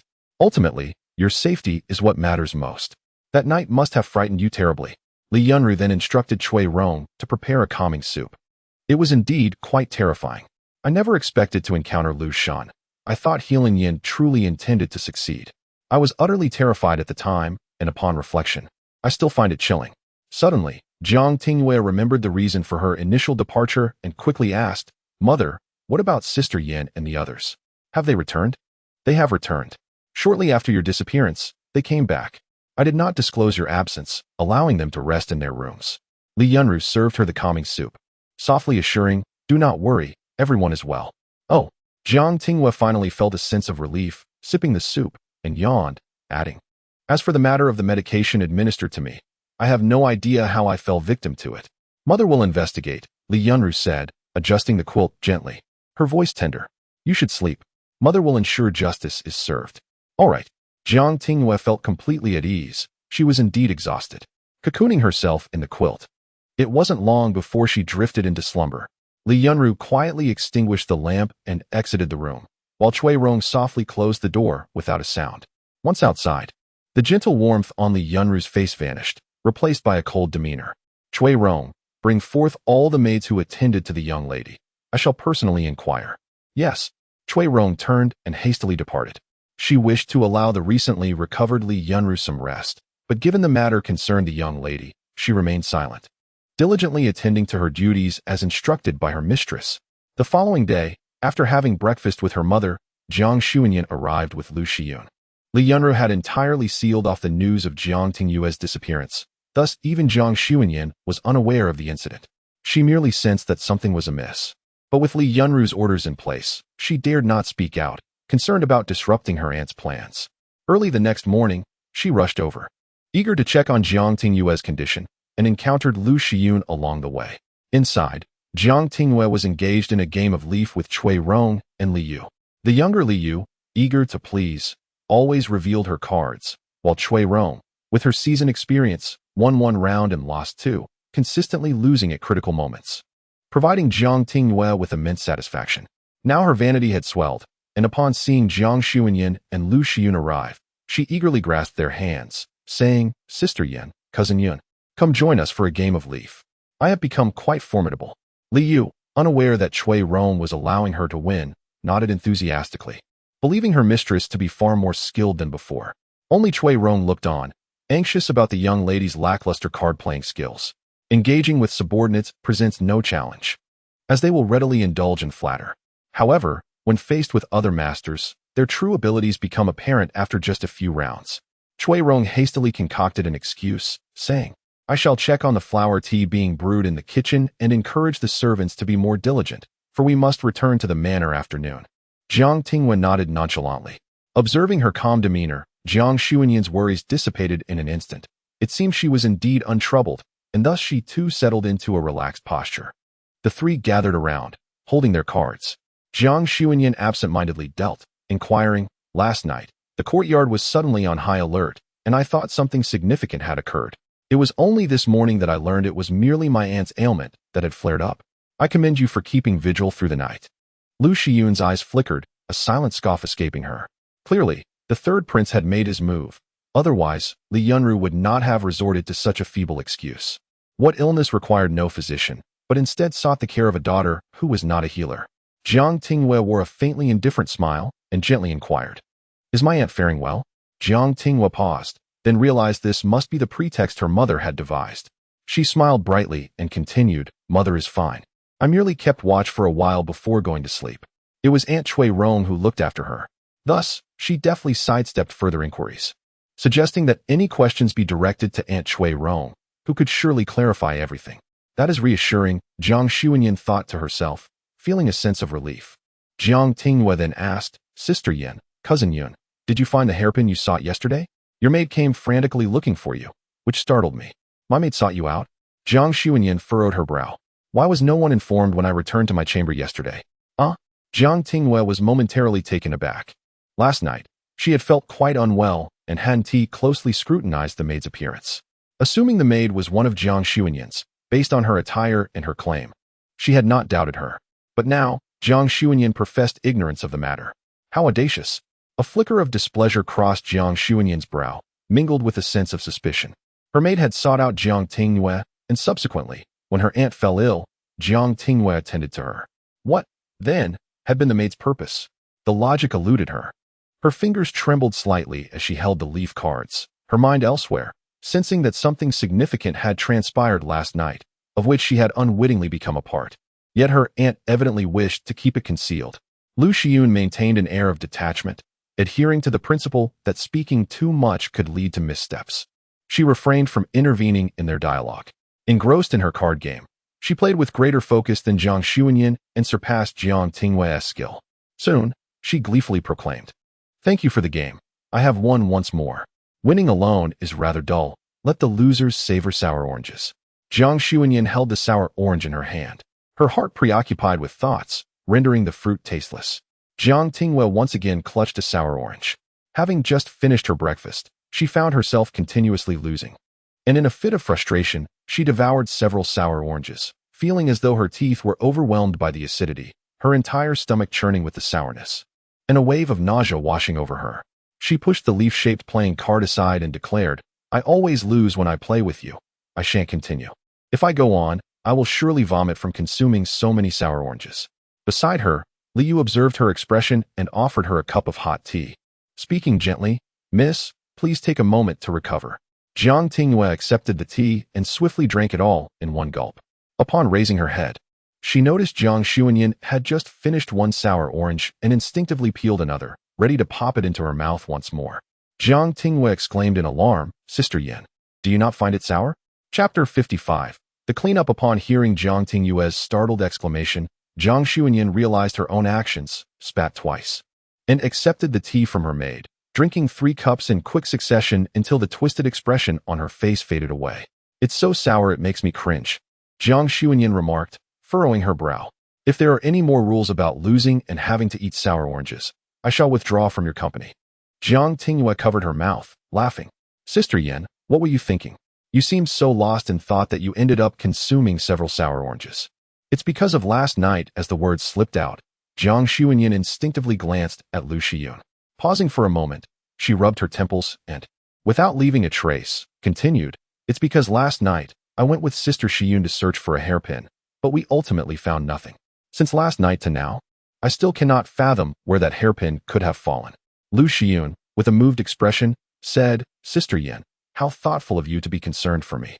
Then, covering her eyes, she added sorrowfully, "That hairpin may not have been particularly valuable, but it was crafted from pure gold. It was the only heirloom my mother left me, and I never imagined I would be unable to keep it." The mention of Lady Li rendered Jiang Tingyue silent. To be fair, she genuinely harbored no fondness for Li Wenru, especially considering how she had harmed her mother. Yet, she did not extend her resentment towards the entire family, recognizing that Lady Li had ultimately sought redemption. As Jiang Tingyue remained quiet, Jiang Xuanyan could somewhat grasp her sentiments, hastily intervening, "Sister Shiyun, if Lady Li were aware from beyond the grave, she would certainly not wish for you to suffer in mourning over a hairpin." "I understand," Lu Zhen replied, wiping her eyes and forcing a faint smile. "I am not well and shall return to my chamber."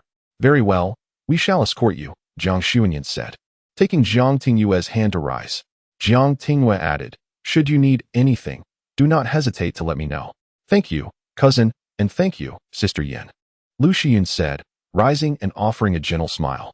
Yet, as she turned away, a fleeting glint of ruthlessness shone in her eyes.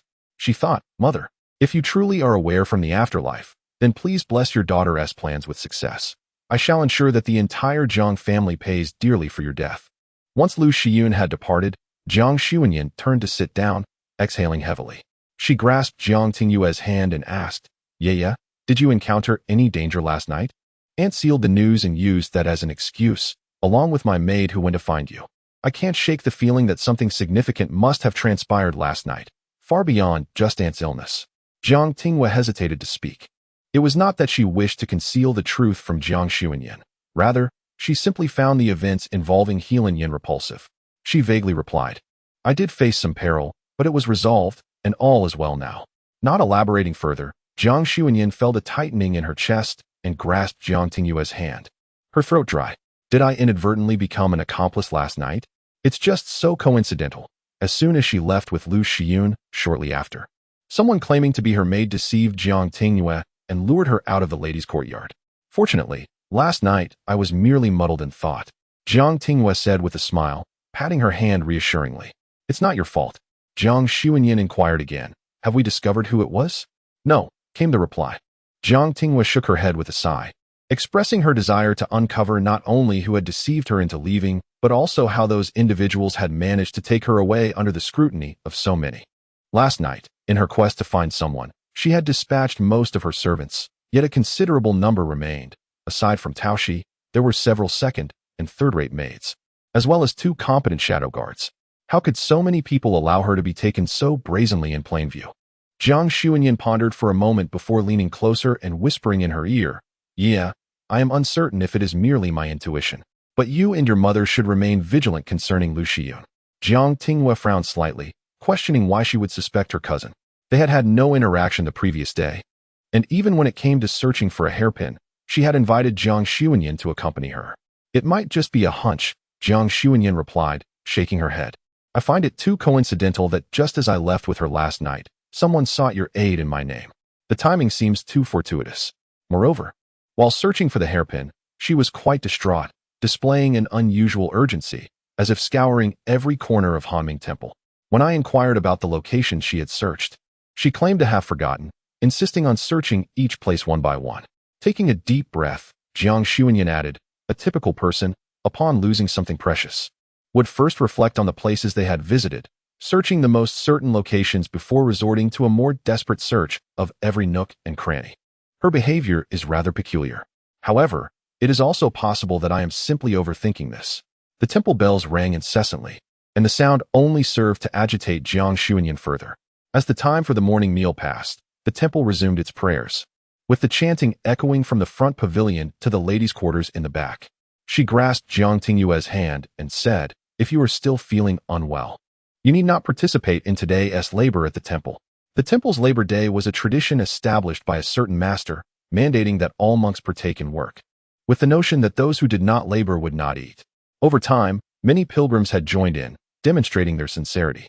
"I cannot, for I have come to fulfill a vow and must indeed show my sincerity," Jiang Tingyue resolutely declined. She feared that failing to personally repay her vow would lead the Bodhisattva to perceive her as insincere. Since her rebirth, she had come to believe wholeheartedly in the divine. Were it not for the benevolence of the deities, she would never have been granted a second chance at life. Unable to persuade her otherwise, Jiang Tingyue acquiesced. As a noble lady, Jiang Tingyue was not accustomed to menial tasks, yet she took a broom and was assigned to a modest courtyard. The courtyard had already been tidied up, ensuring that esteemed guests who had made substantial donations were not subjected to undue hardship. Only a few scattered leaves remained, which Jiang Tingyue diligently swept away. With a soft rustle, the bamboo broom brushed the ground, leaving faint traces as she focused on gathering the leaves. Suddenly, a loud crash erupted from the ginkgo tree above, followed by a noise akin to clashing weapons, and someone exclaimed, "Miss." Jiang Tingyue looked up in bewilderment, only to witness a flurry of verdant branches and leaves cascading down, shortly followed by a figure landing before her. The young boy scratched his head, feeling somewhat awkward, and said, "It's been a while." Jiang Tingyue glanced at the ground, which had been meticulously cleaned, now strewn with broken branches and fallen leaves due to his actions.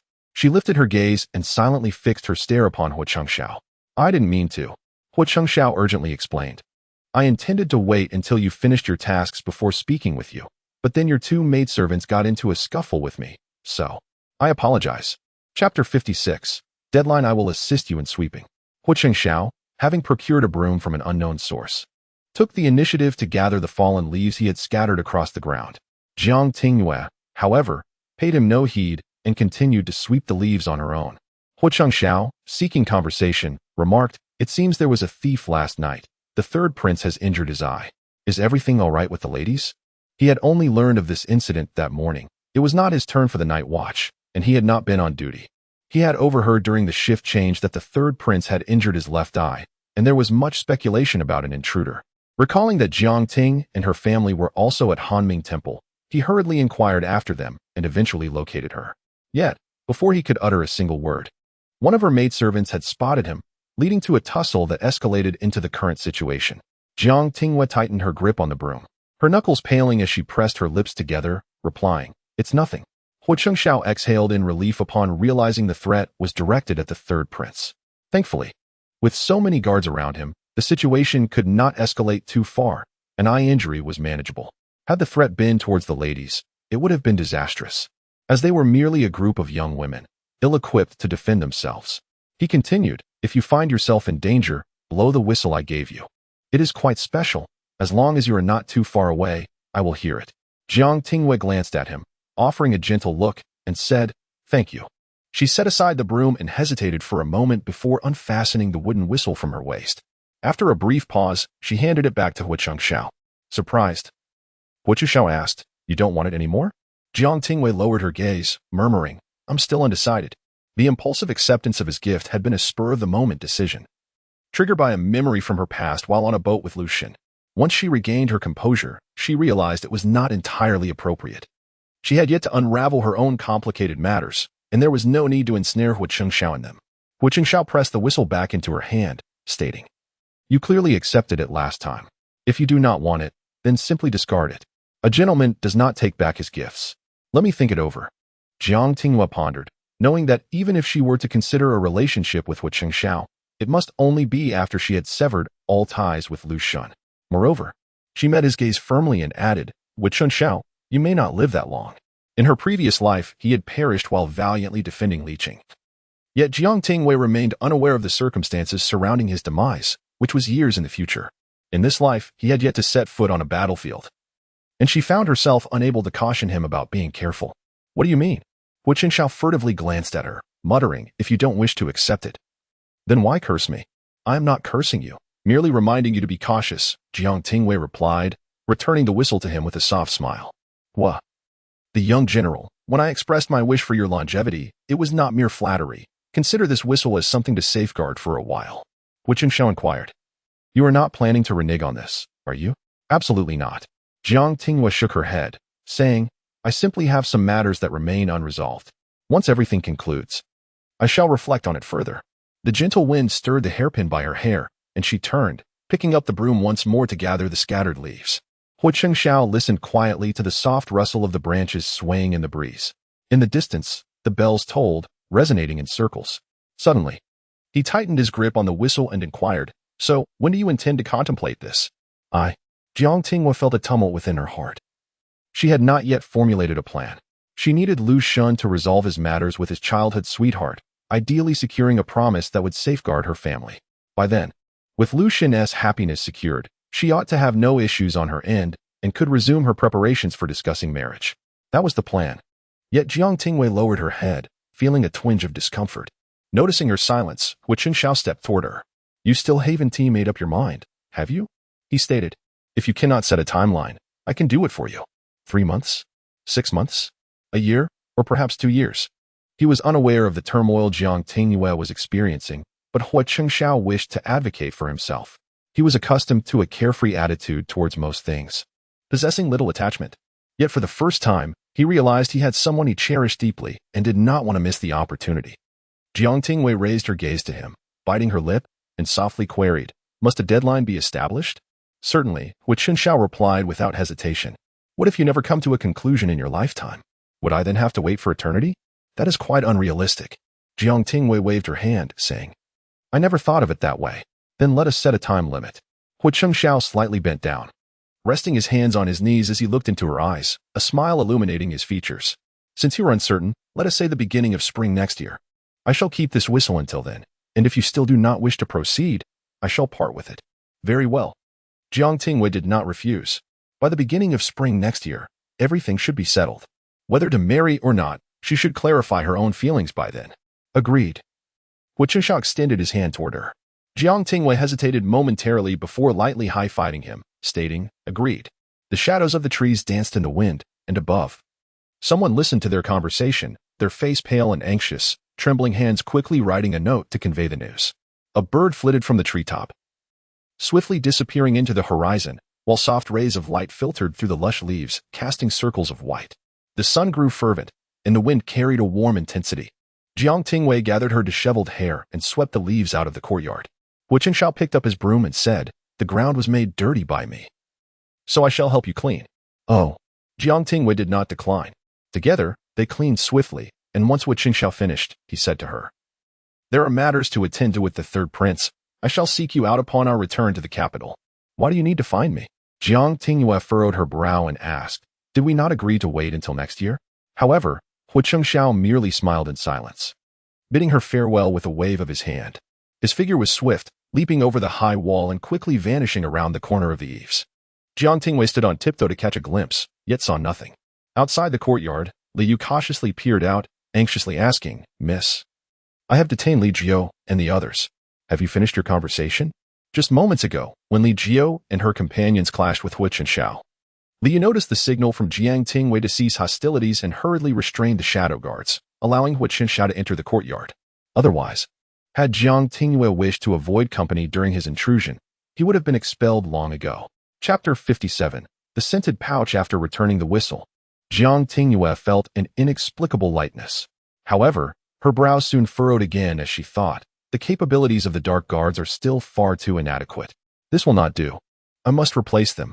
Previously, during the lake outing, she had been schemed against by Lu Zhen, and shortly thereafter, in full view of the public, Ilanian had taken her away, nearly to the point that even Hui and Shao could not intervene.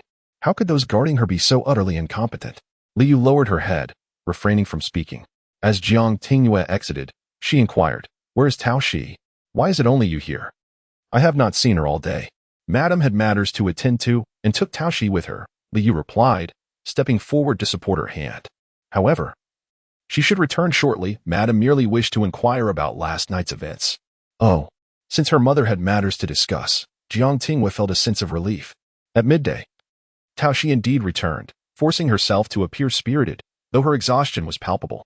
Given her state, Liu dared not allow her to serve closely, saying, "You should rest. Once you have regained your strength, you can return to the young lady. However, she will undoubtedly have questions for you." "I cannot." Tao Shi shook her head. "I must return to the residence immediately. The young lady likely still has matters to discuss with me." "Tao Shi," Liu called out, her voice trembling slightly. "Is your disappearance connected to the young lady's situation?" Tao Shi stiffened, slowly turning her head, her complexion ashen. The midday sun blazed overhead, scorching the ground until it shimmered. And even a drop of water evaporated almost instantly, leaving no trace. A sparrow alighted on a tree branch, chirping twice, yet the atmosphere remained eerily silent. In the midst of this oppressive heat, Liu raised her voice, "Tao Shi, please answer me." "It is related." Tao Shi's face fell, and under Liu's incredulous gaze, she covered her face, tears streaming down her cheeks as she choked out, "It was my fault. I am to blame." A few days prior, the young lady had lost a scented pouch, and at the time, she had thought little of it and had not investigated thoroughly, assuming it had simply fallen into some corner. However, knowing how much the young lady cherished it, she had hastily crafted an identical one overnight. Little did she know that this very pouch would bring harm to the young lady. What scented pouch? This question did not come from Liu, but from Jiang Tingyue, who emerged from behind the door. "Tao Shi, what scented pouch? How come I am unaware?" With a heavy heart, Tao Shi knelt and bowed her head to the ground, knocking it twice. "Last night, I was summoned by Madam. This morning, someone delivered a box to her, which contained this pouch, crafted by my own hands." "Does the pouch contain anything?" Jiang Tingyue inquired, her brows knitting together. The pouch had been soaked in water. After cutting it open, we found only ordinary spices. However, accompanying the pouch was a letter stating that there was an issue with it. Tao Shi confessed candidly. Jiang Tingyue pondered this revelation, without a doubt. The pouch had been sent by Lu Zhen, and he likely pinned the letter as well. After all, the garments she had changed out of were all in that courtyard. Wait a moment, Jiang Tingyue suddenly realized. In her haste to change clothes, she had completely forgotten to take the dirty ones with her. Hoping that Lu Zhen would take responsibility and destroy the garments rather than carelessly discarding them, for if these clothes were misused by others, she would be unable to clear her name even if she jumped into the Yellow River. Lost in her thoughts, she raised her head to find Tao Shi still shedding tears. With a sigh, she inquired, "Has mother already punished you?" Tao Shi nodded weakly, revealing that not only had her salary been docked, but she had also been made to kneel all night, and her family had been reprimanded as well. Furthermore, her father had been demoted from his position in the kitchen. "Since you have already been punished, I shall refrain from saying more. Just ensure there is no next time. Otherwise, you certainly will not pass mother's scrutiny." Jiang Tingyue bent down to assist her. Tao Shi assured her, "There will certainly not be a next time. I have endured enough hardship." "Very well," Jiang Tingyue replied gently, "Go gather your things. We must depart soon. Check if anything has been overlooked." "Yes," Tao Shi said, her tears giving way to a smile. In the afternoon, as Jiang Tingyue and her group finally set out, they unexpectedly encountered Helan Yan. He paused momentarily, his left eye obscured by a cloth, exuding an air of injury. Upon seeing them, his steps faltered, and his cold gaze fixed upon Jiang Tingyue. What an audacious and ruthless woman she was. Healing Yin unconsciously reached up, his fingertips brushing against the fabric covering his left eye, his expression darkening immediately. This woman had better not fall into his grasp, for he would make her understand the depths of despair and regret. His venomous glare bore down on her, causing Jiang Tingyue to frown and retreat a couple of steps, seeking refuge behind Li Yunru. Li Yunru patted her hand reassuringly, speaking softly, "It is all right." He dares not act. Jiang Tingyue understood. After his previous failure, Healing Yin would likely refrain from further aggression. However, having been shielded too well in the past, she had only learned basic self-defense techniques, never having truly employed them until last night when she had wounded Healing Yin in one eye. The memory of that encounter was still vivid, leaving her feeling somewhat flustered. Jiang Tingyue shrank back like a quail, causing Healing Yin to lose sight of her entirely. His icy gaze swept past, landing on empty space, rendering him unable to perceive any threat. Frustrated, Healing Yin angrily flicked his sleeves and strode away. Wu Qianxiao, following the group, caught Healing Yan's fleeting glance towards Jiang Tingyue and felt a twinge of curiosity. Why did the third prince specifically look at Miss Jiang? When did you become so timid? Mother said there is nothing to fear, and indeed there is not, Li Yunru consoled with a smile before adding. I have my own plans. What is there to be afraid of? Jiang Tingyue touched her nose and replied, It's not fear. I simply dislike him. I feel that entanglement with such a person would lead to a life devoid of peace. Dislike is dislike. No one can compel you to do anything, Li Yunru remarked, hinting at something deeper. Upon exiting, she beckoned the young women to board the carriage, leading them to her own, the largest and most spacious, capable of accommodating many. Li Yunru maintained a facade of composure, yet beneath the surface, she could hardly suppress a sense of unease. Ever since her daughter had gone missing the previous night, she longed to keep her within her sight at all times, fearful that someone might wish her harm. However, she could not afford to be too overt in her concern. She had to present a veneer of tranquility, continuing her usual routine of serving tea and engaging in mundane conversations with the three young women. Lu Zhen offered few responses, her tone gentle and her demeanor suggestive of ill health, clearly disinclined to engage in conversation. Jiang Tingyue harbored her own secrets and contributed to the dialogue only sporadically, while it was Jiang Xuanyin who, with a bright smile, animatedly shared amusing anecdotes with Li Yunru. Chapter 58. Rua before returning home. Li Yunru invited Jiang Xuanyin to dine at the Duke's residence.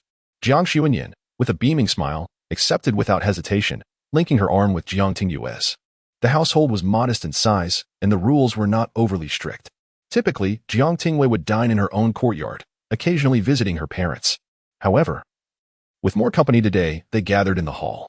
Noticing the absence of Su Wan, Jiang Tingyue furrowed her brow and inquired, Where is sister-in-law? Is she not coming? Although Su Wan was not present, she had sent her daughter over, a 5-year-old girl with slightly yellow hair, styled in twin buns. The child's bright round eyes sparkled with curiosity as she turned to her wet nurse, earnestly expressing her desires for a treat. Li Yunru tenderly wiped her granddaughter's hands with a handkerchief, a gentle smile gracing her features as she replied without looking up, Xian'er is unwell, and your sister-in-law could not leave her side. She worried we might miss her, so she sent Rua instead. With a playful reproach, she added, What is the rush in sending such a young child? Though her words were lightly chiding, Li Yunru's tone remained soft, her eyes and brows filled with warmth. Jiang Tingyue understood that her mother, who had once been frail, feared passing on any illness to the two little ones, which is why she had not seen them often. Yet, deep down, her affection for them was undeniable. With a bright smile, she called out to the 5-year-old Jiang Yuan Rua, come here. Your aunt wishes to hold you. The little girl, upon hearing this, swiftly leaped from her high stool, startling her wet nurse. Like a firecracker, she dashed into Jiang Tingyue's embrace, looking up sweetly and exclaiming, Aunt. Jiang Tingyue delightedly tousled the girl's hair, only to find herself disheveling it further. The child's short locks sprang out from her buns with a gentle rub, prompting Rua to sheepishly attempt to smooth them down without success. Jiang Xuanyin chuckled, reaching into her pocket to retrieve a piece of chestnut candy. Offering it with a smile, Rua, do you still remember me? Instantly, the little girl was eager to escape Jiang Tingyue's hold, scrambling into Jiang Xuanyin's arms while exclaiming, Auntie, I remember. Settling her on her lap, Jiang Tingyue took hold of Rua's hand and gently reminded her, Your mother has set a limit of 2 pieces of candy a day. How many have you had today? Rua, slightly guilty, counted on her fingers, 1. Then you cannot have another right now. It's almost time for dinner, Jiang Tingyue explained earnestly, believing that the child could understand. She recalled how her own parents had patiently taught her, repeating lessons until she grasped them fully. Thus, she mirrored that same diligence in her conversation with Jiang Tingyue. "Then I'll put it in my pouch," the little girl suggested, pointing to the pouch at her waist, signaling Jiang Tingyue to place the candy inside. Jiang Tingyue chuckled heartily, ruffling her hair as she complied. All right, here you go." At that moment, Lu Zhen, feeling the need to join this joyous atmosphere, peeked from behind and chimed in. "But Rua must not deceive us. You promised to eat only 2 pieces a day. You mustn't sneak anymore." "I won't sneak any. Rua is a good and obedient child," the little girl insisted, her urgency evident in her voice. Enough. Do not tease her any longer. Focus on your meal. And let the nurse take care of her," Li Yunda interjected with a smile, cradling Rua in her arms. "Be a good girl and finish your meal, and after that. Would you like to stay with your grandmother tonight?" Rua looked up at Li Yunru, momentarily hesitating. In the eyes of the 5-year-old, while she held affection for her grandmother, she was still a stranger compared to her mother, whom she adored more. Jiang Tingyue inquired curiously, "Mother, what prompted you to want Rua to stay with you?" Suwan explained, "Xian'er is quite ill, and your father has summoned Lu Yuanpan. She is concerned that Rua, being so young, might catch the illness. Hence she asked me to keep her for a couple of days." Li Yunru was not the meddlesome mother-in-law who interfered in the mother-daughter bond. She was merely fulfilling her daughter-in-law's request. "Come to my place," Jiang Tingyue offered readily. "Mother, you haven't spent much time with Rua before, and she has stayed overnight in the main courtyard, so it's natural for her to feel a bit unaccustomed." She then bent down and asked Jiang Tingyue, "Would you like to sleep at your aunt's place tonight? There are plenty of fun things to do here." She turned back and tugged at Jiang Tingyue, who chimed in. "Tonight, both aunts will keep you company. You can play whatever you wish." Jiang Tingyue hesitated for a moment, but quickly cast thoughts of her mother aside and nodded vigorously. "All right, I want to sit next to my aunt." "Very well," Jiang Tingyue agreed, even personally moving a chair closer to her side. Throughout the meal, all attention was on Jiang Tingyue, and by the time she finished, she was covered in sweat. Although obedient, children at this age are filled with curiosity, and she could easily forget the earlier conversation and repeat her mistakes. Yet, Jiang Tingyue found joy in children and bore no annoyance. Li Yunru chuckled. "I had no idea you were so fond of Roryo." "Of course I adore my brother's child," Jiang Tingyue replied, wiping Jiang Yunrua's mouth without lifting her head.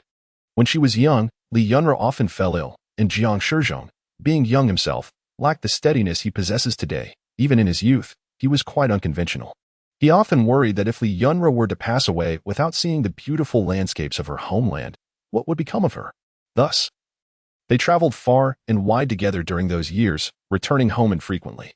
Since Jiang Tingyue was too young to accompany them, and considering fairness between the siblings, they decided to leave both children at home. In Jiang Tingyue's memories, during her early childhood, there was a period when her parents were absent, and her brother took on the role of caretaker, demonstrating a maturity beyond his years. This is why, despite their bickering, the bond between the siblings remained strong. Li Yunru reminisced about those times with a gentle smile, then thought of her eldest son stationed at the border, her heart heavy as she stroked Ruoruo's head, softly saying, "Your sister-in-law has sent the nursemaids and familiar bedding from Ruoruo's side to me. I will have Cui Rong take them to your courtyard shortly. However, it is inevitable that children may cause a commotion during the night. Perhaps it would be better to send her to my place, to spare you the trouble." "No need," she replied with a gentle smile. "She is very well behaved and will fall asleep promptly at the right hour." Jiang Tingyue smiled up at her, declining the offer. Perhaps it was a matter of reciprocation. Her brother had taken on a paternal role before he had fully matured, and now, even before her own marriage, she found herself responsible for caring for her brother's child, having previously taken care of Ruoruo on numerous occasions. After reaching an agreement, Jiang Tingyue and Jiang Tingyue each took one of Ruoruo's hands and headed towards the Lotus courtyard, where Ruoruo skipped joyfully, occasionally glancing back to bid farewell. Lu Zhen now resided within the estate, having been personally assigned a courtyard by Li Yunru, named Zixiong Courtyard, which held a status almost equal to that of Jiang Tingyue and the others. Jiang Tingyue bent down to scratch Ruoruo's chin, quietly asking, "Ruoruo, tonight your mother will not be able to manage you. Do you have any wishes? Speak quickly to your 2 aunts, for time waits for no one." Even in the night, Jiang Yunrua's eyes sparkled brightly as she exclaimed, "I want to see fireworks." Chapter 59. Fireworks, fireworks? Jiang Tingyue exclaimed. "Why do you wish to see them?" When asked for her reason, Ruoruo fell silent, her eyes fixed eagerly on Jiang Tingyue's hand as she said, And he just promised me. Observing this, Jiang Xuanyin remarked, if there are none in the residence, perhaps we could send someone out to procure some. Though I wonder if they can be found at this hour. Jiang Tingyue turned to Liu. I recall that there should be some leftover from the New Year festivities. Let us see if they are still usable. If not, we might send the doorman to check if any shops remain open at this time. Understood. Liu replied and departed. Before long, the unused fireworks from the New Year were retrieved. Thanks to their good preservation, Liu tested them and, finding them satisfactory, called for them to be moved to the courtyard. However, Jiang Tingyue did not ignite the fireworks immediately. Instead, she bent down to meet Jiang Yuanrua's gaze, asking, Rua, have you told any lies today? Jiang Yuanrua's eyes shifted, and she lowered her head, admitting, yes. Have you already eaten 2 pieces of candy today? Jiang Tingyue raised an eyebrow, deliberately patting her satchel. Rua quickly covered it with her hands. Auntie, you cannot take it away. Although it is wrong for Rua to deceive, it was a gift from my elder aunt. Jiang Yuanrua, displaying remarkable cleverness, turned to grasp Jiang Xuanyin's hand for support. Very well, recognizing one's mistakes is a step towards honesty, and understanding how to leverage one's connections is commendable. Your candy shall remain yours. But it must not be eaten today. You may have it tomorrow, Jiang Tingyue said with a smile, patting her small hand. Her father had once remarked that raising children was not about molding them into rigidly honest individuals to be taken advantage of. As long as they did not turn into incorrigible rascals and maintained a fundamentally good nature, a little mischief would not cause much harm. Rua hesitated, her eyes darting as if deep in thought, and then nodded earnestly. Jiang Xuanyin laughed behind her hand, saying, if my father were to learn of your teaching methods, he might resort to disciplinary measures.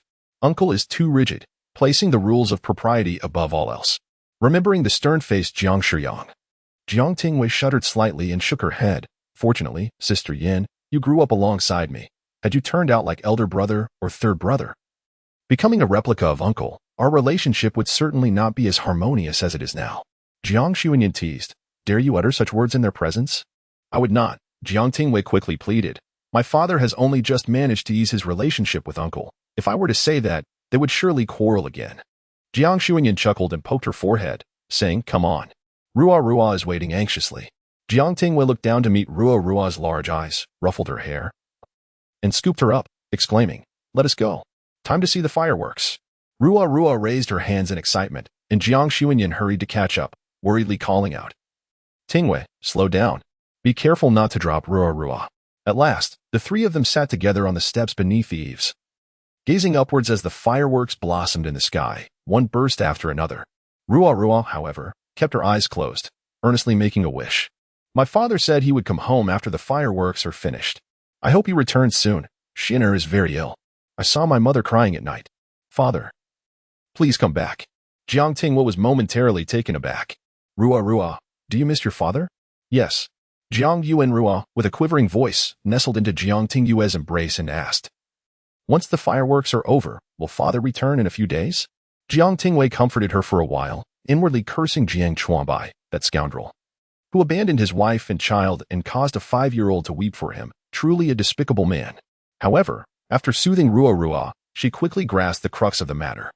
Rua, you mentioned that Xin'er is seriously ill. What do you mean? And why is your mother always crying? Rua struggled to articulate, simply saying, he has been running a high fever, and mother won't let me see him. She rarely visits Xin'er herself, and the old man won't allow her to see him either. Old man? Jiang Tingyue pondered for a moment. You must be referring to Lu Yuanpan, as he is the only one with a white beard. Is he in quarantine? Jiang Xuanyin remarked, slightly frowning. This does not sound like an ordinary illness. Given the circumstances, Su Wan entrusted Rua to us, which likely implies that she intends to care for Xin'er herself. It seems she too will be quarantined.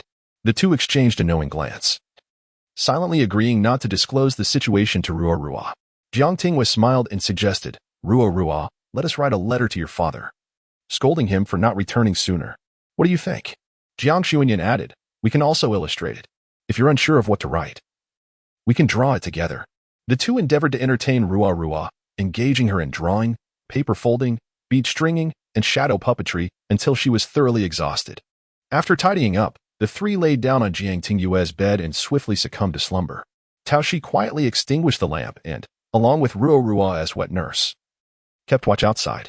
The room was enveloped in serene silence. Until the latter half of the night, Rua stirred from her dreams. Reaching out to feel for the pouch placed outside the bed, Jiang Tingyue, groggy from sleep, yawned and inquired, Rua, what are you searching for? My candy. Rua murmured, still half asleep. Tomorrow, I can have some candy. At the moment the last word escaped her lips, her head tilted, and she fell back into a deep slumber. Jiang Tingyue, taken aback for a moment, then gazed at her with soft eyes, gently stroking her head. The following day, Jiang Tingyue learned from Li Yunre that Su Wan had indeed been quarantined alongside Shinner. Lu Zhen had stated that Shinner's symptoms resembled those of a plague. At merely 2 years of age, he was at great risk of losing his life. With Su Wan by his side, at least the situation was somewhat alleviated. Jiang Tingyue recalled Rua's wish made beneath the fireworks last night, and her first instinct was to keep this information from Rua. She must remain oblivious for now. I share the same sentiment, Li Yunre remarked. Rua is too young, and it would serve no purpose to inform her. However, she is in a phase where she cannot be separated from her mother for long, so we cannot conceal this for too long. I will find a way to keep it hidden for as long as possible, Jiang Tingyue replied, her brow slightly furrowed. At merely 5 years of age, Rua, despite her burgeoning understanding, remains at an age where she still relies on her parents.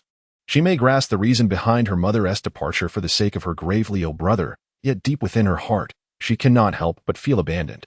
Jiang Tingyue wishes to shield Rua from such sorrowful thoughts. Thus, she assembled not only the attendants who served Rua but also her own maid and guards, leading a grand procession as they departed from the estate. Opportunities for Rua to venture outside are scarce, not due to restrictions placed upon her, but rather because of her tender age, as the household fears potential mishaps. Jiang Tingyue, accompanied by a considerable entourage of nearly several dozen individuals, caused the streets they traversed to be cleared. In truth, it is customary for scions of noble families to have the streets cleared when they venture out.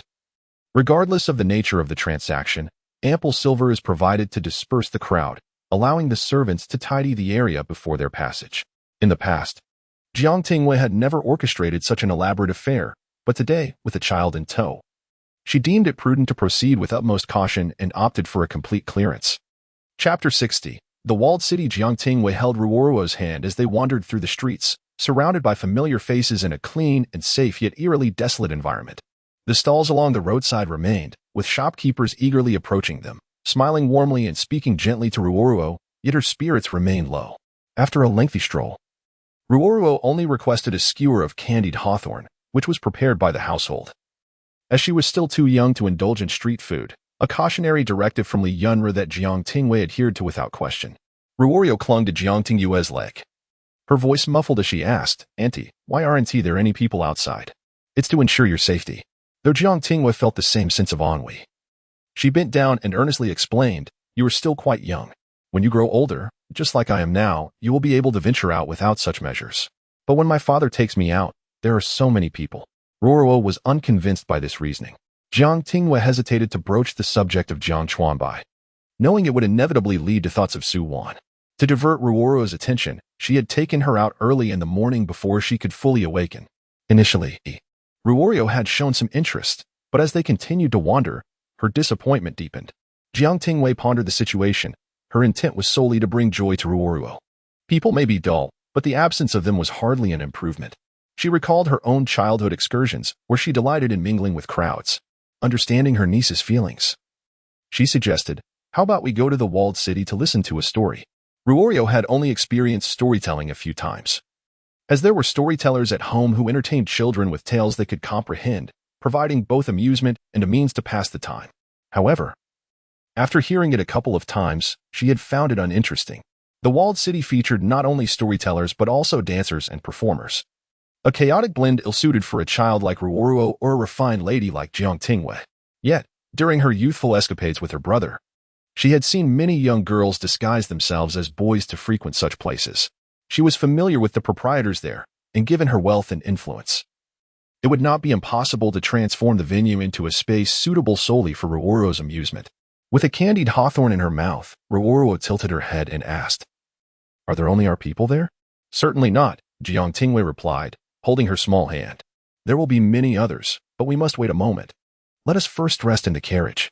She glanced back, exchanging a knowing look with Tao Shi, who promptly understood and departed ahead with a group to prepare for their arrival at the walled city. The performances and stories would be tailored to suit children. And as for the other guests, they would receive a monetary incentive to continue enjoying the entertainment, with guards stationed at the entrance to prevent any disturbances. Those unwilling to stay would simply be compensated and allowed to leave. The first floor of the walled city remained largely unchanged, with the primary modifications occurring on the second floor, where even the decorations were replaced. Jiang Tingyue recalled that her own childhood had been even more extravagant. Although she had never visited the walled city, she had experienced similar establishments, receiving the same level of treatment. Not only was the decor transformed into a splendid display, but the family also meticulously arranged for every passerby, ensuring that none were unattractive, and that each bore a pleasant smile and a gentle demeanor. Every individual was required to summon forth their utmost patience and kindness, greeting her with smiles, speaking softly, and praising her as the finest child in the world. For a considerable time, Jiang Tingyue naively believed that every person in the world was a gentle and patient good soul, until she matured and suffered a significant setback. Awakening to the realization that it was all a facade, Jiang Tingyue did not intend for Ruoruo to endure the same false environment she had as a child. But neither did she wish for her to confront the harsh realities of the world at such a tender age. Thus, she made some arrangements and offered specific admonitions, but did not exaggerate the circumstances as she had experienced. In a certain private room on the first floor of the tea house, Lu Zhen sat opposite a middle-aged man, engaged in a game of chess, exchanging moves amidst the clash of strategy, while the sounds of opera outside provided a cloak of distraction. The middle-aged man, emboldened, directly stated, "Your Highness, the third prince's methods are indeed unscrupulous. Should we not send someone to deliver the evidence directly to the first prince?" "No," Lu Zhen replied, gently placing a piece on the board, his expression calm and indifferent. "The time is not yet ripe. This evidence should serve a greater purpose in the future." "Such folly!" the middle-aged man exclaimed, stroking his beard and slamming his hand on the table. "For one's own selfish desires, disregarding the plight of the common people." His words were hurried and fervent, allowing no room for interruption. Though the emperor is foolish, he at least still considers the welfare of his subjects. His two sons, however, are both unworthy. The first prince is feeble and ineffectual, while the third prince is cruel and heartless, neither suitable for the throne. Moreover, this position was usurped through fratricide. They are unworthy of ruling the realm. As he spoke in fury, the sounds of the opera outside momentarily ceased. Lu Zhen's gaze flickered slightly towards the window. The man felt a twinge of apprehension. "Surely my voice was not that loud?" Lu Zhen cautioned. "General Hua, exercise discretion. Such sentiments should remain between us." With no need for further elaboration, he listened intently to the commotion outside, furrowing his brow slightly. "It appears it is not your issue. It seems a significant figure has arrived." "A significant figure?" The general frowned, perplexed. What would bring such a person to this place without cause? Concern creased his brow. Their meeting should not have been known to anyone. Lu Zhen rose and opened a corner of the window, peering outside. Unbeknownst to him, the tea house had been fortified with numerous guards stationed about, each holding silver, some seated, others departing. They did not appear to be searching for anyone, as the guards merely monitored the exits without inspecting individuals, only preventing access to the upper floors. He closed the window and remarked, "This is not the time to leave." The choice of meeting at the tea house had been deliberate, as it was a place of mingling, where one could arrive or depart at will, and no one would recognize anyone else. However, with the guards now present, their meeting was likely to attract the attention of those with ulterior motives. The middle-aged man inquired, "Our whereabouts should remain concealed. Aside from myself and His Highness, no one is privy to our meeting here. However, the arrival of someone at this moment seems rather amiss. Let us wait." Lu Zhen resumed his seat, exuding an air of calmness. "It is unrelated to us. We should be able to depart shortly." Upon hearing his words, the middle-aged man fell silent, and the two sat in quietude. Before long, the storyteller outside once again struck the wooden block, and the sound of performance resumed. Yet, it was no longer the melancholic and plaintive tone, but rather the bright and cheerful voice of children, with lyrics crafted in a naive and lively manner, seemingly intended specifically for a youthful audience. The middle-aged man responded with a question mark. Chapter 61, Little Crescent. On the second floor, Ruoruo leaned over the railing, tiptoeing to peer below. The scene beneath was a delightful spectacle designed for children, filled with joyful cheers from the audience, some genuine, while others were merely patrons bought by Jiang Tingyue. Yet, Ruoruo watched in sheer delight, joining in the applause. The entire second floor had been reserved by Jiang Tingyue, who had transformed the space for this occasion, performers singing, storytelling, and dancing filled the area below, and the girls had the perfect vantage point to enjoy it all. Rua exuberantly tugged on Jiang Tingyue's hand, darting from one performance to another, pausing to listen to a song here, then to a storyteller there, occasionally bumping into others in her excitement. Under Jiang Tingyue's tacit approval, Rua even befriended two young girls who were performers themselves, both with youthful, sweet voices singing lively and cheerful tunes that suited Rua perfectly. She had never encountered such joy before and was playing with wild abandon.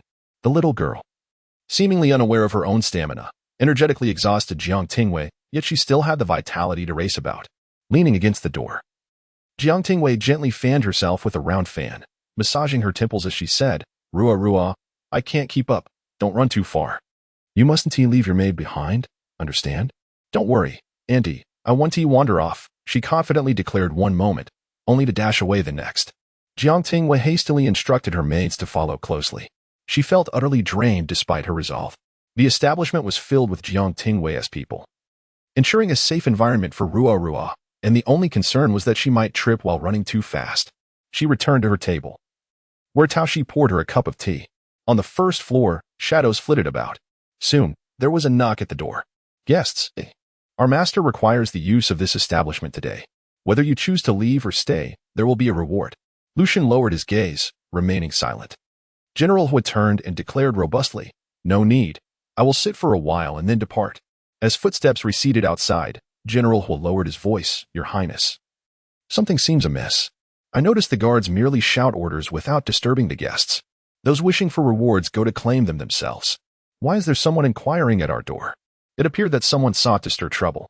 Lu Zhen, holding his tea, raised his eyes, remaining unperturbed, a slight smile playing on his lips as he remarked, General Hu, it seems you have encountered an issue. Beads of cold sweat formed on General Hu's forehead. He had met with Lu Zhen, delivering messages via Lu Zhen's shadowy protectors, and logically, no one else should know. Yet now, not only was someone aware, but they were also probing into their affairs. Another knock echoed at the door, the same voice inquiring, Guests, truly no reward is needed? My master instructed that if I do not execute my duties flawlessly, I shall face reprimand upon my return. General Hu glanced at Lu Zhen, who nodded slightly. He then stood and walked towards the door, hesitating for a moment. Before he could pull it open, he turned back, only to find Lu Zhen had vanished. The chessboard they had been engaged with lay in disarray. Finally, he exhaled, adopting a facade of impatience, and forcefully opened the door, exclaiming, I've already stated that we do not require your meager coins. Do you not comprehend human language? The pale-faced youth bowed his head, uttering apologies, yet discreetly surveyed the room. The space was modest and lacking in concealment, utterly devoid of any presence. I apologize, the pale-faced youth murmured. Outside, an acquaintance passed by and called out to General Hu, General Hu, you have come here to listen to a lecture as well? General Hu's expression darkened as he replied, Minister Wen, I am not here to listen to lectures. Today marks the anniversary of my late wife's passing, and I have come to pay my respects. The smile on Minister Wen's face faded, and he quickly said, I beg your pardon, I misunderstood. General Hu snorted coldly and slammed the door shut. Once the door was firmly closed, the pale-faced youth approached Minister Wen from behind and whispered, There is no one inside. The chessboard is set up haphazardly. There is no tea on the opposite side, and there are no traces of another person. It seems, as he claimed, he has indeed not encountered anyone else. General Hu's late wife had, years ago, run a tavern in the market, a well-known fact, and it was here that they had met. His visit to pay homage to her was, therefore, plausible. Yet, was it necessary to sneak out of the residence for such a purpose? The emperor was wary of General Hu's military power and had kept him in the capital under the pretext of merit, supervising him closely. It was understandable for the emperor to feel apprehensive. General Hu had once been a confidant of the former emperor. However, after the emperor ascended the throne and engaged in prolonged warfare with the Xia kingdom, there were few capable individuals in the court, prompting the emperor to reinstate General Hu. Now, with his weighty military influence, the emperor could not directly strip him of his power, yet he had to remain vigilant, thus seeking excuses to confine General Hu's family within the capital. The pale-faced youth glanced upstairs again and inquired, Should we investigate the upper floor? Minister Wen hesitated for a moment before responding, Forget it. We cannot provoke Jiang Shizhong's daughter. She is truly mad, fiercely protective of her family, and should not be trifled with. On the second floor, Lu Zhen held his cup of tea, maneuvering up the stairs through the window. He sensed something amiss but could not see anyone until his clothing was tugged down. Looking down, he beheld a 5-year-old girl gazing up at him, asking, "Are you a craftsman?" Lu Zhen pondered. This child seems oddly familiar. If memory serves, Jiang Tingyue has a daughter about this age. Given the commotion at the tavern today, it would not be surprising if she were Jiang's child. He squatted down to meet her gaze and asked, "Where is your maid? Why are you alone?" "I slipped away." She cheerfully replied, "I plan to give my aunt a gift, but I haven't decided what to give her yet." "Are you a craftsman?" Xiaochun said a craftsman can make anything. Lu Zhen smiled. "I only know how to carve wood. I wonder if your aunt would appreciate that." "Could you carve a raccoon dog?" She exclaimed in delight. "I heard my mother say that my aunt has always wanted one. But my grandmother gets ill at the sight of them, so my aunt never had the chance." Certainly, Lu Zhen did not decline. Meanwhile, Jiang Tingyue received news that Ruoruo was missing. She suddenly stood up, exclaiming in anger, "How could a 5-year-old child slip away from you? Never mind, let's find someone first." Jiang Tingyue suppressed her anger and analyzed calmly, noting that the first floor was guarded, preventing her from leaving alone. Ruoruo was certainly still on the second floor. "I refuse to believe we cannot find her if we search thoroughly." Meanwhile, in the empty compartment, a solitary teacup rested on the table, while Ruoruo sat nearby, intently watching Lu Zhen's movements. A small wooden block yielded fragments as he deftly maneuvered his small knife, gradually revealing the silhouette of a raccoon. Ruoruo's eyes sparkled with excitement as she asked, "Can you inscribe my aunt's name on it?" "My aunt is called Little Crescent Moon, as my grandparents and my father all affectionately call her." Lu Zhen paused momentarily, silently repeating the nickname in his mind, then offered a subtle smile, responding patiently, "Certainly." Chapter 62. Wood carving. Jiang Tingyue hurriedly searched until she reached the end, pushing open the last door. There she beheld Ruoruo, clutching something in her hands, gazing out of the window. The window was wide open, branches swaying gently, and the breeze ruffled Ruoruo's hair, causing 2 playful strands to stand up. "Ruoruo." Jiang Tingyue sighed with relief upon seeing her. She then earnestly said, "Did I not tell you not to deliberately shake off your maidservants? You promised me before. How could you deceive your aunt?" "I didn't shake them off." Ruoruo blinked and replied, "I just squatted under the table for a while, and they ran off on their own." Remarkably, at just 5 years old, Ruoruo had already learned the art of shifting blame. Jiang Tingyue felt a mixture of pride and concern. She appreciated Ruoruo's cleverness yet feared the trouble it might bring. She gently explained, "Auntie doesn't want you to shake them off for your own safety. You may do as you please, but your maidservants are not your enemies. There's no need to hide things from them. But whatever I do, they will tell you first," Ruoruo murmured. Jiang Tingyue was momentarily taken aback. She realized that she could not dismiss Ruoruo's concerns simply because of her age. Though only 5, Ruoruo was an exceptionally astute little girl, already understanding that a master should not be dominated by her attendants. How different she was from Jiang Tingyue at that age, when she would obediently listen to whatever Aunt Cui Rong said. Jiang Tingyue felt a faint sense of pride in Ruoruo's intelligence, recognizing that her niece was far more capable than she had been. However, she struggled to find the right words to explain this to Ruoruo. Having never been instilled with such awareness herself, an understanding imparted to her by her mother after much repetition. Nevertheless, this did not hinder Jiang Tingyue from being carefree. The maidservants around her were obedient, thanks to her mother's excellent upbringing. After pondering for a while without coming up with a solution, Jiang Tingyue decisively stated, "I don't know how to resolve your issue. Just remember, when we return home, we shall ask grandmother. She will surely explain it well to you." "Auntie, you are so silly." Ruoruo feigned maturity, letting out a deep sigh. "They don't listen to me now because I'm young and my words aren't right. When I grow up, they will listen to me, so there is no need for grandmother to explain." Jiang Tingyue, she pinched Ruoruo's nose, feigning annoyance, "You little rascal. I take you out to play, and you call me silly. Next time, I shall show you my anger." "Don't be angry, Auntie. I have prepared a gift for you." The little girl chuckled softly and presented a wooden carving of a raccoon, saying, "Auntie, this is made by a craftsman I found.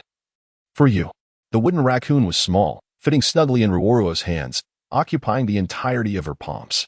Though diminutive, it was exquisitely carved, depicting the raccoon in a lifelike slumber, endearing and charming. At first glance, Jiang Tingyue was enamored. She embraced Ruoruo and planted a hearty kiss on her cheek, exclaiming, "Good Ruoruo, indeed. I have not spoiled you in vain." Ruoruo touched her little face, giggling softly. Liu, observing the palm-sized wooden carving, suggested, "We can weave a tassel and add 2 jade pendants, turning it into an ornament to hang at the waist." "Very well, you take it." Jiang Tingyue confidently handed the wooden carving of the raccoon to her. Liu, ever adept with her hands, accepted it. After passing the carving Tao Shi exchanged a glance with Liu, who momentarily hesitated but then turned to grasp Ruoruo's hand. Lowering her head to discuss how to transform the woodwork into a pendant, Jiang Tingyue shot a glance at Tao Shi, who softly whispered in her ear, "Miss, the individuals on the second floor were arranged solely by me. I recall there being no craftsmen among them." "Are you certain?" Jiang Tingyue's expression shifted. "I am indeed certain." Tao Shi gazed at the teacup on the table by the window, articulating each word. "The individuals on the second floor were all arranged by me, and I personally verified each one before allowing them to ascend. I assure you, there are no craftsmen present. All craftsmen carry their tools. And even a small knife would be far too perilous for 5-year-old Ruorua. I would never take such risks." Jiang Tingyue pondered for a moment before crouching down to inquire, "Where did you find this craftsman?" "Do tell your aunt."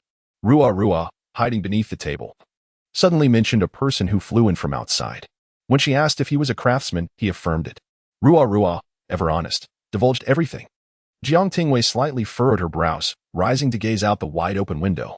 Supporting herself on the windowsill, she looked down. Below lay only lush, short branches, vibrant and verdant. Though the second floor was not particularly high, it was still elevated enough that an ordinary person jumping down would likely suffer a broken leg. Liu meticulously examined the wooden carving, turning the raccoon around, when she suddenly exclaimed, "Miss, there are characters inscribed on it." She hastily handed it to Jiang Tingyue, who took it and was momentarily taken aback. The characters were familiar, engraved with her childhood name. Jiang Tingyue's hand trembled slightly.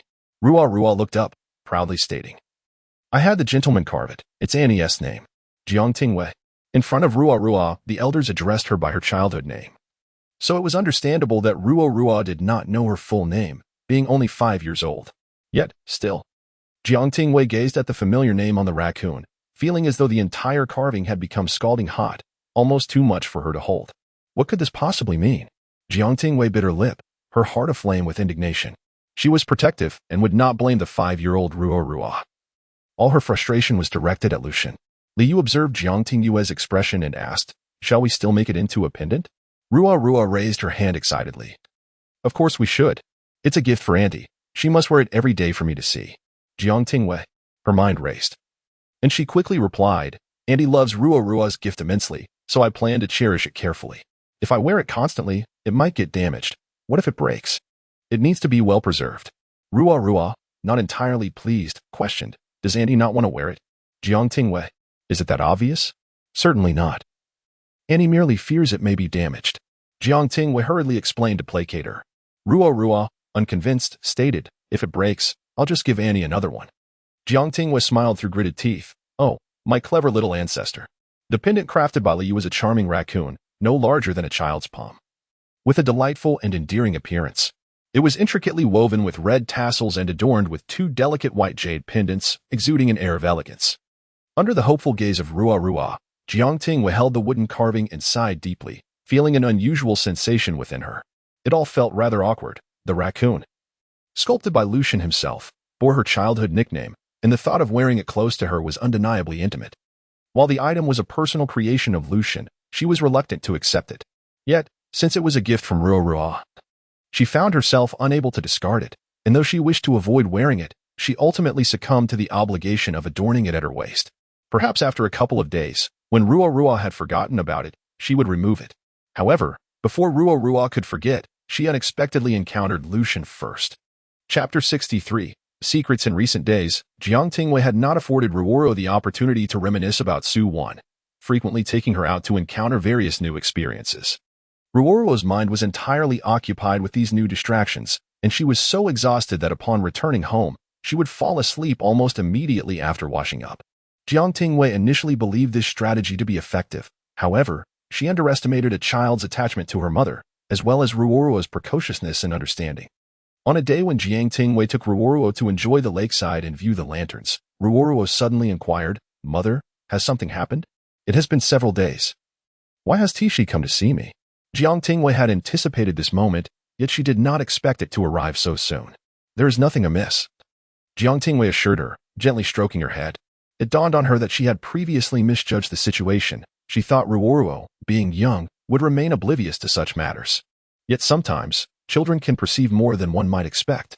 Now, concealing the truth was no longer feasible. Her priority was to prevent Ruorua from feeling abandoned. Do you remember when you fell ill last year? Jiang Tingyue asked softly. Ruoro nodded earnestly. When you were sick, your mother was by your side, never leaving you for a moment. The instant you opened your eyes, you would see me watching over you. Jiang Tingyue continued. Xian'er is also unwell. And just as I cared for you last year, I must now attend to him, though this time it may take longer. Ruoro queried. So, because you were caring for Xian'er, you are neglecting me? It is not neglect. It is simply a matter of being unable to divide my attention. Although I possess 2 eyes, I cannot simultaneously watch over 2 individuals, Jiang Tingyue explained, smoothing the furrowed brow of her daughter. When you were ill, Xian'er was also brought to me, but you were unaware due to your condition. After attempting to look at 2 people simultaneously and discovering it impossible, Ruoro huffed and declared, when Xian'er recovers, I want you to focus solely on me. Then, when that time comes, you shall look after Xian'er, Jiang Tingyue replied. Otherwise, he is too small and will have no one to care for him if he becomes ill. Ruoro hesitated for a moment, then quickly nodded. All right. You can take care of me, and I will care for Xian'er. When he grows up, he can also look after Auntie. And what about my matters? Jiang Tingyue laughed joyously, adding, as a reward, you may choose a lantern you adore from Auntie's storeroom. As the aunt and niece conversed in the boat, the vessel suddenly lurched violently. Jiang Tingyue swiftly embraced Ruoro, frowning and asking, what is happening? Tao Shi went out to inquire about the situation and returned shortly with news. Miss, it is the Jiang Tingyue conducting a search. Today, many had ventured out to view the lanterns, even before dusk. The lake was adorned with an array of lanterns, their shimmering lights reflecting upon the water's surface. The Jiang Tingyue? Jiang Tingyue mused, her brow slightly furrowing. Tao Shi continued, the Jiang Tingyue are inspecting the boats ahead. They halted abruptly, and our vessel did not react in time, resulting in the collision. Jiang Tingyue merely acknowledged this, not particularly concerned, as she believed they would not investigate her side. As she had anticipated, the Jiang Tingyue merely glanced over, noticed the insignia of the Duke's residence on their boat, and sent 2 individuals to inquire briefly, without boarding for a search before steering clear of them. The atmosphere aboard the other vessels was fraught with anxiety, while on the Duke's ship, a sense of tranquility prevailed. Ruoro expressed her desire, saying, I wish to release a lantern. I want to choose it myself. Very well, dear niece, I shall accompany you in your selection. As twilight descended, the ship remained brightly illuminated. With a maidservant holding a lantern beside her, Jiang Tingyue took Ruoro's hand, and together they proceeded towards the storeroom. Upon arrival, the maidservant opened the door, revealing an array of newly crafted lanterns. Ruoro began to examine each one with great diligence. Leaning against the doorframe, Jiang Tingyue observed that the lanterns within the storeroom were all designed according to her own preferences. After a brief moment of deliberation, she quickly made her choice. But Ruoro insisted on scrutinizing each lantern, pondering for what felt like an eternity. With a folding fan partially concealing her face, Jiang Tingyue stifled a yawn and inquired, Ruoro, have you made your selection yet? Not yet, Ruoro replied without turning her head. The storeroom was well lit, with lanterns hanging all around. Ruoro requested that others step back, allowing her to focus intently on her choices. Suddenly, a soft thud resonated as something fell onto the back of her hand. Curiously, she glanced down to discover a drop of blood that slid down her skin. Unfazed, she wiped her hand against her sleeve and followed the trail of the blood with her gaze. On the beam above, illuminated dimly by the lanterns, she locked eyes with a familiar face. She opened her mouth to speak but held her tongue as the figure above gestured for silence. It was Lu Zhen, the very person who had crafted the raccoon figurine for her. He had appeared just as quietly as before. In a hushed tone, she asked, Master Craftsman, what are you doing in my family's storeroom? Lu Zhen, taken aback by the unexpected discovery by a child, lowered his voice and deceitfully replied, I came to see if you were pleased with the raccoon I carved for you last time. A look of realization crossed Ruoro's face, and she inquired, Can I tell others? No, Lu Zhen replied, this is a secret known only to us. Outside the door, Jiang Tingyue could only hear Ruoro's murmured voice. Unable to discern the words, she asked, what are you whispering about? Ruoro dashed out, grasping Jiang Tingyue's hand and pulling her inside, instructing the others to remain outside. As they walked, she excitedly whispered, and I discovered someone who said we mustn't tell others. It's a secret known only to us. Jiang Tingyue, puzzled, asked, where did this rogue come from? Just as she contemplated calling for help, her gaze met Lu Zhen's, resulting in a moment of mutual silence. A quarter of an hour later, within the room, the maidservants had been dismissed, leaving only Tao Shi and Li Yu, both of whom wore expressions of silence as they poured tea. Jiang Tingyue was the first to break the stillness, asking, Is it you that the Jinui are after today? No, that is of little consequence, Lu Zhen replied, quickly redirecting the focus. With a note of caution, Jiang Tingyue pressed, how do you know Ruoruo? Regardless of your intentions, she is but a child. Lu Zhen remained silent, casting a fleeting glance at Ruoruo as he stated, a promise of secrecy. Ruoruo, filled with excitement, eagerly nodded and extended her palm, exclaiming, indeed. A secret known only to the five of us. Lu Zhen, she is merely 5 years old. Are your expectations not exceedingly high? Jiang Tingyue, protective of her, immediately interjected, and furthermore, is it not excessive to deceive a child into concealing the truth for you? The sky, now shrouded in deep indigo, cast a stark contrast against the brilliance of the lights within the room. Jiang Tingyue had not adorned herself elaborately today, yet beauty possesses its own privilege. And she radiated allure regardless. Her porcelain skin, illuminated under the glow, resembled exquisite jade. And even the faint flush of anger at the corners of her eyes was captivatingly enchanting. His gaze momentarily lingered on the adornments at Jiang Tingyue's waist. Today, she wore no other embellishment save for a vibrant crimson tassel, a translucent jade pendant, and a wooden carving of a raccoon. Lu Zhen's eyes darkened slightly, and a subtle smile graced his lips. Chapter 64. The royal power. Lu Zhen remained silent, yet his gaze, light as a feather, fell upon Jiang Tingyue. She felt as if scorched by fire, clenching her sleeves, bewildered and enraged. What are you staring at? She retorted, reminiscent of a cat whose tail had been singed. For bristling in alarm, Lu Zhen withdrew his gaze, remarking, the wooden carving is quite exquisite. It suits you well. How dare you speak so brazenly? This scoundrel must have known that this raccoon figurine was a gift for her from Ruoruo. Jiang Tingyue, unconsciously scraping the carving with her fingertips, stubbornly declared, Ruoruo gave it to me. I have no idea who crafted it. The craftsmanship is rather crude, and I do not like it at all. Were it not for Ruoruo's kindness, I would never accept such a gift. Lu Zhen lifted his eyes to fixate on hers, a smile both teasing and mysterious gracing his lips. Is that so? Jiang Tingyue averted her gaze, steeling herself as she replied, yes. Lu Zhen's dark eyes lingered on hers, unwavering and unhurried, as he continued, you truly do not like it. Jiang Tingyue's eyes flickered momentarily before she swiftly diverted her gaze, pressing her lips together. I do not. Jiang Tingyue, Lu Zhen called her softly, the candlelight dancing in his eyes, illuminating their cold depths with an inexplicable warmth. Next time you attempt to deceive someone, do not intentionally avoid their gaze. It is all too easy to see through. Jiang Tingyue, is it that obvious? Lu Zhen glanced sideways toward the window, where the commotion outside had diminished considerably. In the distance, a streak of colorful smoke illuminated the horizon, silently conveying a message. He rose to his feet, pushed open the window, and the wind tousled his high ponytail. With a light chuckle, he said, since you do not fancy it, I shall carve a better one for you another day. With that, he nimbly vaulted out of the window. Hey, there's a lake outside, Jiang Tingyue exclaimed, hastily rising to rush to the window. Peering out, she found only darkness beyond the faint light of the lanterns, revealing the lake's fathomless depths, devoid of any ripples. She gazed silently for a long while, so long that Ruoruo, curious, looked up at her. Finally, she clenched her fists and huffed, who would care? Turning away, Jiang Tingyue resumed her seat.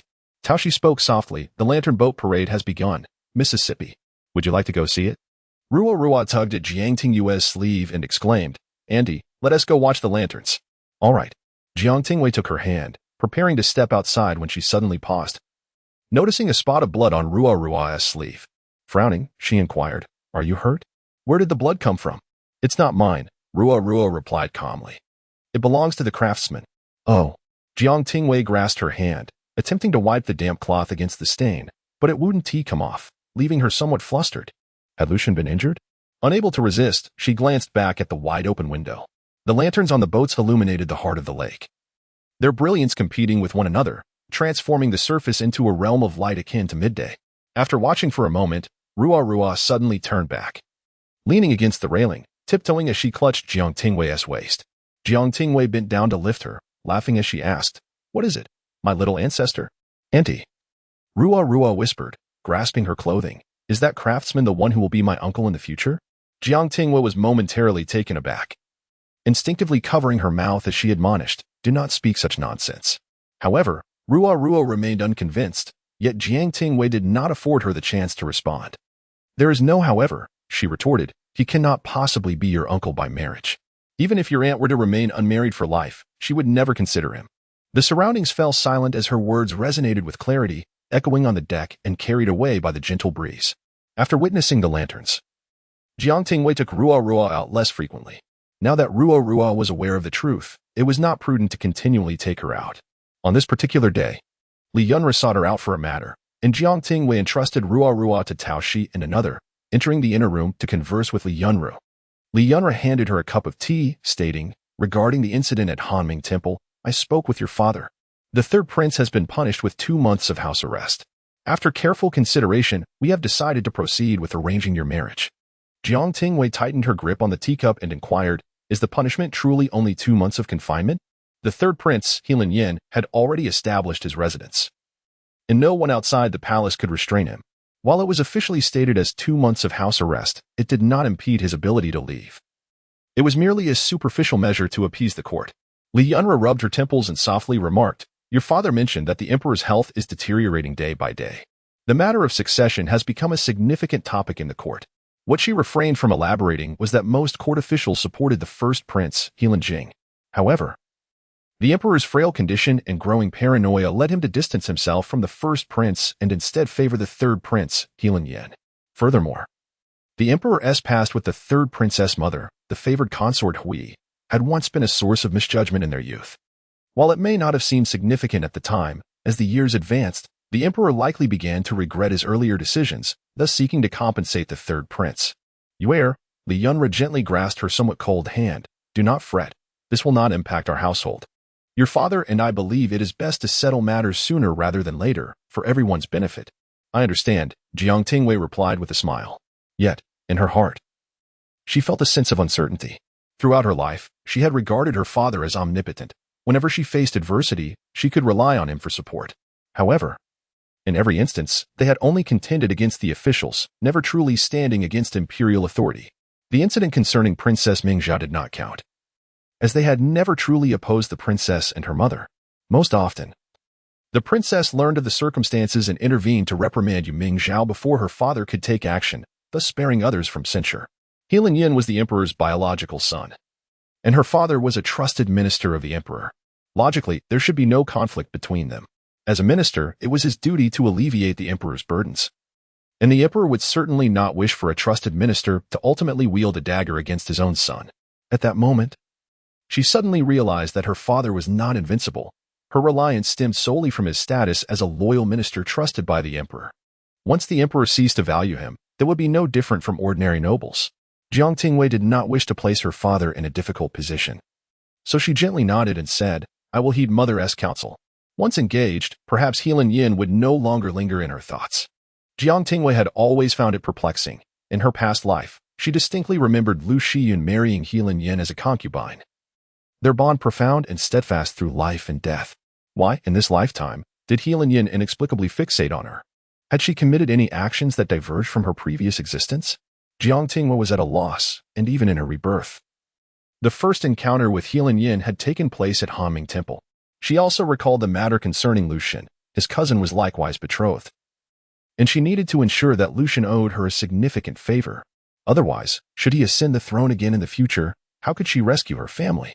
Outside, Ruo clutched a fabric tiger, and upon Lu Zhen's visit to pay her respects, she noticed Ruo and, smiling, waved to her, inquiring, "Ruo, what brings you here? What is that you hold?"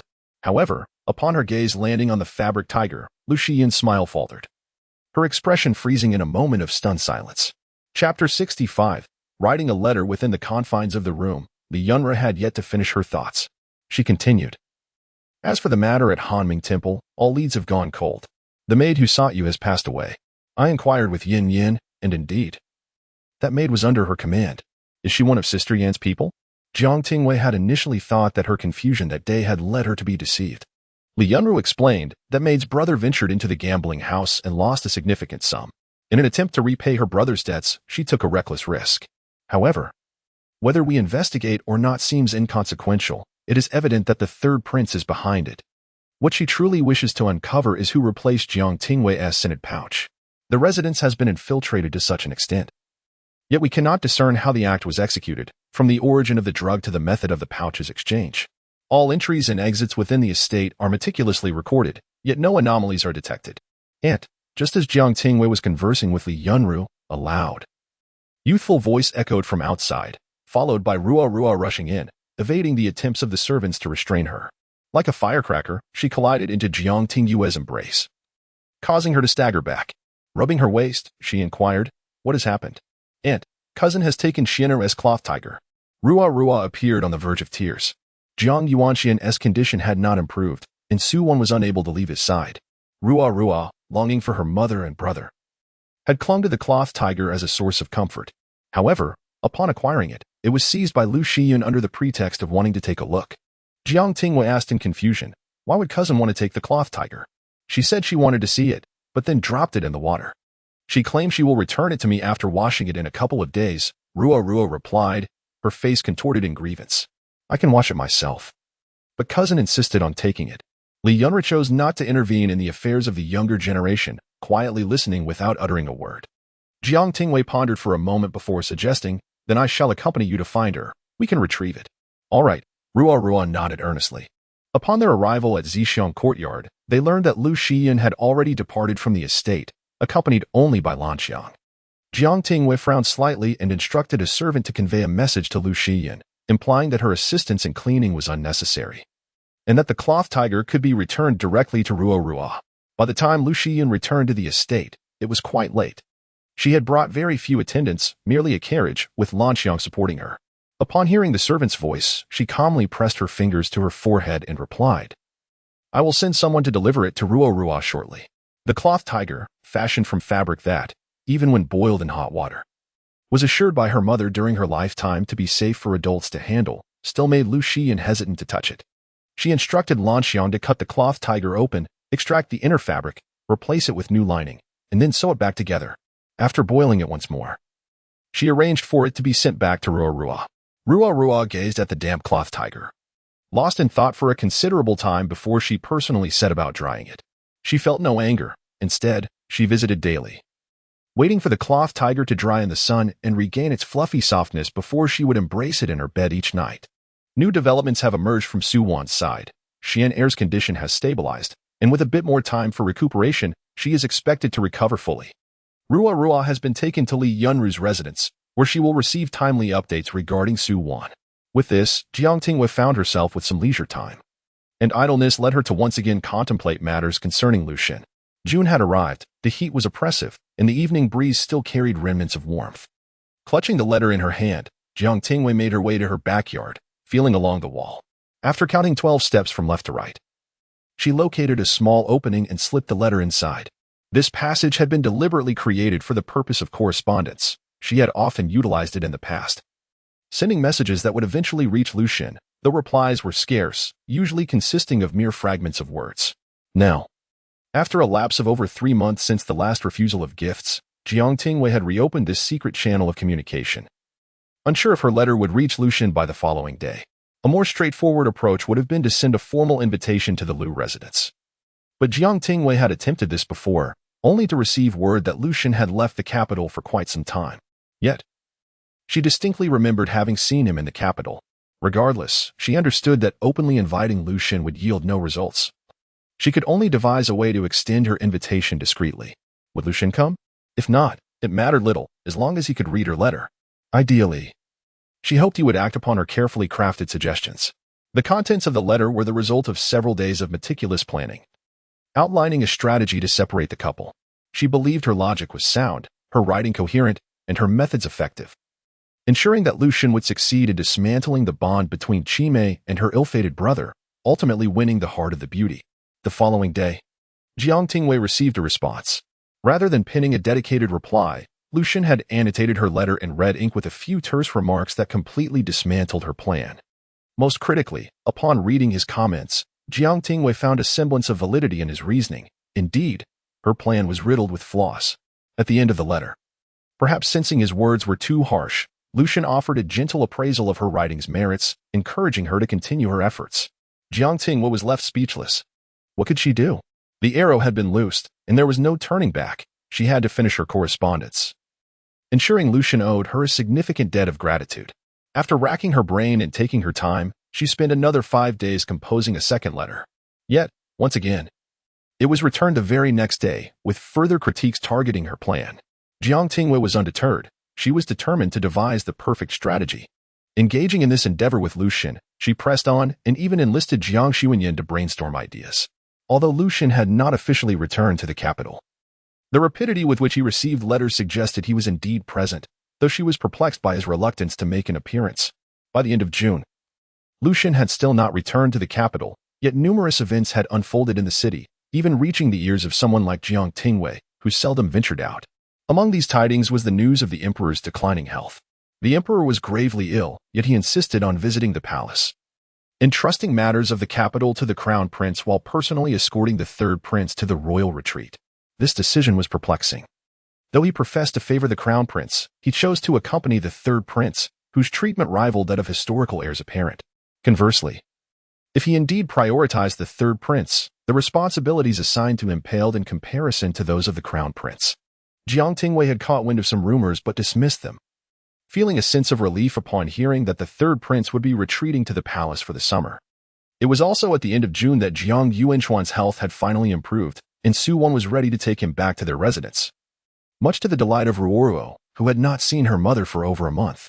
Chapter 66, Plans and Changes. Shortly after the imperial entourage departed from the capital, Jiang Tingyue received word from Jiang Shizhong regarding Lu Zhen's return to the city. To this day, Jiang Tingyue remains perplexed by her father's intentions. He appears to possess a significant secret about Lu Zhen's lineage, yet he has disclosed nothing and refrains from discussing related matters with Jiang Tingyue. In the capital, with the eldest prince acting as regent, Jiang Shizhong continues to attend court sessions as usual, whether the emperor is present or not.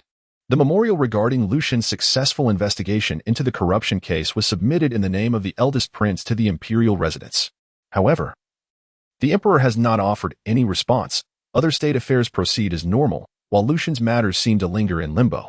The once illustrious scholar has now found himself utterly idle, as his former classmates have all embarked on their respective paths, some entering the 6 ministries, others refining their calligraphy, while he remains at the academy, devoid of any responsibilities, enjoying an abundance of leisure. It can be said that such a talented individual, having accomplished a significant feat, has not only been overlooked but is also seemingly destined for neglect by the emperor. For an entire month, Jiang Tingyue has exhausted all conceivable suggestions to assist Lu Zhen, yet he has rejected each one. Jiang Tingyue perceives this as Lu Zhen's dilemma. Clearly, mere theoretical discussions are insufficient. Practical application is necessary to ascertain the efficacy of any proposed methods. Thus, she instructed Lu Zhen to invite Su Ningyu for a meeting. In his reply, Lu Zhen indicated a need for a strategist, to which Jiang Tingyue consented, prompting him to extend the invitation to Su Ningyu. Contemplating, she recognized the necessity of a strategist to remain in the rear, subtly managing the overarching situation, allowing her to follow from a distance and occasionally offer guidance. Consequently, she readily agreed. However, 3 days later, the 4 of them were seated around a table, and Jiang Tingyue found herself momentarily at a loss for words as she gazed at Su Ningyu and her future husband, the frail brother, seated across from her. The frail brother, named Lin Buqin, was relatively young and came from a distinguished lineage, being the heir of a marquisate, yet his health was poor, preventing him from frequent outings. Previously, Jiang Tingyue had only heard of his reputation. Perhaps due to his sheltered upbringing, he appeared exceedingly shy.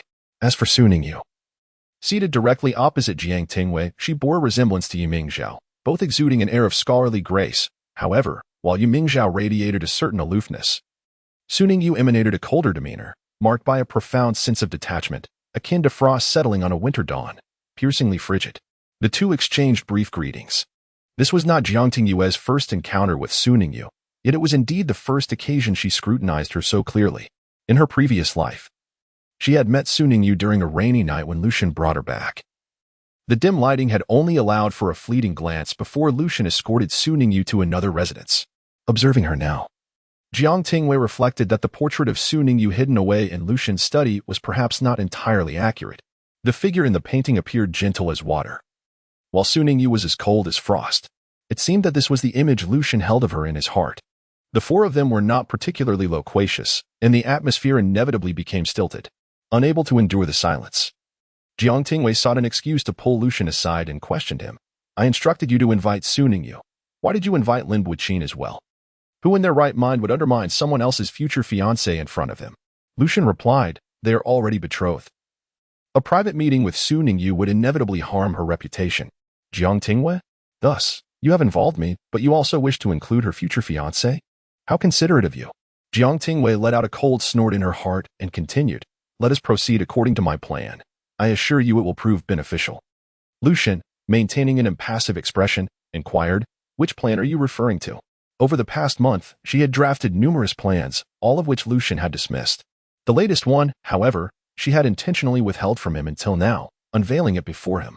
First, you must show her constant care and thoroughly understand her preferences. I have already gathered the necessary information, so be sure to memorize it in advance.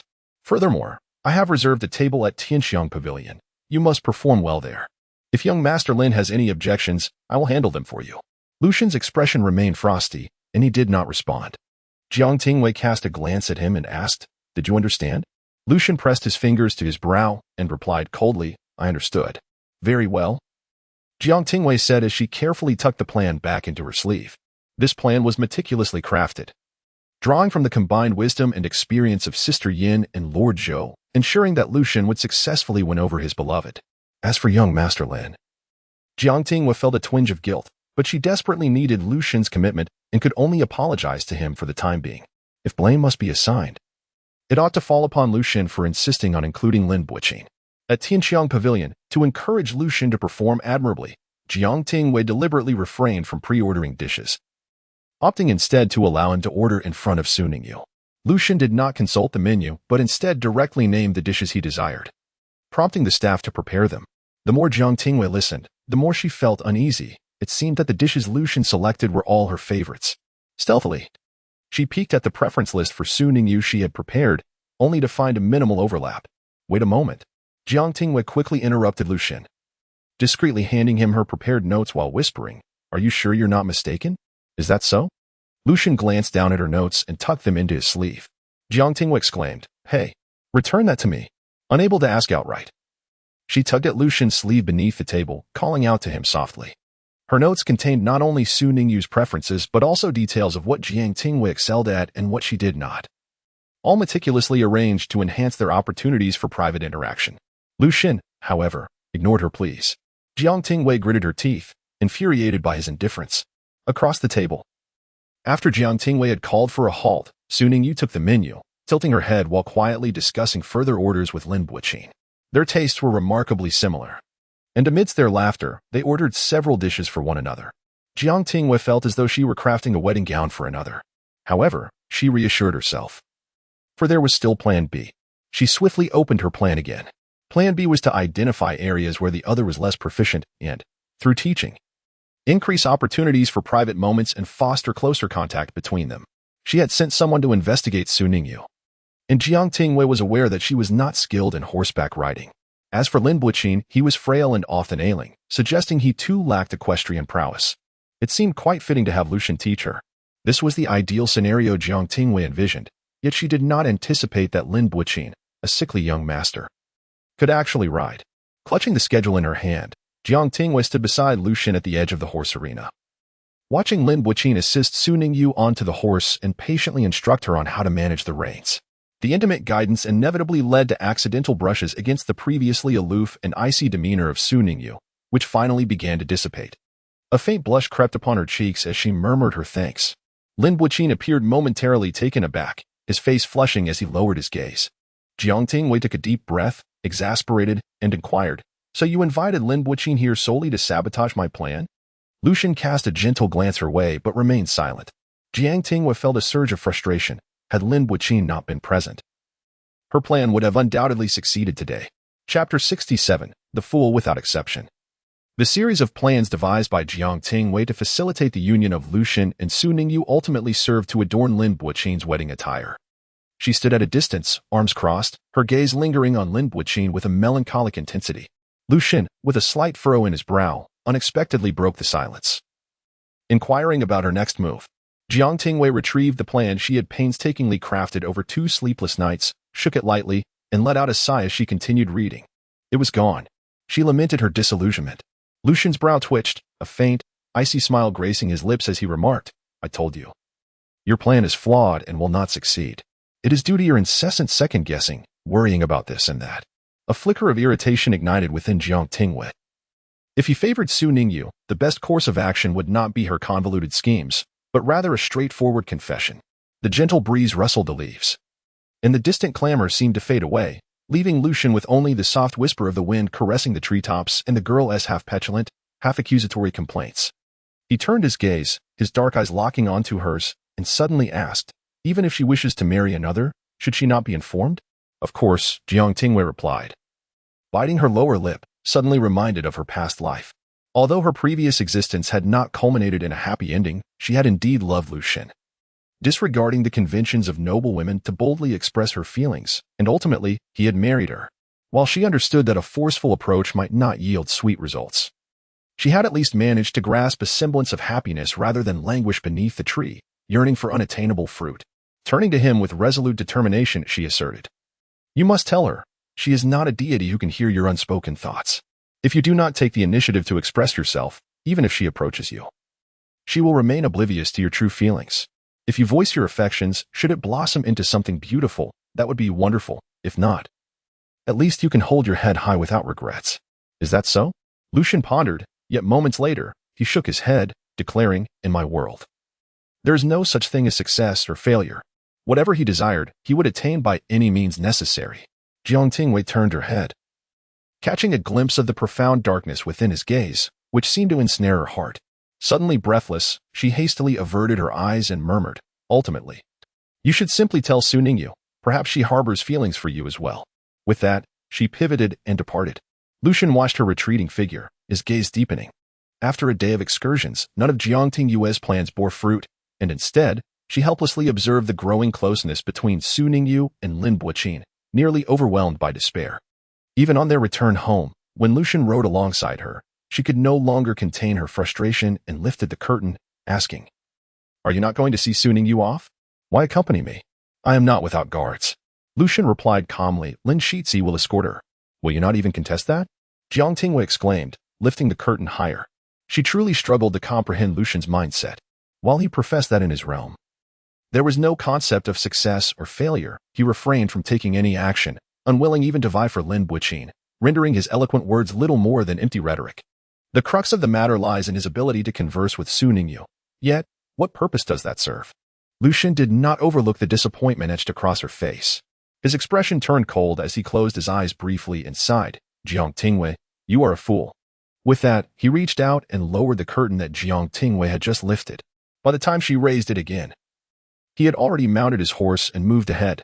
Jiang Tingyue was both enraged and amused, nearly tearing apart the handkerchief in her grasp. She turned to Taoshi, questioning whether Lu Zhen's ire was merely a reflection of his own frustrations over his unattainable affection. Taoshi, fanning her, poured a cup of tea but dared not speak, as she found it increasingly difficult to decipher her mistress's thoughts, which had become more enigmatic with each passing day. "He is nothing but a scoundrel." Jiang Tingyue spat through gritted teeth. Had she not experienced the trials of her previous life, she might have misinterpreted Lu Zhen's words today. However, she was no longer so naive. She understood that Lu Zhen harbored no feelings for her. His heart belonged to his childhood companion, his cousin Su Ningyu, his ethereal light. An unattainable desire, a secret he concealed within the confines of his study. As for her, after losing all worth, she was destined to languish in the cold palace, ultimately meeting her demise with a cup of poison. Despite the clarity of his intentions, he deliberately chose to speak in ambiguous terms to mislead others. He was indeed a scoundrel. Perhaps such individuals derive pleasure from mocking others, and to him, she was merely a source of amusement, a trifle to entertain his idle moments. Who would willingly demean themselves, knowing the truth yet still seeking proximity? Who would lower themselves to dust, to the point of harboring contempt for their own existence? When the carriage finally lurched to a halt, Jiang Tingyue leapt down without casting a glance at Lu Zhen, lifting her skirts as she hurried towards the estate. No backward glance, no farewell. Lu Zhen's dark eyes locked onto her retreating figure until she vanished from sight. He lowered his gaze, retrieving the notes she had written from his sleeve. Unfolding them, he observed the elegant script, and after disregarding some trivial matters, he earnestly read through the notes. He then folded them back and returned them to his sleeve, letting out a slight sigh. Though she was foolish and quick-tempered, there was an undeniable charm about her. Upon returning to the estate and dismounting, Lu Zhen unexpectedly encountered someone outside the door. His expression remained indifferent as he released the reins and allowed the nearby attendant to take the horse. He asked coldly, What brings you here? I have come to express my gratitude for your kindness today, cousin, Su Ningyu replied with a gentle smile, which soon faded. If you indeed have feelings for Miss Jiang, I advise you to prepare yourself, for I have heard from Lord Tan that the Duke's residence seems inclined to arrange a marriage for her. Lu Zhen paused momentarily, his movements halting as he raised his gaze sharply. This does not concern you, and you shall not address me as cousin. You are to be wed soon. So focus on your own marriage preparations. With that, he turned and walked away. Su Ningyu quietly observed his retreating figure for a long while before finally turning to leave. In truth, she felt a twinge of jealousy towards Miss Jiang. Despite their long-standing friendship, she had never witnessed Lu Zhen exhibit such behavior towards anyone else. For all these years, he has never been able to remember what she likes or dislikes, always maintaining that cold and detached demeanor. Until today, Su Ningyu believed that he would forever wear the same expression. She does not deny that, deep down, she harbors feelings for Lu Zhen. However, his status renders him incapable of ascending to the court, destined to remain a mere in the Prime Minister's residence. She has always been acutely aware of her desires. She yearns for wealth and power, aspiring to lofty heights. No matter how endearing their childhood bond may be, it cannot provide her with what she seeks. Furthermore, it is evident that Lu Zhen does not harbor feelings for her. Chapter 68. The sweltering heat in late June, Jiang Tingyue unexpectedly received a secret edict from the emperor, instructing him to bring a contingent to the palace. The lamp in his study burned through the night as he sat at his desk, writing and then striking through his drafts repeatedly, leaving the paper blank until a soft creak of the door announced the entrance of Li Yunru, who brought in a bowl of hot soup. What troubles you? She asked softly, placing the soup on the table. It has been many years since I have seen you in such a state. There has been an incident at the palace, Jiang Tingyue replied, never one to conceal matters from Li Yunru. She was discreet. What was not to be spoken of, even in the presence of Jiang Tingyue? She would not divulge a word. Li Yunru's hands trembled slightly as she raised her gaze, her eyes betraying a hint of alarm. Is there trouble at the emperor's side? The summons for you. It cannot bode well. Though the emperor was not particularly old, he had endured hardships in his earlier years, leaving him with a frail constitution. As time passed, the lavish lifestyle of the palace had only served to emphasize his aging, making him appear older than ordinary men. He was consumed by a fear of death, especially the notion of perishing at the hands of his own sons, living each day in anxiety, finding sleep elusive. Before the emperor's visit to the palace, Li Yunru had heard Jiang Tingyue recount an incident where a eunuch, standing outside the window with a whisk, was mistaken for an assassin when the emperor awoke from a nightmare, leading to the eunuch's immediate execution. Whether the figure was truly an assassin or merely an unfortunate soul caught in the wrong place at the wrong time was a question that remained unanswered. Yet, if the emperor declared it an assassination attempt, then it was so. The weight of suspicion hung heavily in the air, and Li Yunru felt a sense of dread about approaching the situation. The duke's residence remains neutral. The emperor should trust me, Jiang Tingyue murmured. But who can say for certain? If there are indeed conspirators within the palace, they are likely trusted ministers of the emperor. Li Yunru's brow furrowed deeper. Is there an assassination plot? No, Jiang Tingyue shook his head. It appears someone has administered a lethal concoction to the emperor, and its potency is alarming. I fear the emperor's condition is dire. This matter, it almost directly implicates the two princes, Li Yunru lamented, wishing she could seize Jiang Tingyue and defy the edict. The palace was in chaos. Who could discern who had administered the poison? Perhaps it was the eldest prince. Yet he was far away in the capital. Perhaps it was the third prince, though he should be more astute than to commit such folly. While Li Yunru's speculations were numerous, Jiang Tingyue harbored a suspicion of his own, yet he chose to remain silent. He gently patted his beloved wife's hand and said, At dawn tomorrow, I will depart. The emperor has requested that I bring 5,000 elite soldiers to the palace. Arrangements are already underway. If you find it difficult to rest, please check to see if anything is lacking in my luggage. Very well, Li Yunru replied, rising to attend to his needs. I shall prepare for you. You must rest before your arduous journey tomorrow. Do not dwell on these matters. Agreed, Jiang Tingyue smiled. When Jiang Tingyue learned of Jiang Tingyue's departure from the residence, he had already left. Her parents had concealed the details from her, only mentioning that the emperor had bestowed a favor upon Jiang Tingyue, summoning him to the palace to escape the heat. Outside, the days were growing increasingly sweltering, and the household had already resorted to the use of ice. Jiang Tingyue leaned against the black lacquered wicker couch by the painted window, the golden embroidered curtains gathered up. Taoshi sat beside her, gently fanning the air, engaged in conversation. Liu entered from outside, carrying a food box, and upon opening it, presented a bowl of cool, creamy cheese adorned with fruit pieces, a delicate mist rising from the surface of the lotus-shaped bowl. Where did this come from? Jiang Tingyue inquired, peering in. Liu replied with a smile, it was sent by the maidservant of Miss Rua. It should have been prepared by the young madam. Jiang Tingyue took but a single taste before setting it aside, pondering whether she should visit her sister-in-law. Xian'er had recently recovered from a severe illness, and she hadn't yet paid a visit. She contemplated sending gifts for her two nephews, instructing Tao Shi to prepare them. Two elderly women held up an umbrella as they made their way to Su Wan's courtyard. Upon arrival, Su Wan was busy wiping Rua's face, the little girl, having been engaged in some activity, was sweating profusely. Upon seeing Jiang Tingyue, Rua squealed with delight, calling out, "It!" Su Wan quickly wiped Rua's face clean and, wringing out her damp sleeves, said, "All right, off you go." Rua immediately bounced away like a monkey released from Wuji Mountain, but before she could embrace Jiang Tingyue, she was gently pushed back by her forehead. "It's hot. Let South not get too close, or you'll be drenched in sweat."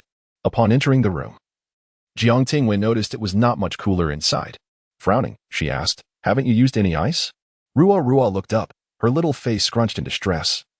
"Mother said that Xian'er has just recovered. We shouldn't use ice. I did use a little in my room, but one mustn't be greedy." Su Wan, having changed her attire, entered the room with a smile, tapping Rua's forehead. "You've been as mischievous as a little monkey. Your aunt has brought you a gift. Go take a look." Rua's attention was instantly diverted by the small trinkets Jiang Tingyue had brought, and she eagerly pulled the servants to play. Turning back, Jiang Tingyue noticed that Su Wan had lost quite a bit of weight. She sighed, "Sister-in-law, you have truly endured much while taking care of Xian'er during these days. It's all my brother's fault. If only he had returned to the capital sooner to inherit the family business." Jiang Tingyue secretly wished for Jiang Chuanbai to return swiftly. The war between the two nations was protracted, and throughout her previous life, she had never heard news of peace. The battlefield was fraught with peril, and she feared the day Jiang Chuanbai might truly encounter danger. In her previous life, he had indeed faced a dire incident. With news of his demise reaching the capital, the gentle Su Wan, not informed by anyone, forsook everything and rushed to the battlefield to find him. Fortunately, it turned out to be merely a ruse to deceive the enemy. Jiang Tingyue wished to offer a word of caution, yet the situation was ever-changing, and she was unaware of the specifics to advise upon. All she could do was urge Jiang Chuanbai to come home, but evidently, her brother did not heed her words. She inquired, "Has my brother sent any letters recently?" "Yes," Su Wan replied softly, "it's the same as always, nothing new. I didn't inform him of Xian'er's illness. I feared it would distract him." Jiang Tingyue acknowledged with a soft "oh," conversing with Su Wan for a while longer before playing with Rua, and then returned to her own courtyard, walking beneath the shade of trees. The ground scorched by the relentless sun, Jiang Tingyue cast a glance at the dappled sunlight filtering through the lush leaves, her brow slightly furrowed. On a day as sweltering as this, her father would likely have to travel by night, resting during the day, lest he succumb to the heat along the way. How could His Majesty suddenly summon her father to the palace? The list of those summoned to the palace is typically determined more than 2 months in advance. And since her father's name was absent, it seemed that His Majesty had no intention of bringing him along. Why then? Would he be called to the palace after more than half a month? A peculiar sense of unease settled in her heart, yet after pondering for much of the day, she found herself at a loss. As a sheltered young lady, her intellect was limited, and she could accomplish little. After a day of fruitless anxiety, she decided to abandon her worries. Regardless, she resolved to focus on her own path, striving to find a way to ensure that Lu Zhen would soon owe her a favor. Chapter 69, The Gathering Storm Following the Previous Invitation. Jiang Tingyue's plans had come to a complete failure. Dejected, she had intended to make another attempt, but the sweltering heat outside rendered her utterly dispirited. She was quite delicate and could not endure even the slightest exposure to the sun's harsh rays. The thought of enduring such discomfort was unbearable. Empathizing with others, she presumed that no one would willingly venture outdoors to bask in the sweltering heat. The fleeting notions of inviting Su Ningyu again dissipated as quickly as they had arisen. Yet, she did not abandon her intentions entirely. From time to time, she penned letters to inquire about Lu Zhen's well-being. However, it seemed that Lu Zhen had once again become preoccupied. Jiang Tingyue could not fathom what occupied his time while he remained a mere student, sitting idly. Yet, she surmised that it must pertain to treacherous schemes of rebellion. She discerned this from the increasingly sluggish responses to her letters. The longest interval between his replies stretched to a full 10 days. With Lu Zhen's situation proving unfruitful, Jiang Tingyue turned her attention to Su Ningyu. After their previous excursion, She found Su Ningyu to be quite amiable, albeit somewhat aloof, perhaps due to their lack of familiarity. Their conversations felt somewhat distant. Yet Su Ningyu maintained a commendable sense of propriety. In her correspondence, Su Ningyu replied earnestly to each of Jiang Tingyue's letters. Yet when Jiang Tingyue subtly broached the subject of Lu Zhen, Su Ningyu refrained from mentioning him altogether. It was as if she consciously chose to overlook Lu Zhen's name. Focusing solely on her sentiments regarding Lin Shizi, Jiang Tingyue felt momentarily perplexed, unsure of how to proceed. She sensed that the couple shared a profound connection, and her interference might invoke divine retribution. As the heat intensified, it became stifling, and Li Yundu endured a particularly difficult summer, her complexion failing to improve. Jiang Tingyue frequently visited her, occasionally receiving letters and delicacies dispatched by her father. The letters contained nothing of significance, merely trivial matters. While Li Yunru harbored unspoken worries about potential upheavals at the palace, concealing her concerns from her daughter. One day, her father wrote a letter solely for her mother.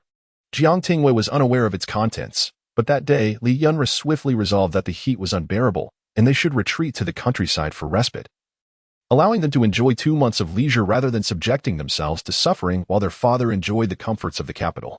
With her decision made, the entire family prepared to depart, leaving no one behind, and they would set off the following day. While everyone busied themselves with packing, Lu Shiyun suddenly fell gravely ill. Unable to walk, she pleaded with Li Yunru, expressing her reluctance to leave the city, as her mother was interred there, and she did not wish to be too far from her. Her cries were so heartfelt that Li Yunru, who initially intended to insist on taking her, found herself unable to do so. However, she could not disregard her own daughter-in-law, nor her youngest grandson, who was merely 2 years old. Weighing the gravity of the situation, Li Yunru steeled herself to make a difficult decision.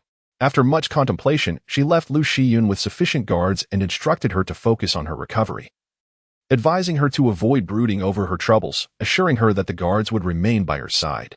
Originally, Jiang Tingyue did not perceive any issues with this hurried journey until the following day when she was about to leave her residence and caught sight of Jiang Xuanyan. Not only Jiang Xuanyan, but also her second aunt, grandmother, and Jiang Xuanyan's 2 sisters-in-law along with their children. All the female relatives had been arranged to leave the capital, while her uncle remained behind, having ensured the departure of his family. The sun today was less than favorable, shrouded by thick clouds. The air oppressive and devoid of any breeze. Such was the atmosphere before a summer deluge. The world felt like a steamer, stifling, damp, and sweltering, which inevitably soured the mood. Strangely, Jiang Tingyue sensed an impending storm. Had such events transpired in her previous life? She rummaged through her memories of her past existence, recalling that she and Lu Zhen had been betrothed by the emperor in late spring, marrying the following year. She only remembered being engrossed in preparations for the wedding. In her former life, her father seemingly did not venture to the palace. During that time, her mother was gravely ill, and her father was so devoted that he nearly resigned from his official duties, taking a leave of absence that lasted over half a year. How he managed such a feat remained a mystery to her. A sense of unease began to envelop Jiang Tingyue. In her past, due to Li Yunru's severe illness, Jiang Shizhong's focus had been entirely removed from political affairs, and he had never engaged in such political strife. The only time he became entangled was on the day Lu Zhen rebelled. On that day, news of Jiang Tingyue being taken hostage by Lu Zhen spread rapidly, and her father was summoned to the palace early in the morning. What transpired in that secret discussion remained unknown, but an hour later, Jiang Shizhong, for the first time, did not bow to the demands concerning his daughter. He held the imperial edict firmly at the palace gates, only to suffer a tragic defeat. Thus, Jiang Tingyue had always known her father to be a staunch royalist, which left her perplexed as to why he had not acted upon such a significant piece of leverage against Lu Zhen. Perhaps he had indeed taken action, albeit in secrecy from Jiang Tingyue. With a hint of anxiety, she grasped Li Yunru's hand and asked, "Mother, will father be all right?"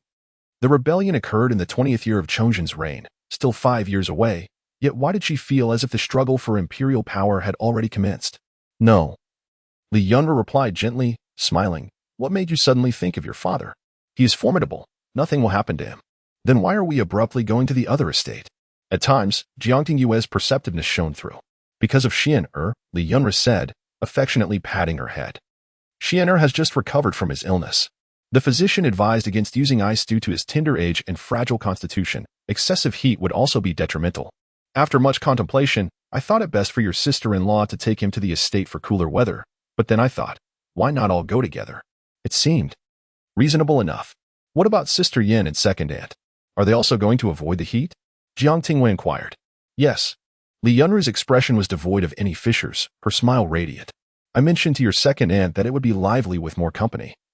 And she agreed to join us. However, your grandmother is not going merely to escape the heat. She misses your grandfather and intends to stay at Wuxing Mountain for a while, but it just so happened that today aligned with that.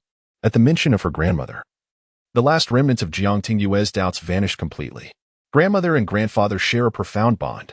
Every year, grandmother retreats to Wuxing Mountain for an extended period, sometimes remaining there for the entire year without returning to the capital. This is quite customary, as grandfather was not interred in the Jiang family ancestral grave. In accordance with his wishes during his lifetime, grandmother bore all the burdens alone, laying him to rest at Wuxing Mountain. That place seems to hold a unique significance for them. Moreover, should any grave matters arise, grandmother would never abandon the capital. Although the title rests with father, it is grandmother, who once fought valiantly on the battlefield and shared a personal connection with the Emperor Taizong, receiving imperial gifts, who serves as the true stabilizing force. Jiang Tingyue discreetly tiptoed, peering through the crowd at her formidable grandmother, who leaned on a dragon-headed cane, her hair a crown of silver, exuding an air of authority. She understood that within that cane lay a monumental secret. Chapter 70.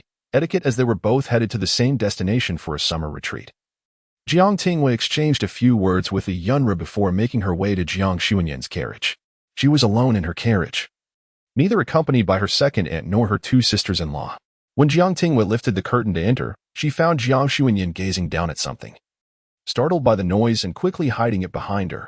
Upon recognizing Jiang Tingyue, she let out a sigh of relief. Yeah, what brings you here? What were you looking at? Jiang Tingyue inquired, curious about how quickly she had concealed it. Jiang Xuanyan, feeling a bit shy, reluctantly revealed it, murmuring, "It's nothing. Just a letter from Brother Shiming." The two were to be wed at the year's end, and although they had decided to celebrate separately in their respective locations, it was not without its complications. Zhou Shiming's father had passed away early, and the Zhou family was quite progressive. Upon learning that Zhou Shiming's mother did not wish to remain a widow in the Zhou household, they readily granted her a divorce. She had left the Zhou residence when he was still a child. Without parents, the Zhou family was deliberating on who to send to the capital for this joyous occasion. As Zhou Shiming was the legitimate heir and the eldest son, the envoy could not be of too lowly a status, yet those of a higher rank were limited to Zhou Shiming's grandmother and a few elderly relatives, who, due to the long journey, might struggle with the travel. However, sending someone of lesser status would imply a lack of regard for Jiang Xuanyan, so Zhou Shiming explained the predicament to her. Jiang Xuanyan only showed Jiang Tingyue the first page, which contained serious matters, while the subsequent pages were more frivolous, which she hesitated to share. Yet, even with just the first page, Jiang Tingyue found herself grimacing at the phrasing, rubbing her arms and deciding not to read further. She handed it back to Jiang Xuanyan and said, "Just tell me how you plan to resolve this. I shall not look at the letters between you two. Brother Shiming has sent someone to find his traveling uncle, who will, if all goes well, bring his two uncles to the capital. However, in case of unforeseen circumstances, he wanted me to know beforehand, fearing that I might think he was neglecting his duties," Jiang Xuanyan explained, her cheeks flushing as she spoke, revealing a sweet smile that she shyly attempted to cover with the letter. Jiang Tingyue was familiar with Zhou Shiming's traveling uncle, a well-known figure who had journeyed across many lands since his youth and had penned numerous travelogues, of which Jiang Tingyue had read a couple. Sister Yin. Jiang Tingyue listened intently, grasping Jiang Xuanyan's hand, and softly said, "How wonderful! You will surely be happy." This display of affection struck Jiang Tingyue as increasingly familiar, reminiscent of her own demeanor after her engagement in her past life. However, Sister Yin was far luckier. The man she cherished held her in high regard, and their feelings were mutual. Once, Jiang Tingyue believed that valuing someone meant adhering to every formality and worrying about every detail, just as Lord Zhou did for Sister Yin. It was only after meeting Lu Zhen that she understood some individuals are innately adept at managing everything perfectly, capable of planning for you without it affecting their own affections, allowing others to harm you. This thought surfaced abruptly for a moment before Jiang Tingyue suppressed it, gently pulling Jiang Xuanyan's hand and quietly inquiring about their impending marriage. In her previous life, she was overwhelmed with worries about her own affairs, and in this life, although her circumstances have lightened, she feels compelled to indulge in some gossip. Jiang Xuanyan feels somewhat shy. However, as her wedding date approaches, the mounting preparations weigh heavily upon her. Filled with both anticipation and trepidation, she yearns to confide in someone. At home, She refrains from discussing her feelings with her sisters-in-law, but with Jiang Tingyue's rare visit, she decides to share her thoughts despite her hesitation. Jiang Shuanyin confides, I must admit, I am rather anxious. I am uncertain about what life will be like after marriage. If I leave the capital to go to Shuzhou with Brother Shiming, how will I cope with homesickness? What if his family does not accept me and I suffer injustice? What if, after our marriage, he develops affections for another and takes a concubine? What will I do if everything turns out differently from my expectations? As she speaks, a wave of anxiety washes over her. In Jiang Tingyue's memory, none of these concerns had ever transpired. Yet after a moment of contemplation, she unexpectedly suggests, then perhaps you should not marry. Jiang Shuanyin reacts with surprise. Huh? Aren't you here to offer me guidance? Why would you directly advise me against marrying? She is momentarily taken aback. What guidance? Simply follow your heart. If you wish to marry, then do so. If you do not, then refrain. If you are genuinely afraid and believe it not worth the trouble, then do not marry, Jiang Tingyue replies casually. After a moment's reflection, Jiang Shuanyin first shakes her head gently, then asserts with conviction, no, I still wish to marry. Even if those scenarios come to pass, at least for now. I am in a good place with Brother Shiming, and I still want to marry him. Then that is settled, Jiang Tingyue beams, grasping her hand. If you find it worthwhile, go ahead and marry. If you face adversity later, we can simply part ways. Should you have children and find it difficult to leave them, you can take them along. After all, raising them isn't beyond our means. Life is filled with trials, and how can one anticipate and avoid them all? Sometimes, it is best to leap into the unknown. Even if mistakes are made, one can always turn back. Jiang Tingyue has never believed in holding back. She feels free to pursue her desires, knowing there is always someone to help tidy up any mess left behind, and that it is never too late to reconsider. And what about you? What are your thoughts? Jiang Shuanyin inquires once more. Me? Jiang Tingyue fans herself nonchalantly. I still have time. Don't deceive me. Jiang Shuanyin retorts playfully, snatching the fan from her. I heard from my mother that your parents are preparing to arrange a marriage for you with General Hua. What do you think about that? Whatever works for me. Jiang Tingyue responds dismissively. Marrying anyone is still marriage. Wu Qingshao is quite a decent fellow, not lacking in looks, and seems reliable. And what about Lu Zhen? Jiang Shuanyin presses, haven't you recently been in contact with him? You even went out of the city with him last time. Do you truly wish to get engaged to Wu Qingshao? You can't possibly be considering both. My reasons are quite specific, Jiang Tingyue replies. Jiang Tingyue retrieved her fan and, with a huff, remarked, there is absolutely no possibility between Lu Zhen and me. It is utterly out of the question. I will certainly heed my parents' wishes. If they were to arrange a match between me and Wu Qingshao, I would have no objections. Really? Jiang Shuanyin questioned, her disbelief evident. Jiang Tingyue nodded earnestly, indeed. Very well, allow me to inquire, do you know where the young General Hua currently resides? Jiang Shuanyin asked with a smile. Jiang Tingyue momentarily faltered, isn't he at home? Surely, the emperor wouldn't have allowed his family to return to the border alone. He has accompanied the emperor to the palace. Jiang Shuanyin remarked, gently tapping her. If you genuinely wish to become engaged to him, you must take an active interest in his life. Once an engagement is established, it is a commitment for a lifetime. Chapter 71. Affluenza Wu Qingshao did not voluntarily share information with me, leaving me at a loss as to where to inquire. Jiang Tingyue defended herself, her expression filled with doubt as she scrutinized her companion. However, I have no idea where Wu Qingshao is. How do you know? Jiang Shuanyin cleared her throat softly and whispered, I overheard it from my father. I had sneakily entered his study to retrieve a book when someone arrived. I hid and listened in on their conversation. Initially, my father was discussing your father, but then the topic shifted to General Hua. He mentioned that the emperor harbors suspicions about Hua's potential ambition, thus taking the young general as a hostage. Jiang Tingyue furrowed her brow and inquired, is the situation that dire? I do not know, Jiang Shuanyin replied, shaking her head. In any case, it does not concern us. I believe Wu Qingshao is not a suitable choice. His father refuses to relinquish military power, and the emperor is pressing hard. If you truly marry him, you might find yourself in a precarious situation. She still favored Lu Zhen, who was handsome, and most importantly, unlike Wu Qingshao, he did not carry the constant threat of danger.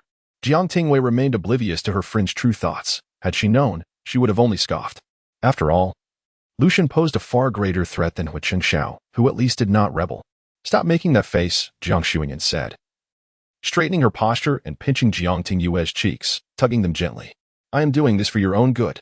Throughout history, generals with military might seldom meet a favorable end. Currently, General Hua's entire family is being kept in the capital by the emperor under some pretext.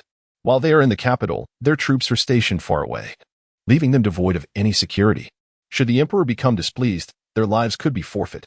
As she continued to pinch, Jiang Tingyue found the sensation rather enjoyable and indulged for a moment longer. Jiang Tingyue struggled to free her face, gently rubbing it as she muttered, "My father can rescue me." As long as there was even a sliver of opportunity for negotiation and it did not directly oppose imperial power, her father could usually provide a safety net.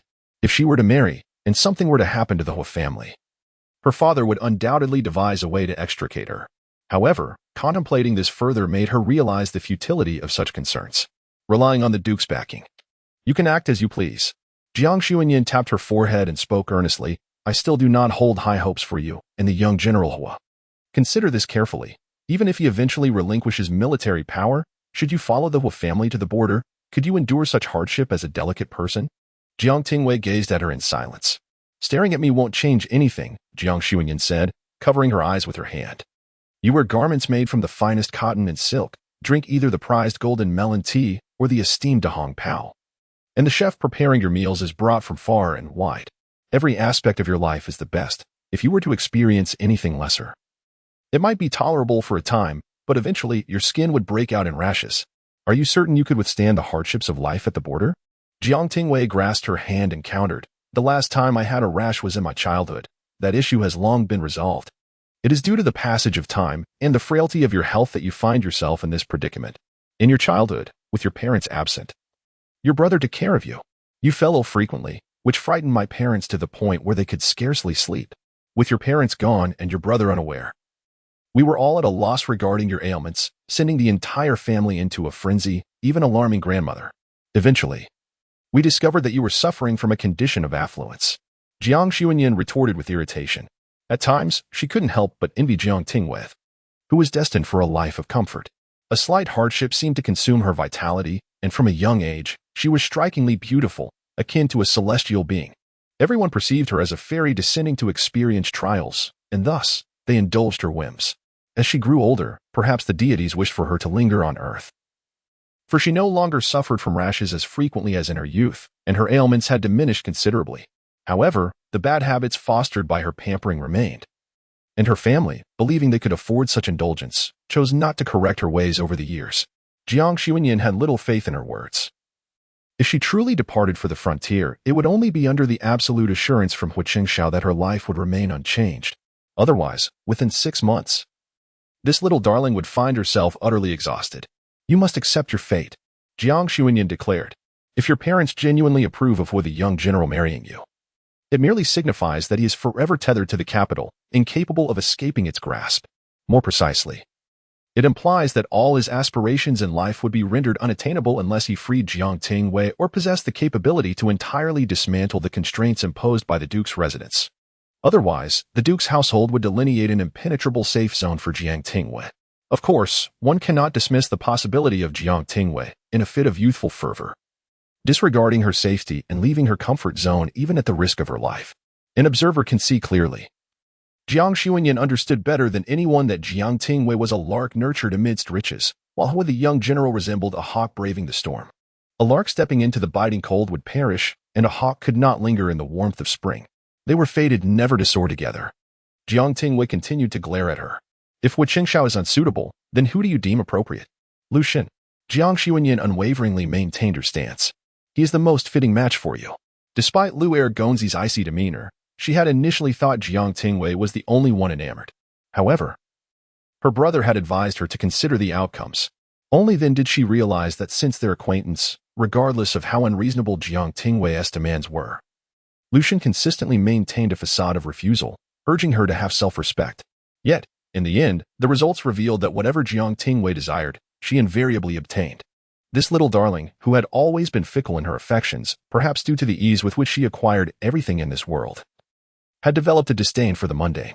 Upon reflection, her fondness for Lu Zhen was the one sentiment she had clung to the longest over the years. Pa. He is certainly not suitable." Jiang Tingyue shot her an angry glance. "He does not harbor feelings for me. Why should I foolishly pursue him? Would that not be a degradation of my own worth?" Jiang Tingyue hesitated, pondering that if he could provide for you even when disinterested, How much more would he offer if you were genuinely enamored? Could it be that even the stars and the moon could be plucked for you? Yet, observing the expression on Jiang Tingyue's face, it was evident that she was becoming increasingly irate.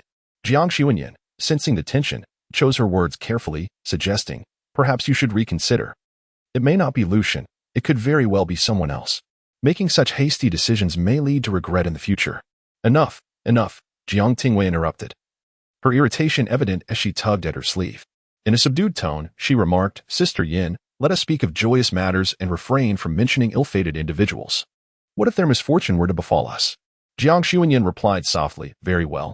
It appeared that her steadfastness in this matter could only extend to this point.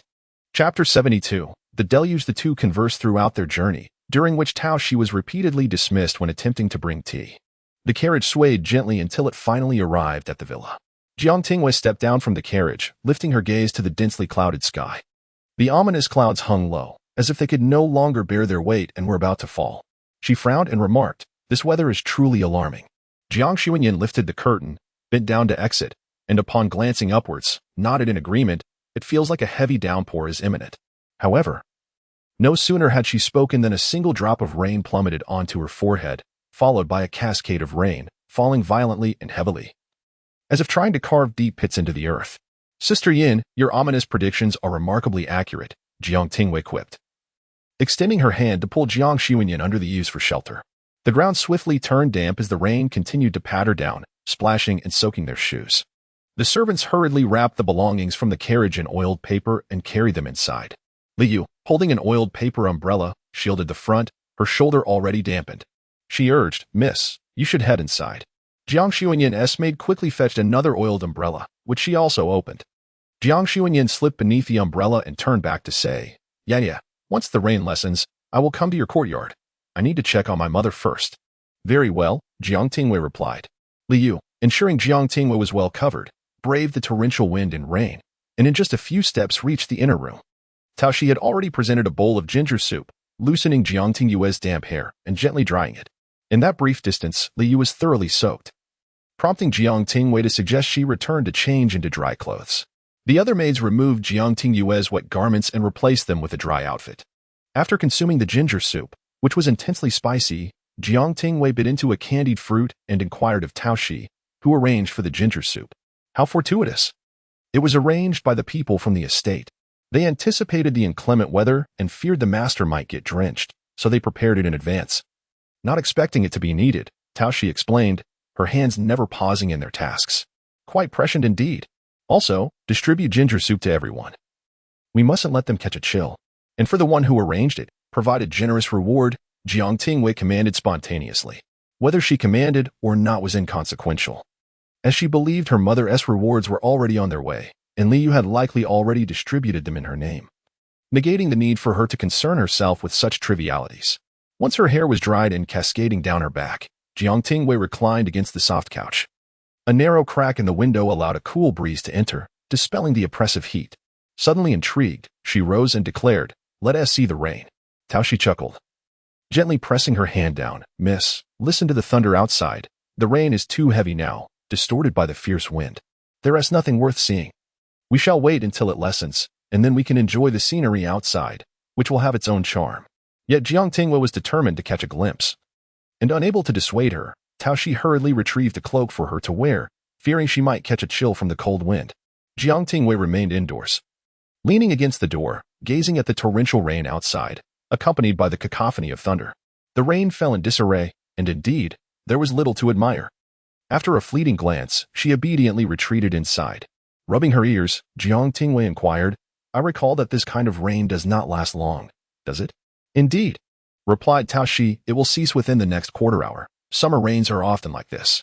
Oh, Jiang Tingyue mused as she listened to the noisy rain, her thoughts drifting back to Jiang Xuanyan's words, causing her momentary vexation. She peered at Tao Shi and asked, What are you doing?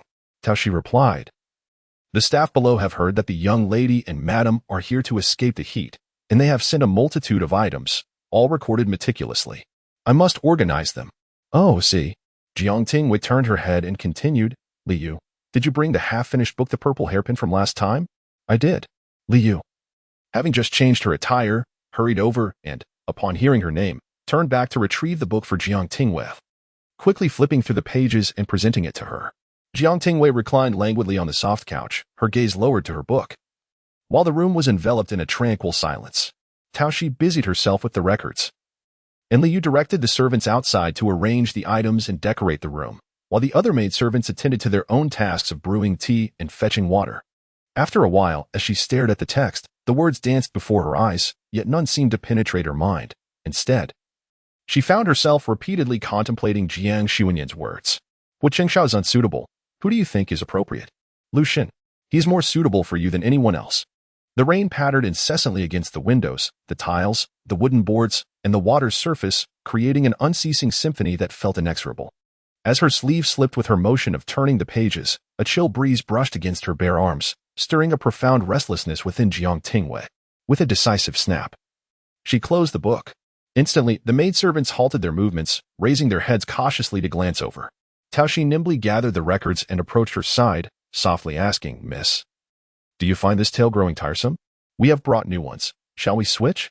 "It is not about the tale." Jiang Tingyue pushed the book away and stood, declaring, "Prepare the ink for me. I wish to write a letter." "Yes." Tao Shi retrieved the ink block Jiang Tingyue frequently used, moistening it with clean water to grind it. Liu smoothed the Xian paper with a weight, her fingertips gliding over the brush holder as she asked, "Miss, which brush shall you use today?" "Any will do." Jiang Tingyue lacked the inclination to choose. After a moment of contemplation, Liu swiftly selected Jiang Tingyue's preferred brush and handed it to her. Jiang Tingyue took the brush, dipped it in ink, yet hesitated to write. A single drop of ink fell, staining the paper broadly. "Mississippi." Just as Liu was about to offer her a fresh sheet, Jiang Tingyue shook her head and said, "No need. You all may leave and must not watch me write." "Understood." The two maidservants exited. Jiang Tingyue took a deep breath, inspiration flooding her mind as she wrote swiftly, completing 2 full sheets. After delivering a scathing rebuke to Lu Zhen, she finally felt a sense of relief within her heart. Indeed, it was not her fault. The issue resided with that miserable wretch. Setting down her pen once more, the sound of rain outside had softened. At the door, Jiang Tingyue heard Jiang Xuanyan calling her. Yeah, I'm going to pay a visit to Auntie. Would you accompany me?"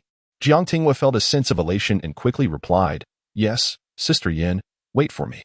After taking a couple of steps, she paused, turning back to Tao Shi and instructed, "Please take care of the letter on the table and do not read what I have written." With that, she departed with Liu. Tao Shi pondered how to handle the matter and inadvertently caught a glimpse of the beginning of the letter, quickly averting her gaze. The young lady had forbidden her from looking, yet she recalled how frequently the young lady had penned letters to young Master Lu. Could it be that this letter was also intended for him? Jiang Tingyue did not clarify, leaving Tao Shi to contemplate on her own.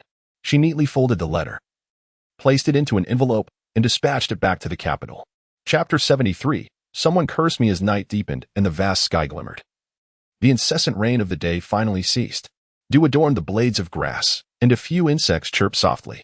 In the wild pavilion, devoid of any lights and with no moon to illuminate the darkness, the atmosphere was particularly somber. A faint rustle echoed as the 23rd lit a fire stick to shed light upon the scene. Lu Zhen tore open his sleeve, wielding a knife to cut into his wound, extracting the broken arrowhead embedded in his flesh. Receiving the medicine from the 25th, he administered it to himself and bandaged the injury. His movements were swift and decisive, yet his expression remained stoic, with only the prominent veins on his forehead and the beads of cold sweat betraying the agony he endured. "My lord, our whereabouts have been compromised. It seems Lu Wenqing is not to be trusted. With the pursuers diverted by the 24th, we should return at once." The 23rd, whose injuries were more severe than Lu Zhen's, hastily wrapped his wound before reporting the situation. He had always believed that Lu Zhen's presence here was perilous, and he had opposed this reckless endeavor. "I know he cannot be trusted," Lu Zhen replied calmly, "but what he possesses is of utmost importance. He will not entrust it to anyone but me." "My lord," the 23rd questioned, perplexed, "what does he possess that cannot be entrusted to the Dark Guards? Why must you personally take such risks?" "It pertains to the Weihu army," Lu Zhen disclosed cryptically, offering no further elaboration. The 23rd's counsel faltered momentarily. He was taken aback and then fell silent. If it truly involved the Weihu army, then this journey was indeed worthwhile.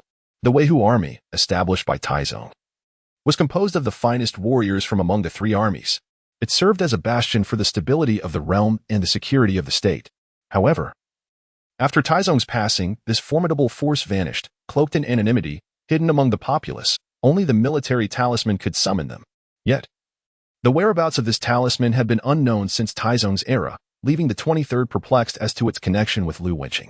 By the reckoning of years, during Taizong's reign, Lu Wenqing was but a mere infant. In their last encounter, Lu Wenqing had mentioned that half of the military talisman was fashioned into the crown prince's seal, the whereabouts of which only he knew. The individuals around him were his trusted confidants, handpicked by Lu Wenqing himself, and Lu Zhen had not concealed anything from them. The crown prince's seal, also crafted by Taizong, was bestowed upon the crown prince, who later became the late emperor, granting him immense power. The creation of the seal paralleled that of the imperial seal. However, the crown prince's seal had never been utilized. Shortly after its creation, Taizong passed away, and the whereabouts of the seal became a mystery. The 23rd furrowed his brow, pondering how Lu Wenqing, a trusted minister of the emperor, could be linked to the late emperor. He found it utterly confounding. You will understand upon seeing him again, Lu Zhen said, his gaze heavy yet unhurried. The fact that he was not immediately executed for the poisoning of the emperor indicates he possesses something of great significance. Whether it is the military talisman remains uncertain. If Jiang Shizhong were present, upon hearing the name Lu Wenqing, he would swiftly recognize him as the emperor's most trusted minister. Although the poison was not administered by him, it was indeed through his hands that it reached the emperor. Lu Zhen then inquired, with the crown prince acting as regent, "Has there been any movement in the capital?" "Yes, the chancellor has sent a message," came the response. 25 recently handed a letter to Lu Zhen. There were 3 letters in total, 2 pertained to state affairs, while the third conveyed troubling news from the capital. It mentioned the crown prince's feeble disposition, which rendered him incapable of managing the ministers, leaving him constrained in all matters. The letter further detailed the prolonged stagnation in the court, with ongoing conflicts between the two nations exhausting the populace. Both sides expressed a desire for peace, yet there were those who incited discord, seeking to exploit the war for personal gain, implicating numerous ministers in the process, a list of whom was appended. The first 2 letters were routine and mundane. Even their envelopes were plain, but the third letter was enclosed in an expensive and exquisite envelope, immediately distinguishing it from the others. Lu Zhen paused momentarily, casting a glance toward 25. The latter averted his gaze, unwilling to meet Lu Zhen's eyes, feigning busyness by staring at the clouds in the sky as if he could pierce through them. 25. Lu Zhen's voice was tinged with chill. I happened to see it while retrieving the letters. I thought it was a letter from the future lady, so I brought it back, 25 stammered. Lu Zhen maintained a stoic expression, deeming it unnecessary. He lowered his eyelashes, hesitating briefly before unsealing the letter. 25 cautiously leaned in, eager to discover what the future lady had written to his master, yet was perplexed by Lu Zhen's impassive demeanor while reading. Didn't the last punishment suffice? 23 jabbed him with an elbow, whispering, "What audacity to harbor curiosity." 25 rubbed his nose and lowered his voice, slyly asking, "What do you think our future lady will write?" "I'm dying of curiosity." "Fool, if you wish to be punished, go ahead. Don't drag me into it." 23 retorted coldly, stepping away from 25. Just as 25 was about to inquire further, he felt a chill sweep over him. Raising his head, he met Lu Zhen's gaze, causing his legs to weaken in fright. "I shall check if there are any enemies approaching," he exclaimed hastily before dashing off. Lu Zhen paid him no mind, gently tucking the third letter into his sleeve, a flicker of confusion crossing his features. Had he done anything of note recently? He had been preoccupied with matters concerning the crown prince's seal, and thus, surely, he had not offended Jiang Tingyue to warrant such a scolding through a letter. Not that he minded being scolded, it was just that she, who rarely indulged in reading, had little creativity in her rebukes, reiterating the same few phrases, leaving him expecting to glean some insight but finding none instead. Outside, the wind picked up again, signaling the onset of rain. Despite it being the height of summer, the air around the palace felt unseasonably frigid, as if it existed in an entirely different realm from the capital. Lu Zhen extended his hand, feeling the chilling raindrops mingle with the cold breeze that brushed against his fingertips. A sudden longing for the capital washed over him. Outside the city, at the villa. In recent days, Jiang Tingyue had been taking Ruoruo and Jiang Xuanyan to fish in the waters daily, lost in merriment. Completely oblivious to the scathing letter she had vented her frustrations in, which was now long forgotten. She bent down, inviting Jiang Xuanyan to admire the fish basket, exclaiming while counting her catch, "Sister Yin, look at all these I've caught." "Impressive, isn't it?" "Quite impressive," Jiang Xuanyan replied somewhat perfunctorily. Her brow furrowed as she touched her own face with a hint of worry. She then covered Jiang Tingyue's exposed arms more thoroughly, lamenting, "What will we do if you get sunburned from all this sun exposure? In this secluded place, the familiar company is at liberty to act freely. However, After 2 days of indulgence, Jiang Tingyue discovered a stark black and white line appearing on her arm while changing clothes at night, a disheartening sign of her sun-kissed complexion. Seeking refuge once more beneath the shade of a tree, she lamented, "Will I regain my fair complexion by year-end? I certainly do not wish to be dark on my wedding day. That would be quite alarming." "Of course you will, Sister Yan. You were naturally fair to begin with," Jiang Tingyue replied, scooping a handful of mountain spring water and playfully splashing it on Ruoruo. As Ruoruo prepared to retaliate, Jiang Tingyue mischievously suggested, "Splash your aunt instead." Ruoruo nodded in agreement, and when Jiang Tingyue was caught off guard, she drenched her completely. Jiang Tingyue, taken aback by the sudden deluge, sneezed unexpectedly, covering her nose with a handkerchief. Concerned, Jiang Tingyue asked anxiously, "I hope you haven't caught a cold? You should hurry and bring Ruoruo up. The water is far too cold." "I doubt it," Jiang Tingyue mumbled to herself while pulling Ruoruo away from the water, adding, "It feels more like someone is scolding me from behind." Chapter 74, Delegation of Power. Time at the villa passed swiftly, and before they knew it, 2 months had flown by as the weather gradually turned cooler. However, Li Yunru showed no inclination to return to the capital. Instead, she summoned the workers from the estate to craft garments for everyone. Jiang Tingyue whispered to Jiang Tingyue, "At this time of year, shouldn't we be preparing to return to the capital? The air is becoming chilly, and if we linger any longer, our summer clothes will no longer suffice. It's quite strange that my mother is having clothes made and still refuses to go back." "I find it odd as well," Jiang Tingyue nodded, her brow furrowing with concern. "With so many of us, will there be enough clothing made? There are only a handful of embroiderers here, barely half of what we have at home. It's not just the masters who need new clothes. The servants do too, or else they won't withstand the cold." Jiang Tingyue specifically inquired with Li Yunru, who merely smiled and reassured her, "Rest assured, we have enough embroiderers. We won't be here much longer. We'll leave in a couple of days." Yet, each time the promise of departure was made, the actual movement remained elusive. Jiang Tingyue, though not particularly astute, began to understand that something must have transpired in the capital that necessitated their extended stay, but she dared not inquire further. Particularly, the palace was likely much colder than the capital, and by this time, the court must have donned warmer attire and lit charcoal fires. But why had the emperor not yet returned? While the emperor's return was a minor concern, what loomed larger was that her father was also at the palace. As the days stretched on in the villa, Jiang Tingyue gazed at the leaves turning yellow and felt a twinge of melancholy as her thin summer garments were replaced. This unease swept through the estate like a tempest, and the servants became increasingly cautious, fearing any missteps. Even the young Ruoruo had become considerably more subdued. As the leaves began to fall, Jiang Tingyue had initially thought they would remain at the estate until winter, for the year-end chill marked Jiang Tingyue's wedding, which would necessitate everyone's return. However, it was not to be so lengthy. One day, Li Yunru suddenly declared, "We shall return home." The servants had long been prepared for this command, waiting day after day, and when the order finally arrived, they swiftly packed their belongings with great alacrity. 2 days later, they embarked on their journey back to the city. Jiang Tingyue finally mustered the courage to ask, "Mother, how is father faring?" "He's well," Li Yunru replied with a smile. "Your father will be accompanying the emperor back." "The emperor has finally agreed to return?" Jiang Tingyue exclaimed, curiosity piqued. "But why did he not return sooner?" Li Yunru smiled enigmatically, her expression revealing little, and softly responded, "I do not know." With a dismissive huff, Jiang Tingyue thought, "Fine."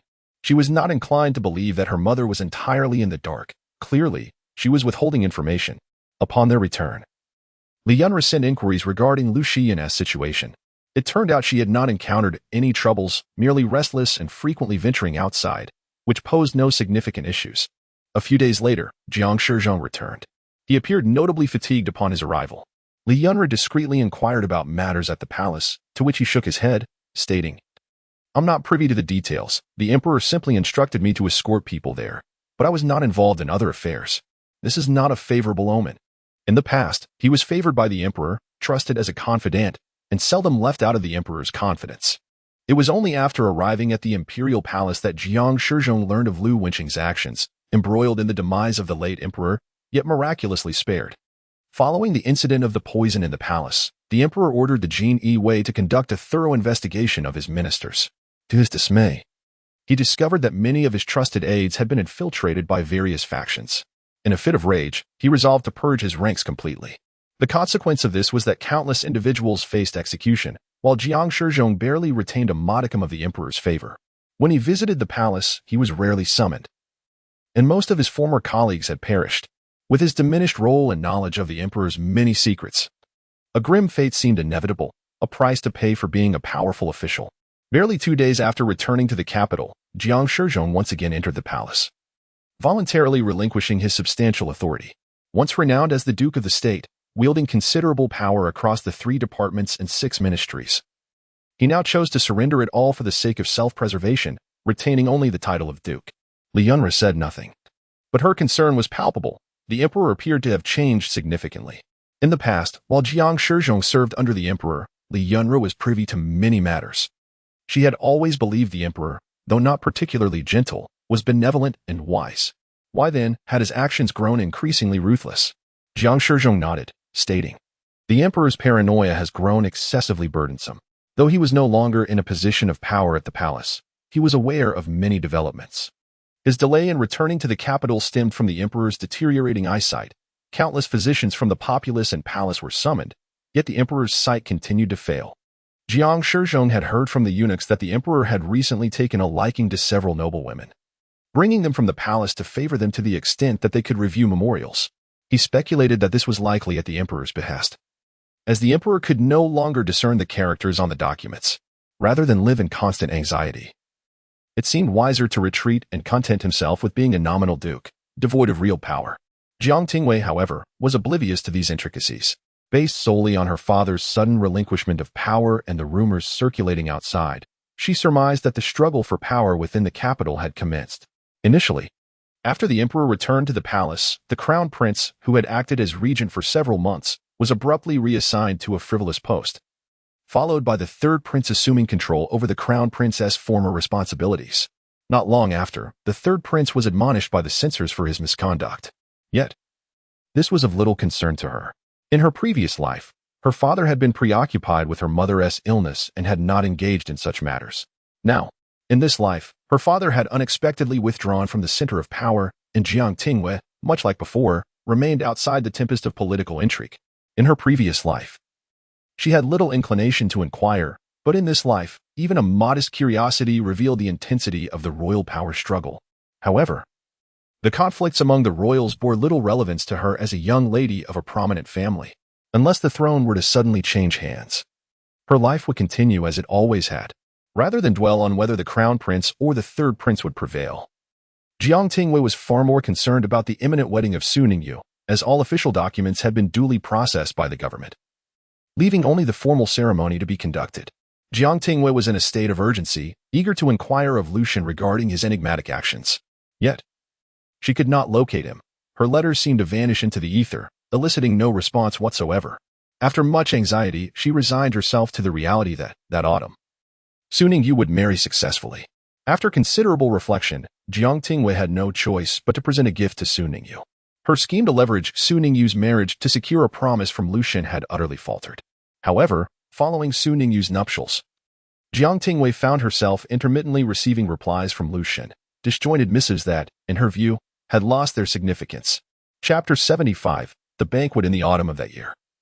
Individuals were embroiled in a fierce struggle for imperial power, engaging in both overt and covert machinations, while some distanced themselves from the turmoil, preferring a life of tranquility and seclusion.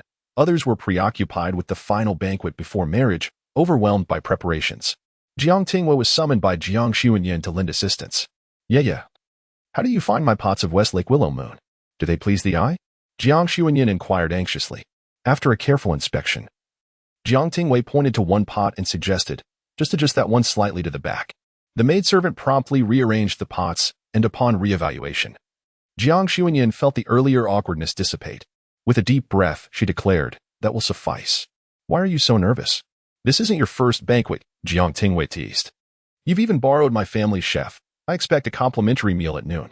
"That's different. This is my last banquet as Miss Jiang. The next time, I shall be Mrs. Zhou," Jiang Xuanyan replied, her tone tinged with melancholy and an inexplicable sense of loss. Shaking her head, she added, "But you know, I intended to have you stay today.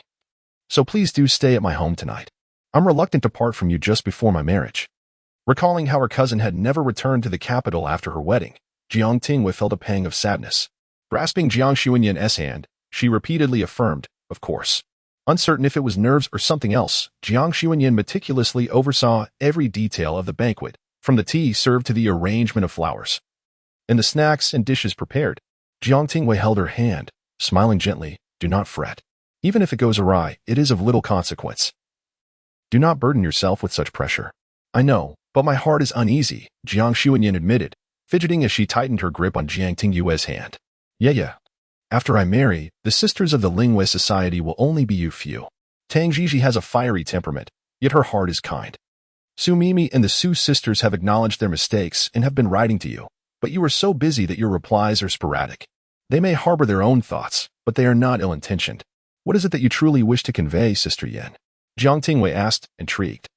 Jiang Xuanyin closed her eyes briefly and whispered, Brother Ming said that after our marriage, we will likely remain in Chuzhou. As she continued speaking about others, Jiang Tingyue initially felt lost in a haze, but gradually understood that Jiang Xuanyin was expressing her own reluctance to leave the capital. However, it seemed that she merely sought an outlet for her feelings, not requiring a response. Jiang Tingyue listened quietly as Jiang Xuanyin spoke at length, her eyes reddening by the end. She dabbed at her eyes with a handkerchief and murmured, I must have made a spectacle of myself. Jiang Tingyue chuckled, with such sorrow. I thought you were resisting the marriage. But with your wedding date approaching, the Zhou family elders are likely preparing to depart.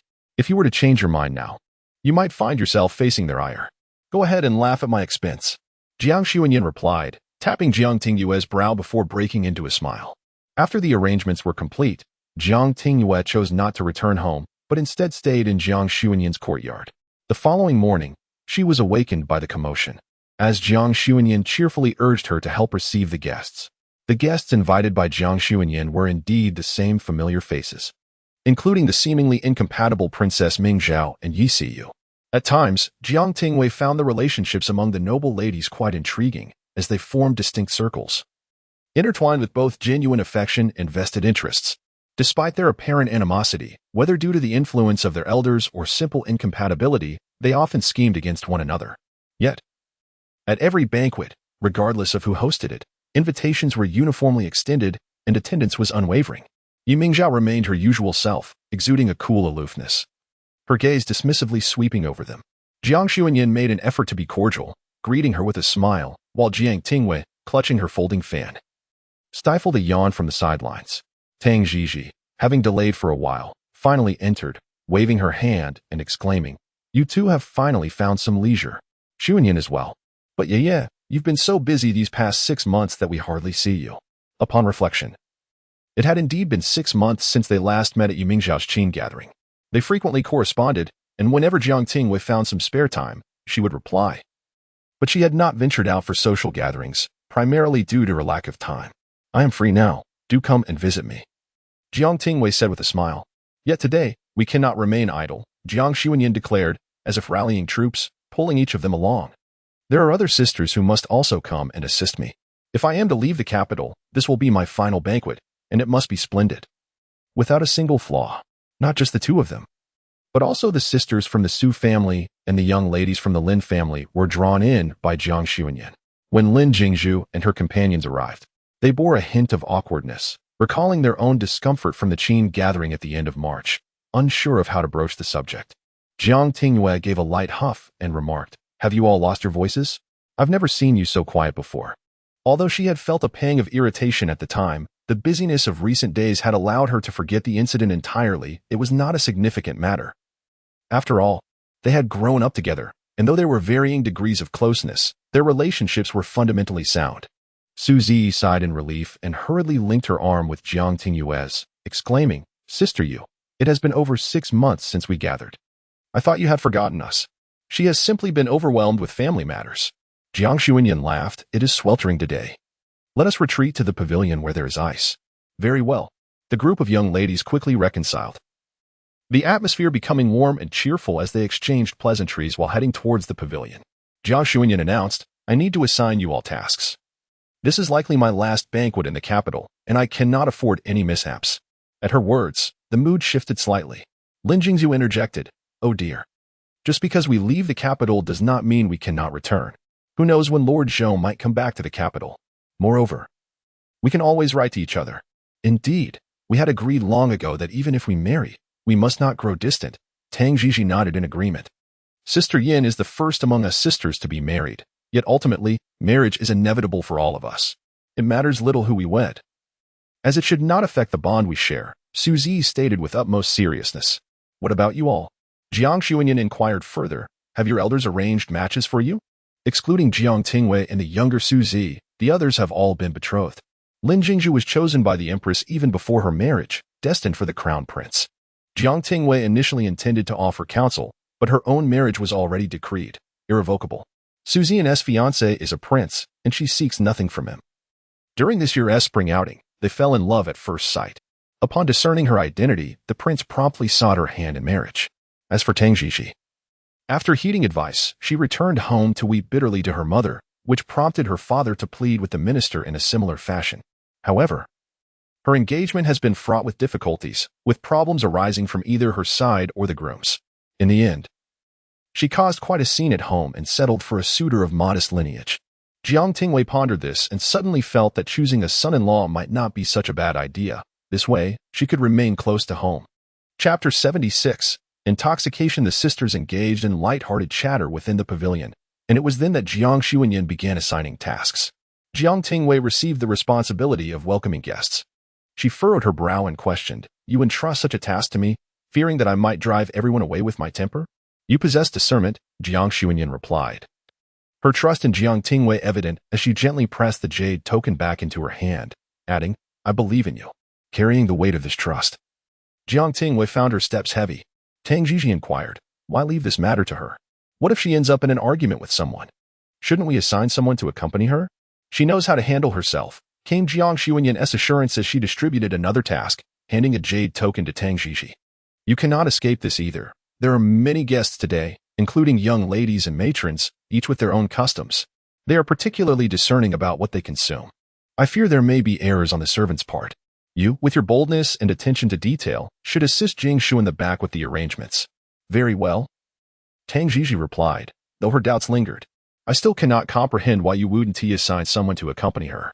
Her lack of trust in Jiang Tingyue stemmed from their history of frequent arguments, leading her to believe that Jiang Tingyue's temper matched her own. Jiang Tingyue chuckled. Her beauty and willingness to smile generally disarm people. Most would not dare to clash with her. Rest assured, she is quite clever. The noble ladies of the capital each possess their own talents, having been raised with refined manners and adeptness in social interactions and various affairs. In the front hall, Jiang Tingyue wore a gentle smile, her gaze sweeping over each guest. Although she did not recognize everyone, her keen eye discerned their backgrounds through their attire and adornments. She treated all with an even hand, subtly calling forth her maidservants to assist without leaving a trace or embarrassing anyone, deftly resolving their dilemmas. As Jiang Tingyue had noted, Jiang Tingyue's striking beauty meant that a mere smile could pacify most. A few, like Yu Mingzhao and others, held grievances against her. Yet they were not foolish enough to confront her during such an occasion. After all, they were all partaking in the same banquet. A loss of face today could lead to a reciprocal embarrassment tomorrow, ultimately resulting in shared ridicule. Once the event concluded and the guests were sent on their way, Jiang Tingyue rubbed her cheeks, leaning back and lamenting that her waist felt as though it might break. When Taoshi noticed other young ladies approaching, she quickly lowered her head to offer a discreet warning. Jiang Tingyue straightened up with great effort, striving to maintain her composure. The 6 young ladies gathered in the pavilion, exchanging soft words. Suddenly, Jiang Tingyue proposed, "Shall we play a game of tossing arrows? Let us see who can score the most. The loser must either drink or reveal a secret. What do you think?" The previously fatigued participants perked up at this suggestion, eagerly nodding in agreement. Had Jiang Tingyue suggested a drinking game or a poetic challenge, Jiang Tingyue suspected she would have lost interest. Yet the prospect of revealing secrets intrigued her. The servants prepared the arrows, and the ladies took turns tossing them. By the end of the first round, it was Lin Jingshu who faced defeat. Su Zi busily poured the wine, her eyes twinkling with mirth as she inquired, "Sister Lin, will you indulge in wine or divulge a secret?" Tang Jiji interjected, proposing, "I suggest that after 3 rounds of drinking, we must share a secret, one that none of us are privy to, for otherwise, what would be the point?" Upon hearing this, the others hesitated for a moment before ultimately nodding in agreement. Lin Jingshu contemplated for a brief moment, then pushed her wine cup back and whispered, "In truth, I'm not very inclined to marry the crown prince." The others gasped in astonishment. Jiang Tingyue exclaimed, Sister Lin. You haven't even had a sip of wine yet. Surely you wouldn't reveal such a significant secret right off the bat. Such a revelation from her was bold, and the others might not even dare to hear it. Lin Jingzhu chuckled softly, asserting, well, it's just us sisters who know this. I trust you all. If I cannot confide in you, who else could I tell? All right, my turn is over. Let us see who draws the short straw next. Once again, they took turns tossing the pot, and it was Su Zi who lost. Just as she was about to raise her cup, Lin Jingzhu obstructed her. A mischievous smile gracing her lips as she said, I've already begun sharing secrets. Are you still drinking? Su Zi paused, realizing the game at hand. After a brief cough, she cautiously glanced at Jiang Tingyue and cleared her throat, declaring, actually, at the last Qin gathering, my grandmother was not ill. I merely concocted an excuse out of fear of embarrassment and did not attend. Jiang Tingyue rolled her eyes. I knew it. Su Zian, in a fit of anger, threatened to choke her, gritting her teeth. Who gave you the right to reveal that first? Now that you've said it, if I lose later, what can I possibly say? Jiang Tingyue chuckled, attempting to mediate. All right, enough of this charade. I'm not angry with you anymore. After all these years, I know well enough what kind of characters you both are. We've all played together. Who doesn't understand him? She had long been aware that these two sisters were trying to save face by deceiving her, which is why she had deliberately left their apologies unanswered over the past 6 months. It was unclear how many rounds had passed, but the maidservants had already been dismissed to the courtyard, leaving just the 6 of them, thoroughly intoxicated. Jiang Tingyue squinted at the jug for an extended period, struggling to maintain her balance. Su Zi steadied her and beckoned to Jiang Xuanyan, saying, I have a grand secret. I am a celestial fairy from the heavens. Jiang Xuanyan, tipsy and giggling, pinched her cheek and asked, how did you uncover my secret? Lin Jingzhu, leaning against a pillar, sleepily inquired, if you're fairies, then what am I? Su Zian bent down to pick up an arrow from the ground, collecting one only to drop another, her face a mask of confusion as she remarked, how peculiar. The arrows here seem endless. Tang Jiji surveyed the drunken group with a cold smirk. What are you all boasting about? You've only had a few cups, and you're already completely inebriated. Get up and drink more. However, her words were directed at the koi in the pond. At that moment, Jiang Tingyue let out a cheer, successfully tossing the arrow from her hand, which landed haphazardly at her feet. Without a care, she exclaimed, I did it. Who will share another secret with me? Outside the courtyard, Tao Shi exchanged glances with the other maidservants, and they gathered together to discuss the necessity of escorting their respective young mistresses back home. Thus, they proceeded towards the courtyard, each attempting to support their respective young ladies. Some clung stubbornly to pillars, refusing to budge. Others retaliated by pouring wine on anyone who dared to touch them. A few were preoccupied with picking up arrows scattered on the ground, while others simply could not be moved, regardless of the effort.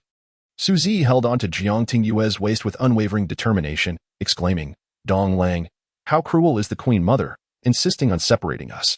Jiang Tingyue, perplexed, inquired, who is Dong Lang? Jiang Xuanyan grasped the hands of both, her expression grave as she declared, celestial beings and mortals are distinct. You cannot be together. She pointed at Tao Shi, warning, if you continue to act as a bridge for them, I shall demote you to the mortal realm. Tao Shi merely responded with silence. Jiang Tingyue stumbled as she was tugged along, still questioning, who is Dong Lang? Have you seen my jade rabbit? Have you transformed into my jade rabbit? Please revert to your original form, otherwise, I cannot carry you. Su Zi shouted, Dong Lang. Jiang Tingyue echoed, jade rabbit. Jiang Xuanyan intervened, asserting, celestial beings and demons are distinct. You must release each other. Tao Shi remained silent. Chapter 77, A Chance Encounter After Much Ado. Tao Shi finally coordinated with the other maidens to escort their respective young ladies back to their carriages. Holding a cup of hangover tea, she carefully fed it to Jiang Tingyue, whispering, Miss, once we drink this tea, you shall feel better. Although intoxicated, Jiang Tingyue obediently finished the tea under Tao Shi's gentle guidance. She leaned back against the carriage, her eyes closed, and after a while, she suddenly spoke, Tao Shi, stop the carriage. Assuming she had regained her senses, Tao Shi quickly called for a halt. They were on West Street, not too far from the Duke's residence. Yet she still urged the driver to stop. Turning back, she asked, Miss, what is it? I wish to feel the breeze, Jiang Tingyue replied, rubbing her aching temples. Her brows furrowed. Having indulged in fruit wine, sweet and palatable but deceptively potent, she felt quite unwell. The revelry had led to excessive drinking among the young ladies, and none could withstand such a manner of indulgence. Tao Shi lifted the curtain, allowing the gentle wind to enter, and inquired, "Would you like to step out?" "No need." Jiang Tingyue shook her head, leaning against the carriage, feeling quite dizzy. Liu fanned her softly with a hand fan, creating a soothing breeze. The carriage was infused with a faint fragrance, and the open windows allowed the gentle wind to carry the aroma through. Outside the carriage, someone approached stealthily, seemingly with urgent news.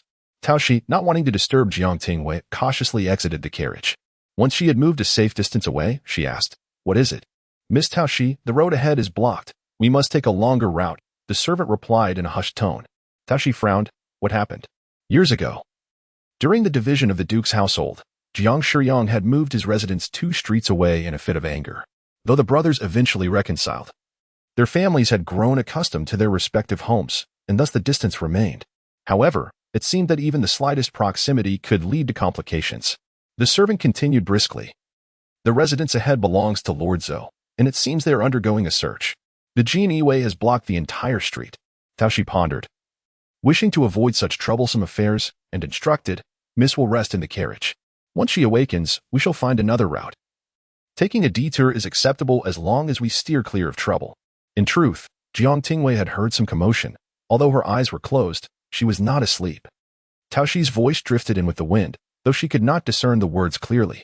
When Taoshi returned, Jiang Tingyue inquired, "What is happening?" Surprised that she had overheard, Taoshi recounted the situation in detail, saying, "Miss, I will instruct the others to avoid that area." "Very well," Jiang Tingyue nodded in agreement. "It is wise to steer clear.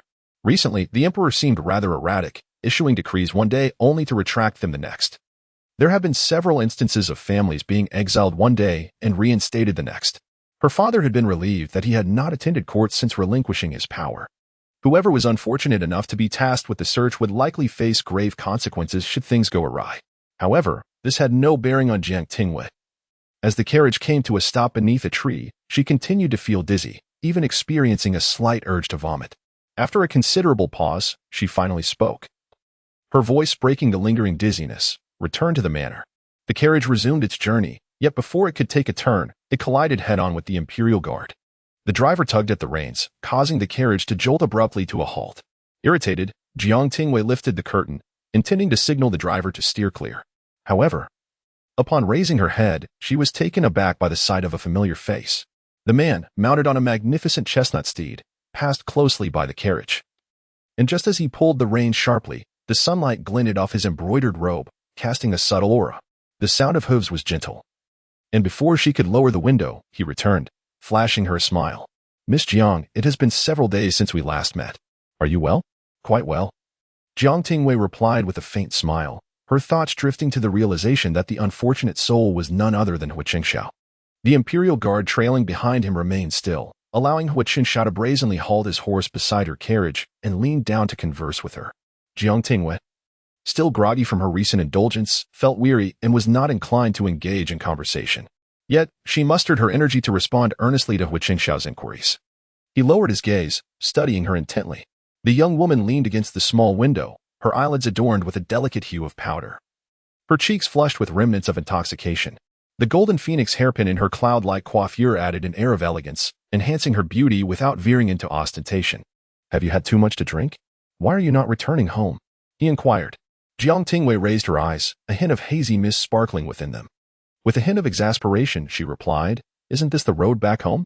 "Oh," Hu Qingxiao responded, belatedly realizing, "Did my men obstruct your path?" "Not really," Jiang Tingyue remarked, feeling increasingly lightheaded and fatigued from the exchange. Hu Qingxiao was about to say more when someone called out to him from behind, "Young general, the documents you requested are ready." The interruption left Hu Qingxiao somewhat displeased, and suppressing his irritation, he turned back and instructed, "Just hand them to Lord Fong." Jiang Tingyue followed his gaze, her eyes widening slightly. Not far from the carriage stood a figure clad in green, resembling a solitary bamboo amidst a snowstorm, exuding a chilling presence. Their eyes met for a fleeting moment, and instinctively, Jiang Tingyue loosened her grip, allowing the curtain to fall. Taking a deep breath, she said, "Hu Qingxiao, I am returning home. If you have matters to discuss, let us do so another time." With that, she turned to Taoshi and instructed, "Tell the driver to move along." The carriage began to sway gently once more, and Jiang Tingyue reclined against the soft cushion. Reflecting that misfortune did not solely befall Hu Qingxiao, Lu Zhen also seemed to be in a similarly unfortunate predicament. Should that esteemed gentleman regain his position tomorrow and harbor a vengeful spirit, it was likely that both men would find themselves ensnared. Yet, what concern was that of hers? In the current situation, her utmost priority was to refrain from entangling herself in their troubles and to avoid causing her father any additional distress. As the luxurious carriage departed, leaving behind a lingering fragrance, Shangshu, somewhat agitated, tugged at the reins and glanced back at the retreating vehicle, letting out a heavy sigh. The prospect of seeing her again was uncertain, perhaps not until the next auspicious year. He cast another glance at Lu Zhen, his eyes filled with malice. It was precisely this fellow's inexplicable appearance that had caused Miss Jiang to abruptly lower the curtain and depart. Yet, Lu Zhen remained oblivious to the hostility in his gaze. Instead, directing his attention towards the street where the carriage had vanished, a distant look in his eyes, as if something tumultuous stirred within him, his expression chillingly austere. His hands, with their prominent knuckles, pressed firmly onto the ledger, the exertion causing the veins to subtly rise. Suddenly, Lu Zhen let out a faint laugh, the corners of his mouth curling momentarily before swiftly smoothing into an impassive countenance, a fleeting gesture that seemed particularly indifferent, even somewhat inhumane. It was evident he could engage in lively banter with others, yet upon encountering him, they scurried away faster than a mouse fleeing from a cat. Chapter 78. The trumpet vine. The carriage took a circuitous route, avoiding the residence of Lord Zhou, which had been ransacked. A throng of people clamored at the entrance, their wails and shouts echoing incessantly. Concerned that the agitated crowd might resort to rash actions, Taoshi instructed the coachman to steer clear of the tumult. Inside the carriage, she conversed quietly with Jiang Tingyue, who merely acknowledged her with a murmur, reclining against the soft pillow, her eyes half closed, seemingly lost in thought, still feeling faint. The discomfort that had plagued her dissipated, replaced by an overwhelming wave of drowsiness. It was a full quarter of an hour before Jiang Tingyue returned home. After refreshing herself and letting her long hair fall freely, she retired for the night, her maidservants retreating to the outer room. As she drifted in and out of consciousness, a series of knocks at the window abruptly roused her. Irritated, she threw off the covers in a fit of anger, failing even to call for Taoshi, and suddenly flung open the window. A bird, mottled in gray and white, perched on the sill, tilting its head curiously, its small black eyes fixated upon her. Jiang Tingyue paused in surprise. She recognized the creature. Her gaze dropped, and she noticed a tiny note tied to its leg. She removed it and unfolded it, revealing a brief message from Lu Zhen, stating that he awaited her at the back door. What madness! Jiang Tingyue pressed her temples, bewildered by his request. She had no desire to heed the invitation. To send a bird to awaken her for such a purpose was absurd, if he wished for her presence. He could wait outside. With a dismissive wave, she shooed the bird away, closed the window with a firm hand, and crawled back under the covers, burying her head and drifting into a deep slumber. When she finally regained consciousness, the setting sun cast a golden hue through the intricately carved window, dappling soft light across the embroidered curtains. The room was dim, and as Jiang Tingyue pulled the quilt around her, still in a haze, she heard a gentle voice from outside. "Miss, are you awake?" "I am," she replied. The soft curtain was drawn back, allowing the sunlight to flood in unexpectedly. Jiang Tingyue squinted against the brightness, rubbing her eyes as her long hair cascaded around her hands, dark and glossy like the spring waters. Liu reached out to shield her from the glaring sun, while other maidservants entered gracefully, each carrying various items, basins, cloths, garments, arranging them in an orderly fashion. Just as Jiang Tingyue prepared to rise, her gaze fell upon a crumpled note beside her pillow. What is this? After a moment of confusion, her sluggish mind began to function, and she suddenly recalled that this was the message delivered by Lu Zhen's bird. Her demeanor stiffened. The last time she had received such a note, she had ignored it, prompting him to seek her out in her study. Surely, he would not dare to intrude upon her private quarters this time.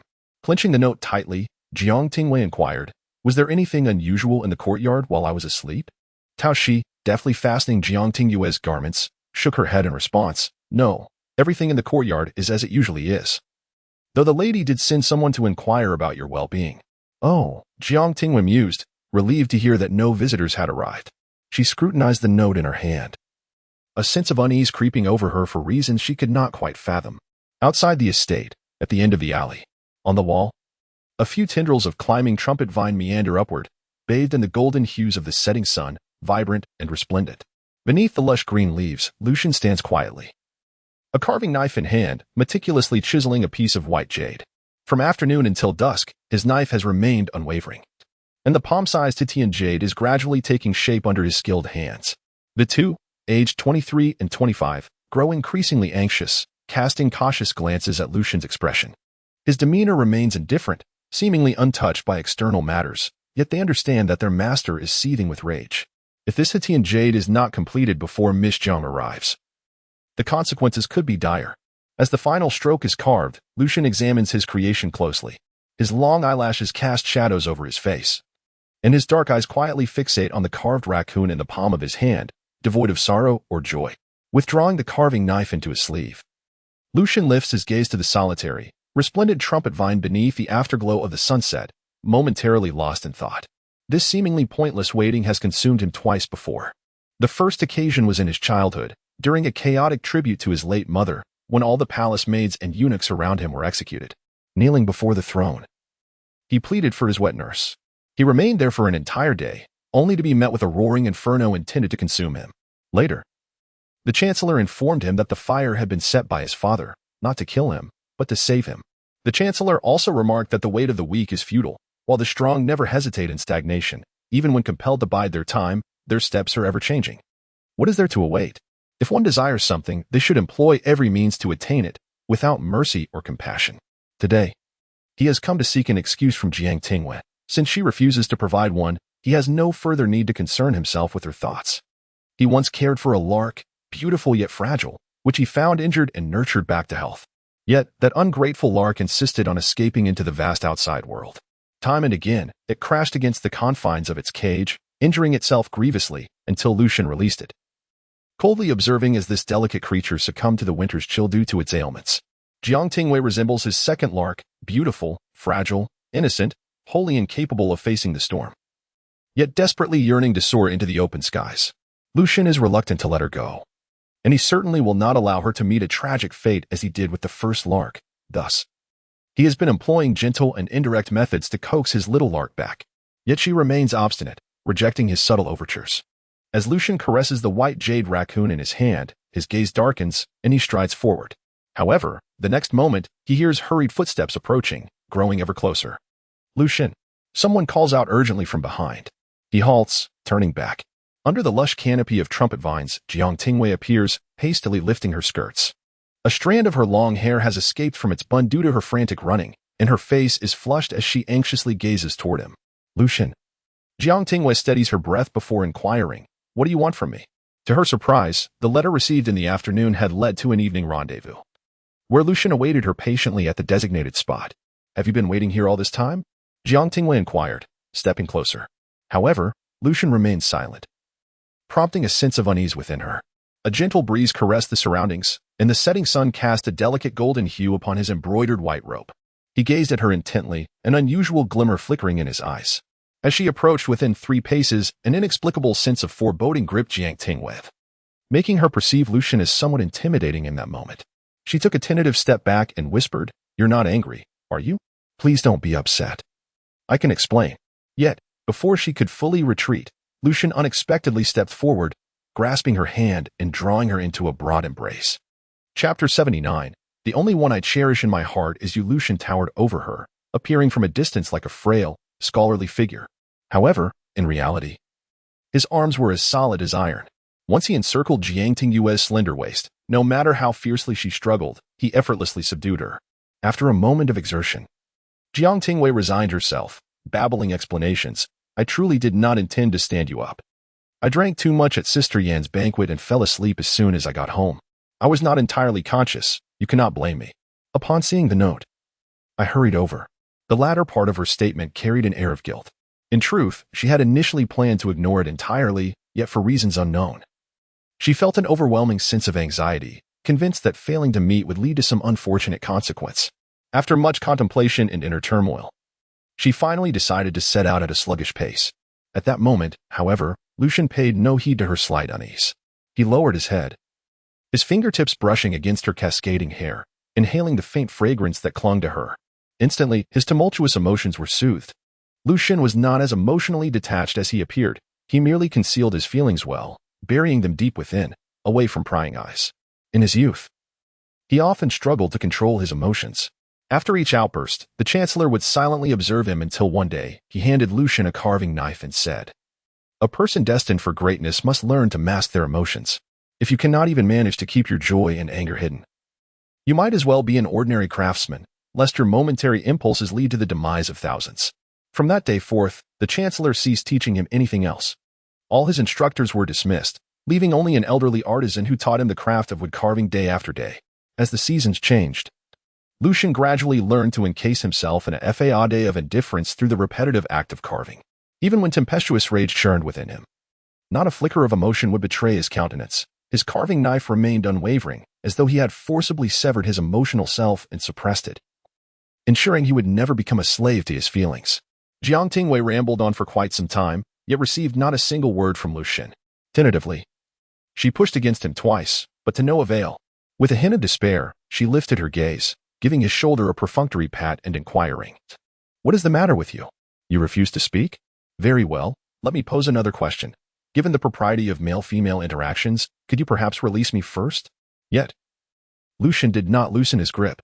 Instead, he held her even tighter, making her feel as though her waist would snap. "Are you still silent? Are you unwell?" Jiang Tingyue could no longer contain her frustration, exclaiming, "You called me here, and I have come.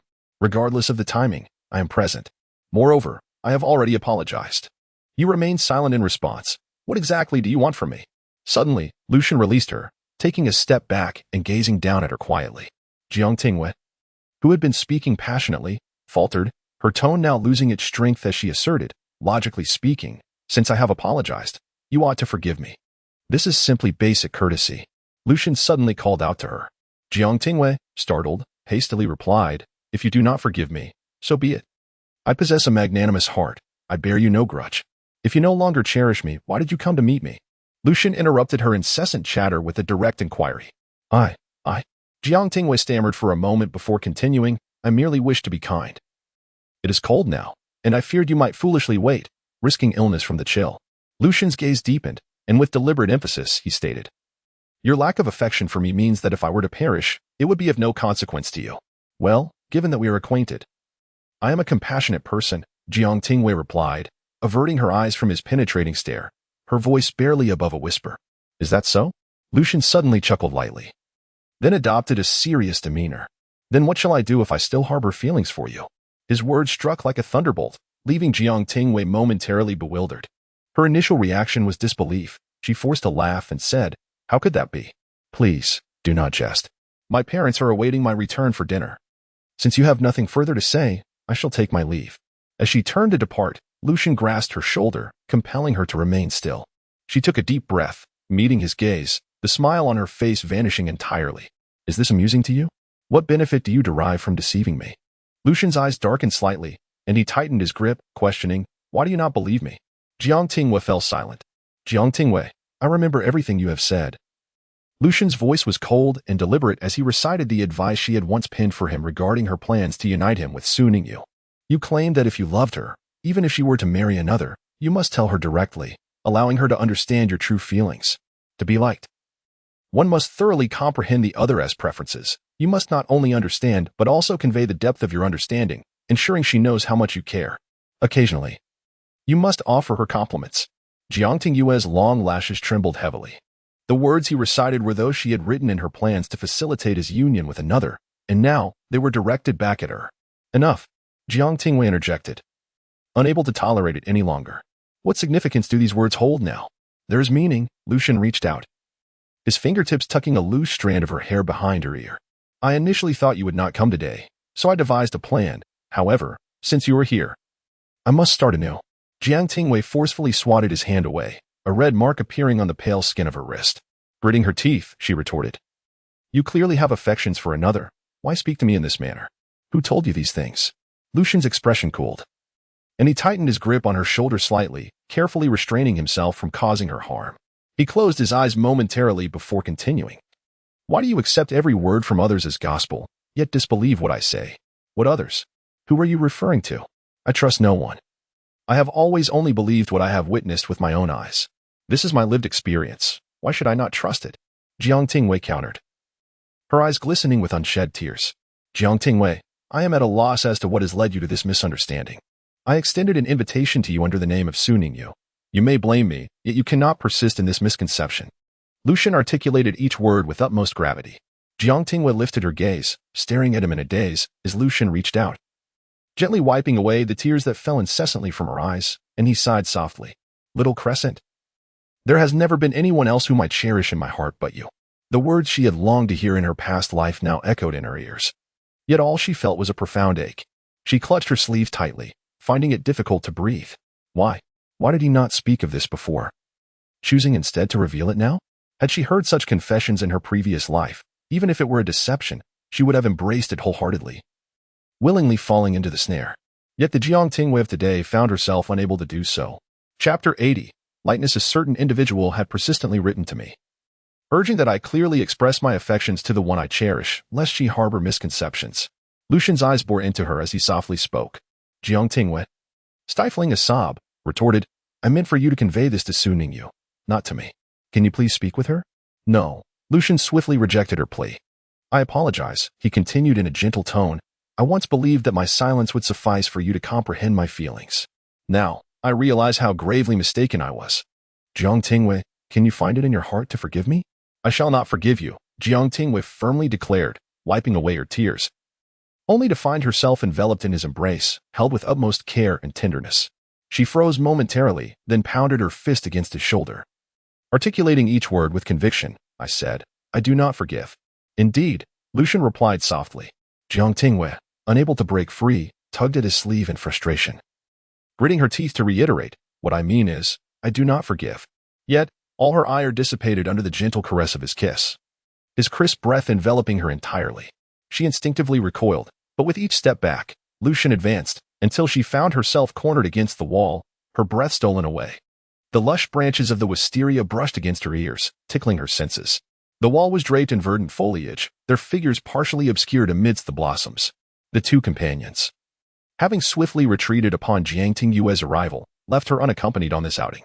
Beneath this floral barrier, it felt like a secluded haven, shielding them from the outside world. As if only the two of them existed within this space. Jiang Tingyue's resistance began to wane.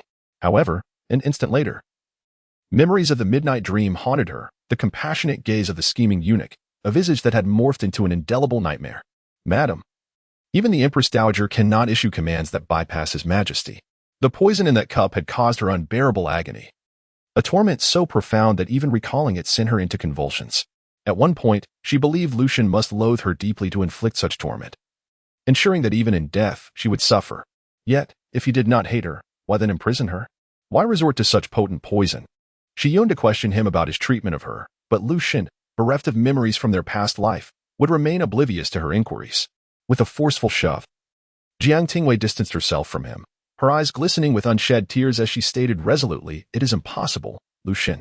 Even if you tell me these things, there can be no future for us.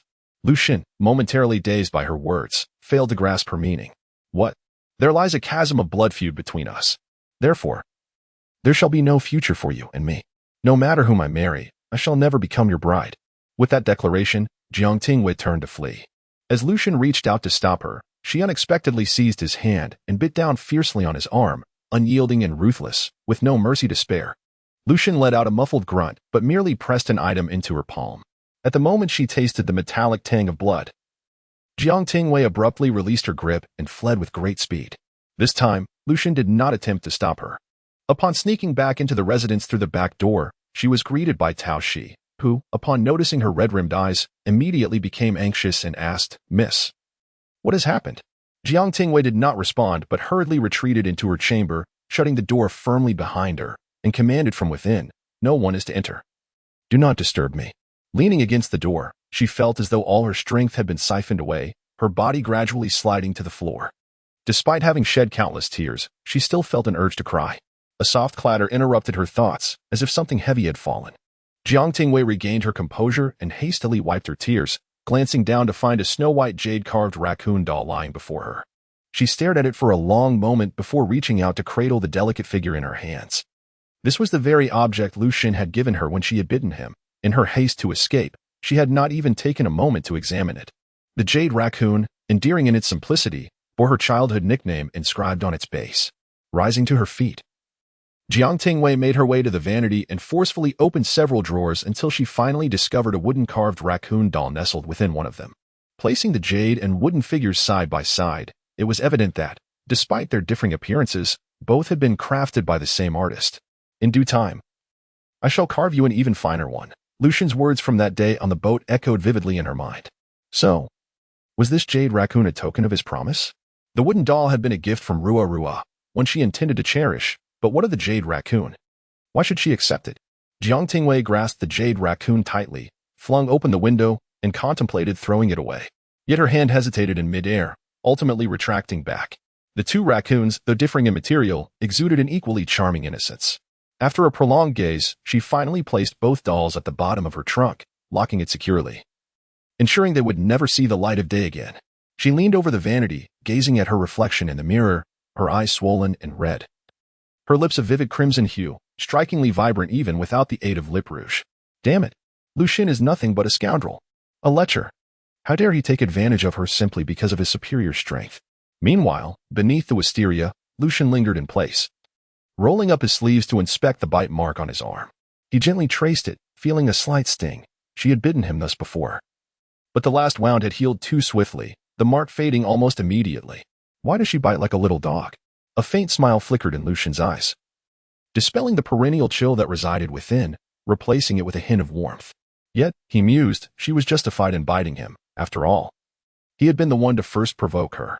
As memories of her soft warmth filled his mind, Lu Zhen swallowed hard, contemplating the faint price of the offense he had received in return for his own transgressions. However, the warmth in his eyes soon receded, as he pondered Jiang Tingyue's words. What did it truly mean to witness something firsthand and to experience it personally? What is it that is referred to as a blood feud that prevents her from marrying him again? What transpired in the shadows of his awareness? A deep contemplation enveloped Lu Zhen. It is worth noting that all of Jiang Tingyue's peculiarities began after he secured a windfall at the end of March this year. A person who once held such affection for him suddenly shifted her sentiments, not only severing ties but also contemplating a union with another. After a brief moment, he summoned his shadow guards and swiftly issued commands. Investigate what events have unfolded on Jiang Tingyue's side since March and ascertain if there have been any anomalies within the Duke's residence. Chapter 81. Wedding that winter. Snowflakes danced through the air like willow catkins, blanketing the ground in a pristine layer. The first snowfall of the year was particularly frigid. Yet, the streets bustled with activity as people diligently cleared the ground, shoveling away the soiled snow to reveal the gleaming bluestone pavement beneath. The sky remained dim, a deep indigo, with the crescent moon hanging low on the horizon, shrouded by wispy clouds. Taoshi draped a cloak over Jiang Tingyue's shoulders and handed her a hand warmer, meticulously inspecting it before finally pushing open the door. A chill wind greeted them, causing Jiang Tingyue to bury her face in her rabbit fur hat, the cold air scattering her drowsiness. Instantly alert, she turned and inquired, "Has the gift for Sister Yin been sent?" Li replied with a smile, "Rest assured, miss. I returned last night and personally oversaw the packing." "That's good to hear." Braving the wind and snow, they traversed a short distance, and by the time Jiang Tingyue entered the adjoining courtyard, her cloak had already become damp. Taoshi helped her remove it. The courtyard was awash in red, adorned with large red double happiness characters. Inside Jiang Xuanyin's room, numerous maids scurried about, busy with preparations, leaving little space for Jiang Tingyue to stand. Peering in, she spotted Jiang Xuanyin seated at her dressing table, a matchmaker meticulously preparing her face with cotton thread. Jiang Tingyue instinctively covered her own face, feeling a twinge of empathy and pain. As the matchmaker worked, using the cotton thread to remove facial fuzz, Jiang Xuanyin's face flushed crimson from the discomfort. Wincing in pain, she glanced up to see Jiang Tingyue's pained expression and couldn't help but chuckle. "It's not you undergoing the process, so why the grimace?" "I'm feeling for you," Jiang Tingyue replied. Not wanting to intrude too closely, she kept her distance, aware of the bustling matchmakers and maids attending to Jiang Xuanyin. Seeking a quieter spot, she settled down to converse with her. The door had not closed tightly, allowing the cold wind to seep through a screen. But the warmth from the charcoal fire and the presence of many people soon enveloped Jiang Tingyue in heat, prompting her to remove her scarf and headband. Offering the hand warmer to someone nearby, Jiang Xuanyin, too preoccupied with the day's festivities, had little time to attend to her. After sitting quietly for a while, feeling somewhat in the way and unable to engage in meaningful conversation, Jiang Tingyue contemplated standing up to create some space. "Don't go, Yeye. Please stay. I feel a bit anxious without you here," Jiang Xuanyin called out to her. "Oh," Jiang Tingyue complied, settling back down to chat idly with her. Glancing out the window, she murmured, I wonder when the snow will cease. It seemed unfortunate that it had to snow on such a significant day. She silently criticized the meteorological observatory for their poor calculations.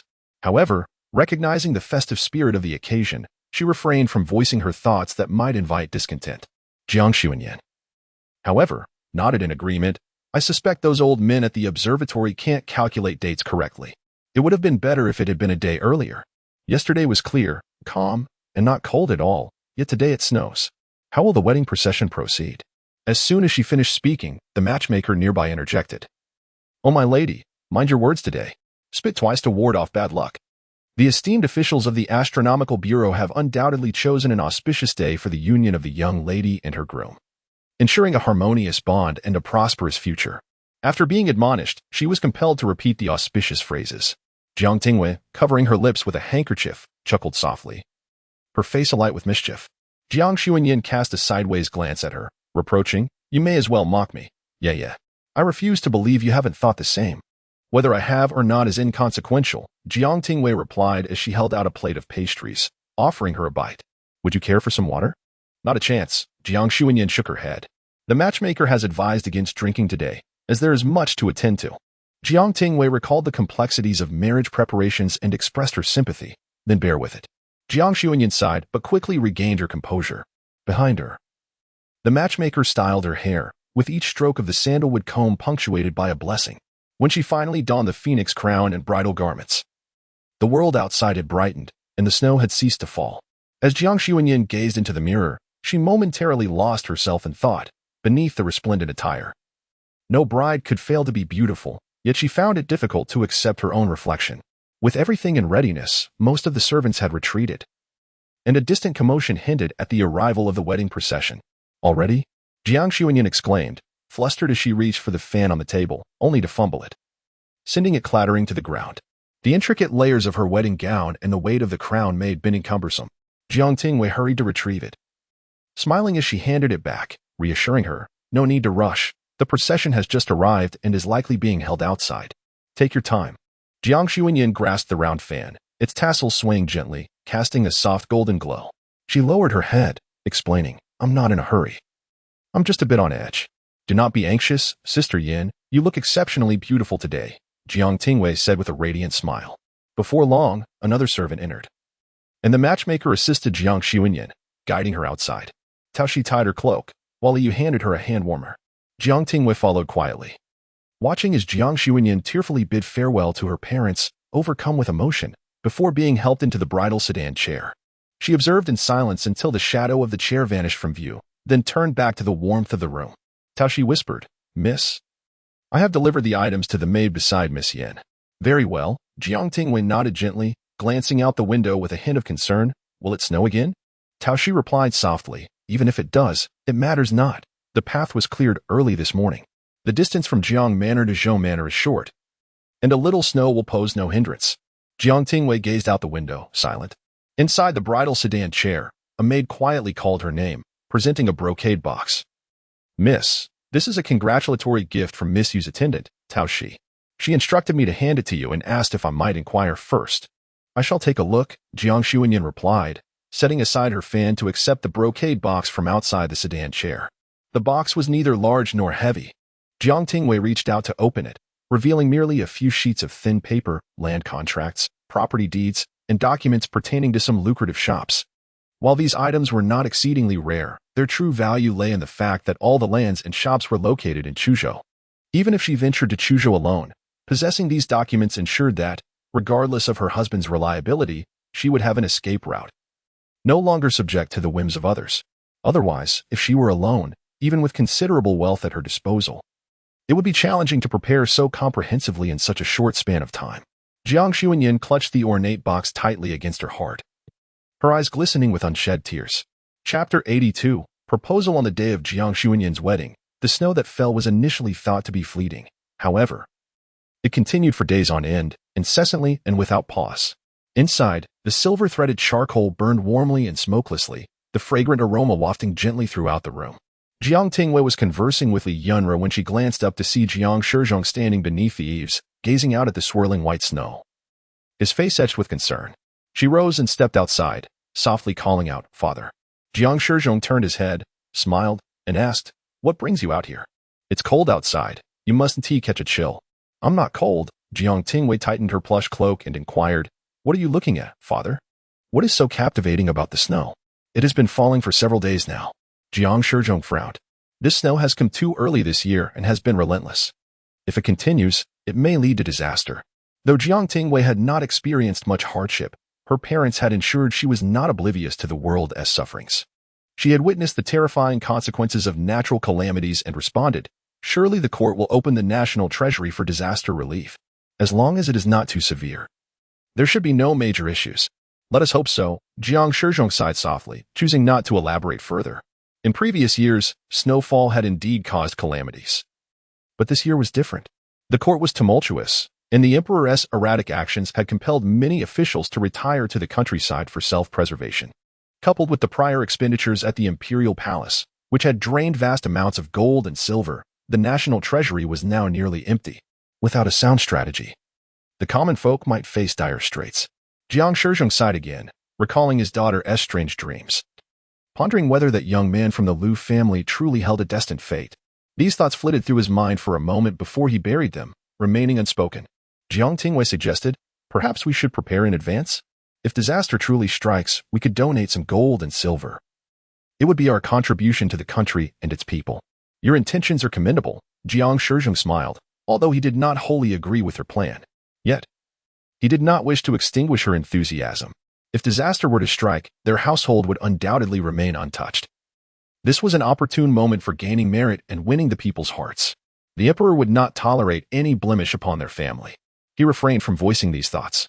And Jiang Tingyue, unaware of his reservations, stated, "Then I shall have Tao Shi and the others prepare. If the time comes when we are needed, I will leave it to you, father. You need not fret. When the need arises, your modest sum of gold and silver would hardly suffice." Jiang Shizhong chuckled, shaking his head. "Even a small act of kindness from my daughter is valued, and having some resources is never a disadvantage," he added. Though Jiang Tingyue was not pleased by his words. "Very well, you may handle it when the time comes." This time, Jiang Shizhong did not refuse her. Though he sighed inwardly, feeling a twinge of regret for his daughter's earnest heart. The snow continued to fall relentlessly for several days, just as Jiang Shizhong had anticipated. Disasters indeed emerged in the north. He did not attend court and remained unaware of the specific circumstances, yet he observed how the emperor would respond. The matter of disaster relief has always been of paramount importance to both the nation and its people. If handled adeptly, those in charge will undoubtedly gain immense acclaim among the populace, making it an opportune moment to garner public support. He observed with keen interest which of the two princes the emperor would entrust with this responsibility. Jiang Shizhong speculated that it would be the third prince. During the recent incident at the palace, he had discerned that although the regent was the first prince, the emperor's trust and affection clearly lay with the third prince. Coupled with the historical ties of the third prince's mother, the emperor's preference for him was unmistakable. However, not long after, Jiang Shizhong received news that the emperor had assigned the disaster relief efforts to the first prince. Before he could express his astonishment, he learned that while the first prince was tasked with disaster relief, the emperor had preemptively entrusted the third prince with this year's national prayer event. Each year, as the year draws to a close, the palace hosts a grand banquet to pray for the nation's well-being, invoking the name of the emperor to beseech the heavens for the welfare of the people. Traditionally, aside from the emperor, only the crown prince could undertake such a significant responsibility. Jiang Shizhong found himself engulfed in uncertainty once again. This unexpected maneuver by the emperor left not only Jiang Shizhong perplexed but also confounded the ministers in the court who wished to align themselves, regardless of the circumstances. With the first prince departing the capital, the influence of the third prince was growing. Even though the emperor endeavored to maintain a balance between the two factions, the scales were inevitably tipping toward one side. The number of factions rallying to the third prince, Heilin Yin, was steadily increasing. Although Jiang Shizhong remained skeptical, he could not deny that if the first prince were to falter in his duties, he would irrevocably lose his standing in the competition against the third prince. Even if he performed admirably, he would merely possess a semblance of contention. The hearts of the people tend to lean, and the increasingly aged emperor, reflecting on the past, gradually exhibited favoritism toward the third prince. These matters, which initially seemed unrelated to a mere titular duke like him, were not of concern, regardless of who ascended the throne. The edicts of the Tai would safeguard the ducal house. It was not until a few days later that the third prince, Heilin Yin, visited the duke's residence. Jiang Shizhong went out to greet him, only to witness the princess attendants bringing in box after box of betrothal gifts, an impressive 30 litters in total, all carried into the estate.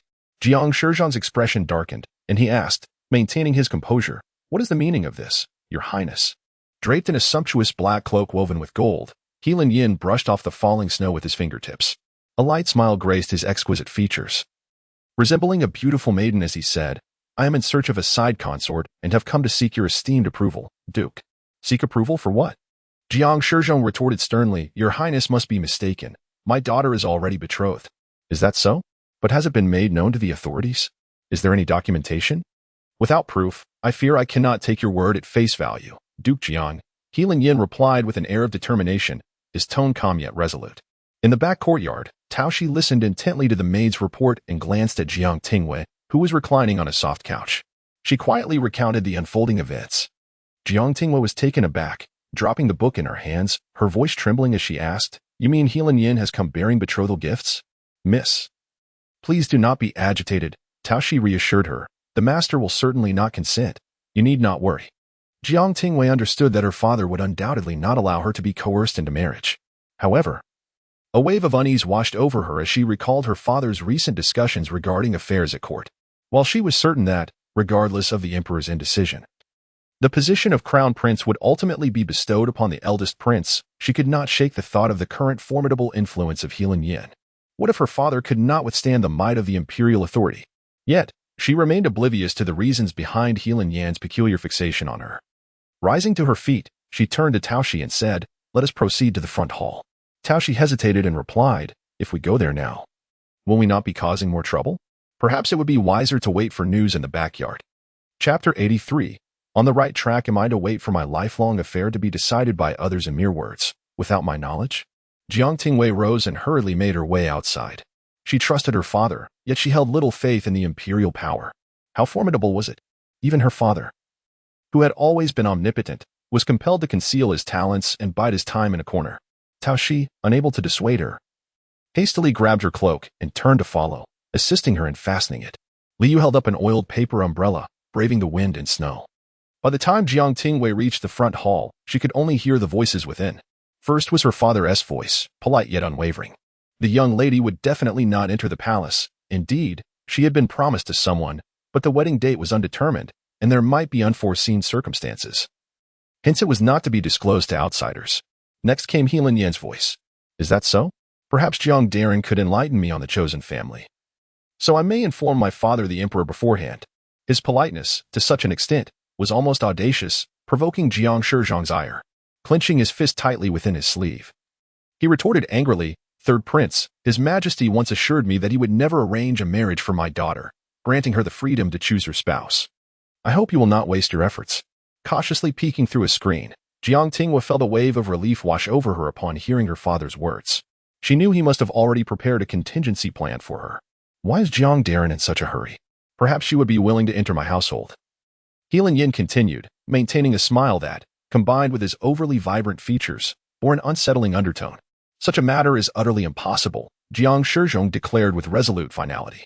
As Jiang Tingyue listened, a hand suddenly pulled her back, startling her. It was Li Yunru. She gasped, "Mother, you frightened me. What brings you here?" "Do not panic," Li Yunru reassured her, gently patting her hand. "Cui Rong informed me that you rushed to the front hall with your maid. I feared you might act impulsively and cause trouble. Do not worry, your father will handle this." "Yes, I am not worried," Jiang Tingyue nodded earnestly. Within the room, Heilin Yin suggested, "Why not have Jiang Daren invite her out? I shall personally inquire whether she is willing to marry." Jiang Shizhong countered, "If my daughter is unwilling, I hope the third prince will retract the betrothal gifts and refrain from mentioning this matter in the future." "Very well." Heilin Yin acquiesced far too readily. Jiang Shizhong took a deep breath and instructed a servant, "Go and bring the young lady here." Unable to contain herself any longer, Jiang Tingyue lifted her skirt and entered the room, declaring as she walked, "There is no need to invite me. I do not wish to marry." Heilin Yin turned to gaze at her with a somber look, his dark eyes fixating on Jiang Tingyue for a moment before he smiled and asked, "Are you prepared to persist in drinking the penalty wine instead of the celebratory one?" His left eye, now healed from injury, still bore scars that added a chilling aura to his already foreboding presence. Jiang Tingyue shivered slightly, moving behind her father to evade He Yan's gaze, and coldly stated, "Regardless, I shall never marry you." Jiang Shizhong obstructed He Yan's gaze and coldly remarked, "Since His Highness has understood, I hope you will take these betrothal gifts away." He Yan nodded slightly but then chuckled. "Who said that it is Jiang Miss I seek to marry?" Jiang Shizhong felt a sense of mockery. Suppressing his anger as he replied, "I have but one daughter in my household." He paused, recalling that Li Wenru's daughter, Lu Zhen, also resided with them. He had once promised Li Wenru to treat Lu Zhen as his own daughter, and so he continued coldly, "Not only Tingyue, but even Zhen will not wed His Highness. I implore you to take back these gifts." He Yan insinuated, "Have you not inquired about her opinion?" Jiang Shizhong scoffed, "Zhen is shy and seldom leaves the house. She likely does not even recognize His Highness. I hope you would not make things difficult for her." "Is that so?" He Yan replied with a smirk. "I will marry." At that moment, a clear, melodic voice rang from outside. Lu Zhen hurried in, her hair slightly damp, snowflakes still clinging to the fur of her cloak. Breathing heavily, her cheeks flushed, she exclaimed, "Uncle, I wish to marry His Highness." Jiang Shizhong, maintaining a stern expression, cautioned, "Have you considered this carefully? Do you truly wish to become a concubine to His Highness?" "I have thought it through. I am willing to marry," Lu Zhen replied with a smile. Casting a loving glance at He Yan, whispering, "Uncle, I have met His Highness before, and I wish to marry him, even if it is merely as a concubine." "Cousin," Jiang Tingyue interjected, frowning as she stepped forward to grasp her arm, whispering, "He is not a good man. Do not leap into the fire." However, Lu Zhen evaded her grasp, softly responding, "Cousin, you are not me. You cannot understand my feelings. For me, this is my heartfelt choice." Jiang Tingyue, somewhat baffled, withdrew her hand. Jiang Shizhong reiterated, "Should you not consider this for a few more days? It would not hurt to decide in a couple of days. There is no need to deliberate further." Lu Zhen gracefully knelt, softly declaring, "I am enamored with His Highness and willingly wish to marry him." "Are you truly?" Jiang Shizhong began, but was interrupted by He Yan. "Sir Jiang, Lu Miss is not your biological daughter, is she? I wish to marry, and she is willing to wed. It clearly benefits us both. Why must you be so aggressive?" Lu Zhen, echoing He Yan's words, added, "My parents are no longer in this world. I hope you will support me. Then come with me to my residence." He Yan reached out, casually pulling her up, playfully tilting her chin, and with a hint of disinterest remarked, "The betrothal gifts have been delivered. Let us go." Lu Zhen lowered her gaze, quietly following behind He Yan as he departed. "Zhen," Jiang Shizhong called out, "even if I agree to your union, you should choose an auspicious day, proper rites, and formalities to enter the royal family. How can you just leave with him?" "Thank you, uncle, but it is unnecessary. Zhen is willing." With that, Lu Zhen turned and hurried to keep pace with He Yan, who walked swiftly, not waiting for anyone, forcing her to jog to catch up. Jiang Shizhong's face turned ashen. If the third prince truly valued respect, how could he so humiliate others? Jiang Tingyue gazed at the retreating figures, lost in thought. It seemed that events were returning to their previous course, unfolding as they had in a past life. Lu Zhen was still to marry He Yan, and the two were destined to be together. Yet, Jiang Tingyue felt an inexplicable unease in her heart. Even though Jiang Shizhong was seething with anger, he did not prevent Lu Zhen from leaving. However, after conferring with Li Wenru, they prepared a dowry and sent it to the third prince's residence, fulfilling their obligations as best they could. Jiang Shizhong sighed, pressing his forehead. What a perplexing situation this is. Li Wenru gently massaged his temples, her brow furrowed with concern. The third prince's actions grow ever more arrogant. "Do you think we should hasten to arrange a marriage for our little Yueya? There are many talented young men in the capital, with careful selection. We could surely find a suitable match. If nothing else, she could consider Hu Chenxiao, though his father's attitude raises some doubts. It is indeed time to make a decision." Jiang Shizhong grasped Li Wenru's hand, offering a reassuring pat. "Speak to her earnestly. This is merely an engagement, not a promise of marriage." Li Wenru frowned. "What do you mean by that?" Jiang Shizhong shook his head, choosing not to elaborate. The emperor favored the third prince, deliberately nurturing his power. Yet Jiang Shizhong found this troubling. If the eldest prince were to ascend the throne, it might be acceptable, although he lacks talent. He possesses a gentle disposition and values relationships deeply. However, should the third prince take the throne, He Yan's unpredictable temperament and violent nature could plunge the realm into chaos. Yet, according to the dreams of his obedient daughter, it seems neither of these princes is destined for the throne. Undeniably, Jiang Shizhong had previously disapproved of his daughter trailing after Lu Zhen like a little shadow, but setting aside his biases, He could not help but perceive that the lad from the Lu family surpassed both princes by a considerable margin. However, the past had bound the duke's household and the Lu family, and Jiang Tingyue was reluctant to take sides at this moment. He contemplated how to navigate the next move, ensuring his family's survival within the realm of imperial power, so that regardless of who ascended the throne, the duke's household would maintain its standing. Li Yunru inquired further, "Do you have someone in mind?" "Indeed," Jiang Tingyue nodded. "General Hua's son seems quite commendable. During our last meeting in the garden, did not our little Yueya seem to enjoy conversing with him?" Li Yunru frowned, expressing her disapproval. The Hua family has yet to relinquish military power, and the emperor will eventually hold them accountable. Associating with them at this juncture could prove detrimental. That is of little concern. It is merely an engagement, and marriage is not guaranteed. We can inquire with that lad from the Hua family. If he is unwilling, we can seek another option. Yet, Jiang Tingyue pondered inwardly that in these turbulent times, possessing military authority could serve as a safeguard against being marginalized. Unlike the present, where any loss of the emperor's trust could lead to a fate of blindness and deafness, subject to the whims of others, though the edicts of Taizong remain. Should the emperor disregard his historical reputation and choose to punish the duke's household, there would be no recourse, such as the plight of a minister. The emperor can elevate you to the heights of power, placing you above thousands, or cast you down into the mire, depending solely on the whims of those in power. The tyranny of imperial authority is indeed unreasonable. When Jiang Tingyue received the news, it was even later than Hu Qingshan, who had taken the initiative to inform her. On that day, when Jiang Tingyue encountered Hu Qingshan at her residence, she was utterly bewildered. She inquired, "What brings you to my home?" Hu Qingshan replied, "Your parents invited me." "They invited you?" After a moment of reflection, Jiang Tingyue suddenly realized. Could it be that they have completely disregarded my consent and arranged a betrothal for me? Otherwise, she could fathom no other reason. Especially after Yilan had caused a ruckus the day before, directly taking Lu Zhen away. "Indeed," Hu Qingshan chuckled. "Your father asked me if I would be willing to engage in a betrothal with you." Jiang Tingyue was even more perplexed. What does an engagement entail?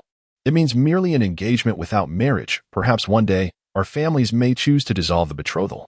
Hu Qingshan retrieved a wooden whistle from his sleeve and placed it in her palm, adding, "I have agreed. You may now take it back." Jiang Tingyue was confused. "How could you agree? This is unfair to you. What if you wish to marry someone else?" "It is indeed rather unfair to me," he admitted. The youthful general, tall and handsome, raised an eyebrow at her with a hint of audacity. He leaned slightly closer, smiling as he said, "However, I begrudgingly consented, albeit with some reluctance." "What on earth does that even mean?" Jiang Tingyue returned the whistle, stating, "My parents took this liberty without my consent. I must confront them." As she turned to leave, Hu Qingshan grasped her arm firmly. "Wait." His dark, bright eyes glanced at her before quickly averting when she met his gaze.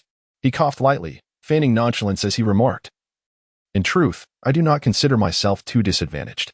If you were to suddenly agree to marry me, there would be no need to annul the betrothal, would there? But what if I continuously decline? Would you remain ensnared in this predicament?" Jiang Tingyue felt it was unjust to him. Hu Qingshan coughed again, muttering to himself, "Then that would be my own choice. I deserve it. Do you agree or not?" Hu Qingshan raised his voice slightly, gripping her sleeve. "I understand you are reluctant about this forced engagement, but since it can be annulled if you are unhappy, it does not affect you.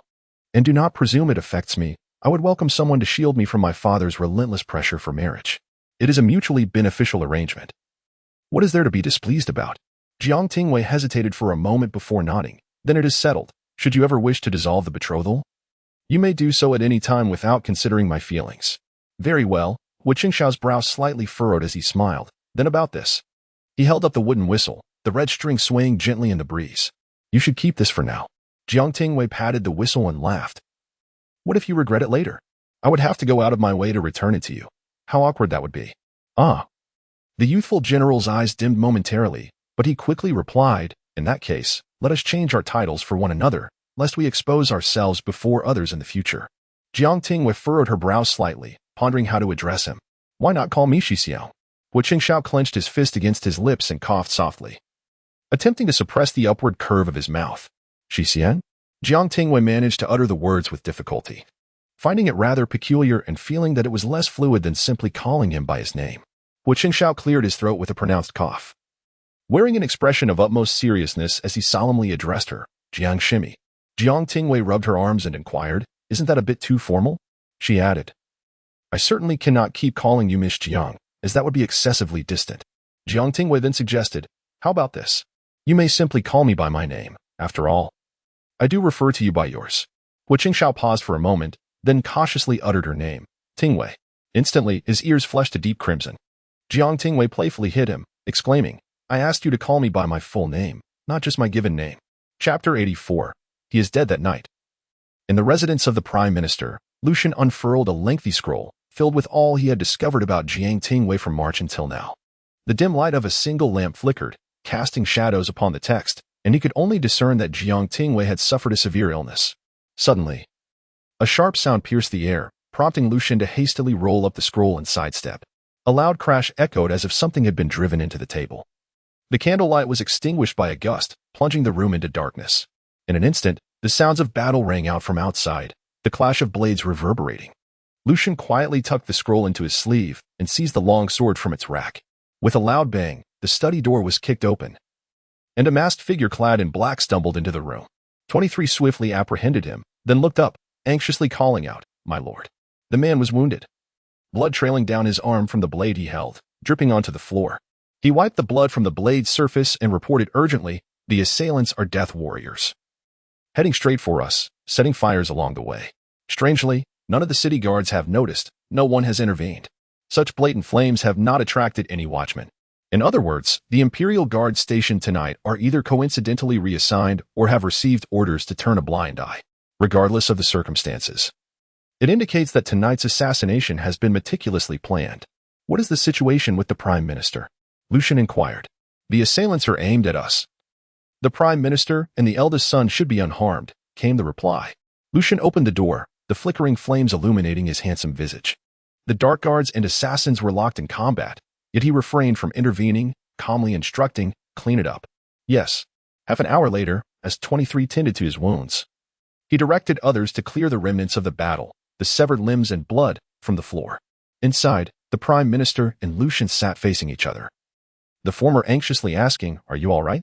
Were you injured?" "Not at all," Lu Zhen replied, calmly analyzing the situation. "They were targeting me. Having failed tonight, they will soon return for a second wave, perhaps even aim for you and the eldest son." "I understand," the Prime Minister sighed deeply. "I knew this day would eventually come. You must leave the capital," Lu Zhen urged. "The assailants tonight are from the Imperial Army, although they conceal their identities. The weapons bear the Ministry of War's mark. Now that their identities are fully exposed, the capital has become too perilous for you. You cannot remain. This is not the opportune moment. Do not act rashly and jeopardize everything." Lu Zhen furrowed his brow. "If I leave the capital, my entire household will be implicated. I will see the eldest safely away. You must hastily depart the capital. I will remain here to eliminate the final threats." This notion had lingered in his mind since his youth, unchanged over the years. The late emperor had shown him great favor.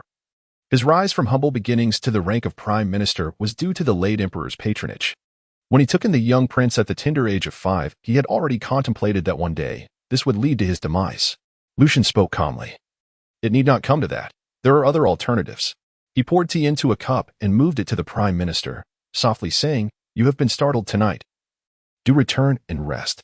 Prime Minister Lu was engulfed in uncertainty. "Surely, you do not intend to," he mused. "Even so, the capital will lay a meticulous net in wait for your return, ensnaring you completely." "Indeed, I am aware," Lu Zhen replied calmly. "At the very least, you must remain unseen for the next 2 years," the Prime Minister cautioned once more. Lu Zhen's gaze remained unperturbed as he lightly acknowledged. As the Prime Minister rose and made his way towards the door, he cast a final glance back. The flickering candlelight cast a dim glow, revealing vast shadows. The youth stood there, clad in a white garment, exuding an air of freshness and grace. Beneath the moon's embrace, he resembled a cluster of verdant bamboo, a refined gentleman, meticulously polished and honed. Once under his protection, the once naive and bewildered young prince had grown, now possessing his own convictions, while the Prime Minister, aged and weary, found he had little left to impart. Upon returning indoors, the Prime Minister extinguished the light and lowered the curtains, sitting quietly on the bed, listening to the sounds beyond. As dawn approached, a second wave of assassins arrived. He heard the commotion rising and then halting, ultimately closing his eyes and lying down fully clothed. It's been a sleepless night. The following day, a significant event rippled through the capital. News spread that assassins had invaded, inadvertently breaching the Prime Minister's residence. The once promising scholar and the prime minister's illegitimate son, Lu Zhen, had been assassinated, his body already laid to rest in a coffin. The news spread like wildfire. Swiftly reaching the Duke's residence, where Jiang Tingyue was learning the art of flower arrangement with Tao Shi. Upon hearing the news, her hand faltered, and a vibrant plum blossom fell to the ground. Where did this news originate? Jiang Tingyue inquired hastily. The prime minister's residence has already raised white banners. It is said that even before approaching, one can hear the cries from within, Liu replied softly. Impossible. Jiang Tingyue busily picked up the fallen plum branch, murmuring. How could Lu Zhen possibly be dead? I refuse to believe it. A person like him, so cunning and calculative, skilled in martial arts, how could he simply die? Moreover, the capital had always maintained excellent order. She had seldom witnessed even minor disturbances, so it was too coincidental for Lu Zhen to encounter such a fate. Liu whispered. To be honest, I also find it hard to believe, but young Master Lu's body lies in the hall, and many have come to pay their respects. If this were false, the rumors would surely disband. Jiang Tingyue paused, slowly lowering the scissors in her hand, engulfed in a sense of disorientation, feeling the situation surreal. Is it true that Lu Zhen has truly passed? With that thought, she abruptly moved toward the exit. After a few steps, she encountered Jiang Shizhong, who beckoned. Just in time, I have matters to discuss with you. Come to the study. Jiang Tingyue lifted her skirts and followed. Once inside the study, the servants were dismissed. Jiang Shizhong addressed her directly. Have you heard the news of that young man from the Lu family? I have, Jiang Tingyue replied, lowering her head, her voice muffled. But I do not believe he is dead. To be honest, I also find it hard to believe, Jiang Shizhong confessed. However, upon hearing the news today, I dispatched someone to investigate, and it is indeed confirmed that the body in the coffin is without a doubt his. What are your thoughts? Jiang Tingyue's mind was a tumult of confusion, and she shook her head. I do not know. Upon witnessing her despondent demeanor, Jiang Shizhong could not help but sigh, remarking, perhaps it is merely a faint death. With the presence of the Imperial Guard, who would dare to assassinate a court official within the capital? Unless, of course, his true identity has been revealed, and there are those who are eagerly awaiting his demise. Jiang Tingyue's eyelashes fluttered heavily as she instinctively clutched her sleeves tightly. In her previous life, Lu Zhen had not encountered such tribulations. She only knew that after their marriage was settled. It was not until the following spring that she finally met Lu Zhen. None of these events transpired, nor had she ever heard of his identity being exposed. The sole distinction between her two lives was that she had, with her own lips, disclosed Lu Zhen's true identity to her father. Could it be that this revelation was the catalyst for Lu Zhen's misfortune? Chapter 85, The Offering I Wish to See Him, Jiang Tingyue murmured, her gaze lowered. Father, if Lu Zhen's identity is revealed, will it have any impact if I go to check if he is alive or dead? It will not matter. You may go. Jiang Shizhong replied. Choose a time when there are few people around. Just do not attract too much attention.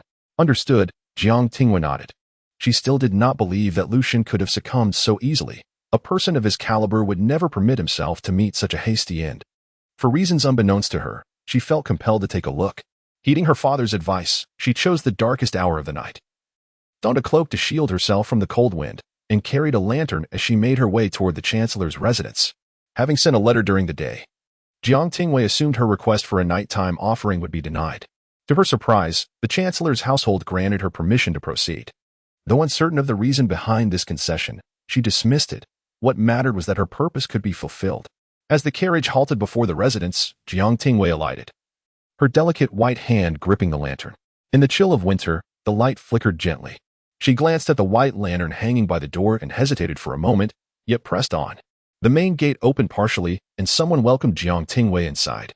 The hall was eerily vacant, and the steward who greeted her remarked, Miss Jiang, the master has instructed that all servants be dismissed. There is no need for you to worry. Jiang Tingyue nodded slightly. The steward soon departed, leaving her alone in the hall, enveloped in silence.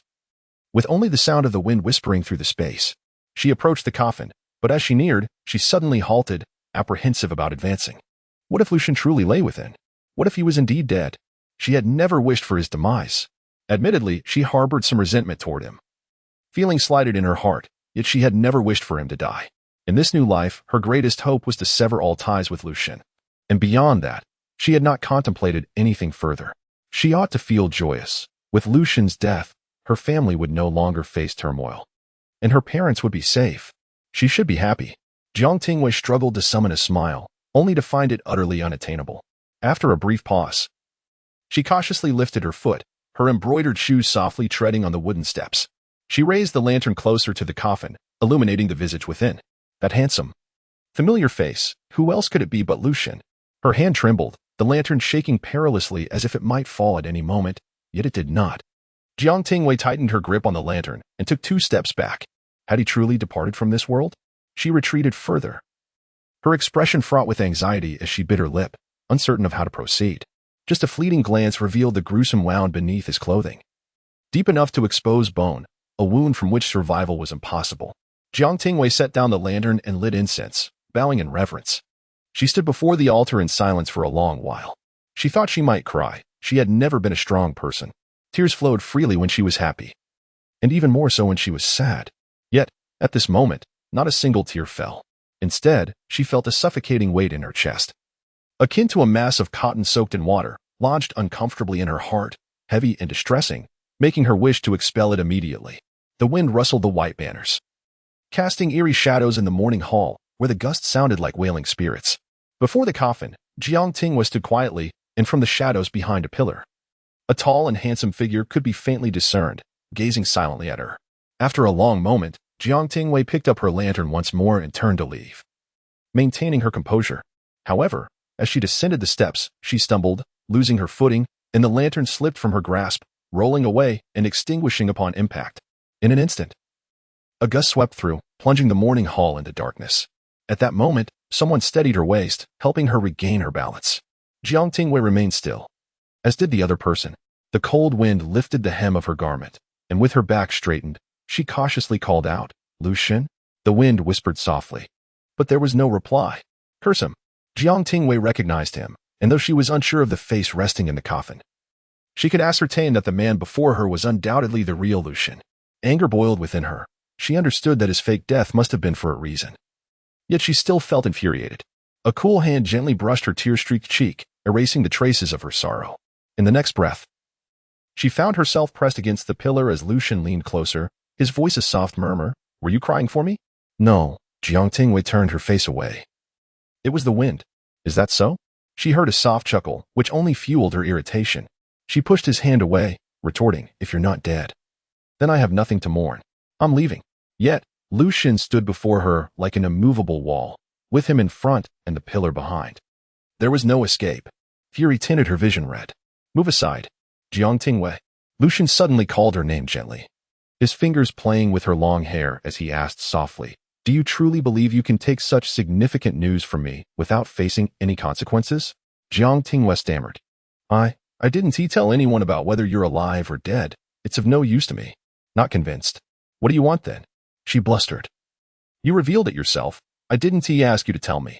"Ah, my fault." Lu Zhen did not argue but smiled instead, thus, "This price is not something I should demand from you, but rather something I should claim myself." At that moment, as Jiang Tingyue caught a glimpse of him through the pale moonlight, Lu Zhen removed his silver mask, revealing his handsome face, which emerged faintly from the darkness. Before she could fully comprehend, she felt a weight upon her lips. Curse him. He was being audacious again. She reached out, attempting to push Lu Zhen away. But in the next instant, her hands were pinned behind her back, as if he were displeased by her resistance. The price he demanded was profound and heavy. The white banners fluttered in the wind, obscuring the faint glimmer that had penetrated the dark clouds. Tao Shi waited anxiously by the carriage, her impatience mounting as nearly half an hour had passed. Where could the young mistress be? "Don't fidget," Liu said, equally troubled and somewhat flustered. Yet, in the next moment, they spotted Jiang Tingyue emerging from behind the door, lantern in hand, her eyes slightly reddened as if she had been weeping, her obsidian-like gaze glistening with moisture. "Mistress." Tao Shi stepped forward to support her, assisting her into the carriage while softly saying, "Please do not be upset." Jiang Tingyue angrily wiped her lips, feeling a pang of pain as she retorted, "Who is upset? I would rather he be dead. Lu Zhen is a scoundrel. He bullies me just because I am unaccompanied." Li remained silent, her gaze lingering on Jiang Tingyue's hair, perplexed as she remarked, "The hairstyle I arranged for you today does not seem to match this." Jiang Tingyue's movements froze, and she slowly leaned back. Tao Shi furrowed her brows. "You must be mistaken. The mistress want to pay her respects, surely. She wouldn't style her hair specifically at the memorial hall. Besides, she doesn't even know how to do an updo." Perhaps, Liu began to doubt herself. Exiting a memorial service only to change hairstyles does seem illogical, especially given the redness in the mistress's eyes. A clear indication of her sorrow.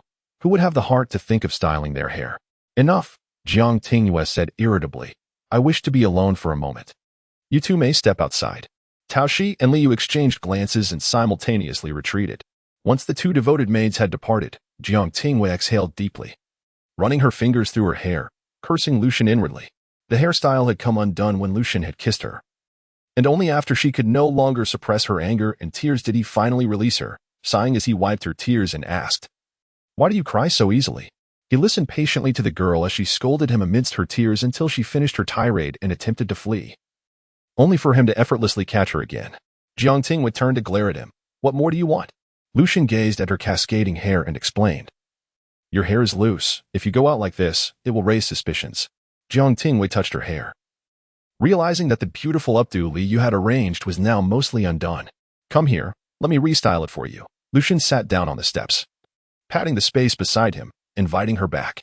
Jiang Tingyue hesitated, but found the prospect of facing Tao Shi and the others with disheveled hair even less appealing. Reluctantly, she shuffled over and sat beside him. The wind swirled the unburned joss paper around them, intertwining the edges of their garments, while Jiang Tingyue, feeling flustered, kept her little face stubbornly silent. Lu Zhen softly coaxed her, gently untangling her messy locks with his fingers, redoing her hairstyle. The girl's hair was exceptionally fine, akin to the finest silk, dark and smooth, with a sheen reminiscent of a flowing spring river, subtly shifting beneath his touch. Jiang Tingyue had even instructed the maid, Ersan, to fetch a mirror, and after examining her reflection closely, she felt her appearance was nearly the same as before she left. Yet, she had not anticipatedly used keen observation, which immediately noted the difference. Remembering Lu Zhen, Jiang Tingyue let out a cold snort. In the end, the lantern she extinguished was the one he reignited. As Lu Zhen lowered his gaze, a hint of elusive amusement flickered in his narrow eyes. He handed the lantern to her and remarked, "Well, the price has been paid. You may return with the news." Jiang Tingyue leaned back in irritation, covering her eyes with a handkerchief, thinking to herself that this trip had been a complete loss. Within the morning hall, the lanterns were sequentially reignited by the 25th. The 23rd expressed concern, saying, "My lord, is it truly wise to convey the news of your feigned death to Miss Jiang in such a manner?" This was a rather tactful way to phrase it. Had the 23rd possessed the audacity, he would have directly accused Lu Zhen of being driven by lust, revealing such a critical matter. In Lu Zhen's hand rested a delicate pale yellow silk flower, nestled within his jade-like palm, appearing particularly dainty and charming. This was a flower he had secretly kept while arranging Jiang Tingyue's hair. His typically austere expression bore a touch of warmth at that moment. Yet as he tucked the small silk flower away, his gaze returned to its usual indifference. He stated, "Do you truly believe the emperor would accept that I have simply perished?" Whether he spoke or remained silent made no difference. He did not harbor any belief that Jiang Tingyue would keep his secret. Rather, he thought it improbable that even if they were to witness a corpse, the emperor's men would accept it as truth. From the outset, his demise was merely a matter of convenience. What the emperor desired was the complete eradication of the late emperor's influence. Following the poisoning incident, the emperor had become increasingly desperate, thus hastening his every move. He was eager to cultivate his two sons but feared that their ambitions would grow beyond his control, leading him to oscillate between support and suppression. His urgency to eradicate the late emperor's faction led him to dispatch the imperial guards for assassination, abandoning any subtle strategies to undermine them. He instructed someone to inform General Hua to prepare, for they would be next. Upon returning home, before Jiang Tingyue reached her courtyard, she encountered the steward approaching her with a smile, saying, "Miss, the master is in the study and has something important to discuss." Jiang Tingyue understood that her father was likely inquiring about the situation. He too wanted to ascertain whether Lu Zhen was indeed dead. Should she conceal the truth about Lu Zhen?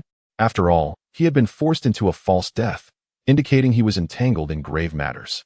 Yet, this thought was swiftly banished from Jiang Tingyue's mind. She would not deceive her father on Lu Zhen's behalf. As she entered the study, Jiang Shizhong was writing something. Upon hearing her entrance, he looked up, poured her a cup of tea, and asked, "What is the situation?" Holding the teacup, Jiang Tingyue's fingertips turned white from her grip as she hesitated for a moment before saying, "Lu Zhen is not dead." Jiang Shizhong chuckled, as expected. "I knew that fellow from the Lu family was too clever to perish. Why do you seem so pleased, father?" Jiang Tingyue inquired, scratching her head in confusion. Jiang Shizhong replied, "Because among these three candidates, I value him the most. If Lu Zhen ascends the throne, it would undoubtedly be preferable to the other two. especially the third prince, with whom the duke's residence has nearly severed ties.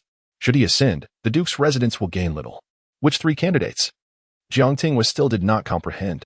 It is of little consequence. Jiang Shizhong chuckled. Running out at midnight must have exhausted you. Has it? Go back and rest well. The matters of adults are best left to them. You should simply enjoy yourself. Well, since father has said so. It indicates that there is no need for me to overthink, she mused.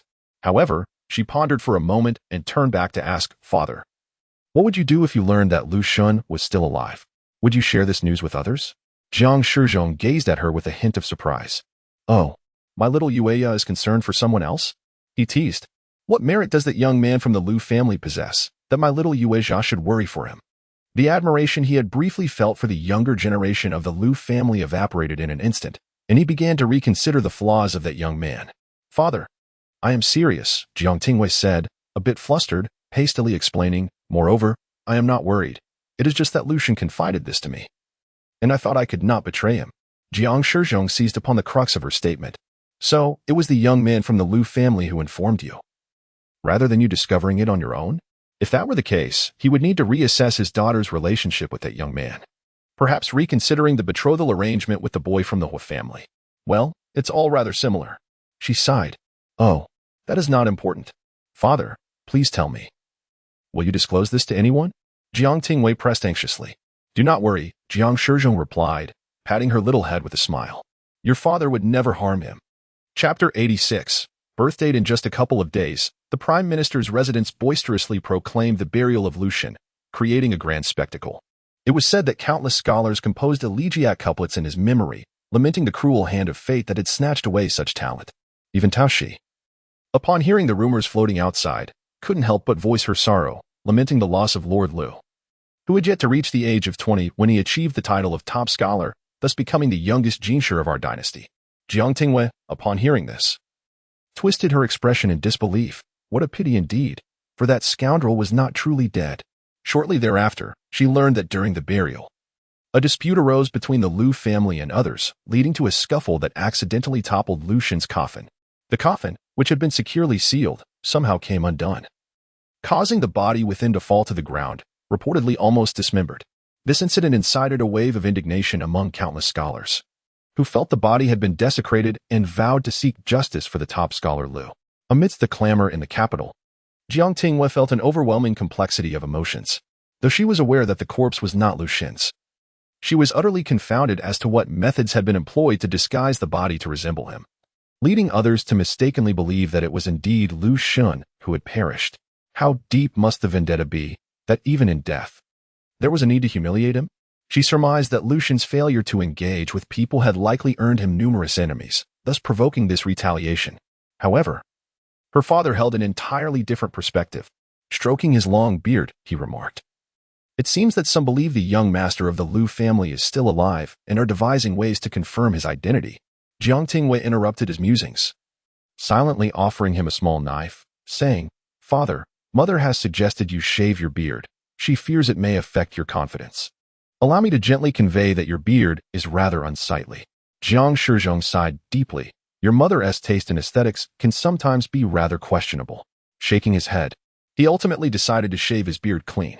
After freshening up and drying his hands, Jiang Shizhong took a seat and picked up his brush, while Jiang Tingyue ground ink beside him, inquiring, What are you writing, father? A small, harmless note for someone, he replied.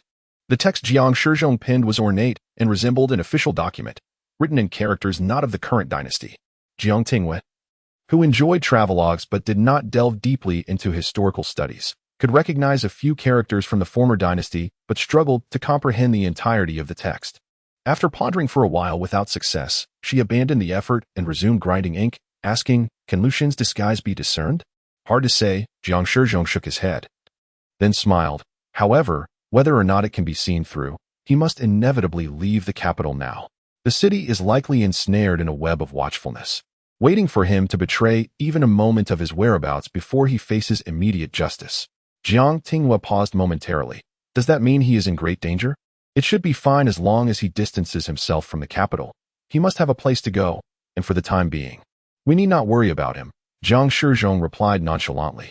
He was merely placing a bet, and not just on Lu Zhen's fate.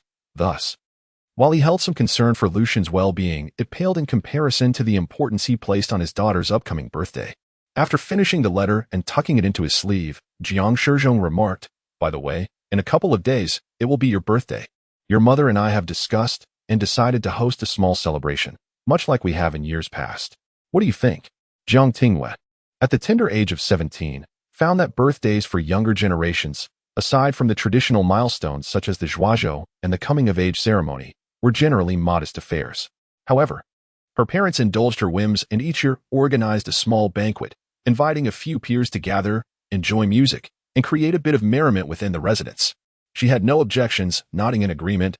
"Let us proceed as we have in previous years." Moreover, Jiang Tingyue was not particularly inclined towards grandiose events akin to poetry or music gatherings, where prominent young noblewomen from the capital were invited, especially since her relationships with them were rather tenuous. There was no need to invite them and invite unnecessary troubles. A few familiar friends would suffice. However, she did not anticipate that the circle of friends invited to the residence this year would be significantly smaller than in the past. Shortly after Jiang Xuanyan's marriage, she had followed the wedding procession south to Chuzhou, and thus was absent, sending only gifts through a messenger. Lin Jingzhu, who was to marry into the royal family next year, had secluded herself, devoting her days to mastering royal etiquette. The Lin family had placed all their hopes on her, fully supporting the crown prince, hoping that once he ascended the throne, she would effortlessly become the empress. Given the stakes involved, the Lin family could not afford any missteps. Lin Jingzhu was being trained daily on how to manage various affairs, and no one would allow her to step outside the confines of her home, rendering her situation akin to house arrest. She too had merely sent gifts through an intermediary. Su Zian had also entrusted gifts to someone else. She was to marry into the royal clan, and while the restrictions were severe, they paled in comparison to Lin Jingzhu's circumstances. This time, she was genuinely unwell.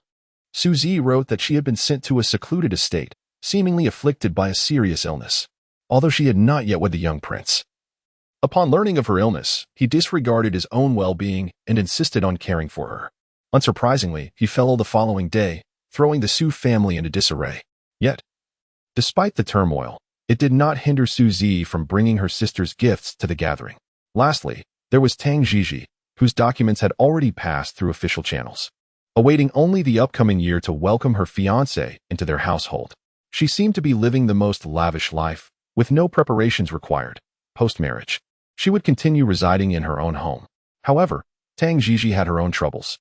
After attending the gathering, Jiang Tingyue learned that she had been out of contact for a while, in truth living incognito, disguised as a man, working as a low-ranking constable at the 6 doors, capturing various thieves daily. She relished this carefree existence, free from the constraints of her noblewoman status, able to do as she pleased. Yet, her freedom lasted only a month before her parents apprehended her and brought her back home. At that moment, she clutched a wine jar, her face a picture of frustrations. Lamenting, "Let me marry. It's not as if I haven't agreed. Why, after consenting to marriage, must they still impose restrictions on me? This is not allowed. That is not allowed." Suzy tugged at her sleeve and whispered, "Sister Xi, you should drink less. Today is Sister Yu's birthday. We must not indulge in such melancholy. We ought to be joyful." Among us 6 sisters, only the 3 of us remained to gather together, Tang Jiji conceded, setting down the wine and nodding. "You are right. We must celebrate Yeya's birthday with joy." Jiang Tingyue smiled and said, "I am truly delighted by your presence." Though a modest gathering, Jiang Tingyue did not limit her invitations to just these few close friends. She had also extended her hospitality to several well-connected noblewomen with whom she enjoyed amiable relations, and naturally, they were also acquainted with Tang Jiji.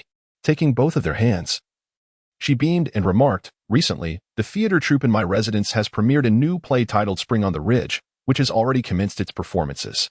All that is missing are the 2 of you to complete our gathering." Chapter 87. The City of Fireworks. A group of young ladies gathered together to enjoy a performance, engaging in a game of flying flowers. Jiang Tingyue and Tang Jiji, having lost, retreated to drink, prompting Jiang to call for a halt. "Let us play something else. It's unfair to only choose games I am unfamiliar with." Tang Jiji nodded vigorously, her robust tolerance for alcohol possibly fueled by a desire to drown her sorrows. Not only did she drink for herself, but she also assisted Jiang Tingyue, her cheeks flushed with a rosy hue as she declared, "The way you all are treating us is akin to bullying. Let us switch games, and I shall show you how to reclaim victory." A young lady suggested. How about we play Do Shou Qi? To which Su Zi replied, I cannot participate. My luck is abysmal. She twisted her handkerchief, surveying the group. I shall bet on Sister Yu. Today, as the birthday star, her fortune is bound to be exceptional. The others laughed, teasing. You've already chosen your ally before the game has even begun. Jiang Tingyue joined in the laughter, replying, May your words bring me good fortune. You cannot follow her bets, Tang Jiji insisted. The birthday star must participate. She has to play in this first round. Nearby, Tao Shi handed over the dice, which Tang Jiji seized and placed in Jiang Tingyue's hands, urging, Hurry up. Who will face Ye in the first round? A girl from the crowd raised her hand, introducing herself as Jiang Chun. With a cherubic smile that revealed 2 dimples and large, dark eyes, she said, Ye, you may proceed. Jiang Tingyue cradled 2 ivory dice in her palm, gently placing them into her cup with a smile, remarking, Then I shall graciously accept. The 2 engaged in a fierce back and forth, the lacquered wooden board being nudged forward by delicate fingers. The tension mounted, and the spectators eagerly placed their bets, creating a vibrant atmosphere. Suzy felt more anxious than when playing herself, twisting her handkerchief and imploring, Sister Yu, you must win. I have already placed my bet on you before the game even began. Other girls encouraged Jiang Chun, saying, Don't let this little birthday star off the hook. You must win decisively against her. With the excitement escalating, Jiang Tingyue narrowly triumphed in the first round. Jiang Chun, caught up in the thrill, playfully slapped her handkerchief against the intricately designed board, exclaiming, Let us go again. Among the betting girls, some were elated while others sighed in disappointment. Only Su Zi gathered her winnings close, then boldly declared, I will continue to bet on Sister Yu. Jiang Tingyue laughed. That was merely a narrow victory over Sister Jiang Chun. If I end up losing all your chips this time, do not shed any tears. Who would cry? Su Zi retorted with a playful huff, If I lose everything, so be it. I am not one to fret over such matters. After 3 more rounds of play, resulting in 1 loss and 2 wins for Jiang Tingyue, she declared, I can no longer continue. I must take a break. You all may play. The atmosphere remained exuberant, with many girls caught up in the excitement, including Su Zi, who had initially vowed not to participate but was tempted to join in for a couple of rounds. Jiang Tingyue glanced around, noticing that Tang Jiji was absent. Upon stepping back from the crowd, she found her friend sitting alone in a pavilion, lost in thought, while cradling a wine jar. Beside her, Li remarked, Miss Tang has been sitting here for quite some time. It appeared that from the onset of their gathering, Tang Jiji had refrained from joining in the festivities. The pavilion was shielded from the wind by curtains, and the warmth of the charcoal fire within rendered it far from cold. Jiang Tingyue approached, gently patting her shoulder, inquiring, What occupies your thoughts? Why are you here alone, drowning your sorrows in drink? Tang Jiji replied, What brings you here? Have you forsaken the game? My mind aches from contemplation. I came out for some fresh air, Jiang Tingyue responded. Playing Do Shuang Lu is not merely a matter of chance. It demands careful strategizing. After a few rounds, my brain has begun to falter. Tang Jiji opened another jar of wine and offered it to her, saying, Let us abandon the game. Stay and share a drink with me. Drinking alone is rather dull. The jar she passed was not large, easily cradled in Jiang Tingyue's hands, filled with the sweet aroma of wine. Though Tang Jiji had consumed quite a bit, she remained lucid, beaming as she wrapped her arm around Jiang Tingyue's shoulder. Among us, I envy you the most. If one day you wish to vanish from the world, forsaking your noble status to become a humble constable, your parents would undoubtedly agree. With that, she clinked her jar against Jiang Tingyue's and tilted her head back to drink. Jiang Tingyue took a small sip, chuckling. Everyone has their aspirations. I simply wish to lounge and be a layabout, relying on my parents to support me. How dangerous it would be for you to become a constable at Lushan Min. It's no wonder your parents worry. Why not have a proper conversation with them? They treat you well, especially your mother. Perhaps if both sides make concessions, there could be a change of heart. Perhaps, Tang Jiji replied with a laugh, focusing on her drink. I've given you a gift. I shan't utter any more auspicious words. Let this jar of wine celebrate your birthday. With that, she downed the contents in one go. Tang Jiji, Jiang Tingyue exclaimed, too late to intervene. Just then, Su Zi approached, peering in curiously. What are you two doing here, drinking secretly without me? Jiang Tingyue asked. What brings you here? Were you not enjoying yourself just a moment ago? Su Zi rubbed her face, replying with resignation, I've lost all my chips. Come, join us for a drink. Tang Jiji seized her and offered another jar of wine. Jiang Tingyue glanced back at Tao Shi, questioning how she could be so generous with her. Yet, Su Zi, feeling dejected from her losses, mirrored Tang Jiji's actions and began to drink heartily. The pavilion was stifling, the charcoal fire blazing, the wine was not strong, yet it was intoxicating, creating a heavy atmosphere. Jiang Tingyue suggested, "Let us step outside."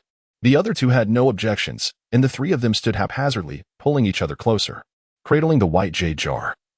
Jiang Tingyue looked up at the sky. The wind was slightly cold yet gentle, the sky a deep indigo, low enough to feel oppressive, yet so clear and distant. Tonight, there was no moon, and the stars were sparse. Feeling the effects of the wine, Jiang Tingyue, whose tolerance was quite low, reached out towards the horizon and, "In a daze?" asked, "Is it going to snow? I recall there was supposed to be fireworks today." Tang Jiji laughed. "You've had too much to drink. Where would snow come from? It's not a festival, so how could there be fireworks? You should head back and rest if you're intoxicated." "I'm not drunk," Jiang Tingyue insisted.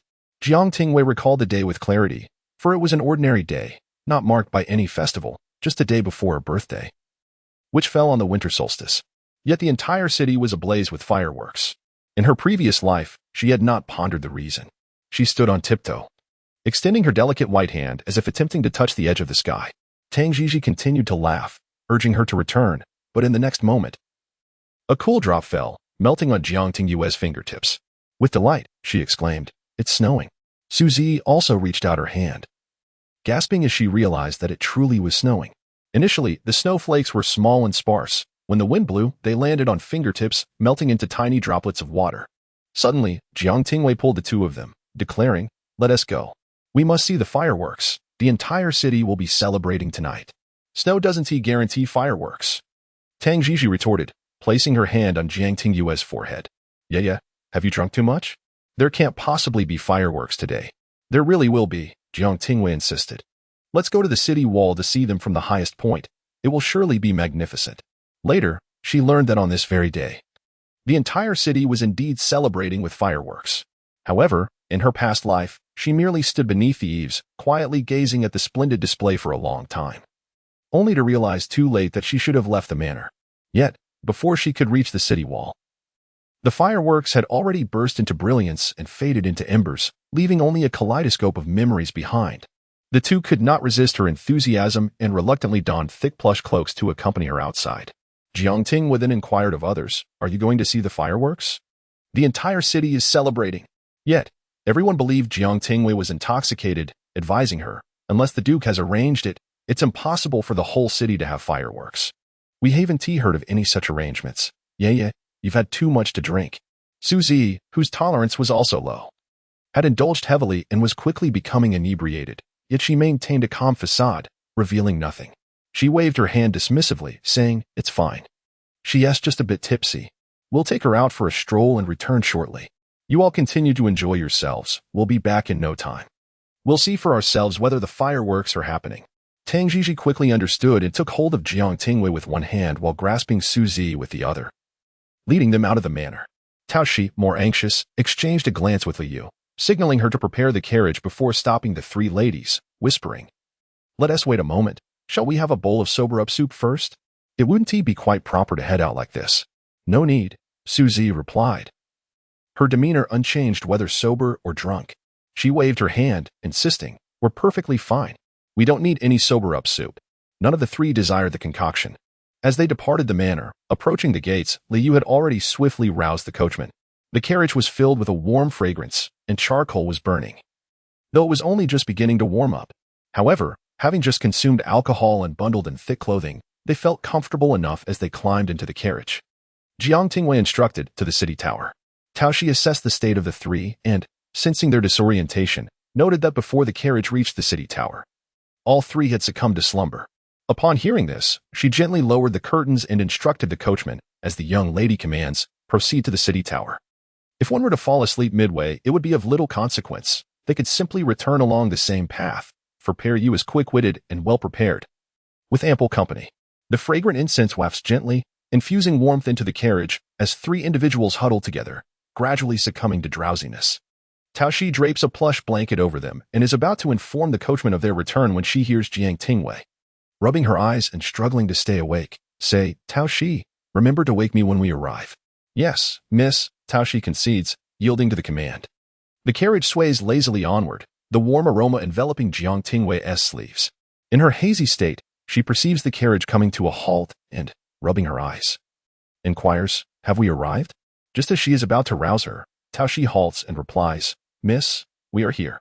Jiang Tingyue responds, becoming slightly more alert as she gazes at the two who have already drifted into slumber against her. Rather than waking them, she carefully extricates herself. However, at the moment she stands, Tang Jiji opens her eyes warily, and upon recognizing Jiang Tingyue, she exhales in relief and asks, "Have we arrived?" Indeed, Jiang Tingyue nods. Then inquires, "Should we wake Ze?" "Let her be," Tang Jiji replies, covering the fallen blanket over her again. She was quite boisterous before leaving, and truthfully, she is not very conscious now. Let her sleep. As she speaks, Tang Jiji yawns. Jiang Tingyue notices that she, too, is merely holding on. Her steps are slightly unsteady. She gently presses Tang Jiji's shoulder and smiles. "You stay with Ze. I shall go see the fireworks and return shortly." As Tang Jiji settles down, rising becomes a challenge. She struggles for a moment but ultimately succumbs to the weariness that weighs upon her limbs, yawning, "Do take care." "Yes," Jiang Tingyue affirms, turning to disembark from the carriage. The city gates are closed, and few souls linger upon the city tower as the snow falls heavier, thick flakes drifting down to blanket the ground. Jiang Tingyue, holding a lantern, ascends toward the tower. The staircase is dimly lit as she lifts her foot, the embroidered shoes crunching softly upon the thin layer of snow. Just as she is about to take her second step, a loud bang erupts. The first firework bursting in the distance, its brilliant light illuminating the ground for a fleeting moment before fading into darkness. A cold gust of wind meets her, reddening the tip of Jiang Tingyue's nose. After a brief hesitation, she gathers her skirts and dashes toward the city tower. Standing at the highest point, the biting wind lifts her crimson gown as she hangs the lantern nearby, retracts her oil paper umbrella, and gazes upward at the kaleidoscope of colors exploding in the sky, radiant and resplendent. "I hope Jiang Chuanbai returns safely," she prays silently beneath the fireworks, her palms pressed together. It was her brother who told her that when the city is ablaze with fireworks, one should close their eyes and make a wish. For it is said that wishes can come true. This was a childhood trick of Jiang Chuanbai's, yet to this day, Jiang Tingyue remains steadfast in her belief. Fluffy snowflakes gather in clusters, some melting upon her head, their icy chill a stark reminder of her haste, as she had run without a warming stove. The warmth of her body quickly dissipates in the cold wind. Having carelessly placed her umbrella aside, she forgets where she set it down. Jiang Tingyue looks down. But at that moment, a relentless flurry of snowflakes obscures her view. She lifted her gaze, a cerulean-oiled paper umbrella shielding her from above. In a daze, she turned around and found a man donning a silver mask, clad in white garments, standing quietly behind her as if he were merging with the snowy landscape. The colorful fireworks continued, flaring brightly for a moment before fading into darkness. Amidst the flickering light, snowflakes danced in the air. Beneath the azure umbrella, the two exchanged silent glances. Though the mask obscured his visage, revealing only a pair of elegantly elongated eyes, Jiang Tingyue could effortlessly recognize him as Lu Zhen. He had returned to the capital. Instinctively, Jiang Tingyue pretended not to recognize him. She reached for her lantern only to remember that she had carelessly placed her umbrella in front of her. Suddenly, she stumbled, losing her balance. In the next instant, she was steadied. Lu Zhen stepped forward, the umbrella momentarily tilted before resuming its position above her head. Jiang Tingyue's hand pressed against his forearm, warmth seeping through layers of fabric, tingling her fingertips. Instinctively, she looked down to see a hint of crimson on her fingertips. "Are you injured?" she asked anxiously.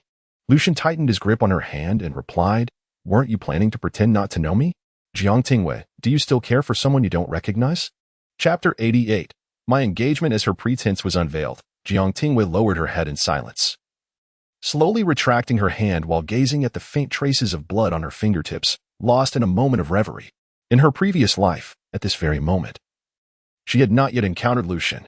In other words, during the nearly 6 months between their engagement and the eve of their wedding, Lu Zhen had not laid eyes on her.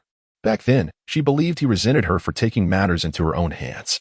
She wished to explain that she had been unaware of the imperial decree regarding their marriage until after it had been issued, only then discovering that her father had petitioned for it on her behalf. Perhaps, just as in this lifetime, Lu Zhen had temporarily fled the capital. Her father had mentioned that his supposed death had always been shrouded in suspicion. At this moment, the capital must be ensnared in a web of traps awaiting his capture, regardless of the consequences. Yet she vividly remembered that on this very day, she had concluded the banquet early, filled with anticipation for Lu Zhen to celebrate her birthday. However, As time passed without his arrival, her heart grew weary. Underneath a sky illuminated by fireworks, she stood beneath the eaves for what felt like an eternity. Her heart kindled with hope as she hastily left her home. The streets were teeming with people. The townsfolk who should have been asleep were drawn outside by the city's vibrant displays. Amidst the raucous clamor, she was compelled to abandon her carriage and weave through the crowd. The fireworks extinguished midway, yet she pressed against the throng, making her way to their old meeting place.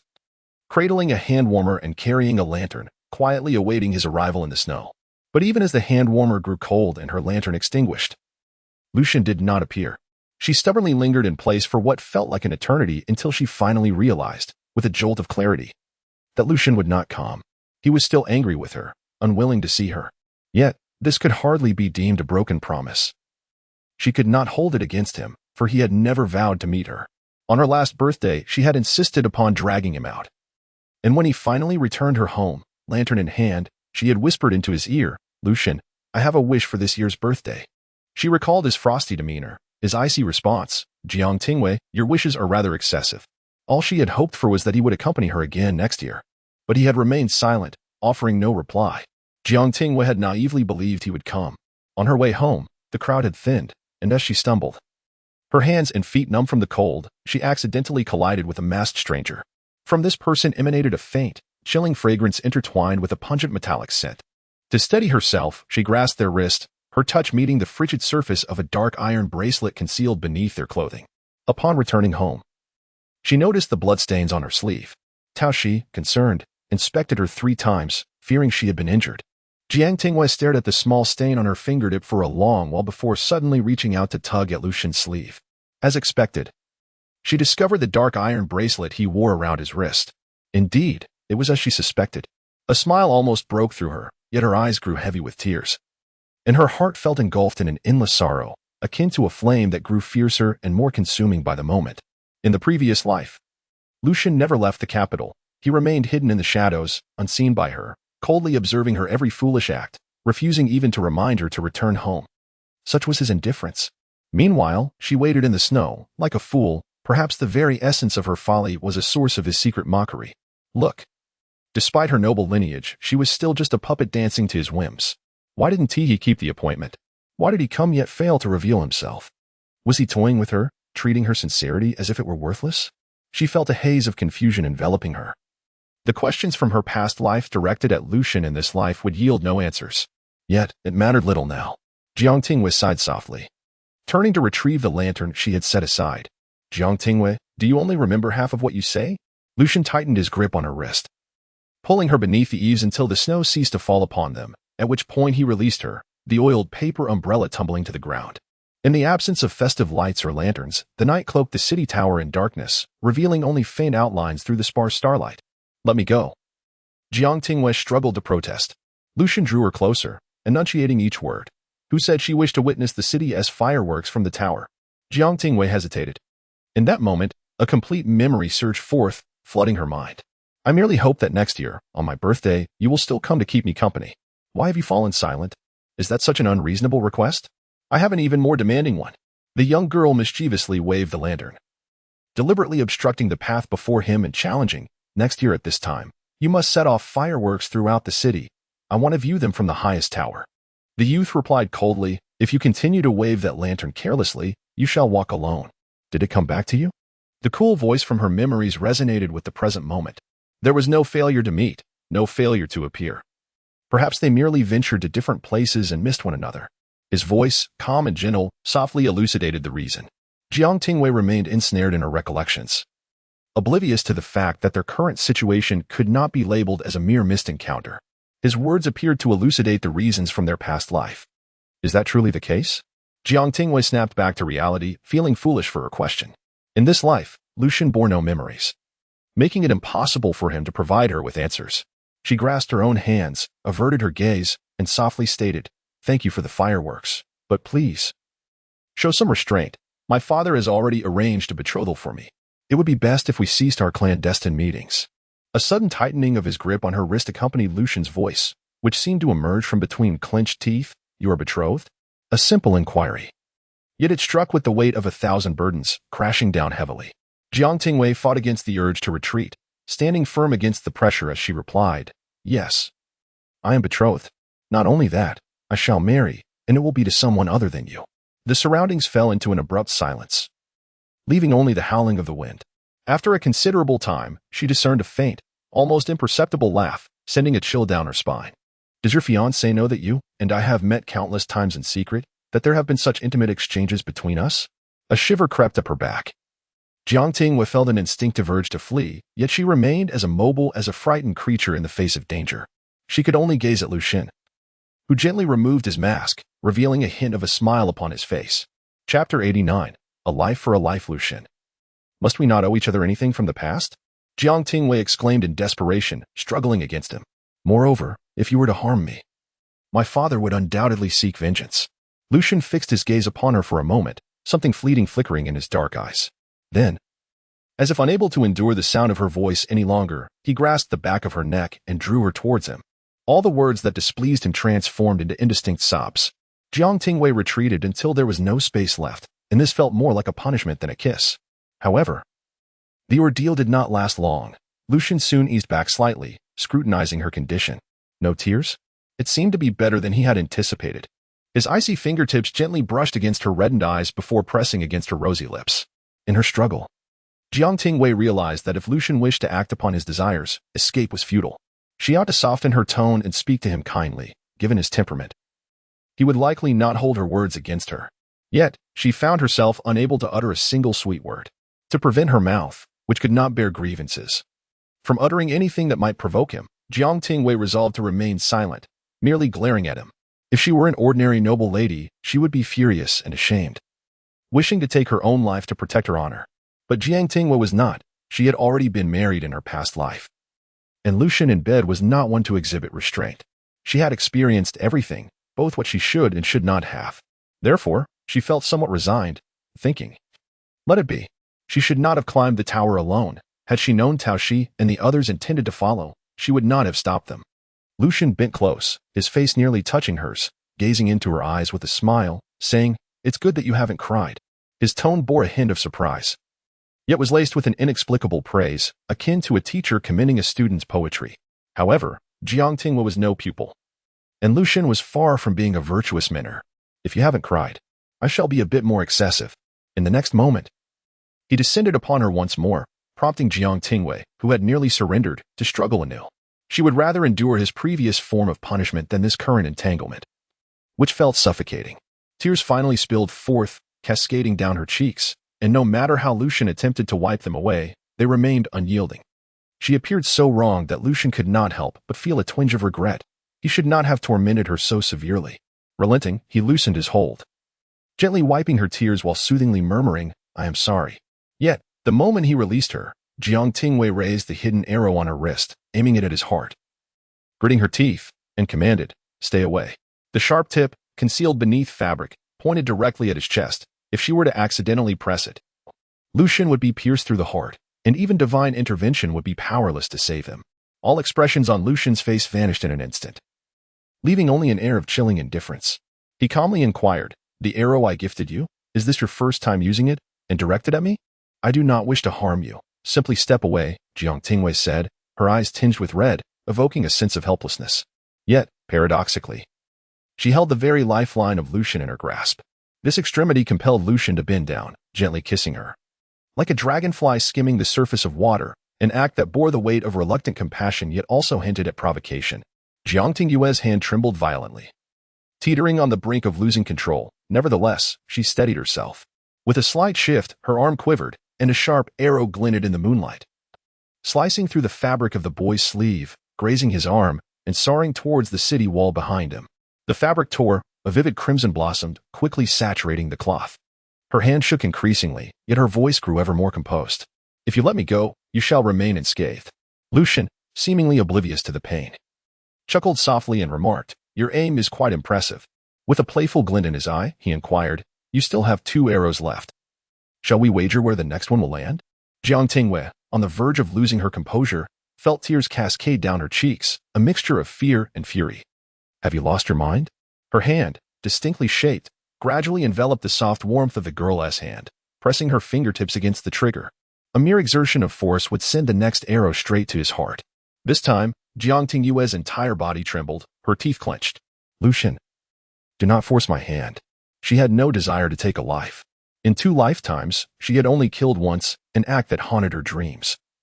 A nightmare that clung to her relentlessly. Even now, the thought induced a wave of nausea. A seemingly ordinary young lady, spoiled and willful. Jiang Tingyue believed she was no different from other noblewomen, having been sheltered and protected in her secluded upbringings, rendering her incapable of confronting the anguish that followed an act of murder. Lu Zhen pressed down on her hand, slowly initiating the mechanism, murmuring, "You once claimed that I owed you a life. Am I to repay you in this manner? Are you satisfied?" In that critical moment, Jiang Tingyue, fueled by an unknown strength, hastily withdrew her hand. The arrow grazed him but failed to strike a fatal blow. "There remains one last arrow," Lu Zhen said, delicately caressing her slender wrist, his tone nonchalant. Jiang Tingyue, on the verge of collapse, pushed him away, her teeth gritted. "This debt cannot be settled, Lu Zhen. Let me make it clear. Even if you were to die before me, the debt would remain unpaid." A life for a life was a hypocritical fallacy in her eyes. The lives of others paled in comparison to her own. With determination, she withdrew her hand, aiming the final arrow at herself, wagering that Lu Zhen would never dare to harm her, nor allow her to perish. His reckless bravado, gambling with his own life, stemmed from his belief that Jiang Tingyue could never bring herself to kill him. The delicate lark had never weathered the harshness of death. Indeed, Jiang Tingyue would never inflict harm upon herself. She had merely learned from their brief confrontation. Lu Zhen's pupils constricted instinctively, reaching out, but Jiang Tingyue took a step back. "Do not come any closer." His hand remained suspended in the air for a moment before he suddenly let out a light, chilling laugh, his tone imbued with complexity. "You truly are a remarkable disciple. And a commendable teacher you are," Jiang Tingyue retorted coolly. "You may leave." Lu Zhen stepped back a couple of paces, allowing her passage. Given Jiang Tingyue's seemingly frail demeanor, it would have been a simple matter for Lu Zhen to seize her sleeve arrow and ensure her safety. Yet the anguish reflected in her eyes was unmistakable. Even now, Lu Zhen could not fathom whose life she spoke of. He did not even consider Jiang Tingyue's situation. Instead, he instinctively speculated that it might pertain to the Duke of Jiang. The fact that she held such regard for him yet obstructed his path suggested that the only person left for him to eliminate without remorse was indeed this one. Lu Zhen wrestled with self-doubt. Although he was somewhat reckless, he would not stoop to the depths of marrying a maiden only to murder her father. But these were merely conjectures. Observing Jiang Tingyue's demeanor, it was evident that she would divulge not a single word. Thus, Lu Zhen could only glean the underlying narrative from the information obtained by his subordinates. Initially, upon reaching this conclusion, Lu Zhen found it hard to believe. He was not a person of divine faith. At times, his actions were even deemed unacceptable by the heavens. Yet, he could not dismiss the notion that the extraordinary phenomenon of rebirth had indeed transpired, and it had occurred within Jiang Tingyue's life. He contemplated Jiang Tingyue's actions, sketching out the events of her past life in his mind. His grand scheme of vengeance seemed to have unfolded successfully, and he had also wed Jiang Tingyue. However, certain aspects of the process had taken him by surprise. For instance, there appeared to be profound misunderstandings between them. Furthermore, he would inevitably have to confront the Duke of Jiang, which had established a blood feud between him and Jiang Tingyue. This posed a significant challenge. Lu Zhen was acutely aware that, according to Jiang Tingyue's character, she did not adhere to the notion of a life for a life. She would instead categorize individuals based on the weight of her affections, drawing stark distinctions. It was evident that, in her estimation, his standing did not surpass that of her father. As Lu Zhen pondered, a small burst of fireworks erupted in the northwestern sky, a signal from his subordinates urging him to leave promptly. Jiang Tingyue, unaware of Lu Zhen's musings, felt the chill of the wind rush in as he stepped aside. She tightened her cloak and moved past him, heading outside. However, after only a few steps, Lu Zhen grasped her wrist, startling her. Before she could utter a sound, she noticed him handing her lantern into her grasp. He then opened an umbrella and offered it to her, saying, "Let us go." Jiang Tingyue attempted to shake off his hand, but to no avail. She shot him a glare and asked, "Didn't we agree you would let me go?" "I have no intention of breaking my word," Lu Zhen replied, producing a white jade hairpin from his sleeve and delicately inserting it into her dark tresses, smiling as he said, "Today is your birthday, and I have caused you tears. I'm in the wrong. This is my apology."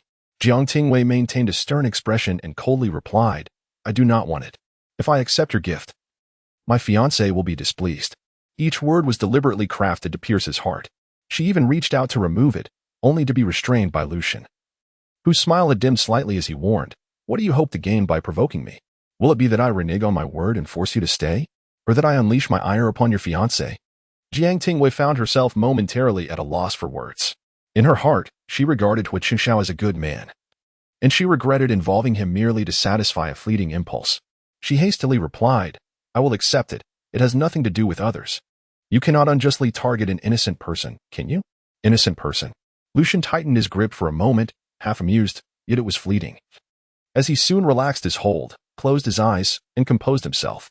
"I apologize. I brought it up myself, but I am still quite displeased."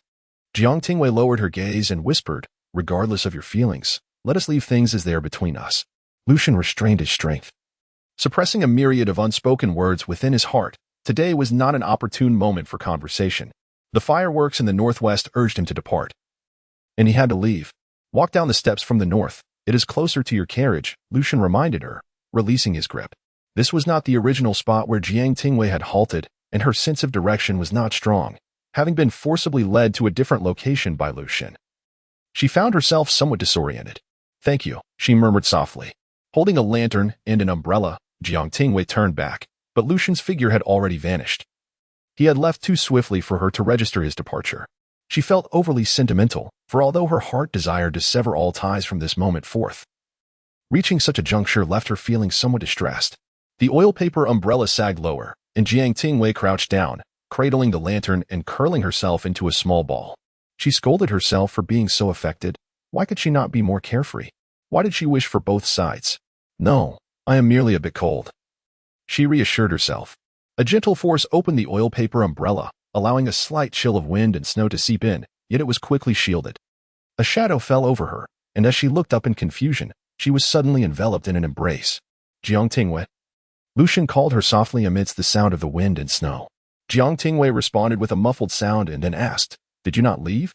Why have you returned?" "Jiang Tingyue, you are the most delicate person in the world," Lu Zhen sighed helplessly. Jiang Tingyue retorted, "I am not." She considered herself quite strong.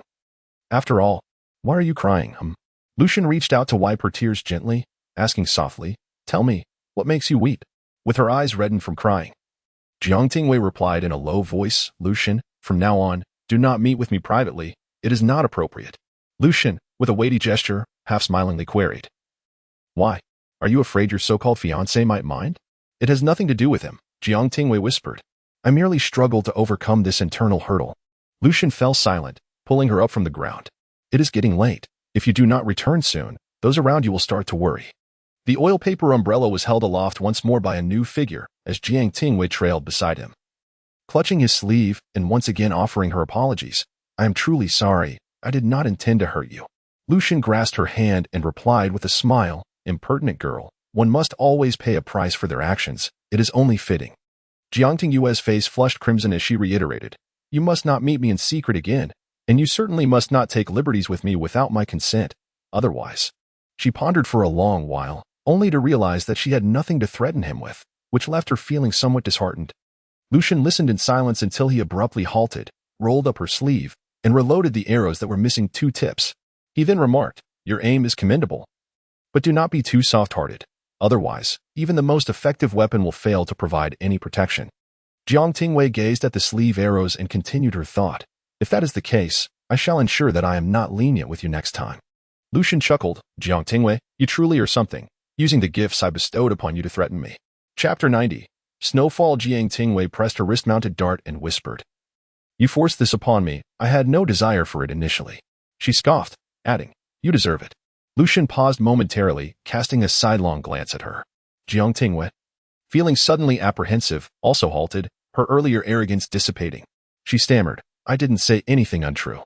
Lu Zhen remained silent, merely extending the oiled paper umbrella towards her, stating, "It is not suitable for me to be seen. The carriage is ahead. Return on your own." "Oh." Jiang Tingyue accepted the umbrella, lifting a lantern as she made her way toward the carriage. As she approached, Tao Shi and Li Yu rushed to meet her, eagerly taking the lantern and umbrella from her hands, their faces etched with worry. "Thank heavens, miss, you have finally returned," they exclaimed, assisting her into the carriage. As the curtain of the carriage was drawn aside, Jiang Tingyue glanced back once more. Without the lantern, the city wall appeared shrouded in darkness, obscuring all visibility. In the shadows, Lu Zhen donned his mask again, seemingly sensing something, and looked up in her direction. "Miss?" Tao Shi called out, puzzled by her sudden pause. "Nothing." Jiang Tingyue replied, having seen nothing of consequence, and she bent down to enter the carriage. Inside, a gentle fragrance wafted through the warm space, where Su Zi was still asleep. However, as she lifted the curtain, a chill breeze swept in, rousing Tang Jiji. Rubbing her eyes, she glanced at Su Zi, then lowered her voice to inquire, "Did you see everything?" Jiang Tingyue cast her eyes downward and replied softly, "Yes, I did." Tang Jiji yawned, saying, "You truly did not deceive me. I also saw the fireworks just now." Now aware that the fireworks had been ordered by Lu Zhen, Jiang Tingyue felt no inclination to discuss it further and hurriedly changed the subject. "Let us return to the manor. It is getting late." "Very well." Tang Jiji had no objections and handed her the hand warmer, saying, "Keep warm." Jiang Tingyue smiled as she accepted it, also covering the fallen plush blanket belonging to Su Zi. Holding the warmer, she closed her eyes, contemplating the events atop the city tower, her thoughts swirling with complexity. The carriage moved slowly, the snow outside falling more heavily, blanketing the ground in a soft layer. The wheels crunched through the snow, leaving tracks in their wake. Before reaching the Duke's residence, the carriage was suddenly halted. It seemed that someone outside was speaking with Tao Shi and the others, which also roused Su Zi from her slumber. Rubbing her eyes, she asked, "What is happening?" After a moment, the carriage resumed its journey, and Tao Shi lifted the curtain to enter, saying, "It is the Imperial Guard. They claim that there have been thieves stirring trouble in the capital recently, so they are conducting thorough checks. Upon seeing us traveling at night, they came to inquire, perhaps due to the poor demeanor of the Imperial Guard." Tao Shi's expression darkened significantly. However, if Tao Shi were to express her feelings, it would not merely be about their attitude. Those guards were utterly disrespectful. Despite knowing it was the Duke's carriage, they still approached to inquire and even rudely demanded to inspect the interior.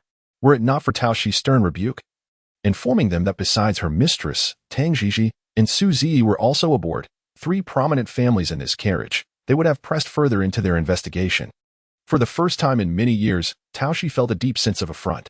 In days of yore, none would dare to address a member of the Duke's household in such a manner, and Tao Shi's countenance reflected her discontent. However, she refrained from voicing these thoughts, fearing to incite displeasure among the 3 masters. Upon their return to the estate, the small banquet had already concluded, and each household had left notes for Jiang Tingyue. Noticing the trio appeared somewhat inebriated yet in high spirits, they did not dwell on their departure. Su Zi, having enjoyed a refreshing slumber in the carriage, was now quite awake and inquired of Jiang Tingyue, "Did I truly miss the fireworks?" "Indeed," replied Tang Jiji with a nod. "I saw them as well." Su Zi gasped in astonishment and queried, "But it is not a festival. Why are there fireworks throughout the city today? Surely it is not in celebration of Sister Yu's birthday." Her playful speculation struck a chord of guilt in Jiang Tingyue, prompting her to swiftly change the subject. "The hour grows late. If you do not return home soon, your parents will surely worry. We shall gather again another time." With that, she urged the 2 to depart. "Very well," Su Zi acquiesced. "Let us reconvene soon." Sister Ji, I shall take my leave." As Tang Jiji pondered the evening's festivities, she realized that her parents had not sent anyone to keep watch over her, and she could slip away unnoticed for a time. Jiang Tingyue, discerning her intentions, shook her head in disapproval. "That will not do. If you go missing from my estate, how shall I explain to your parents when they send inquiries? I refuse to be a scapegoat. Do not even entertain the thought." Tang Jiji grasped her hand with heartfelt sincerity. "We are sisters in this together." Jiang Tingyue nodded earnestly. "Thus, you cannot put me in such a predicament." Tang Jiji sighed deeply. "Very well." After much deliberation, she was finally dissuaded from her plan. As she departed the estate and boarded her carriage home, she waved goodbye to Jiang Tingyue, smiling. You, I still envy you greatly." Jiang Tingyue returned her smile. "You are so remarkable. There is no need for envy. Speak earnestly with your parents. Perhaps they will grant your wishes." "That is not the envy I speak of." Tang Jiji shook her head, as if wishing to articulate something further, but ultimately fell silent, bidding farewell instead. "Let us meet again." With that, she climbed into her carriage. The snow continued to fall, softly and densely, dancing beneath the glow of the lanterns. Jiang Tingyue stood beneath the eaves, extending her hand to catch the flurries, which landed gently in her palm before swiftly melting away, trickling down her fingers. Tao Shi held up an umbrella and gently urged, "Miss, let us return." "Very well." Jiang Tingyue agreed, her thoughts drifting. She realized that her memories of her past life were fading, and she had not endured a nightmare in quite some time.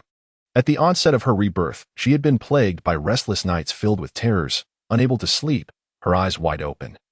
Staring at the soft curtains as if each time she closed her eyes, she found herself in the dim, cold palace. In that darkness, she felt the agonizing effects of poison ravaging her body, her vitality ebbing away as she perished alone in a corner, with no one to bear witness. If her father and mother were to learn of her tragic fate, their hearts would surely shatter. Yet, she recalled that at that time, her mother had already passed away, and her father's fate remained unknown. Jiang Tingyue took a deep breath and smiled, proclaiming, "It is truly wonderful now." Tao Shi, somewhat puzzled by her lady's sudden utterance, nodded in agreement. If the young lady finds it good, then so does Tao Shi. The winter snow had been falling for quite some time. Jiang Tingyue resumed her usual demeanor, languidly staying in the residence, watching the lively scene outside where the servants engaged in a snowball fight. Liu tended to the charcoal fire, while Tao Shi stomped her feet to shake off the snow from her shoes before entering the room. Rubbing her hands together, she remarked, "The weather is growing colder, yet those assassins seem increasingly active. It is quite peculiar." She approached Jiang Tingyue and gently informed her, "Miss, I have heard that the general's residence has also been troubled by assassins, and young General Hua has been injured." Chapter 91. Feigning illness. Had Hua Qingxiao sustained injuries? Jiang Tingyue furrowed her brows. It was naive of her to believe that these were genuine assassins. The last time Lu Zhen had faked his death because of his identity. What connection could that possibly have with Hua Qingxiao? Surely he could not also be masquerading under a false identity. Confounded, she chose not to dwell further on the matter and instead instructed Tao Shi to deliver some medicinal herbs while inquiring about Hua Qingxiao's condition. Tao Shi nodded, saying, "I understand." With that, she opened the storeroom, selected an assortment of fine herbs, and made her way to the general's residence. After midday, Tao Shi returned, holding a letter, which she presented to Jiang Tingyue in hushed tones. "The young general sent this for you, Mississippi. I have seen the condition of the young general. He is bedridden, reported to be gravely wounded and nearly on the verge of death, yet it seems." A complex expression crossed her face. Upon entering the general's residence, Tao Shi observed Hua Qingxiao, pale and seemingly at death's door. She approached, exchanged pleasantries, and to her astonishment, Hua Qingxiao suddenly sprang from his bed, joyfully asking, "Did your young lady send you?" Tao Shi, taken aback by the transformation of the seemingly dying man, nearly stumbled. However, the housekeeper's heavy cough prompted Hua Qingxiao to clutch his chest and feign weakness, returning to his bed. "I merely sustained a grave injury. I am merely on the brink of death, nothing serious," he declared. Tao Shi found it difficult to articulate her thoughts and softly remarked, "Young general, it seems your injury is on the other side." Hua Qingxiao glanced down, quickly adjusted his posture, and continued to feign frailty, coughing and stating, "A minor injury. It's nothing but a slight brush with death, sustained only to prolong my life through some herbs." Yet, after a moment, Hua Qingxiao added, "But wait, Miss Tao Shi. I have a letter for your young lady. Please hold on." Soon after, Tao Shi was ushered out, and when the door reopened, a young attendant handed her a letter, with Hua Qingxiao specifically instructing, "This is for your young lady. Ensure she reads it." Tao Shi delivered the letter to Jiang Tingyue, saying, "The young general instructed that you must open and read this." "Let me see," Jiang Tingyue replied, as she unfolded the letter. It was filled with 2 pages of elaborate writing. Stripping away the superfluous content, the essence revealed that there indeed were assassins. But someone had sent a warning to his father in advance. Consequently, the residence had fortified its defenses, and they had successfully captured the assassins. Regrettably, they were death warriors, and no information could be extracted from them. However, upon reflection, his father decided not to let the assassination attempt go unpunished. Thus, he decisively inflicted a wound upon Hua Qingxiao, prompting him to feign illness and spread rumors about his impending demise. Jiang Tingyue, clutching the letter, exhibited a look of astonishment.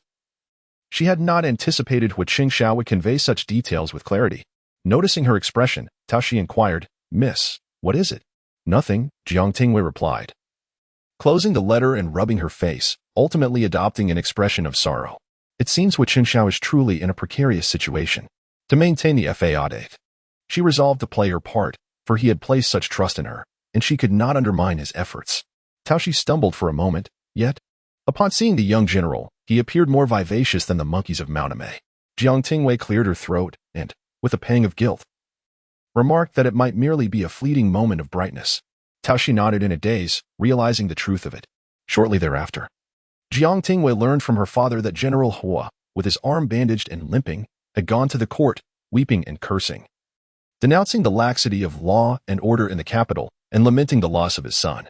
As Jiang Tingyue recounted this, he couldn't help but burst into tears of laughter, wiping the corners of his eyes and exclaiming, "General Hua is truly a remarkable character." Yet, Jiang Tingyue wanted to assert that his injury was feigned. Wu Qingxiao had mentioned that not a single hair on his dog had fallen during the so-called attack. But she held her tongue. "Are you suggesting that nothing happened at General Hua's home?" Jiang Tingyue chuckled. "I knew that all along. That old rascal from the Hua family might appear foolish, but he is quite shrewd." "Father, are you acquainted with General Hua?" Jiang Tingyue asked in astonishment. "Not particularly." Jiang Tingyue replied, clearing his throat softly. "We merely had a few skirmishes in our youth. It's of little consequence. What matters is that the old rogue dares to curse the very people pulling the strings behind the scenes, and they can only endure his tirades." With a tinge of schadenfreude, he added, "He wields his military power with reckless abandon. Once the dust settles, he will be brought to heel." Jiang Tingyue sensed a subtlety in the conversation and, furrowing her brow, inquired, "Father, if you hold no fondness for General Hua, why then have the families engaged in a betrothal?" "It's not that I dislike him. Rather, we had our differences in our youth. However, he is not a bad person. Ultimately, that is a matter of the older generation and does not concern you younger ones."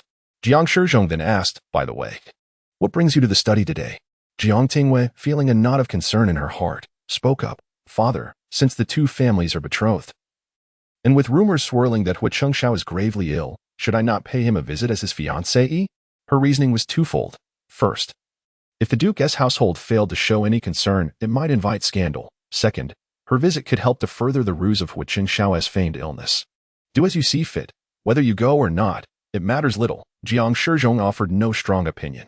"Oh," Jiang Tingyue contemplated, resolving that she must pay a visit. The letter had confirmed that Wu Qingxiao was indeed injured. He had not been harmed by the assassin, but rather by his own father, though the severity remained uncertain. Moreover, they were currently allies.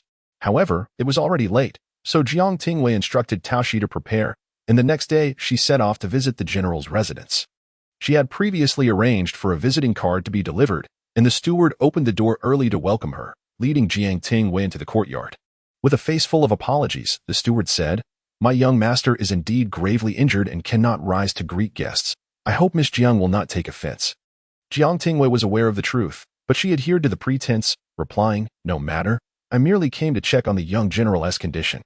As the door creaked open, Wu Qingxiao appeared with a pallid visage, supported by the individual behind him. Weakly, he addressed Miss Jiang, "I apologize for my feeble appearance. I am unable to extend a proper welcome to you." His performance was somewhat insincere, and upon hearing his words, Jiang Tingyue felt an inexplicable urge to laugh.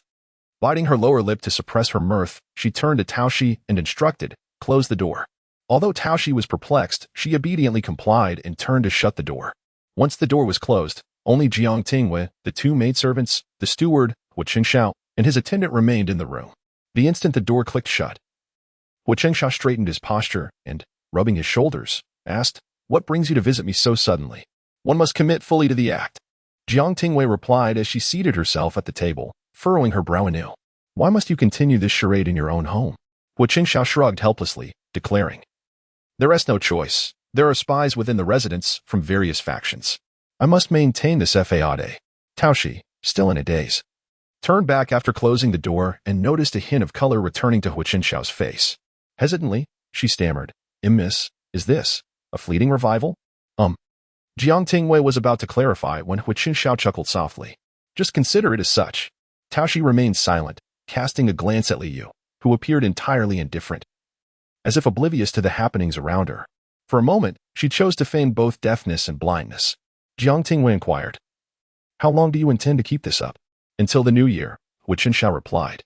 "My father insists I attend the palace banquet. By then, I should be able to rise." "Oh, and how is your injury faring?" Jiang Tingyue inquired, adhering to her routine of concern. Wu Qingxiao lifted his arm, momentarily intending to dismiss the matter, but as he raised it halfway, he slowly lowered it again, grimacing as he pressed his hand against his arm. "My father was rather harsh. The injury is quite severe." "Have you consulted a physician?" Jiang Tingyue frowned. "How could General Hu be so ruthless towards you?" Wu Qingxiao nodded solemnly. "My father can indeed be a bit merciless, especially with me." "Rascal!" A rough voice boomed from outside as General Hu called out. "You've merely scraped your skin." By the next day, there were no scars left. Try concocting another tale about your father. Feeling somewhat embarrassed, Wu Qianshao cleared his throat and muttered, "Old man, your timing is truly dreadful." He then called out, "Old man, how did you eavesdrop?" "Who eavesdropped?" "I merely passed by. And do not think you can engage in any nefarious deeds under the broad daylight. I know exactly what you're up to." Jiang Tingyue softly instructed Tao Shi. "Open the door." With his father present, it would be inappropriate to continue speaking behind closed doors. With a creak, Tao Shi pulled the door open, prompting Jiang Tingyue to rise and greet General Hua. Upon seeing her, his tone softened, and he asked with a gentle smile, "You must be Yunru's daughter. You bear a resemblance to her." General Hua bore some resemblance to Wu Qianshao, but with a beard adorning his face and a warm smile. He appeared more like a kindly neighbor than a blood-soaked general. Yet, Jiang Tingyue was still taken aback by the affectionate nickname he uttered, stammering, "Lord Hua." She found herself at a loss for words. Had General Hua been her peer, she would have chastised him for his impropriety, but he was an elder, and moreover, the father of her nominal fiancé. "Ah," General Hua chuckled, "that is all in the past. She is like a half-sister to me." Jiang Tingyue thought to herself, how was she unaware of her mother's half-brother until now? However, having accomplished her purpose for the day, she had no intention of lingering and smiled as she took her leave. Wu Qianshao insisted on seeing her off, to which Jiang Tingyue hurriedly responded, "You should be too gravely injured to even get out of bed. What if someone sees you escorting me?" "Very well." Wu Qianshao relented, waving goodbye from the doorframe. It was only after her figure had vanished that he turned back, grumbling, "Old man, what were you doing in my courtyard? You scared the girl away." General Hua stroked his beard and sighed deeply, remarking, "A fine young lady, quite reminiscent of her mother." Suddenly, Wu Qianshao shivered, a look of relief washing over his face as he muttered, "Thank goodness you never pursued Jiang Yueguang back in the day. Otherwise, Miss Jiang would have become my sister." He had always known that his father once harbored an unrequited love, originally intending to guard the borders and remain unmarried for life. However, upon meeting his mother, and due to certain circumstances, he married her and gradually forgot his past. The couple maintained a respectful relationship, yet, alas, his mother met an untimely demise. "Even if she hadn't become your sister, you still might not have been able to win her heart." General Hua shot him a glare, tugging at his collar to pull him back, saying, "Useless lad, although you cannot even win the heart of the girl, I still support you." "Oh, old man. Strike not the face," Wu Qianshao protested. All right, so you do support me, do you?" After departing from the general's residence, Jiang Tingyue never visited Wu Qianshao again. He claimed to have many spies, and she feared that her words might inadvertently reveal something, so she refrained from returning. Wu Qianshao remained in a state of half-life, nursing his injuries for an entire month, until the year-end approached and he gradually recovered. It was said that whenever Wu Qianshao's health took a turn for the worse, his father would stir up a commotion, demanding explanations from the Ministry of Justice almost every few days. The entire court found themselves helpless in the matter. Finally, as the year drew to a close, Wu Qianshao emerged robustly healed, his health improving day by day. Concurrently, new rumors began to circulate, suggesting that his recovery was somehow linked to Jiang Tingyue. Her prior visit during his critical condition had earned her accolades for her unwavering loyalty, and it was said that her fiancé reciprocated her affections, ultimately leading to his healing. Allegedly, a related play had been penned, gaining widespread acclaim and popularity among the populace. Jiang Tingyue mused, "It seems that the one who hastily crafted this play possesses great insight. Regardless of whether the events transpired, they concocted a story to fit, and look, it has become a commercial success. If I were to write, I would do the same." Frustrated, Jiang Tingyue pressed her fingers to her temples and declared, "I must investigate who authored this play and acquire exclusive rights. The current uproar is so intense that one fears the situation may escalate even further upon the eventual dissolution of the engagement." However, after departing from the estate, Tao Shi returned shortly, explaining, "Miss, it seems someone has purchased the rights, stating that this play is not to be performed again." "Who did this?" Jiang Tingyue inquired instinctively. "I do not know," Tao Shi replied, shaking her head. "I inquired, but they too are unaware of the identity of the party involved." "Well, as long as it is bought out, that suffices," Jiang Tingyue remarked with indifference. "After all, the goal remains the same. It matters not who initiated the action. Perhaps it was someone sent by Wu Qianshao, as he likely does not wish for this play to gain too much notoriety." Once Père Yueguang's their discussion had concluded, she directed the maid behind her to present the garments, cheerfully stating, "Miss, the lady has requested you try on the attire. If it does not fit, adjustments can be made." Jiang Tingyue cast a glance at the intricately crafted and splendid garments, Raising her hand in exasperation, she sighed. "Every time I enter the palace. It is such a hassle to dress. But it looks splendid." Yu replied with a radiant smile. "It is only during palace visits that one can don such formal attire, especially since you are so beautiful, you wear it exceptionally well." Chapter 92. The banquet. After donning her attire, Jiang Tingyue gazed into the mirror, successfully suppressing her earlier irritations. Although the garments were both cumbersome and elaborate, their beauty was undeniable, woven with dark golden threads, cinched at the waist with a jade ring, and adorned with layers of opulent fabric that radiated luxury, enhancing Jiang Tingyue's already striking visage to an even more enchanting degree. Liu bent down to adjust her skirt, smiling as she asked, "Miss, shall we make the waist a touch slimmer? It seems there is still some room." "No adjustments," Jiang Tingyue firmly replied. She reached to touch her slender waist, contemplating that if it were tightened any further, she might as well forego meals entirely and succumb to starvation. All right, let us change," Jiang Tingyue said. Raising her hands in resignation, the maids promptly dressed her in softer, more comfortable attire. As she moved her limbs, she reflected that while the previous outfit was indeed beautiful, it was exceedingly constricting and unsuitable for prolonged wear. In recent days, heavy snow had fallen continuously, but as the year drew to a close, the skies gradually cleared. The azure heavens appeared as transparent as glass, with fluffy clouds drifting lazily. Jiang Tingyue, observing the radiant sun, silently added a plush scarf around her neck. Merely admiring the clear weather was futile. The cold remained biting. "Miss, the brazier," Tao Shi offered, gently adding, "Miss, I have placed some candied fruits, dried beef, and other snacks in your pouch." Such snacks were essential. Within the grand hall, where strict etiquette prevailed, both hot and cold dishes were served. Although the delicacies were indeed exquisite, once cooled, the oily residue made them less palatable, rendering the consumption of food a challenge. Therefore, having some snacks to stave off hunger was quite necessary. "Understood," Jiang Tingyue replied, lifting the ornate and valuable hem of her skirt as she ascended into the carriage with Liu's assistance. Before they even reached the palace gates, they encountered carriages approaching.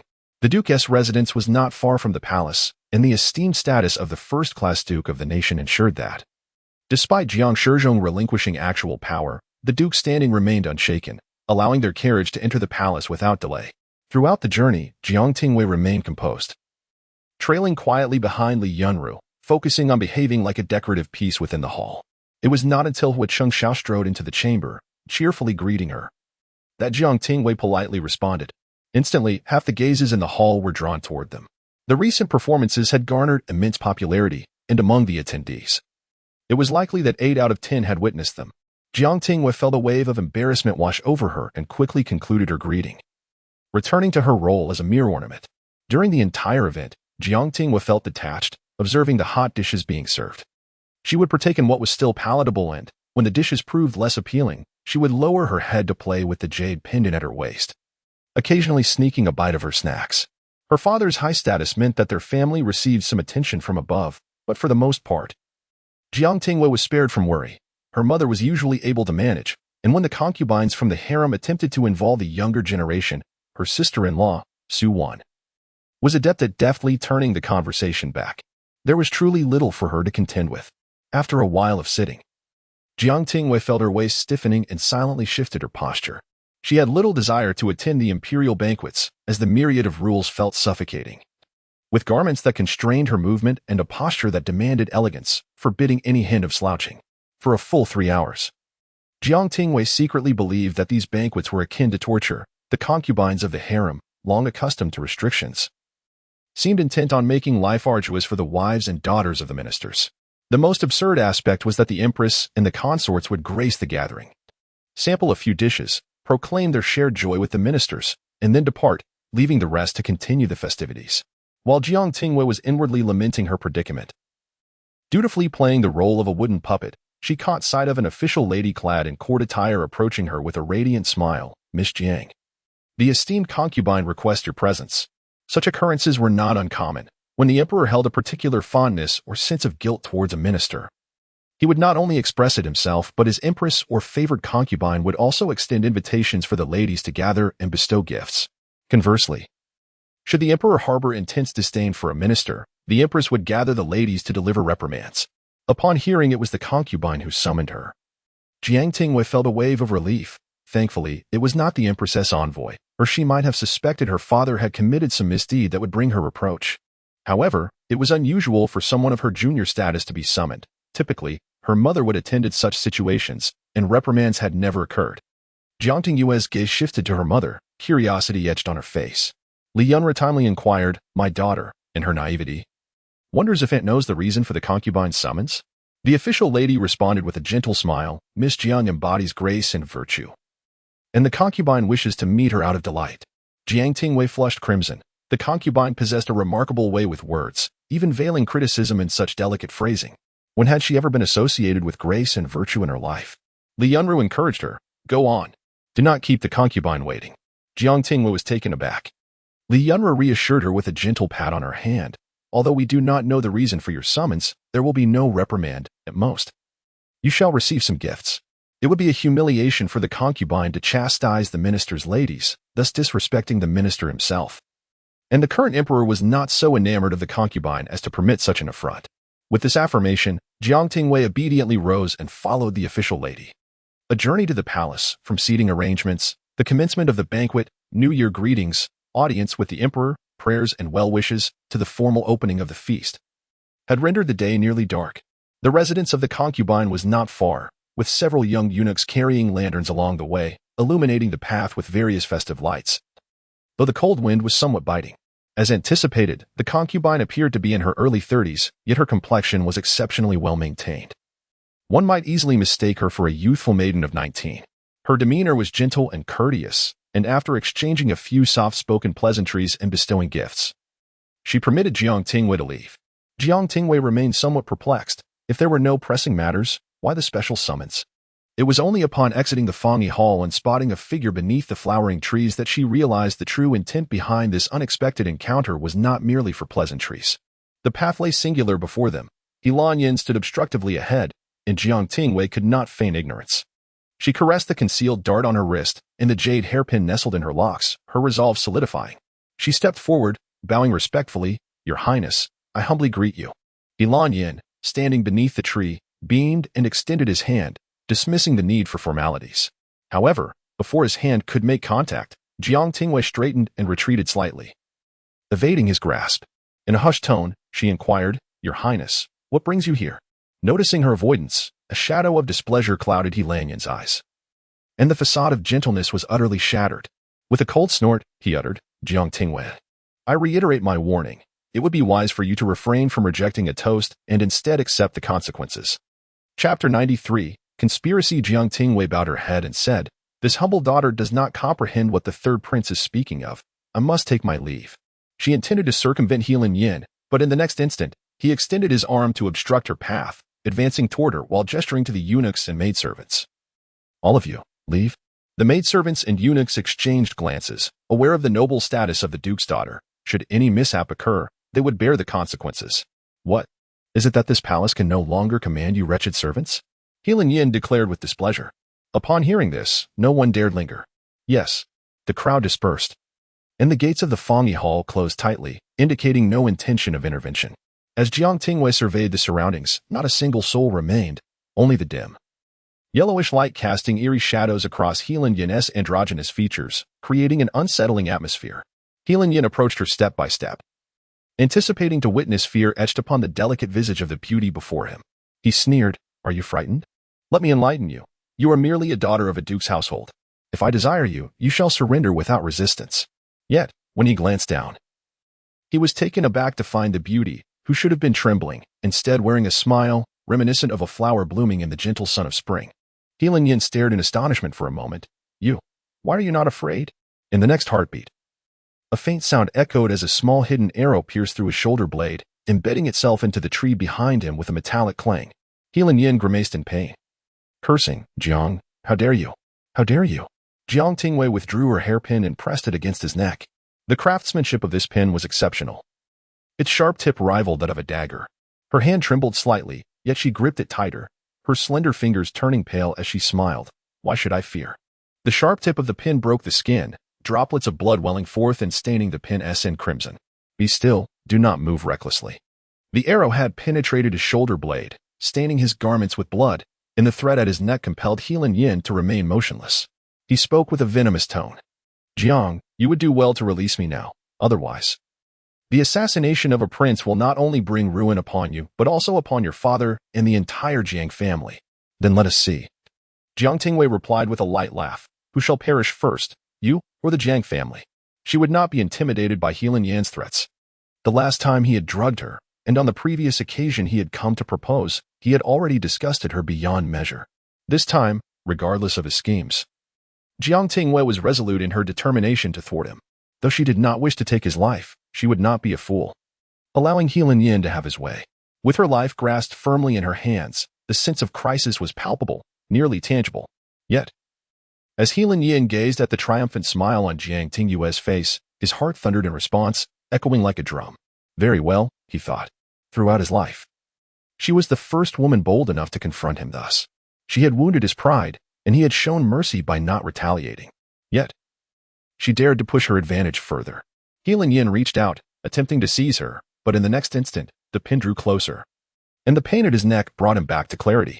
Jiang, you do not have the courage to kill me, Heilin Yan asserted with certainty. Jiang Tingyue frowned slightly. She indeed dared not to kill Heilin Yan. The departing palace maids and eunuchs were well aware that she was currently in his company. If Heilin Yan were to perish, it is likely that the emperor would not seek evidence, yet her entire family would suffer dire consequences.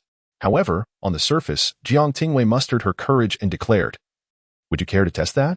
Heilin Yan hesitated. What if this woman truly feared nothing? A woman unafraid of death would naturally not shy away from implicating others. He could not afford to gamble on that. I ask you, who administered the poison at Hanming Temple? It had been nearly half a year, yet no clues had emerged, indicating that a spy was concealed within her household, a ticking time bomb that would inevitably bring calamity to the Jiang family. What? Do you perhaps long for the taste of that poison? Heilin Yan squinted, assessing Jiang Tingyue with a smile. Let me guess, how did you manage the antidote afterward? There were only monks at that temple. Could it be that you ran amok and fell into the hands of a bald monk? Jiang Tingyue recognized his intent to provoke her, yet understanding did little to quell her rising anger. Taking a deep breath, she replied, if you refuse to speak, so be it. With that, she exerted a bit more pressure, her fingertips pressing down on the mechanism of her hairpin. Wait, Heilin Yan, fearing she might truly harden her heart, hastily interrupted, I never said I wouldn't tell you. Whoever in your household has ties to me is who I will reveal. At that instant, a cloud of powder erupted from the pin. Jiang Tingyue swiftly covered her mouth and nose with a handkerchief, and the next moment, she saw Heilin Yan's eyes roll back as he fainted. Releasing her grip, he fell straight back with a resounding thud. Surveying her surroundings, she found no one nearby. But fearing Heilin Yan might quietly perish here, she reached up to take a lantern from a tree and placed it beside him. With the lantern lit, the palace maids and eunuchs would be able to see him, preventing him from bleeding out in silence. After setting down the lantern, Jiang Tingyue removed a blood-stained concealed dart from the tree, wrapped it in her handkerchief, and hid it within her garments. She then deliberately checked the area for any forgotten belongings, ensuring no trace was left before rising. She knocked firmly on the closed door a few times and hurriedly took a narrow path to depart.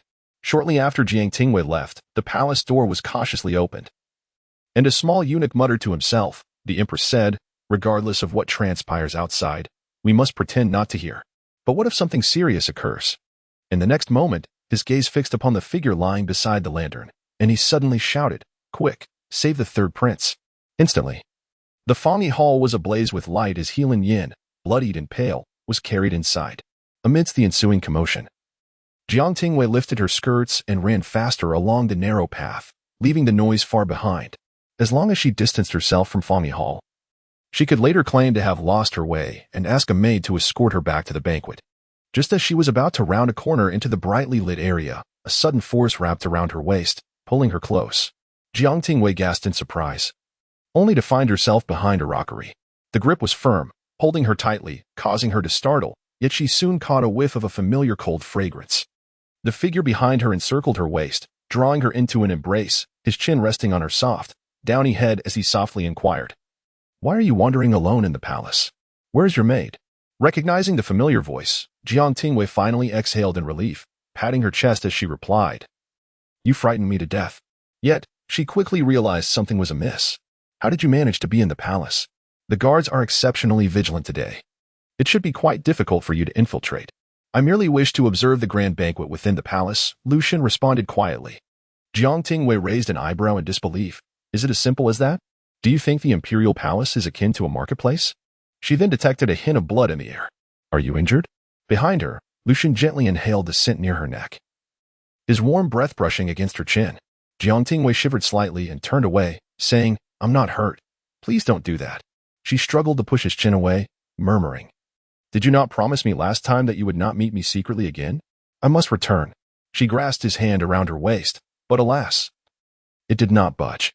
Lu Zhen exerted a slight force, pressing her back into his embrace against the stone wall, his long legs pinning her in place.